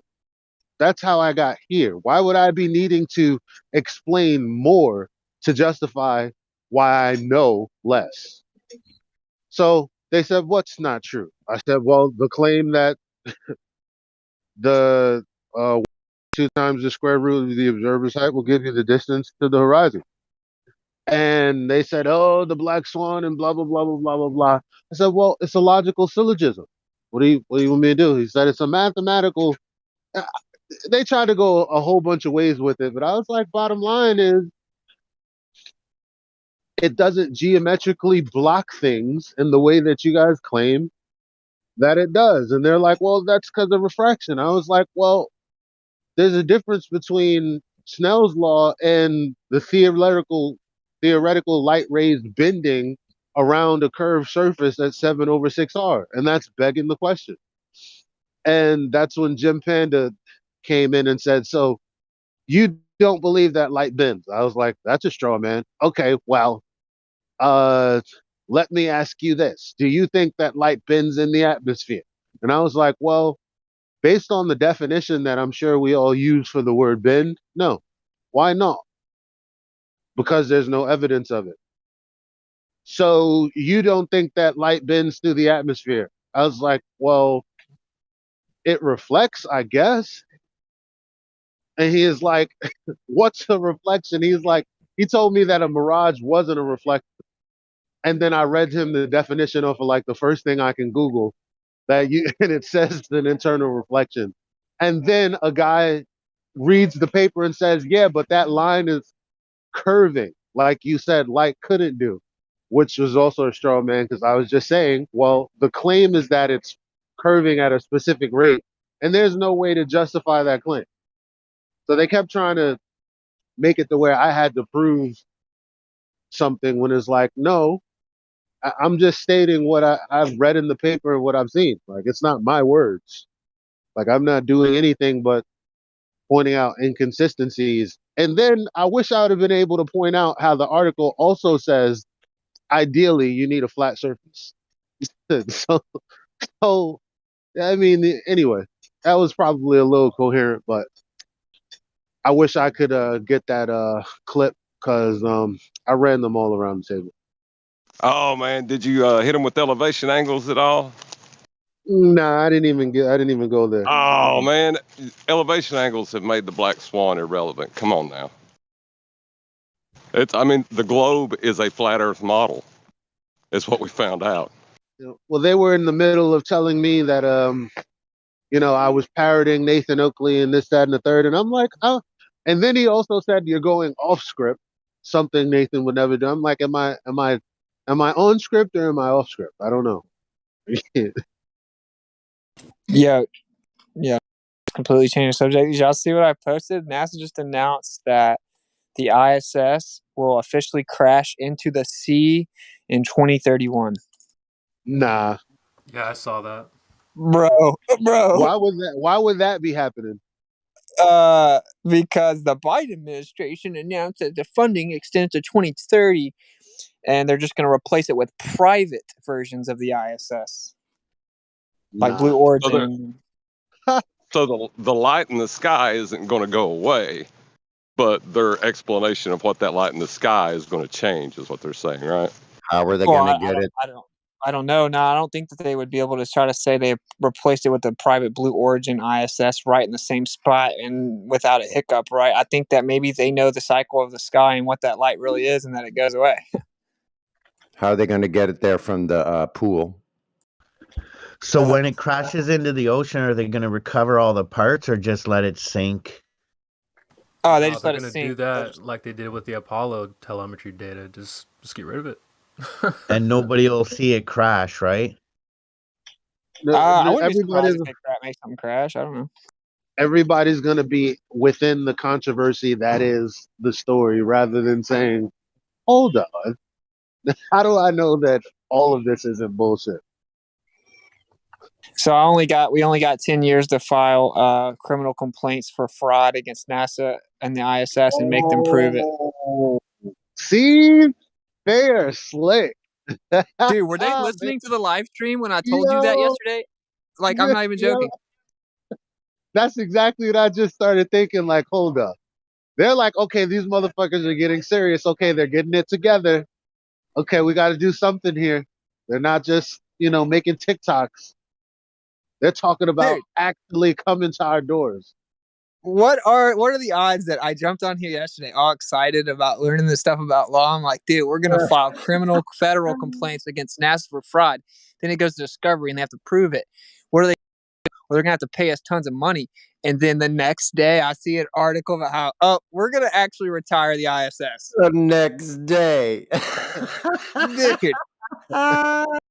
You did it, man. You took it down. Thank me later. Single-handedly took down the ISS, bro. $sign Winston gets it on Cash App. Winston took it down. It could be a coincidence. The creator does that to me a lot too, though. So I don't want to get too carried away, but That's okay. Now we're gonna give you more projects. all right, yeah. Well, let me just announce more criminal complaints. Maybe we'll get the FBI dissolved by the end of the week. I think I'm going to file a criminal complaint against the CIA. CIA, Federal Criminal Complaint. Cocaine Import Association. Hey, I'm sorry, I got cut off for a minute. Did anybody say that there's been a rebuttal to the fact that the globe Earth is a flat Earth model? Has anybody come up with a rebuttal to that? Horizontal doesn't mean flat. It's just relatively locally assumed to be horizontal works well enough. So they're saying that you can measure an angle with a curved adjacent. That's their response? Well, they're saying you can just assume that it's not curved and it still just happens to work. Well, that's the thing, They're though. not going to That doesn't understand work it at all. Yeah, that doesn't work, though. It doesn't matter how curved it is. If it's a curved adjacent, you can't measure an angle with it. It's undefined. Well, yeah. So, yeah, of course. So were you asking for a sufficient rebuttal? They will say Yeah. for all intents and purposes the part that you're measuring is flat. Like again, they can't get away from saying it's flat. It's the claim that generally, like on a broader scale, it's not. Like that's the claim. Like how do I know that? I don't fucking know. Like okay, so you're measuring on a flat plane and you Well, as come far up as with this whole model based on the sky, based on the angles that you get off of No, the no. flat plane. They didn't even base it on the sky. They based it on a misunderstanding of what an arc is. They think because their protractor has a curve that the sky curves. That's like, it sounds stupid, but that's actually what their misconception is.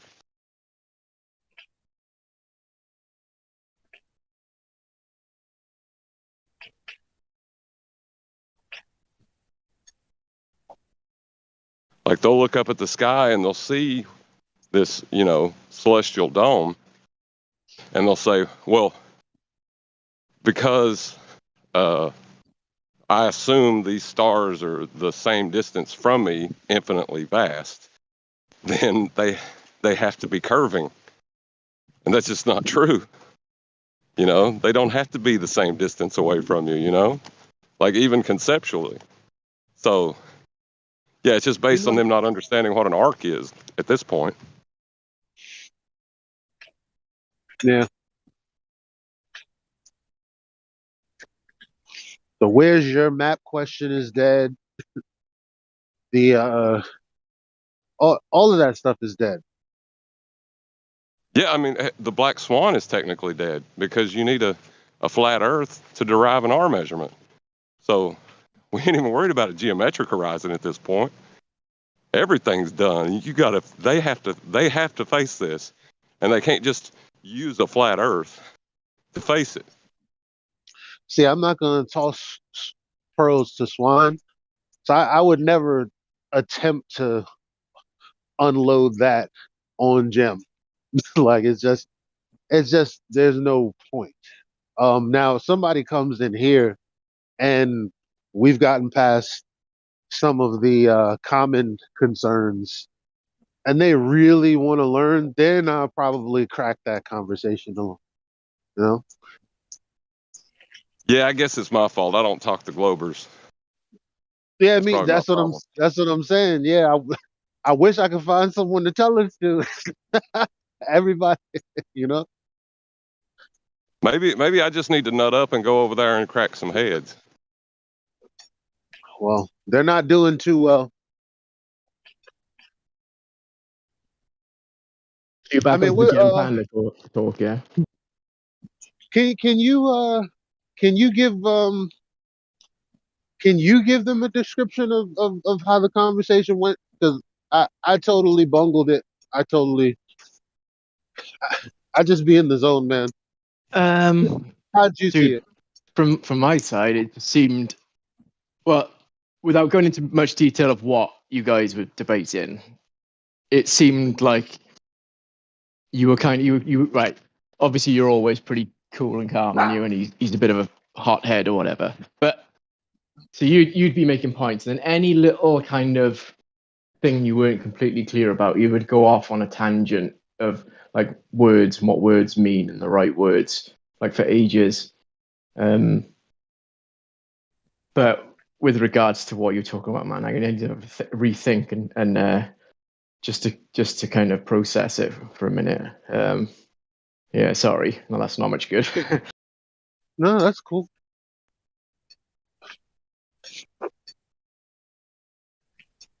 But they didn't convince me on refraction. Anyway, or what they were. I mean, I linked you guys. I said, yo, everything that I said, yo, just read the paper, man. Yeah. It's right there. Yeah. And instead of talking about the information in the paper, he wants to make an equivocation fallacy between the word refraction, because now we have a fake ass definition and the how it's defined or described in Snell's law. Yeah. Right, the difference between how it's measured and how they calculate it. That's what we got a problem with. The way that refraction is measured isn't what they're calculating, you know? And then he had a big problem with the word bend that he brought up, and then felt like he needed to attack Elijah with when he was the one that said bend in the first place. Yeah, because he asked me if I agreed, and I said no. Why? Well, the only bending that's happening is in the theoretical model. So other than that, he's like, well, you're the one bringing it up. You're bringing up the Earth. And I was like, I didn't say any of that. I'm talking about the theoretical light ray. Yeah, and the burden of proof was everything was on you suddenly somehow when it was kind of his and the model when it was yeah, you know what I mean? It was their argument and it was you had to prove it. Basically, all I was doing.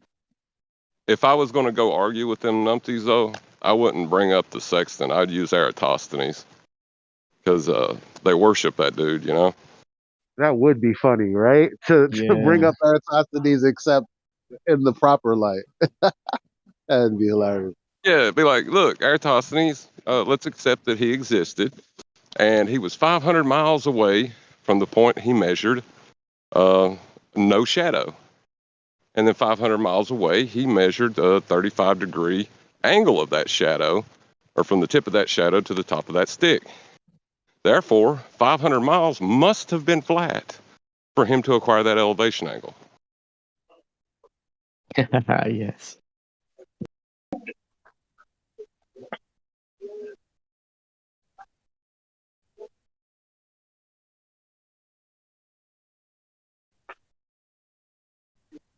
Because But you know, does with the light sex, bend, Elijah? But does light bend, Elijah? But does it? Yeah. Sorry, man. I can't. He sounds like Rick Mail, the British comedian. Didn't I tell him Well, no? listen, And then Elijah. yeah. Well, that rhetorical tool, they always play that game, right? That saying it doesn't bend in a certain instance means you're denying it in all instances, which is so dishonest and slimy, right? Which fallacy Yeah, is there's that? Because refraction. But the question is I couldn't I have remember off the I top. have no idea, it's all but or there should nothing be a name fallacy. for it. There you It's go. all I or thought nothing. so, but I didn't want to be wrong. I was already Yeah, on the it's a road. variation. Yeah, it's got to be some sort of variation of the all or nothing fallacy. The other all or nothing fallacy is if you believe one thing Neil deGrasse Tyson says, you have to believe everything he says. Like that's another one. Right? They You tried can't quote to unquote kind of Arthur. do. They kind of tried to They do do that that all the too. time. They was like in that he's like, so you know that Andrew Thomas Young is a globe earther. I said, well, do you know that I'm using him as a hostile witness? Like, I don't know what these people are Yeah. smoking, man. Like, I don't The care what point he is, believes. like, yeah. But the point is, yeah, light bends. The question is, does it bend in this case? Is it bending in this instance? I Well, don't even no. know Saying what it bends, doesn't man. bend. Well, saying it doesn't saying there's no terrestrial refraction, not the same thing as saying terrestrial refraction doesn't exist. Period. That's a Right. totally different argument, and to try to conflate the two just proves they are dishonest. They know what they're doing. They know exactly what they're doing. Well, hold on Yeah. a sec.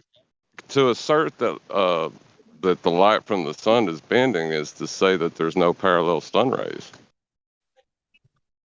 Well, I don't know. I took issue with the word bending because it just seems like a word that's just totally that's unnecessary. I could be The light. wrong, but It's not really. It's not bending, really. It's not bending like in that it's way. changing A better angles. term would be it's being deflected. It would be a better term. Being deflected from its trajectory, not really bending. To us, Right. because we can see at the microscopic level, to us, And then it would appear as if it's bending, but it's like if you could zoom in on it, it wouldn't be bending. he asked me. He says, so then does light change angle in the atmosphere? I didn't even take issue with the word atmosphere. I just said, sure, there's reflection like mirages, and he said that's not reflection. And I was like, then I read the definition, and the other guy said, yeah, but the light is bending, and I I s- I wish I would have said, well, that's a diagram. It's just a picture, an illustration. Meanwhile, what they're describing is how this effect takes place on a flat surface. But it's like, what's the point? I don't know. I wasn't trying to even go hard. Well, Yeah. it's disputed in the scientific community whether like inferior mirages are a reflection or refraction. It hasn't been like it's like actually validated experimentally, like which one it is. Even though there is a paper in which I can actually post it in the live stream, where it has been tested and it seems to be, and they took the vertical temperature gradient, so it seems to be that it is actually a reflection, not refraction. So I don't know if you I guys mean- are letting them with refraction. Do you guys ever think about this? The image that they say is being refracted, is it after where their geometric horizon should be, the apex? Because my point is this: if we're seeing something that's beyond their physical geometric horizon based on 1.22 formula, how are they claiming something is... Now, I know how they're doing it. Okay, we all know how they're going to do it. But if the light is hitting something that is below your view and also below the geometric horizon, that's an obstruction. What angle is the light going to be reflected if it's often surface that is below or a lower altitude than the apex. We got it all I know wrong. exactly what you're saying. They're Stunny. I've already made a video about this way back when the Black Swan came out. Because here's the thing about the Black Swan, right? You got the oil rigs, you got the legs, right? You can see the horizon through the legs of the oil rigs. Yeah. But the horizon should be in front of the legs of the oil rigs. Right. So how can the physical obstruction that's blocking the legs be behind the legs? Right. Right. How does that happen? Dude, there's no way. Because if that was actually happening, we could design a lens that could make that happen, and we could see shit that's behind things. By just manufacturing a lens with a crazy index of refraction, we can just see behind things. Behind and I want to see what's behind you. I'll just make this. Yeah, I'll make a fancy lens to see behind you. That's not possible. The idiotic to even think about. But listen, Indio, it's not only behind the physical, it's below it. Also, they're missing the whole point. They have no right to discuss anything. If it's beyond the geometric horizon, they're done for because they're talking about something that's happening at their geometric horizon. Oh, okay. So if their geometric horizon in the Black Swan is only 1.22 miles, they could talk about refraction up to that point all they want. After that point, it's dropped off in altitude and in angle.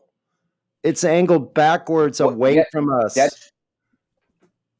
The other thing is the light rays. Okay, if the horizon is 1.2 miles away and we're seeing 10-mile away horizon, the light rays that are 1 mile away are going to reach the camera before the ones that are 10 miles away.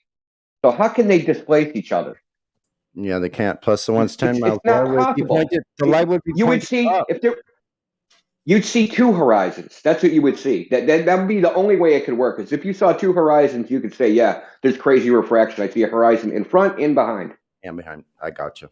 You can't erase the light that arrives before the light, because you got let's call it two horizons. The geometric horizon, which the light from that should arrive before the ones from the so-called apparent horizon that's behind the oil rigs. Mm-hmm. How does that disappear? Where'd that go? Here's the question I would ask them. Right.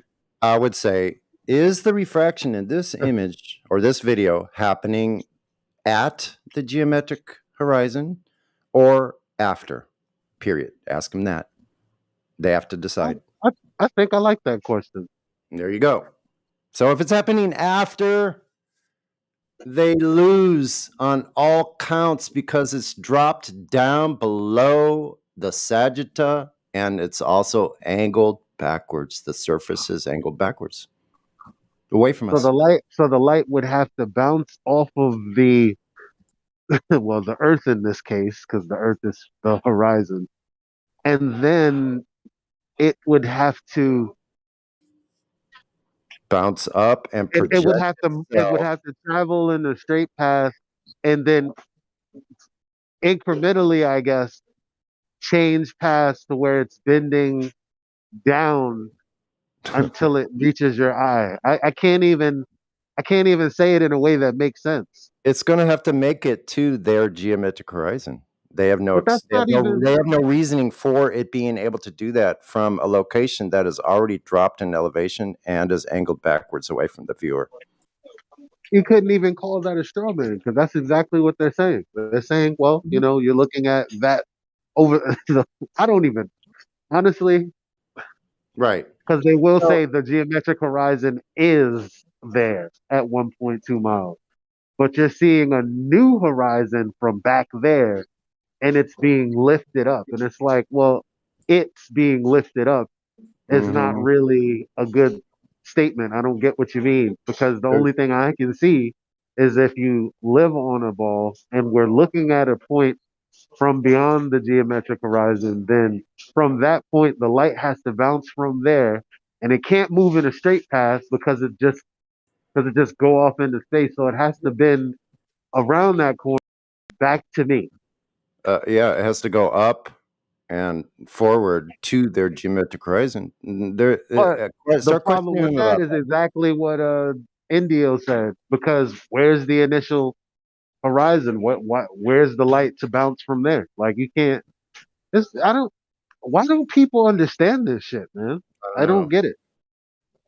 But I think They this do understand. bludgeons refraction to death because they have no excuse for it moving. Like everything that's I've read about refraction, it doesn't affect the horizon itself. Doesn't affect the location of the horizon in height or distance is another thing because it looks like a straight line.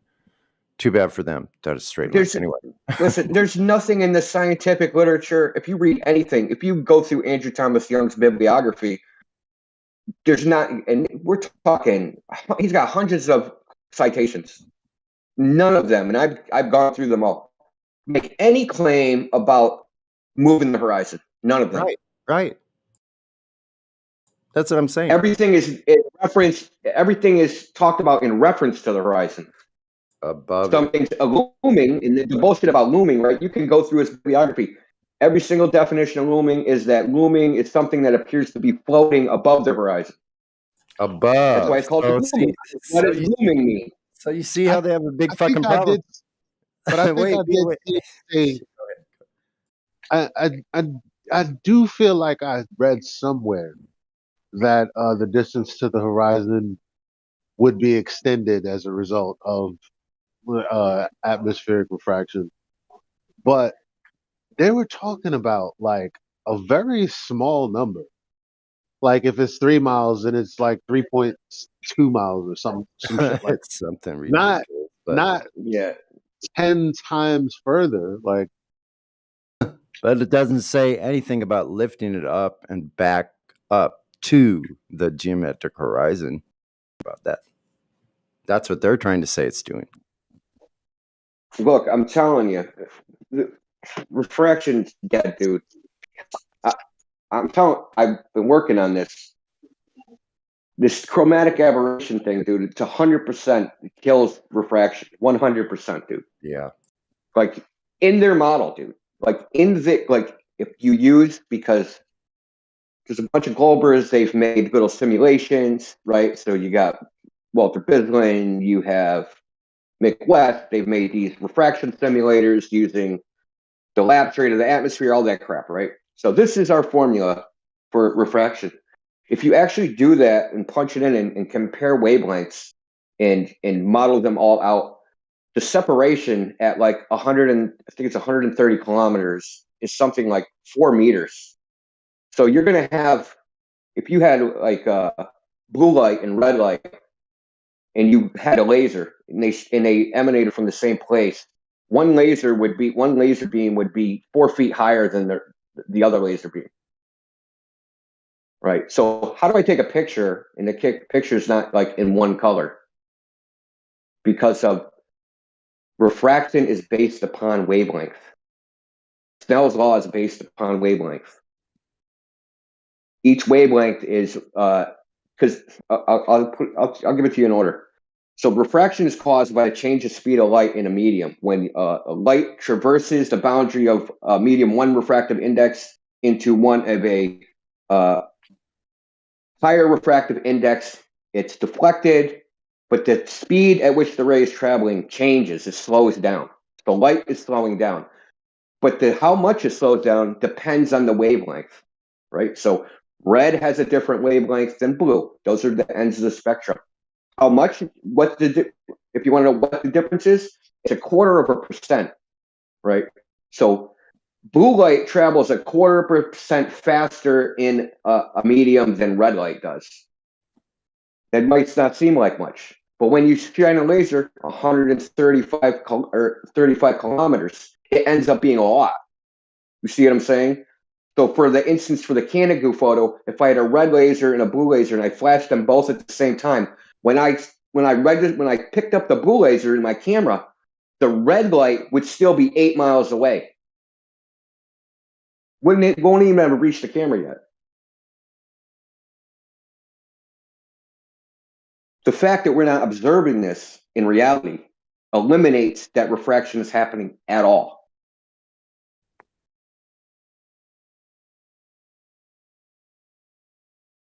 Did I lose everybody?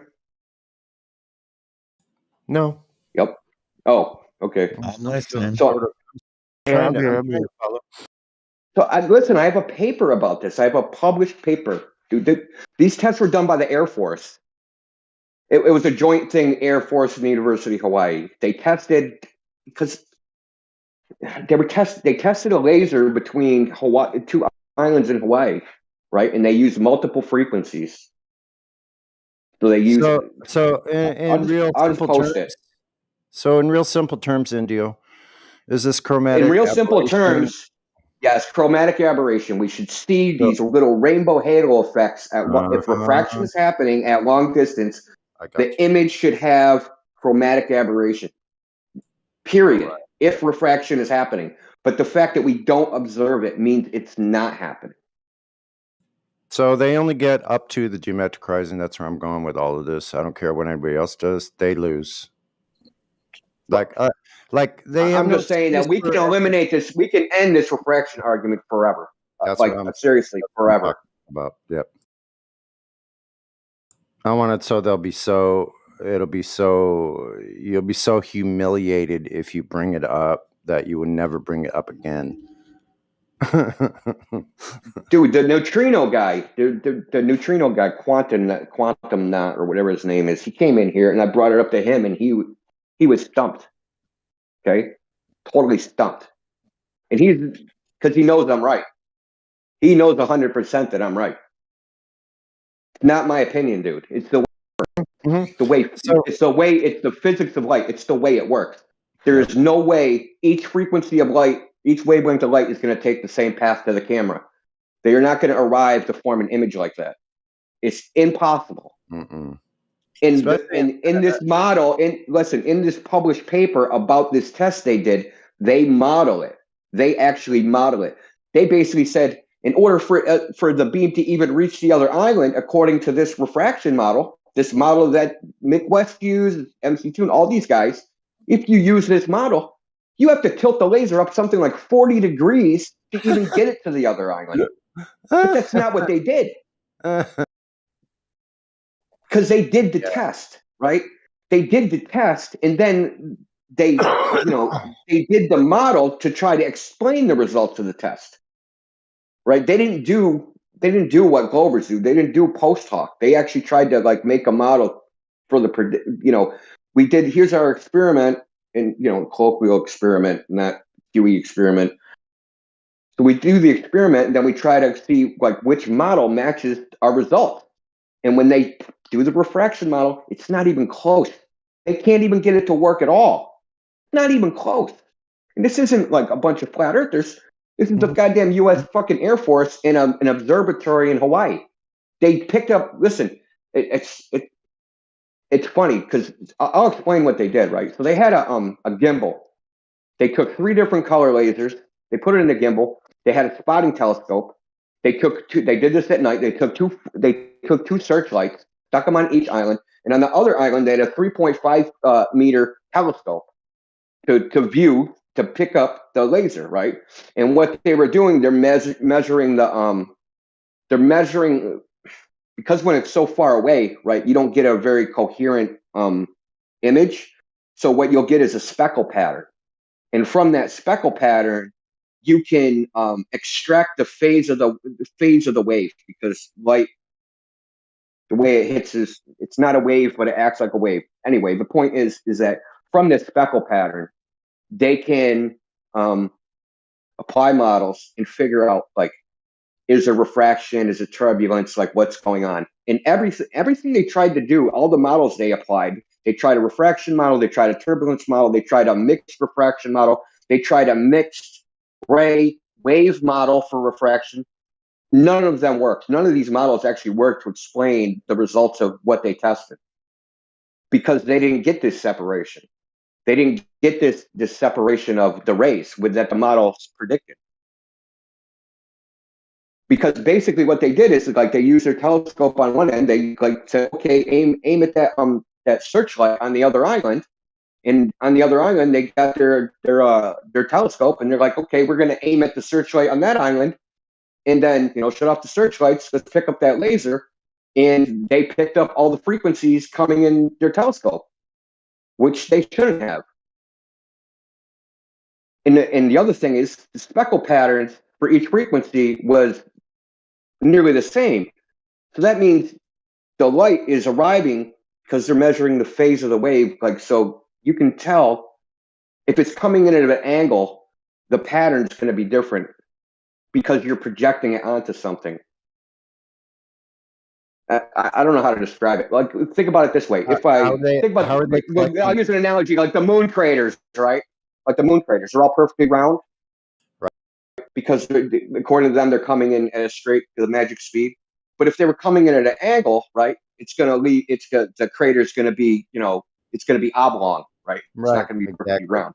So that's the same thing. Same way as with light. If the light is coming in at an angle, the speckle pattern is going to be like spread out, like almost like a splash. Yeah, it'll be like sprayed. Yeah, sprayed exactly. across, at an angle. Exactly. But that's not what they observed. They observed it dead on. So that's the point of freaking all amazing this stuff. is That's that amazing we stuff. can, dude, it's published. They've actually published.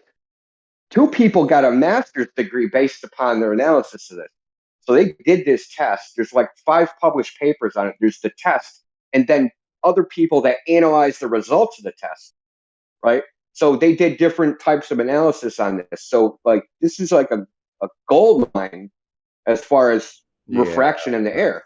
Yes. So they actually had adaptive optics on this telescope, and they basically came to the conclusion that even with their adaptive optics, they cannot correct the random nature of the light in the atmosphere, even if they knew what was happening.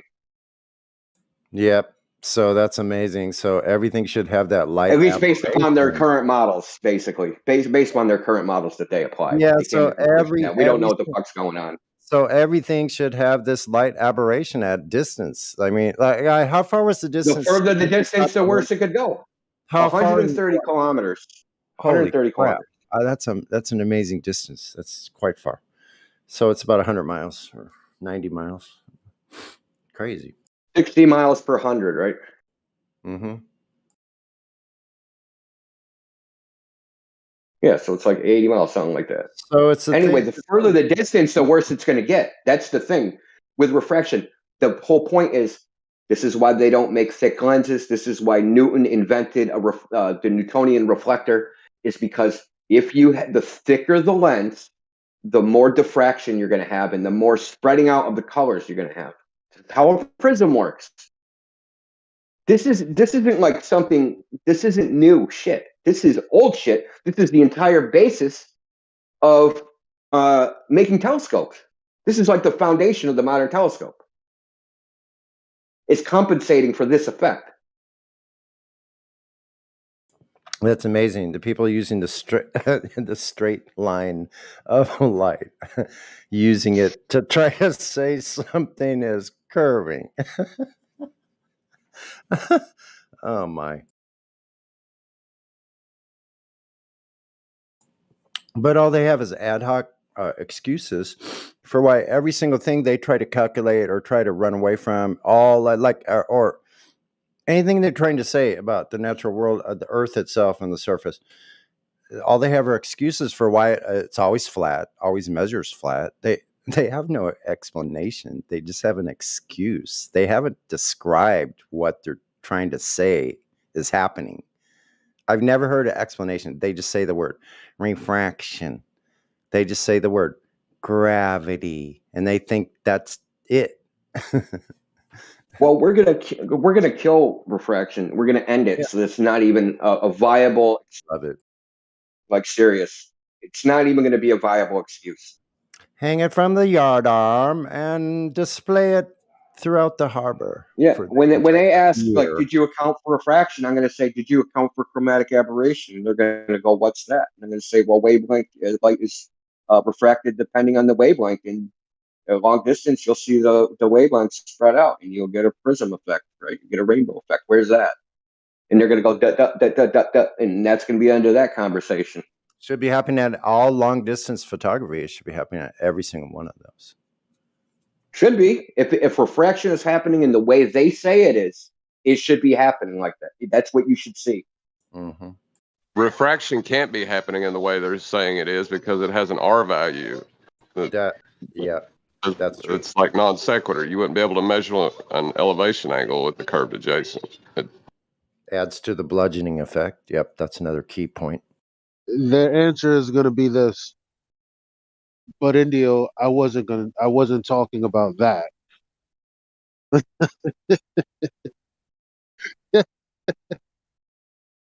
I wasn't talking about that. That's it. Well, India, you don't have your. I just have this tiny little thing to say, then go on with the content. But I just wanted to say you need the little recording bot in here. That whole explanation you just gave is. We need that. We need to be able to, listen to that again. Well, I can get it off of the stream. No one interrupted me magically. Because, and how you always say you want to help, people learn the arguments better. Like that's a really good argument that people could have for refraction. I'd like to listen to it again, so that'd be cool. But somebody else was going to say something. Go ahead. Yeah, I was going to say, technically, there is no argument. The globe Earth is a flat Earth model, so they're accepting the Earth is flat when they take the elevation angles. Mm-hmm. They created it's a flat Earth model that they assert is a globe, but it's still a flat Earth model. Like even when they're claiming refraction, the baseline is a horizontal datum. Like they don't even know it. So look at the graph in the live stream. This is from that paper I just posted. You can see from different wavelengths, and this is spread out, that it spreads out. And this is the angle that they would have to tilt up the telescope to get it to land at the other island.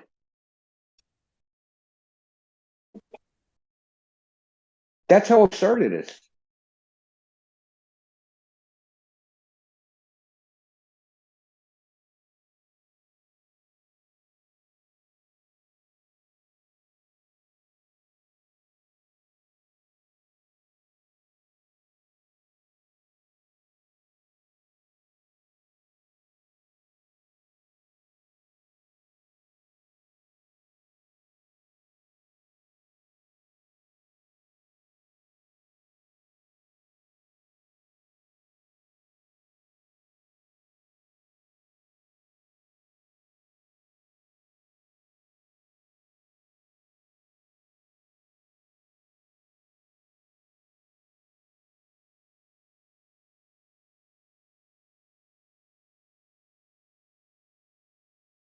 When do you find that that study, Indio? Is it a recent one you found? I mean, it says 2013, does it? But I actually found it a couple years ago.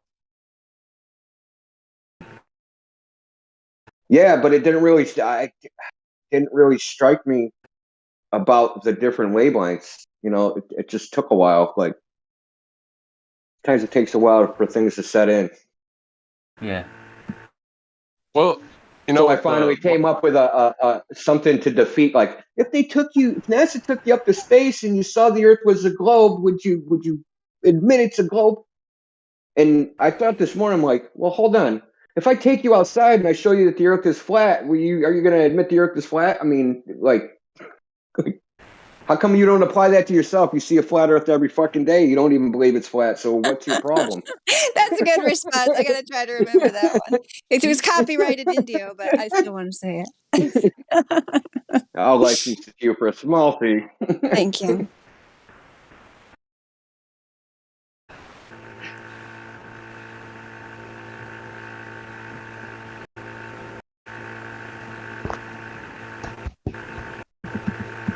Yeah, it's pretty. Actually, I was looking through these last night too, so I'm gonna pull up all 5 the original paper, and it was funded by the Air Force. So the Air Force has like an optics program because obviously they use lasers to shoot stuff down. So they have a lot of money to spend on this type of stuff, and this was part of whatever they're developing over there.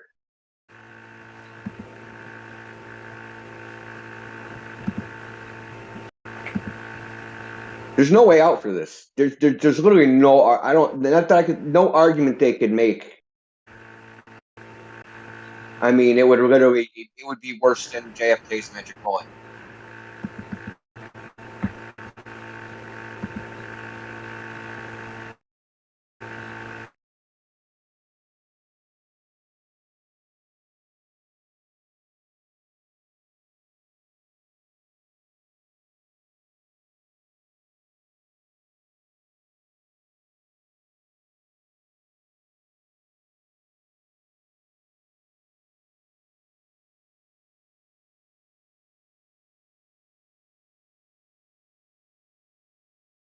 So India, how far was this laser beam?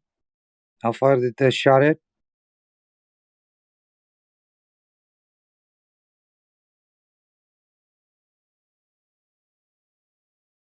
It's like 130 kilometers. 137 kilometers. Yeah, something like that. 137, 130. Wow. And it's just from point A to point B, and it hit the target.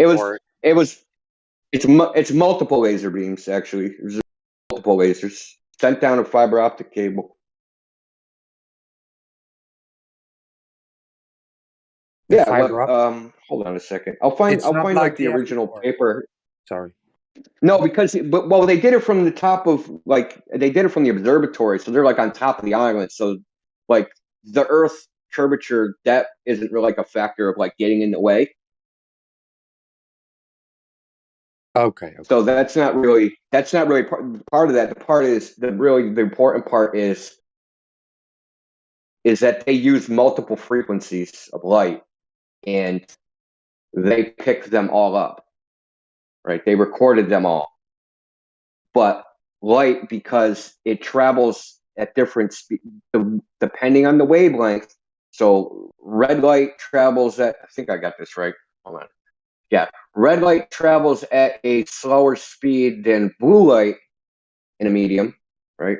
By 0.25%, like I was saying. So over long distances, that adds up. So the time of arrival of any particular ray, right? So if you have a red ray, if you take a red ray of light and a red laser and a blue laser, and this is why what John Dee did was so awesome. They, according to the refraction models, all of them, the path the ray takes is going to be different. It can't be the same because they don't travel at the same velocity, because refraction is based upon the velocity that light travels in that particular medium. Well, this is the mainstream model. Well, yeah, the mainstream model, you're talking about redshift, right? And how they estimate distance galaxies by one wavelength being supposedly taking longer. No. This isn't redshift. That's what it sounds like. Yeah, redshift. No, a prism. You know what a prism is, right? Yeah, I do, but so what you're describing is redshift.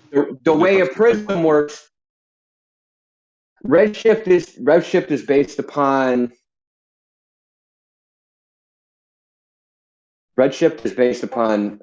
a moving object Doppler effect. Yeah, something that's moving away. Redshift is when something's moving away. As you say, like an ambulance goes by and it makes the tone changes as it moves through. Right, but because of the speed of the wavelengths of light, that's what gives it its particular tint, is what they say. Well, put it this way: say I'm looking at a star that's one color. If it's moving away from me, the wavelengths get stretched, right? So the waves of light get stretched when they arrive to me because I'm moving away, and in optical terms, that is called a redshift. If I was moving toward it, you'd get a blue shift. Interesting fact, Polaris. But it's the same way if you hear a train whistle, right? Go ahead. Yeah, Polaris has both redshift and redshift, so it's both moving away from us and coming towards us at the same time. No, it's like red reaches much slower. So everything's assumed to be moving away from us at the same rate. But the things that reach our eyes that have a blue tint are supposedly further away, according to them, because they got that blue light travels faster than the red light.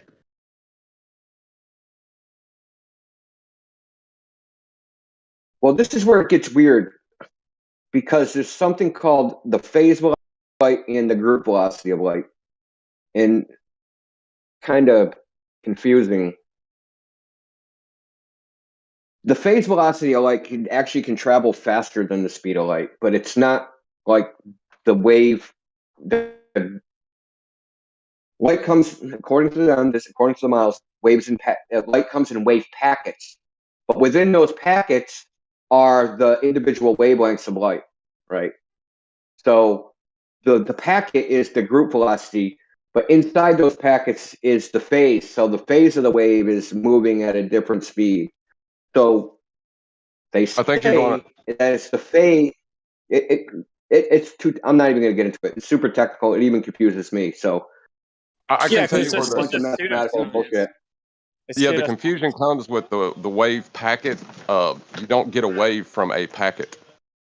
That's just a reification after they have multiple packets to create a convention called a wave. They're using a convention of a particle. They're using a particle convention, and then they're doing another convention on top of that, and then they're getting it all convoluted through mathematics. So they basically are just speaking gibberish at this Right. point. Well, what they're doing is they're looking at lights in a much more dense medium that are much more local, and they're seeing different illumination rates based on the energy that they're outputting into that medium, and they're making up all kinds of fairy tales about it traveling and all this nonsense and all these different velocities. There's just different illumination rates relative to energy input in the more dense medium, and even Edwin Hubble basically admitted that that was a very viable possibility. So, I mean, anything that we try to understand inside their parameters of pseudoscience, we're not going to be able to understand it. That's my opinion. See the link I just posted? So this is what they say is that the light's coming in like these packets, but within those packets are the phases of the wave, right? So the amplitudes of the wave. So they say that within those packets, it can move faster or slower than the speed of light, but the packet itself is only going to ever move at the speed of light. But the point I'm making is that any particular wavelength moves at different velocities. So if I have a medium like water, right, blue light will travel through the water at a different speed as the red light, right? So in air, it's the same thing. So because they travel at different, because the amount of the relative amount of refraction is based upon wavelengths, right? The relative refractive index is how much light is so-called bent is dependent on the wavelength. So put it this way. So you have a difference in refractive indexes, and then you have a wavelength. That difference is great. If the greater that difference is, the more the light is bent, right? Because that difference is smaller in certain with one wavelength versus another wavelength, the amount of bending is going to be different. So you're going to have less so-called bending by the time you reach. So I have two lasers. I shoot them 100 miles, and then when you get to the source, those lasers are light arriving at the same angle because they took different paths. They didn't take the same path.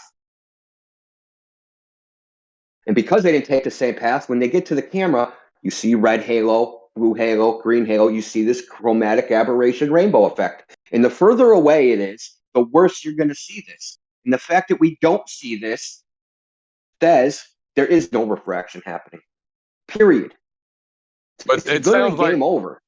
It sounds like this effect you're describing, though, is still just an observe and declare, Like they're seeing a rainbow and then saying that the cause of the rainbow is their convention, they call lengths, and then they're describing that convention with wave packets, which are a conceptual particle, which is another convention. It's just they're building conventions and they're not saying anything. Correct. Well, Well, I'm saying you can show this experimentally, though. I can take white light and I can take a bunch of lenses, all geometrically the same shape, shine it through, and the thicker the lens gets, the more you're going to have the spreading of the light where it makes a rainbow. You can do this yourself. I mean, not like like I said, it's well just known, dude. That like declare. You can get the white light.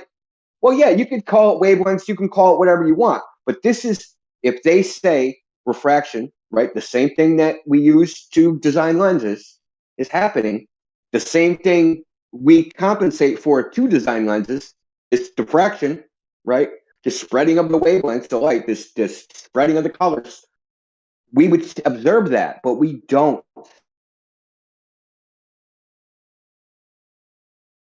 Do you see the problem with that statement, though? What's the problem with the statement? Like you said, we observe this, but we don't observe this. That's what he's saying. What I'm saying is their claims that the only reason we see things far away is because the atmosphere is refracting the light and causing it to bend around the curve. If that was actually happening, we would also see chromatic aberration. That is what I'm saying. But because we don't see the chromatic aberration, refraction is not the reason we're seeing things far away. We're seeing things far away because they're there. Yeah, it's more clear conditions. Yeah, that's the deciding factor is the clarity of the air. That's it. Right. Every time I hear wave packet, I have like a shiver run down my back because I know they're getting ready to do a reification of something. Like they're getting ready to work outside the convention they built with a different convention to make a claim about something that has nothing to do with the convention they're talking about. Is what they're getting. Well, just a bunch of models for light. We already know that. Well, you can use their own go ahead. claims. I think that's what he's pretty clearly saying, right? Like within the that's exactly what I'm saying. Right. Yeah, they're trying to listen. Literally what they say is, oh, refraction's happening, but only does one thing. It picks things up so you can see farther. But that's not the only thing refraction does. Does a bunch of things. I mean, there's been people running around making lenses and like having the lens maker equation and paying people, they're getting PhDs in optics and getting paid, 6 figures because it's just a super simple thing. No, it's not. When they design a lens, they have to compensate for all these factors, right? Astigmatisms, chromatic aberration, pixel curvature, like all these different things they have to compensate for when they engineer and design a camera, eyeglasses, you name it, anything that uses a lens. But Goldberg's just like, no, it just lifts things up. That's preposterous. It's just like everything else in the image looks normal, except for it just lifts things up. That's all refraction does. That's a preposterous claim. We would see all these other optical effects that are known to happen when refraction actually happens. When we know refraction's happening. When we make a lens and we look through it. And Drake brought this other point. We should also be able to see images inverted, not a mirage, an actual inversion of an image. Because I don't know if you ever take a magnifying glass, and if you hold it at one distance, it's upside down, but if you hold the magnifying glass at another distance, it's right side up. We should be seeing that. You should be able to walk towards something and it would be flipping. But we don't see that either. Never seen that. Almost like when you look into a spoon, your face is upside down in the spoon.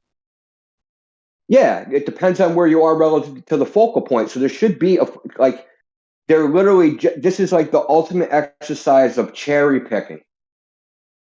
Like refraction can move the position of the way where something appears to be. And they're saying, this is what we're observing. But then they're saying all other things, they don't happen. That's not plausible. It's not even remotely plausible. Well, when you really get down to it, it's even worse than that, because even refraction itself is just an attempt to try to explain the phenomena surrounding light, like within an inaccurate assumption. But it is hilarious that within that inaccurate assumption, because the effects are real, like you said, it's how we make lenses and cameras, etc. The effects are real. What they say is happening isn't real. It's definitely not real. It's an ether perturbation. But like within that own paradigm, they exclude all the other phenomena of light and then claim one. So the argument is good, although still, it's like arguing within space paradigm, right? Look, there's like 6 or 7 models for refraction. All of them are for a particular engineering purpose, but they're not like, it depends on what you're using it for. But these are only models, right? They're not reality. So when they say things like, light's traveling at a different speed in a medium, that's just like, I don't think anybody's ever measured that. That's just something they're saying. That's like within their model. So if they assume this within their model, and you got to remember that this is also, this speed slowed down is reverse engineered, right? So we're like, we're gonna take a light, we're gonna measure how much it's deflected, and we're like, okay, this angle, because it was deflected this much, this means light slowed down this much. So blue travels at this speed in this medium. But they didn't actually measure the speed of light in that medium. They just used induction to fit it within their model. They didn't actually measure that. Yeah, that's crazy, and that's why they have to come up with so many different models, because the actual how they define the phenomenon itself is inaccurate. So that's why they're like, oh well, our model doesn't work when we're actually trying to go do something. We have to make a new model. It's because the fundamental premise is wrong. Like exactly. Yeah. Yeah, I mean, Well, but we hold on know, a minute. what they can't admit that they're just models. They don't mean anything. They're just models of reality. They aren't reality. There's not really a place called Liberty City where I can punch hookers. It's just a video game. It's a model of reality. It's not reality. And so are their models. They're just models of reality. They are not reality themselves. And they only accurately represent a small portion of the phenomenon they're even talking about. Exactly. That little small portion alone at a time. Yeah, and with the terrestrial refraction, they took a really super small portion. They just cut everything off except for one thing. Oh, it picks things up. That's it. Everything else. But you're describing, hold on a second, you're describing using conventions, and there's nothing inherently wrong with using a convention. It's when you assert that something outside of that convention. Like, we're using language to communicate. But if I assert that because I speak it, it's true, I'm working outside the convention. Sure, conventions can be useful, but if your fundamental premise is wrong, it's destined to oblivion. So. But how do you prove the fundamental premise is wrong? Like, which premise you have is to wrong? you have to prove the fundamental premise. I can easily prove their fundamental What premise. What premise are you talking about? Light travel as little the physical. Fundamental premise it's even more fundamentally wrong. The fundamental premise that's wrong is math is a reality. That's the fundamental premise that's wrong. Period. Yeah, there's your fundamental nobody premise would. That's wrong. I don't think nobody would agree with Glover that. thinks that. The right mind. I mean, you can use math to describe reality, but you could use math to describe Harry Potter flying on his broomstick. Just because you use math doesn't make it true. I don't know how many Globers, dude. I've actually had a Glober came in here and quit the server because we said math wasn't reality. He just had a meltdown. Dude, some people will defend mathematics more than they'll defend the globe, dude. That is the ultimate religion. Well, it's a very accurate language. I kept asking Jim. He was like, "How do you know that light rays don't bend around the Earth? How could you say that?" I said, "Well, I'm not. It's the fact that they say it's theoretical. It's a mathematical framework that's not real." And he's like, Dude. "Well, how do you?" It's like, because they haven't proven that is the case. Like, what are you talking about? I've been trying to figure out the psychology of that, and I think what I figured out is when you do a math equation, you got to figure it out, and you get an answer, and that answer is just intellectually satisfactory to those who are actually not that intellectual. Does that make sense? Like the people that aren't that good, the people that are really naturally good at math, have a very efficient aptitude, they aren't really they would never think that the math actually proves something. It's the people that actually are lower intellectually, ironically, they conflate that to intellectualism, because once they can get a solution, then they can convince themselves that they've inputted an intellectual conclusion. Does that make sense? I'm trying to figure out why you can't connect with people on this. And I think it's they learned how to solve the algebra equation, and so you can't take their answer away from them. It's no more complicated than that, in my opinion. I wouldn't attack. They can't take because their logic and reason has been, again, through the school system, effectively disengaged. So they don't have that. So through if something illustrates or says something, and then there's an authority to go behind it, this is what they're making a decision on. How much support something has, right? And if a math equation has a ton of support from people in academia, then they're going to go with that because they don't know how to think for themselves. Well, yeah, but I don't think we should attack math so much because it's not math's fault that those people are idiots and are reifying concepts into physical things and then trying to put them in equations.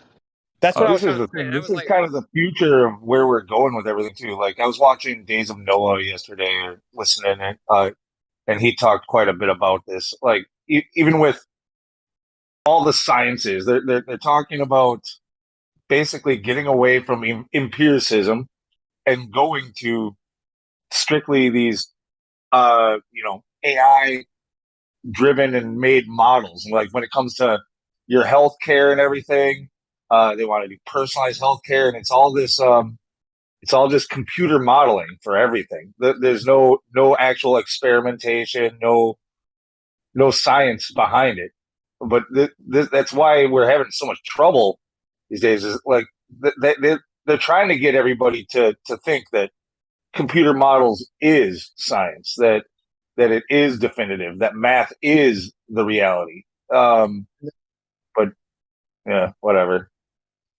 yeah, I'm saying, and that would eliminate intellectualism or intellectual productivity for good if you make that shift. Yeah, But the other guy's they're saying doing that it we right shouldn't now. just throw math out. I think that's kind of my point. I'm saying the people that I know, like I'm not bragging or anything. I'm actually not. I don't know much how to do much math really now. But like when I was younger, I could do it really fast. And like when I would do my algebra honors class, whatever, I would finish the test really fast, and the teacher would think I was cheating because I'd only use like show 2 lines or something. But when you do it in your head, you understand it. It's nothing more than a thought experiment, basically, because it's all in your head. And these numbers don't mean anything. It's an algebra test that they put together. So like when you really understand it and can do it efficiently, you know it's valuable. It's actually very valuable because it's a very intricate descriptive tool, but it would never prove the substance because you have to have the proved substance to even describe.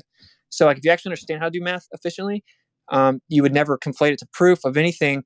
And the people that run around being like, you can't even do math letters, or can't even do math and mathematically proven, blah, blah, blah. They're actually not very good at it, is I guess my point. It's like they just learned how to do it. So it's kind of like teaching someone astronomy for 4 years. They're not going to say space is fake because it took them so long to understand it. And then some flat earthers went and just read Edwin Hubble on a PDF for free on the internet and know more than they do. Right. So it's kind of the same thing, I think. Had the same experience. That's the thing. The It's biggest because math zealots know the least about math. Yes, exactly. yeah. In my experience. So the problem is that well, these people have a straw man or a different representation than what it is we're trying to say, because they already have in their mind, because of media, what we're trying to say about their practice or about their education or whatever, and it's easy to confirm your bias when someone has a YouTube channel that's like astronomy is like something, you know, all of the shit that anyone can say about cosmology or astrophysics or theoretical physics. But I spoke to a theoretical physicist one day in here, and trying to disengage his his his thought process that I was there to attack him made things much smoother. Because I said, my man, like you're a theoretical physicist. Like it's like, and he's like, yeah, that's true. And I was like, so it's not like we're saying what you're doing is invalid. It's just not actually proving anything in the natural world. He's like, yeah, there are a lot of crazy concepts that I can't get on board with, but just to pass the class, I have to go with it. And I'm like, yeah, you gotta do what you gotta do. You get a job, and wherever you go get a job. But I just wish people didn't misunderstand where we were coming from. Like we're just saying, yo, where's the meat for the potato? Where's the earth and its geometry, so called, that all of this stuff is derivative from? Like, that's all we're asking.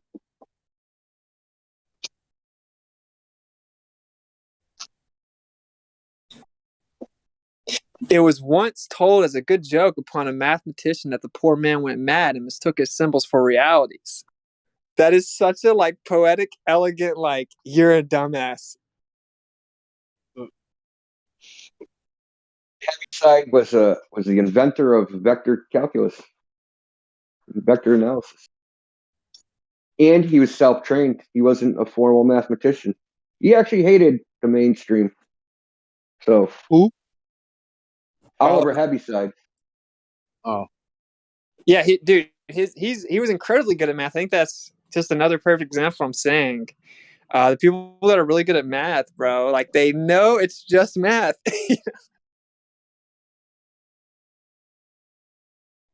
Yeah, I was just thinking how orbital mechanics is actually how to talk about a subject without talking about a subject. Dude, that is pretty insightful. You're exactly right, man. Right?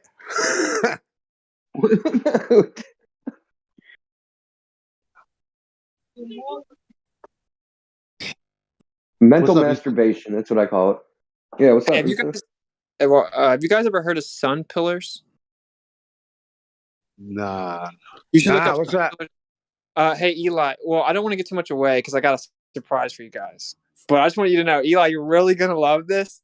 You're gonna be like obsessed with it. But you can go look up sun pillars, and I found out what's going on in my opinion. And I'm gonna make a little demonstration that directly imitates a sun pillar. And you've never heard of them. When you Google them, you'll barely find any shots of them. It's very interesting. Yo, dude. I'm gonna hit up DuckDuckGo. I don't got time for Google right now. I'm gonna go straight to DuckDuckGo. Yeah, go to DuckDuckGo, sun pillars, go to the videos section on DuckDuckGo. It'll take you to the hidden YouTube ones that are on there. Yeah, Anyway, I was about to wondering if anyone heard of it. I had never heard of it. I'm like, where have I been? I've been talking right about now. flat Earth for years. That's the say, like that's the way I feel about that's the way I feel about conical refraction. Everybody talks about refraction this, refraction that, but not conical refraction. It's like what's conical refraction? Why is nobody talking about it? Yeah, I think sun pillars debunk the heliocentric model, bro. They're so beautiful too. It's awesome. It's like sundogs, right? Like, but it's even worse for them. But anyway, Is it like is yo the way that the way that the light appears to wrap, it does appear like it's, I don't know, not maybe wrap's not a, I don't know, it just seems so weird how you can see these sundogs that are connected. It's like yeah, I it's a heard reflection. somebody describing that's why we experience like sunsets and sunrises the way we do, because I look, I look to the west and I'm like, okay, I get it, but why does it look the same over there on the other side? Like, shouldn't I be? I don't, because it kind of all just change together within yours, for lack of a better term, sphere of influence. Oh, I see pressure metal. Old dude just posted like the best video I was able to find. I actually have it in the video I'm making. It's incredible. Old dude at 58 minutes after the hour, bro. But just check it out and tell me what you think that looks like. And then in the next day or two, I'm gonna drop a video that shows pretty obviously what it is, and you can redo it. Got it. Cool. Yeah. All right. Like Eli, I thought of Eli when I discovered it. I'm like, oh my God. I don't want to say too much right now, but Eli, I've heard you say something that is the actual answer. It's the correct answer, in my opinion. So you called it. So maybe that'll jog your memory. But I'll shoot you the video. It's really cool. I would drop it in here right now, some of my shots, but I just don't want to. I don't want to ruin the video. The moon. Speaking of the moon's been really incredible lately. Like last night, I looked up. It's in the early evening, right after sunset, and now the lighted part, the sliver part, is fully on the bottom, almost just barely off the 6 And not like a couple of weeks ago when I saw it setting over the western hills and it was pointed straight up, the smallest sliver moon, and now it's at the bottom. It was totally not in the place that I thought it was going to be. When I looked at time of date, it said it was like almost directly south. An hour later, I went out. I could not find it until I looked almost directly west and saw it up there, like in the middle of the daylight sky, right? Like this freaking little sliver moon with the sun no more than about 15 or 20 degrees to the right of it. I want to give everyone a heads up. Precious Metals is supposed to start as soon as we get like one of the We're band here. leaders in here. Hey. Oh, you're here? Well, take over, damn it. What are you waiting for? Well, actually, I'm glad that you're here because I was wondering that the new bot that you brought in, who can start, like who can do the command to use that to start recording? How does that work? As of right now, only mods are up, but I'll start it. Oh, okay, awesome. And then can you start the event And- as well and an announcement? I know Yeah, that's I'm already looking at that. Yep, awesome. I'm on Thank it. you. Thank you. But the bot is gonna end up sending me a link, right? And what it does is Right. it makes, you'll see. I'll send you the link. I'll actually just send you the link because it sends me the link right away. So you can actually download it in real time as it's recording, or you can wait to the end and then, and it gives it. You'll see. So nice. that's how you're going to get like clips and things, as little parts from the live stream. Yeah, that way I don't have to deal with over talking because since each individual, I can edit out the over talking. Nice. Oh, that's cool. Is Yeah. that what that meant? Because I was reading about them, but I mean, I'm not like a techie person, so I didn't understand exactly what that meant. But that's pretty cool. Multi-track. Well, So I'm actually processing one on my laptop, ladies' night on my laptop. There's like 20 people, so it's taking forever. So That's but anyway, fucking genius, Indio. like you can either have them do, like you can either have them do it, you can have them do it on their server, but I just download it and process it myself because every time I tried to just download, because forgot to shut it off, so it's like 6 hours of audio or something. Oh. So the download keeps failing when I try to do it from them. So I just downloaded like the raw, and it's pretty cool, dude. Like what they're doing is pretty cool. But I'm gonna end up hosting because it's open source. So I'm gonna end up hosting it myself, so I don't have to rely on them. And yeah, that's the way it's gonna go. But once I do that, I'm gonna make it so Gold and Up are gonna be able to activate it. Oh, nice. Okay, that's awesome. That sounds good. Yeah, I'm excited for that. It should be a good feature for us to have. All right. Yeah. Okay. Definitely. Yeah, thanks, Especially Indio. when there's a lot of people. You know what I mean? Yeah. That's an excellent way to catalog the compendium. Well, I wanted it like for the break time, right? So then people can't, be there to actually listen to it. We can record it and then just have a file that everybody can just reference it or play. And actually, that's what you had said too, Sunny, the last time. I think that he had done the Tesla one. You're like, oh, that'd be awesome if we could replay it in the live stream. So if there's like downtime. So hopefully it works out. All right. We'll start Precious Metal Takeover. All right. Welcome to Precious Metal Takeover, everybody. I'll be your host along with Nathan. Welcome, Nathan. How are you today? I'm really tired, but glad to be here and see such a strong number of people in the live stream. It's really nice that, we can host this and have a good time together. Appreciate it, everybody. Yes, thanks everybody for joining us. We ask that all the moderators and admins mute for the next 2 hours and allow the silver and golds to take on the conversation. Is there anybody new? Let's just take a look. Yeah, I noticed Whiskey Ben. He's new, or at least he's got the VC verified. I don't think we've spoken with him before. Awesome. Whiskey Vent, are you there?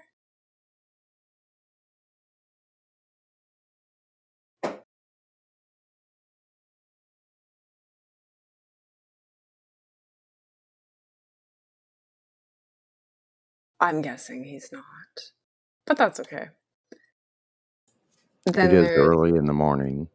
Yeah. Well, could be. Could be. Could be. So we have, oh my goodness, Snuffleupagus. You have no roles. If you'd like to jump up into the VC check-in, hopefully somebody can follow you up there and get you the permissions that you can speak in the VC. So we have, as always, we have our question today, which is, if you know the truth behind any mystery, which would it be? Does anybody want to answer that? Yeah. Oh, hey, Box Ops. How's it going? Good. Good. All right, go ahead. Take it away. Okay, so first, is this, did you say it can't be FE related or it's anything? I'm going to say non-FE related unless, yeah, let's try to keep it not FE for this time. Cool, okay, that works.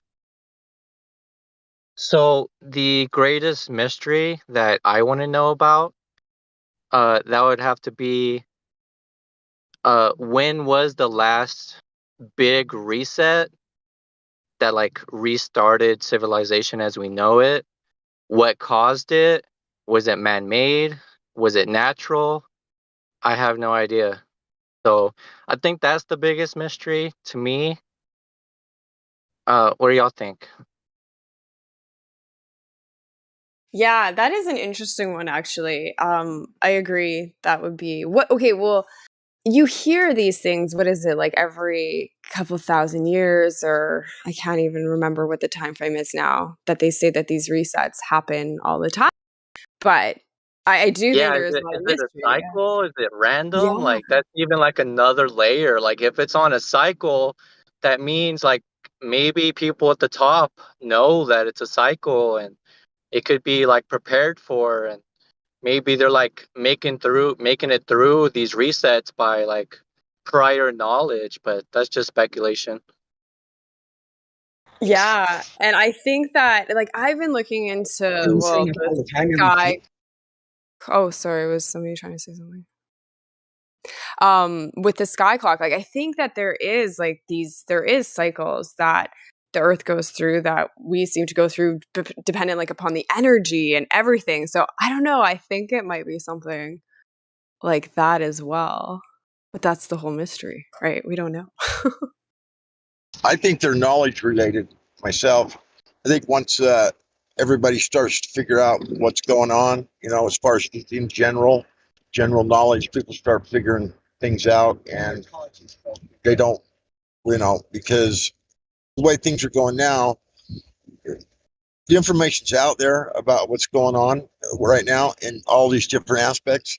It's just a matter of how long it's going to take for people for it to get around to everybody, which is probably going to take quite a while, but I think they want to nip that in the bud. I think it's always been the problem. They just want to keep people dumbed down so they can control them in all aspects of their lives. And the knowledge base is getting too large. I think that's my personal opinion. That's when these things happen. Oh, you're saying when, like, we become uncontrollable and people are thinking for themselves more? Is that what you're saying? Yeah, because of knowledge. Right. Because we start to figure things out, and like the flat Earth, like that, and everything else that's going on. They just don't want. Of course, if everybody knew what was going on, everybody would be outraged at this point. So that's what they're trying to control. Is as long as they keep everybody under their thumb. Yeah, I would agree to that as well. Yeah, anybody else want to add? Because that was kind of when Nathan came up with that question. I mean, I thought it would be good for open discussion that everybody can kind of speculate as well if they want about that and what they think about the. Yeah, I mean, I would like to add a little something. Sorry, Kai, was you going ahead? Oh yeah, well, no, you can go ahead. Hey, Kai, how's it going? Hey. Nice to hear you. Okay, well, Long time Nathan, no chat. I know it's been such a long time. I miss like the old, like the ladies' nights when we used to all plot talk. I know. I just But need Charlie's Angels like kicking mad butt. yeah, those are the days. We'll have to get back to it. But okay, we'll let Nathan say what he wants to say, and then Kai, we can get the floor.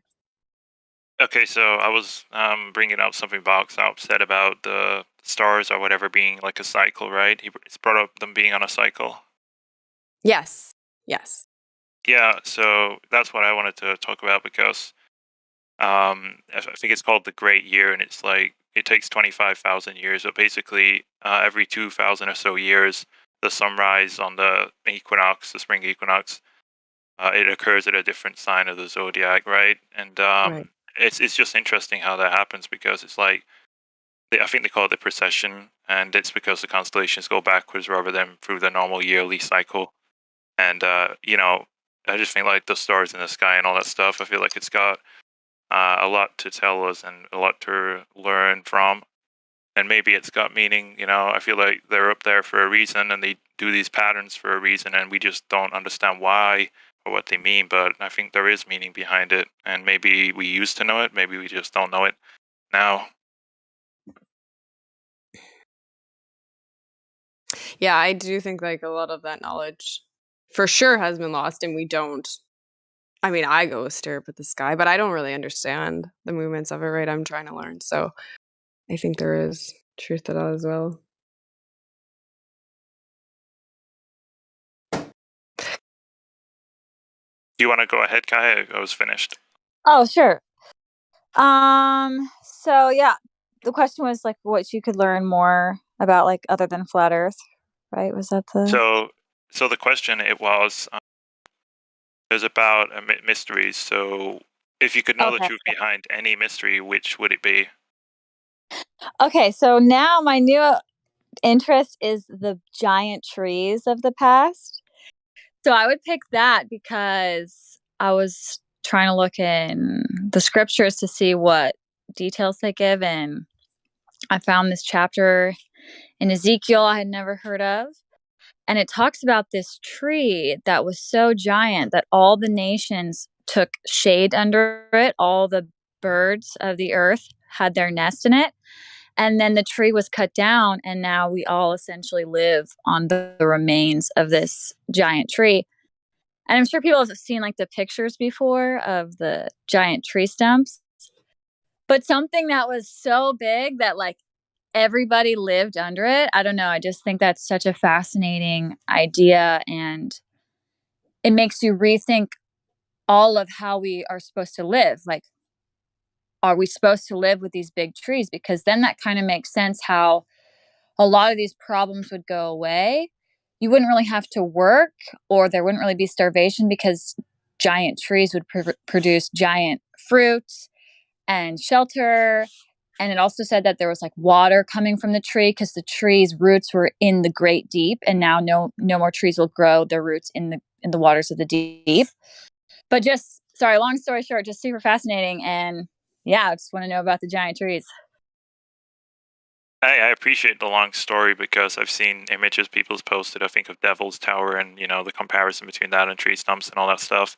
I've not looked into it in any great depth. There's videos on it that I should probably watch. It's been a while since I said to people I would watch those, so thank you for the reminder. Yes, it is a mystery, and it's intriguing for sure. Yeah, I agree. The whole giant tree thing is very interesting. I kind of looked into that a little while ago, but what else did you find with it? Like, you can talk a little bit about that because I mean, I'm interested if everybody's good with that.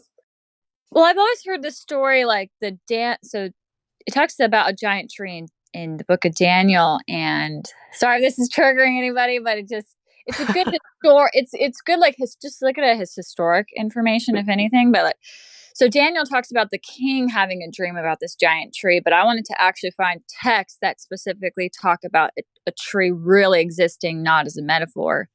And Ezekiel 31, they're referring to like the creator saying, "Oh, Egypt's going to collapse." And it's comparing to this tree that used to be, sounds like the biggest tree to ever exist, and it literally took up the whole earth, and it was chopped down. And it goes into great detail, and it's really sad. I've actually been crying about it for the last 2 days. Oh, no. Because I'm just like, oh my gosh, like there was this beautiful tree, and like we were all happy under the tree, and now it's gone. So I don't know. I just really want to know though, Tree because hugger. a tree hugger. I just really want to know because I think it's a very beautiful idea. And I've been thinking about this a lot because I had this epiphany when I was watching this scuba diving video of these these fish living in the coral. And I was like, oh my gosh, the fish, they just spend their whole day. They live in the coral. They eat from the coral. Like, what if that was like humans? And then reading this thing about this giant tree, I don't know, it just makes more sense. Like, I don't know. We're not supposed to have this like 9-to-5 stressful life. So.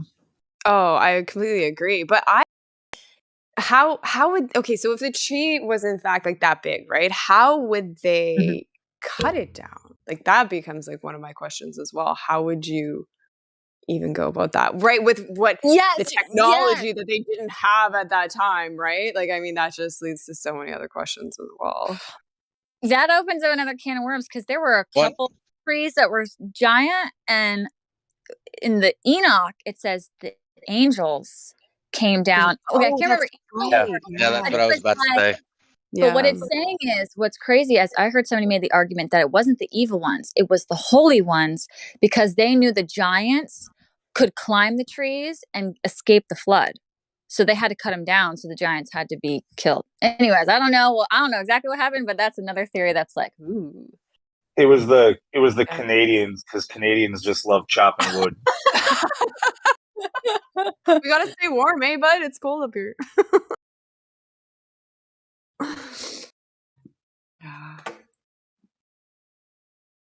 Yeah, that's very interesting. Oh, sorry, who was trying Hey, to this is DCO. I did want to add. DCO? Hey, how are you guys doing? Good. How are you? It's been a while since we've heard from you. Go for it. What Yeah, would it's been. I had a sister visiting from Hawaii, so. But yeah, the mystery that I really would like to figure out is the architecture of the past, because that's like a man-made thing that I feel like we could figure out. And I don't know. I guess who would be the architect if they were all connected during like a past civilization? Because I do see a lot of connections between the design. So I guess it goes into Tartaria. That idea. So trying to figure out for the most part who built those, how they designed it, why they designed it, the technology behind it. Most of that stuff, because I feel like we could actually use that to this day. We can still bank on some of the technology that they used in those buildings, but it's kind of hidden from us. So I guess that would be my take. Yeah, my answer would be almost identical to yours, but less focused on the architecture itself and more on the building techniques and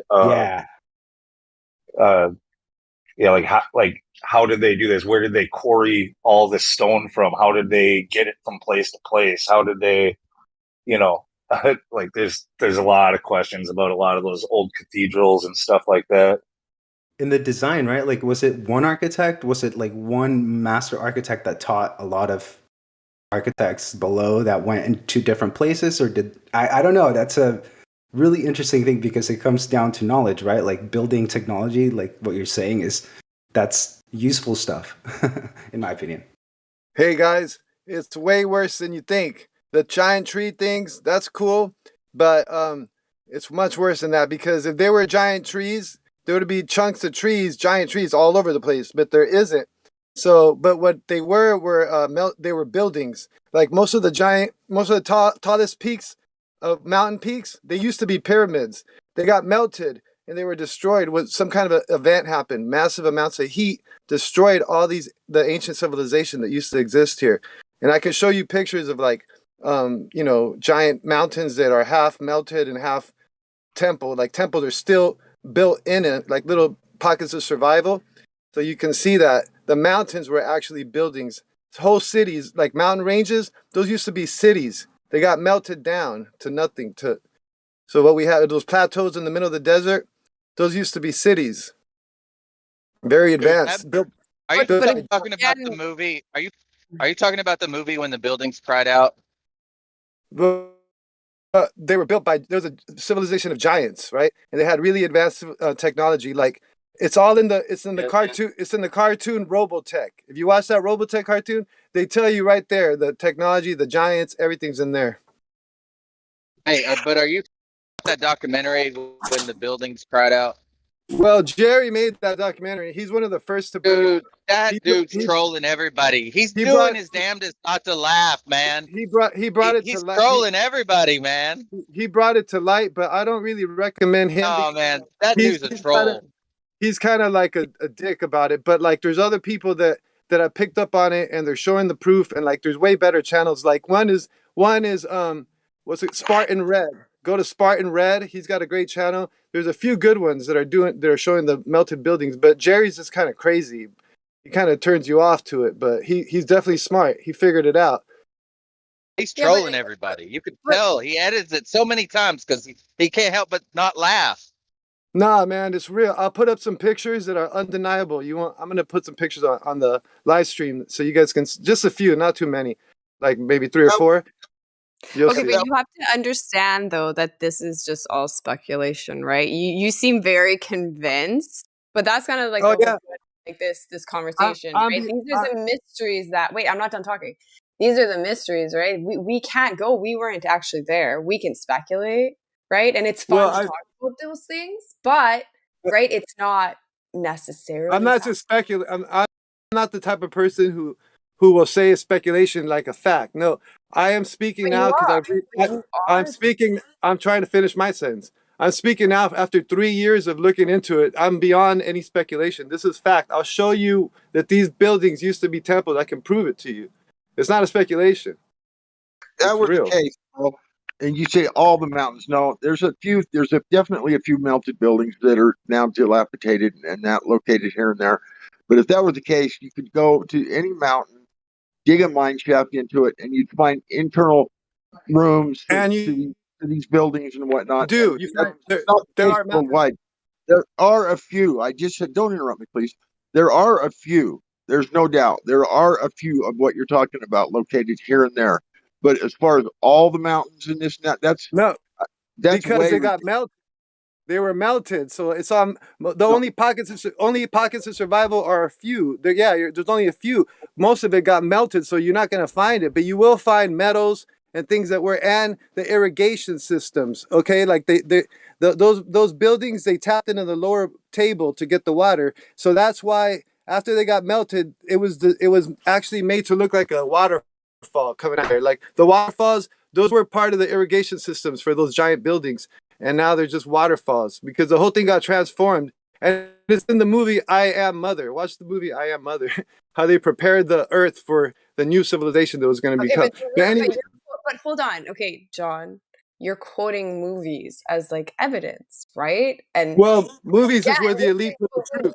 Remember, it's just speculation, right? Movies are where the elite put the truth, and then the textbooks is where they put all the lies. The movies is where they put the truth. Wow. Okay. There's no way it's happening on the scale you're talking about. There's a few isolated. Just let me show you. Don't mind what I said. I've seen the videos. I've seen the videos. Sorry. I'll just put a few pictures. Yeah, and that's fine. And right there, it could have happened, right? The way that you're saying, there's a possibility, but there's a possibility that it didn't, right? That's the whole point we're trying to make. Is it's just speculation. We can't go back and witness these things happening. Well, we've seen the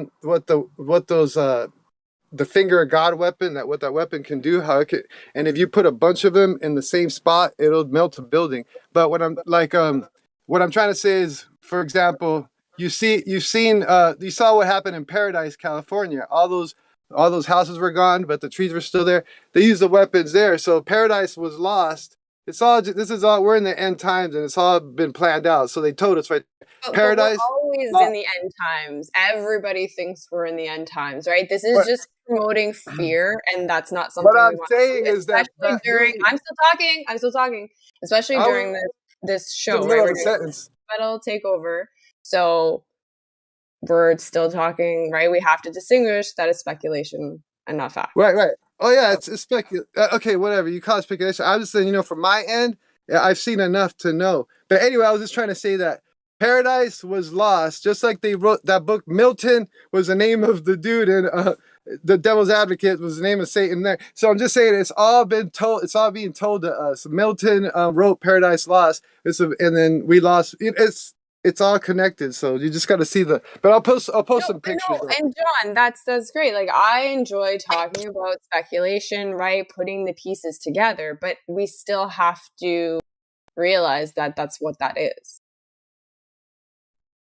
Oh yeah, I mean, I can't necessarily. Well, I could prove it if you saw all the stuff that I've seen, but definitely it is as far as what exactly happened. Yeah, we can only speculate. But there was a destruction, and there was an advanced civilization before this that we can see, and they put it in the movies a lot. That's all I wanted to say. All right. Yeah, and I mean, I do agree that there was definitely, well, the way that they even, coined what is advancement, right? And I think that I would say that we're not necessarily advancing right now, but yeah, I get what you're saying. All right, so I want to get back to what DCO and Lou were talking though about the architecture and the technology, because I think that was interesting, and I've thought about that as well. So I kind of wonder from that perspective, and I guess I watched that long documentary, The Lost History of Flat Earth, but with the technology, I'm interested in that as well. I think that's very interesting, and that is a big mystery. But do you think that the ether itself, the energy within the ether itself has changed? Do you think that we could even harness energy like they did if we had that technology that they had back then?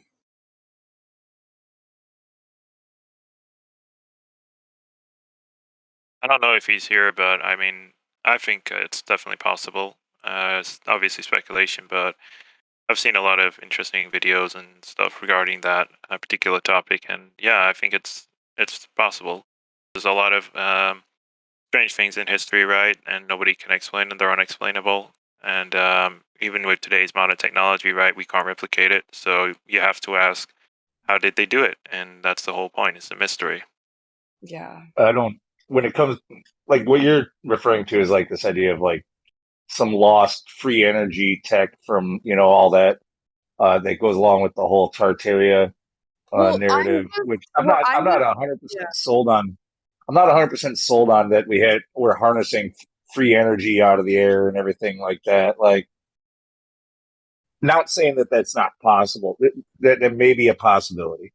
I'm not But 100% sold either, Lou. yeah, no, that may be a possibility.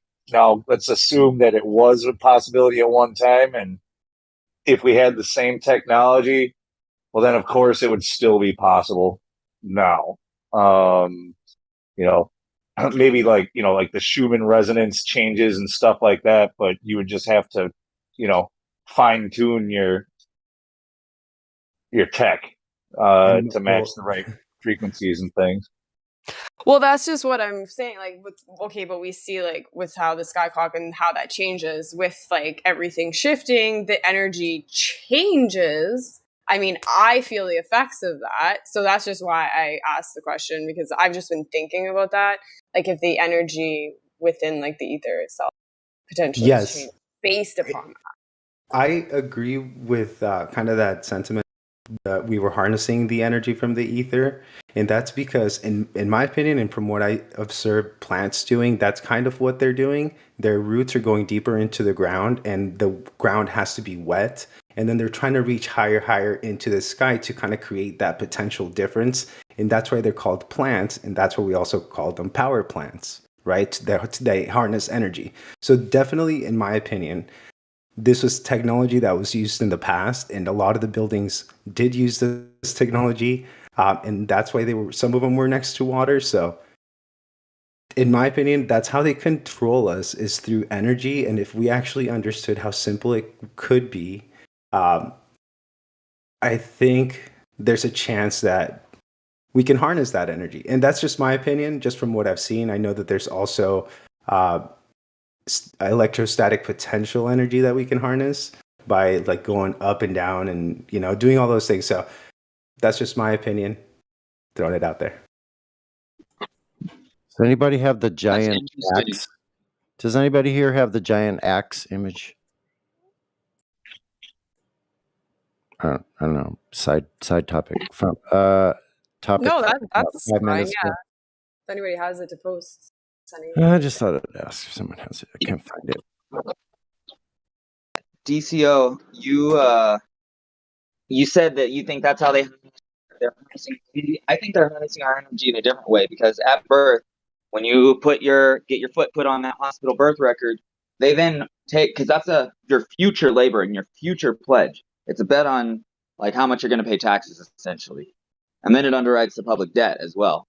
But essentially, when you put that your foot on the hospital birth record, or your mom does, and they monetize it and turn it into a saleable security, like, that is your potential, your future energy. They are taking it from birth. Every single person who is underneath the corporate government, that's how I think they're taking our energy, controlling us. Yeah, and that's the physical energy, right? Like that's the labor. That's like the physical stuff that we do here, but there's other energy, in my opinion, that's not physical, right, that they can also harness, right? Like it's our ability to think, our ability to question, all those things. So in my opinion, we can't let them yeah, we shouldn't let them harness that energy about questioning anything. Like I should be able to question anything, even if it's the dumbest thing. And that's I don't know how that links to architecture, but yeah. Well, it's funny, they say don't question anything, and that the dumbest thing ends up being flat Earth, right? But it ends up that flat Earth is actually the biggest, most important thing. So anything they say is, oh, don't question it, it's dumb. Might as well. They also say, like, you know how they Dark Ages? Well, the reason they call it that is because before that it was Tartaria, or whatever you want to call it. So it was all lit up. There was light everywhere. There was free energy, free light everywhere. The whole place was lit up, sparkling. And then the destruction happened. All that went to dark. So then we had the Dark Ages after that.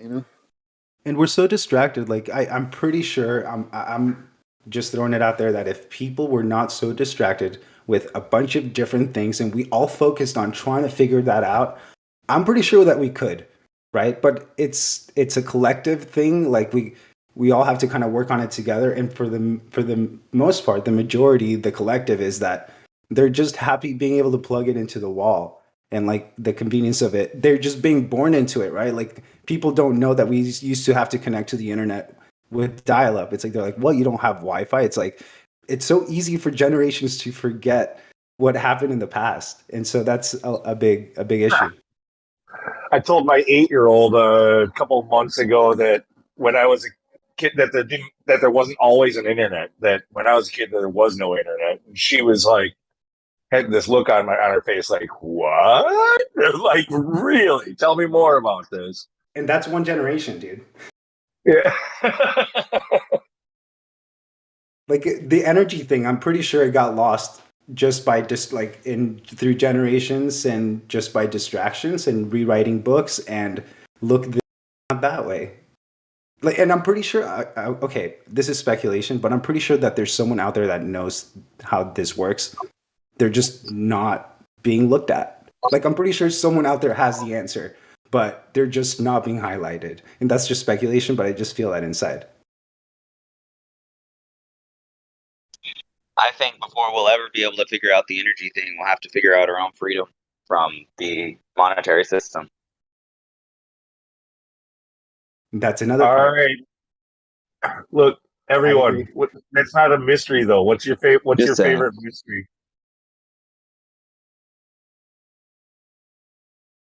Mystery itself.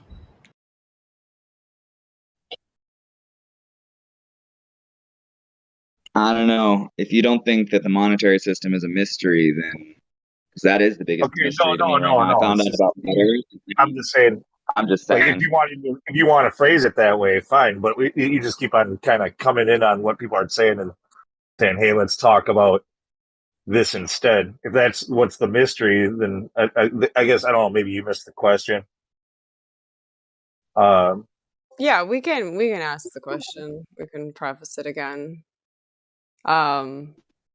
If you could know the truth behind any mystery, which would it be?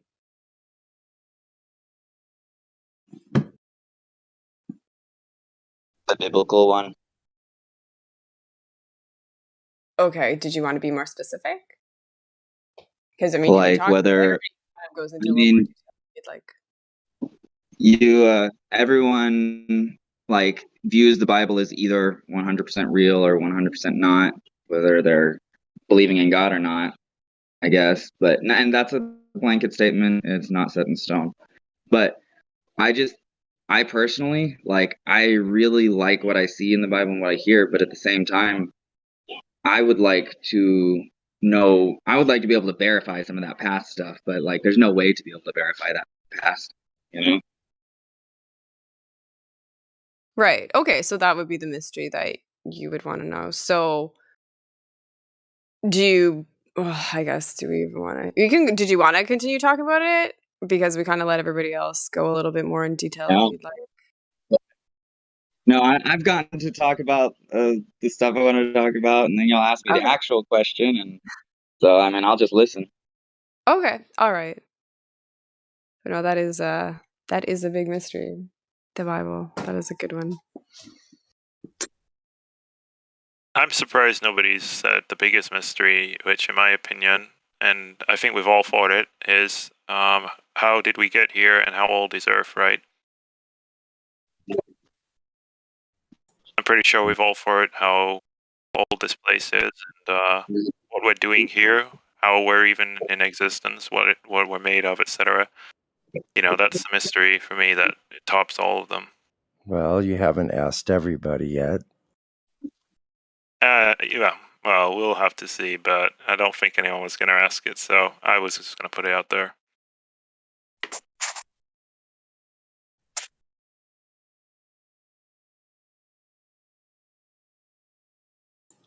But I really appreciate the conversation thus far.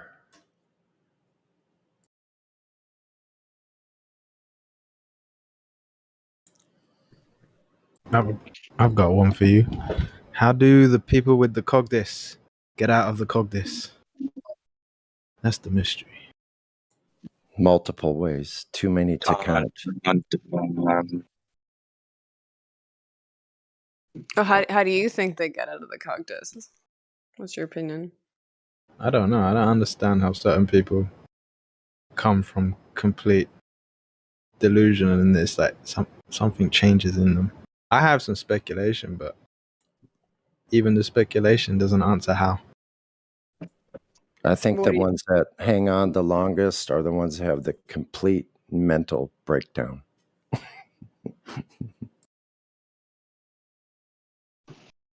Yeah, like the longer you hold on to it, the worse it gets when the realization kicks in. Mm-hmm.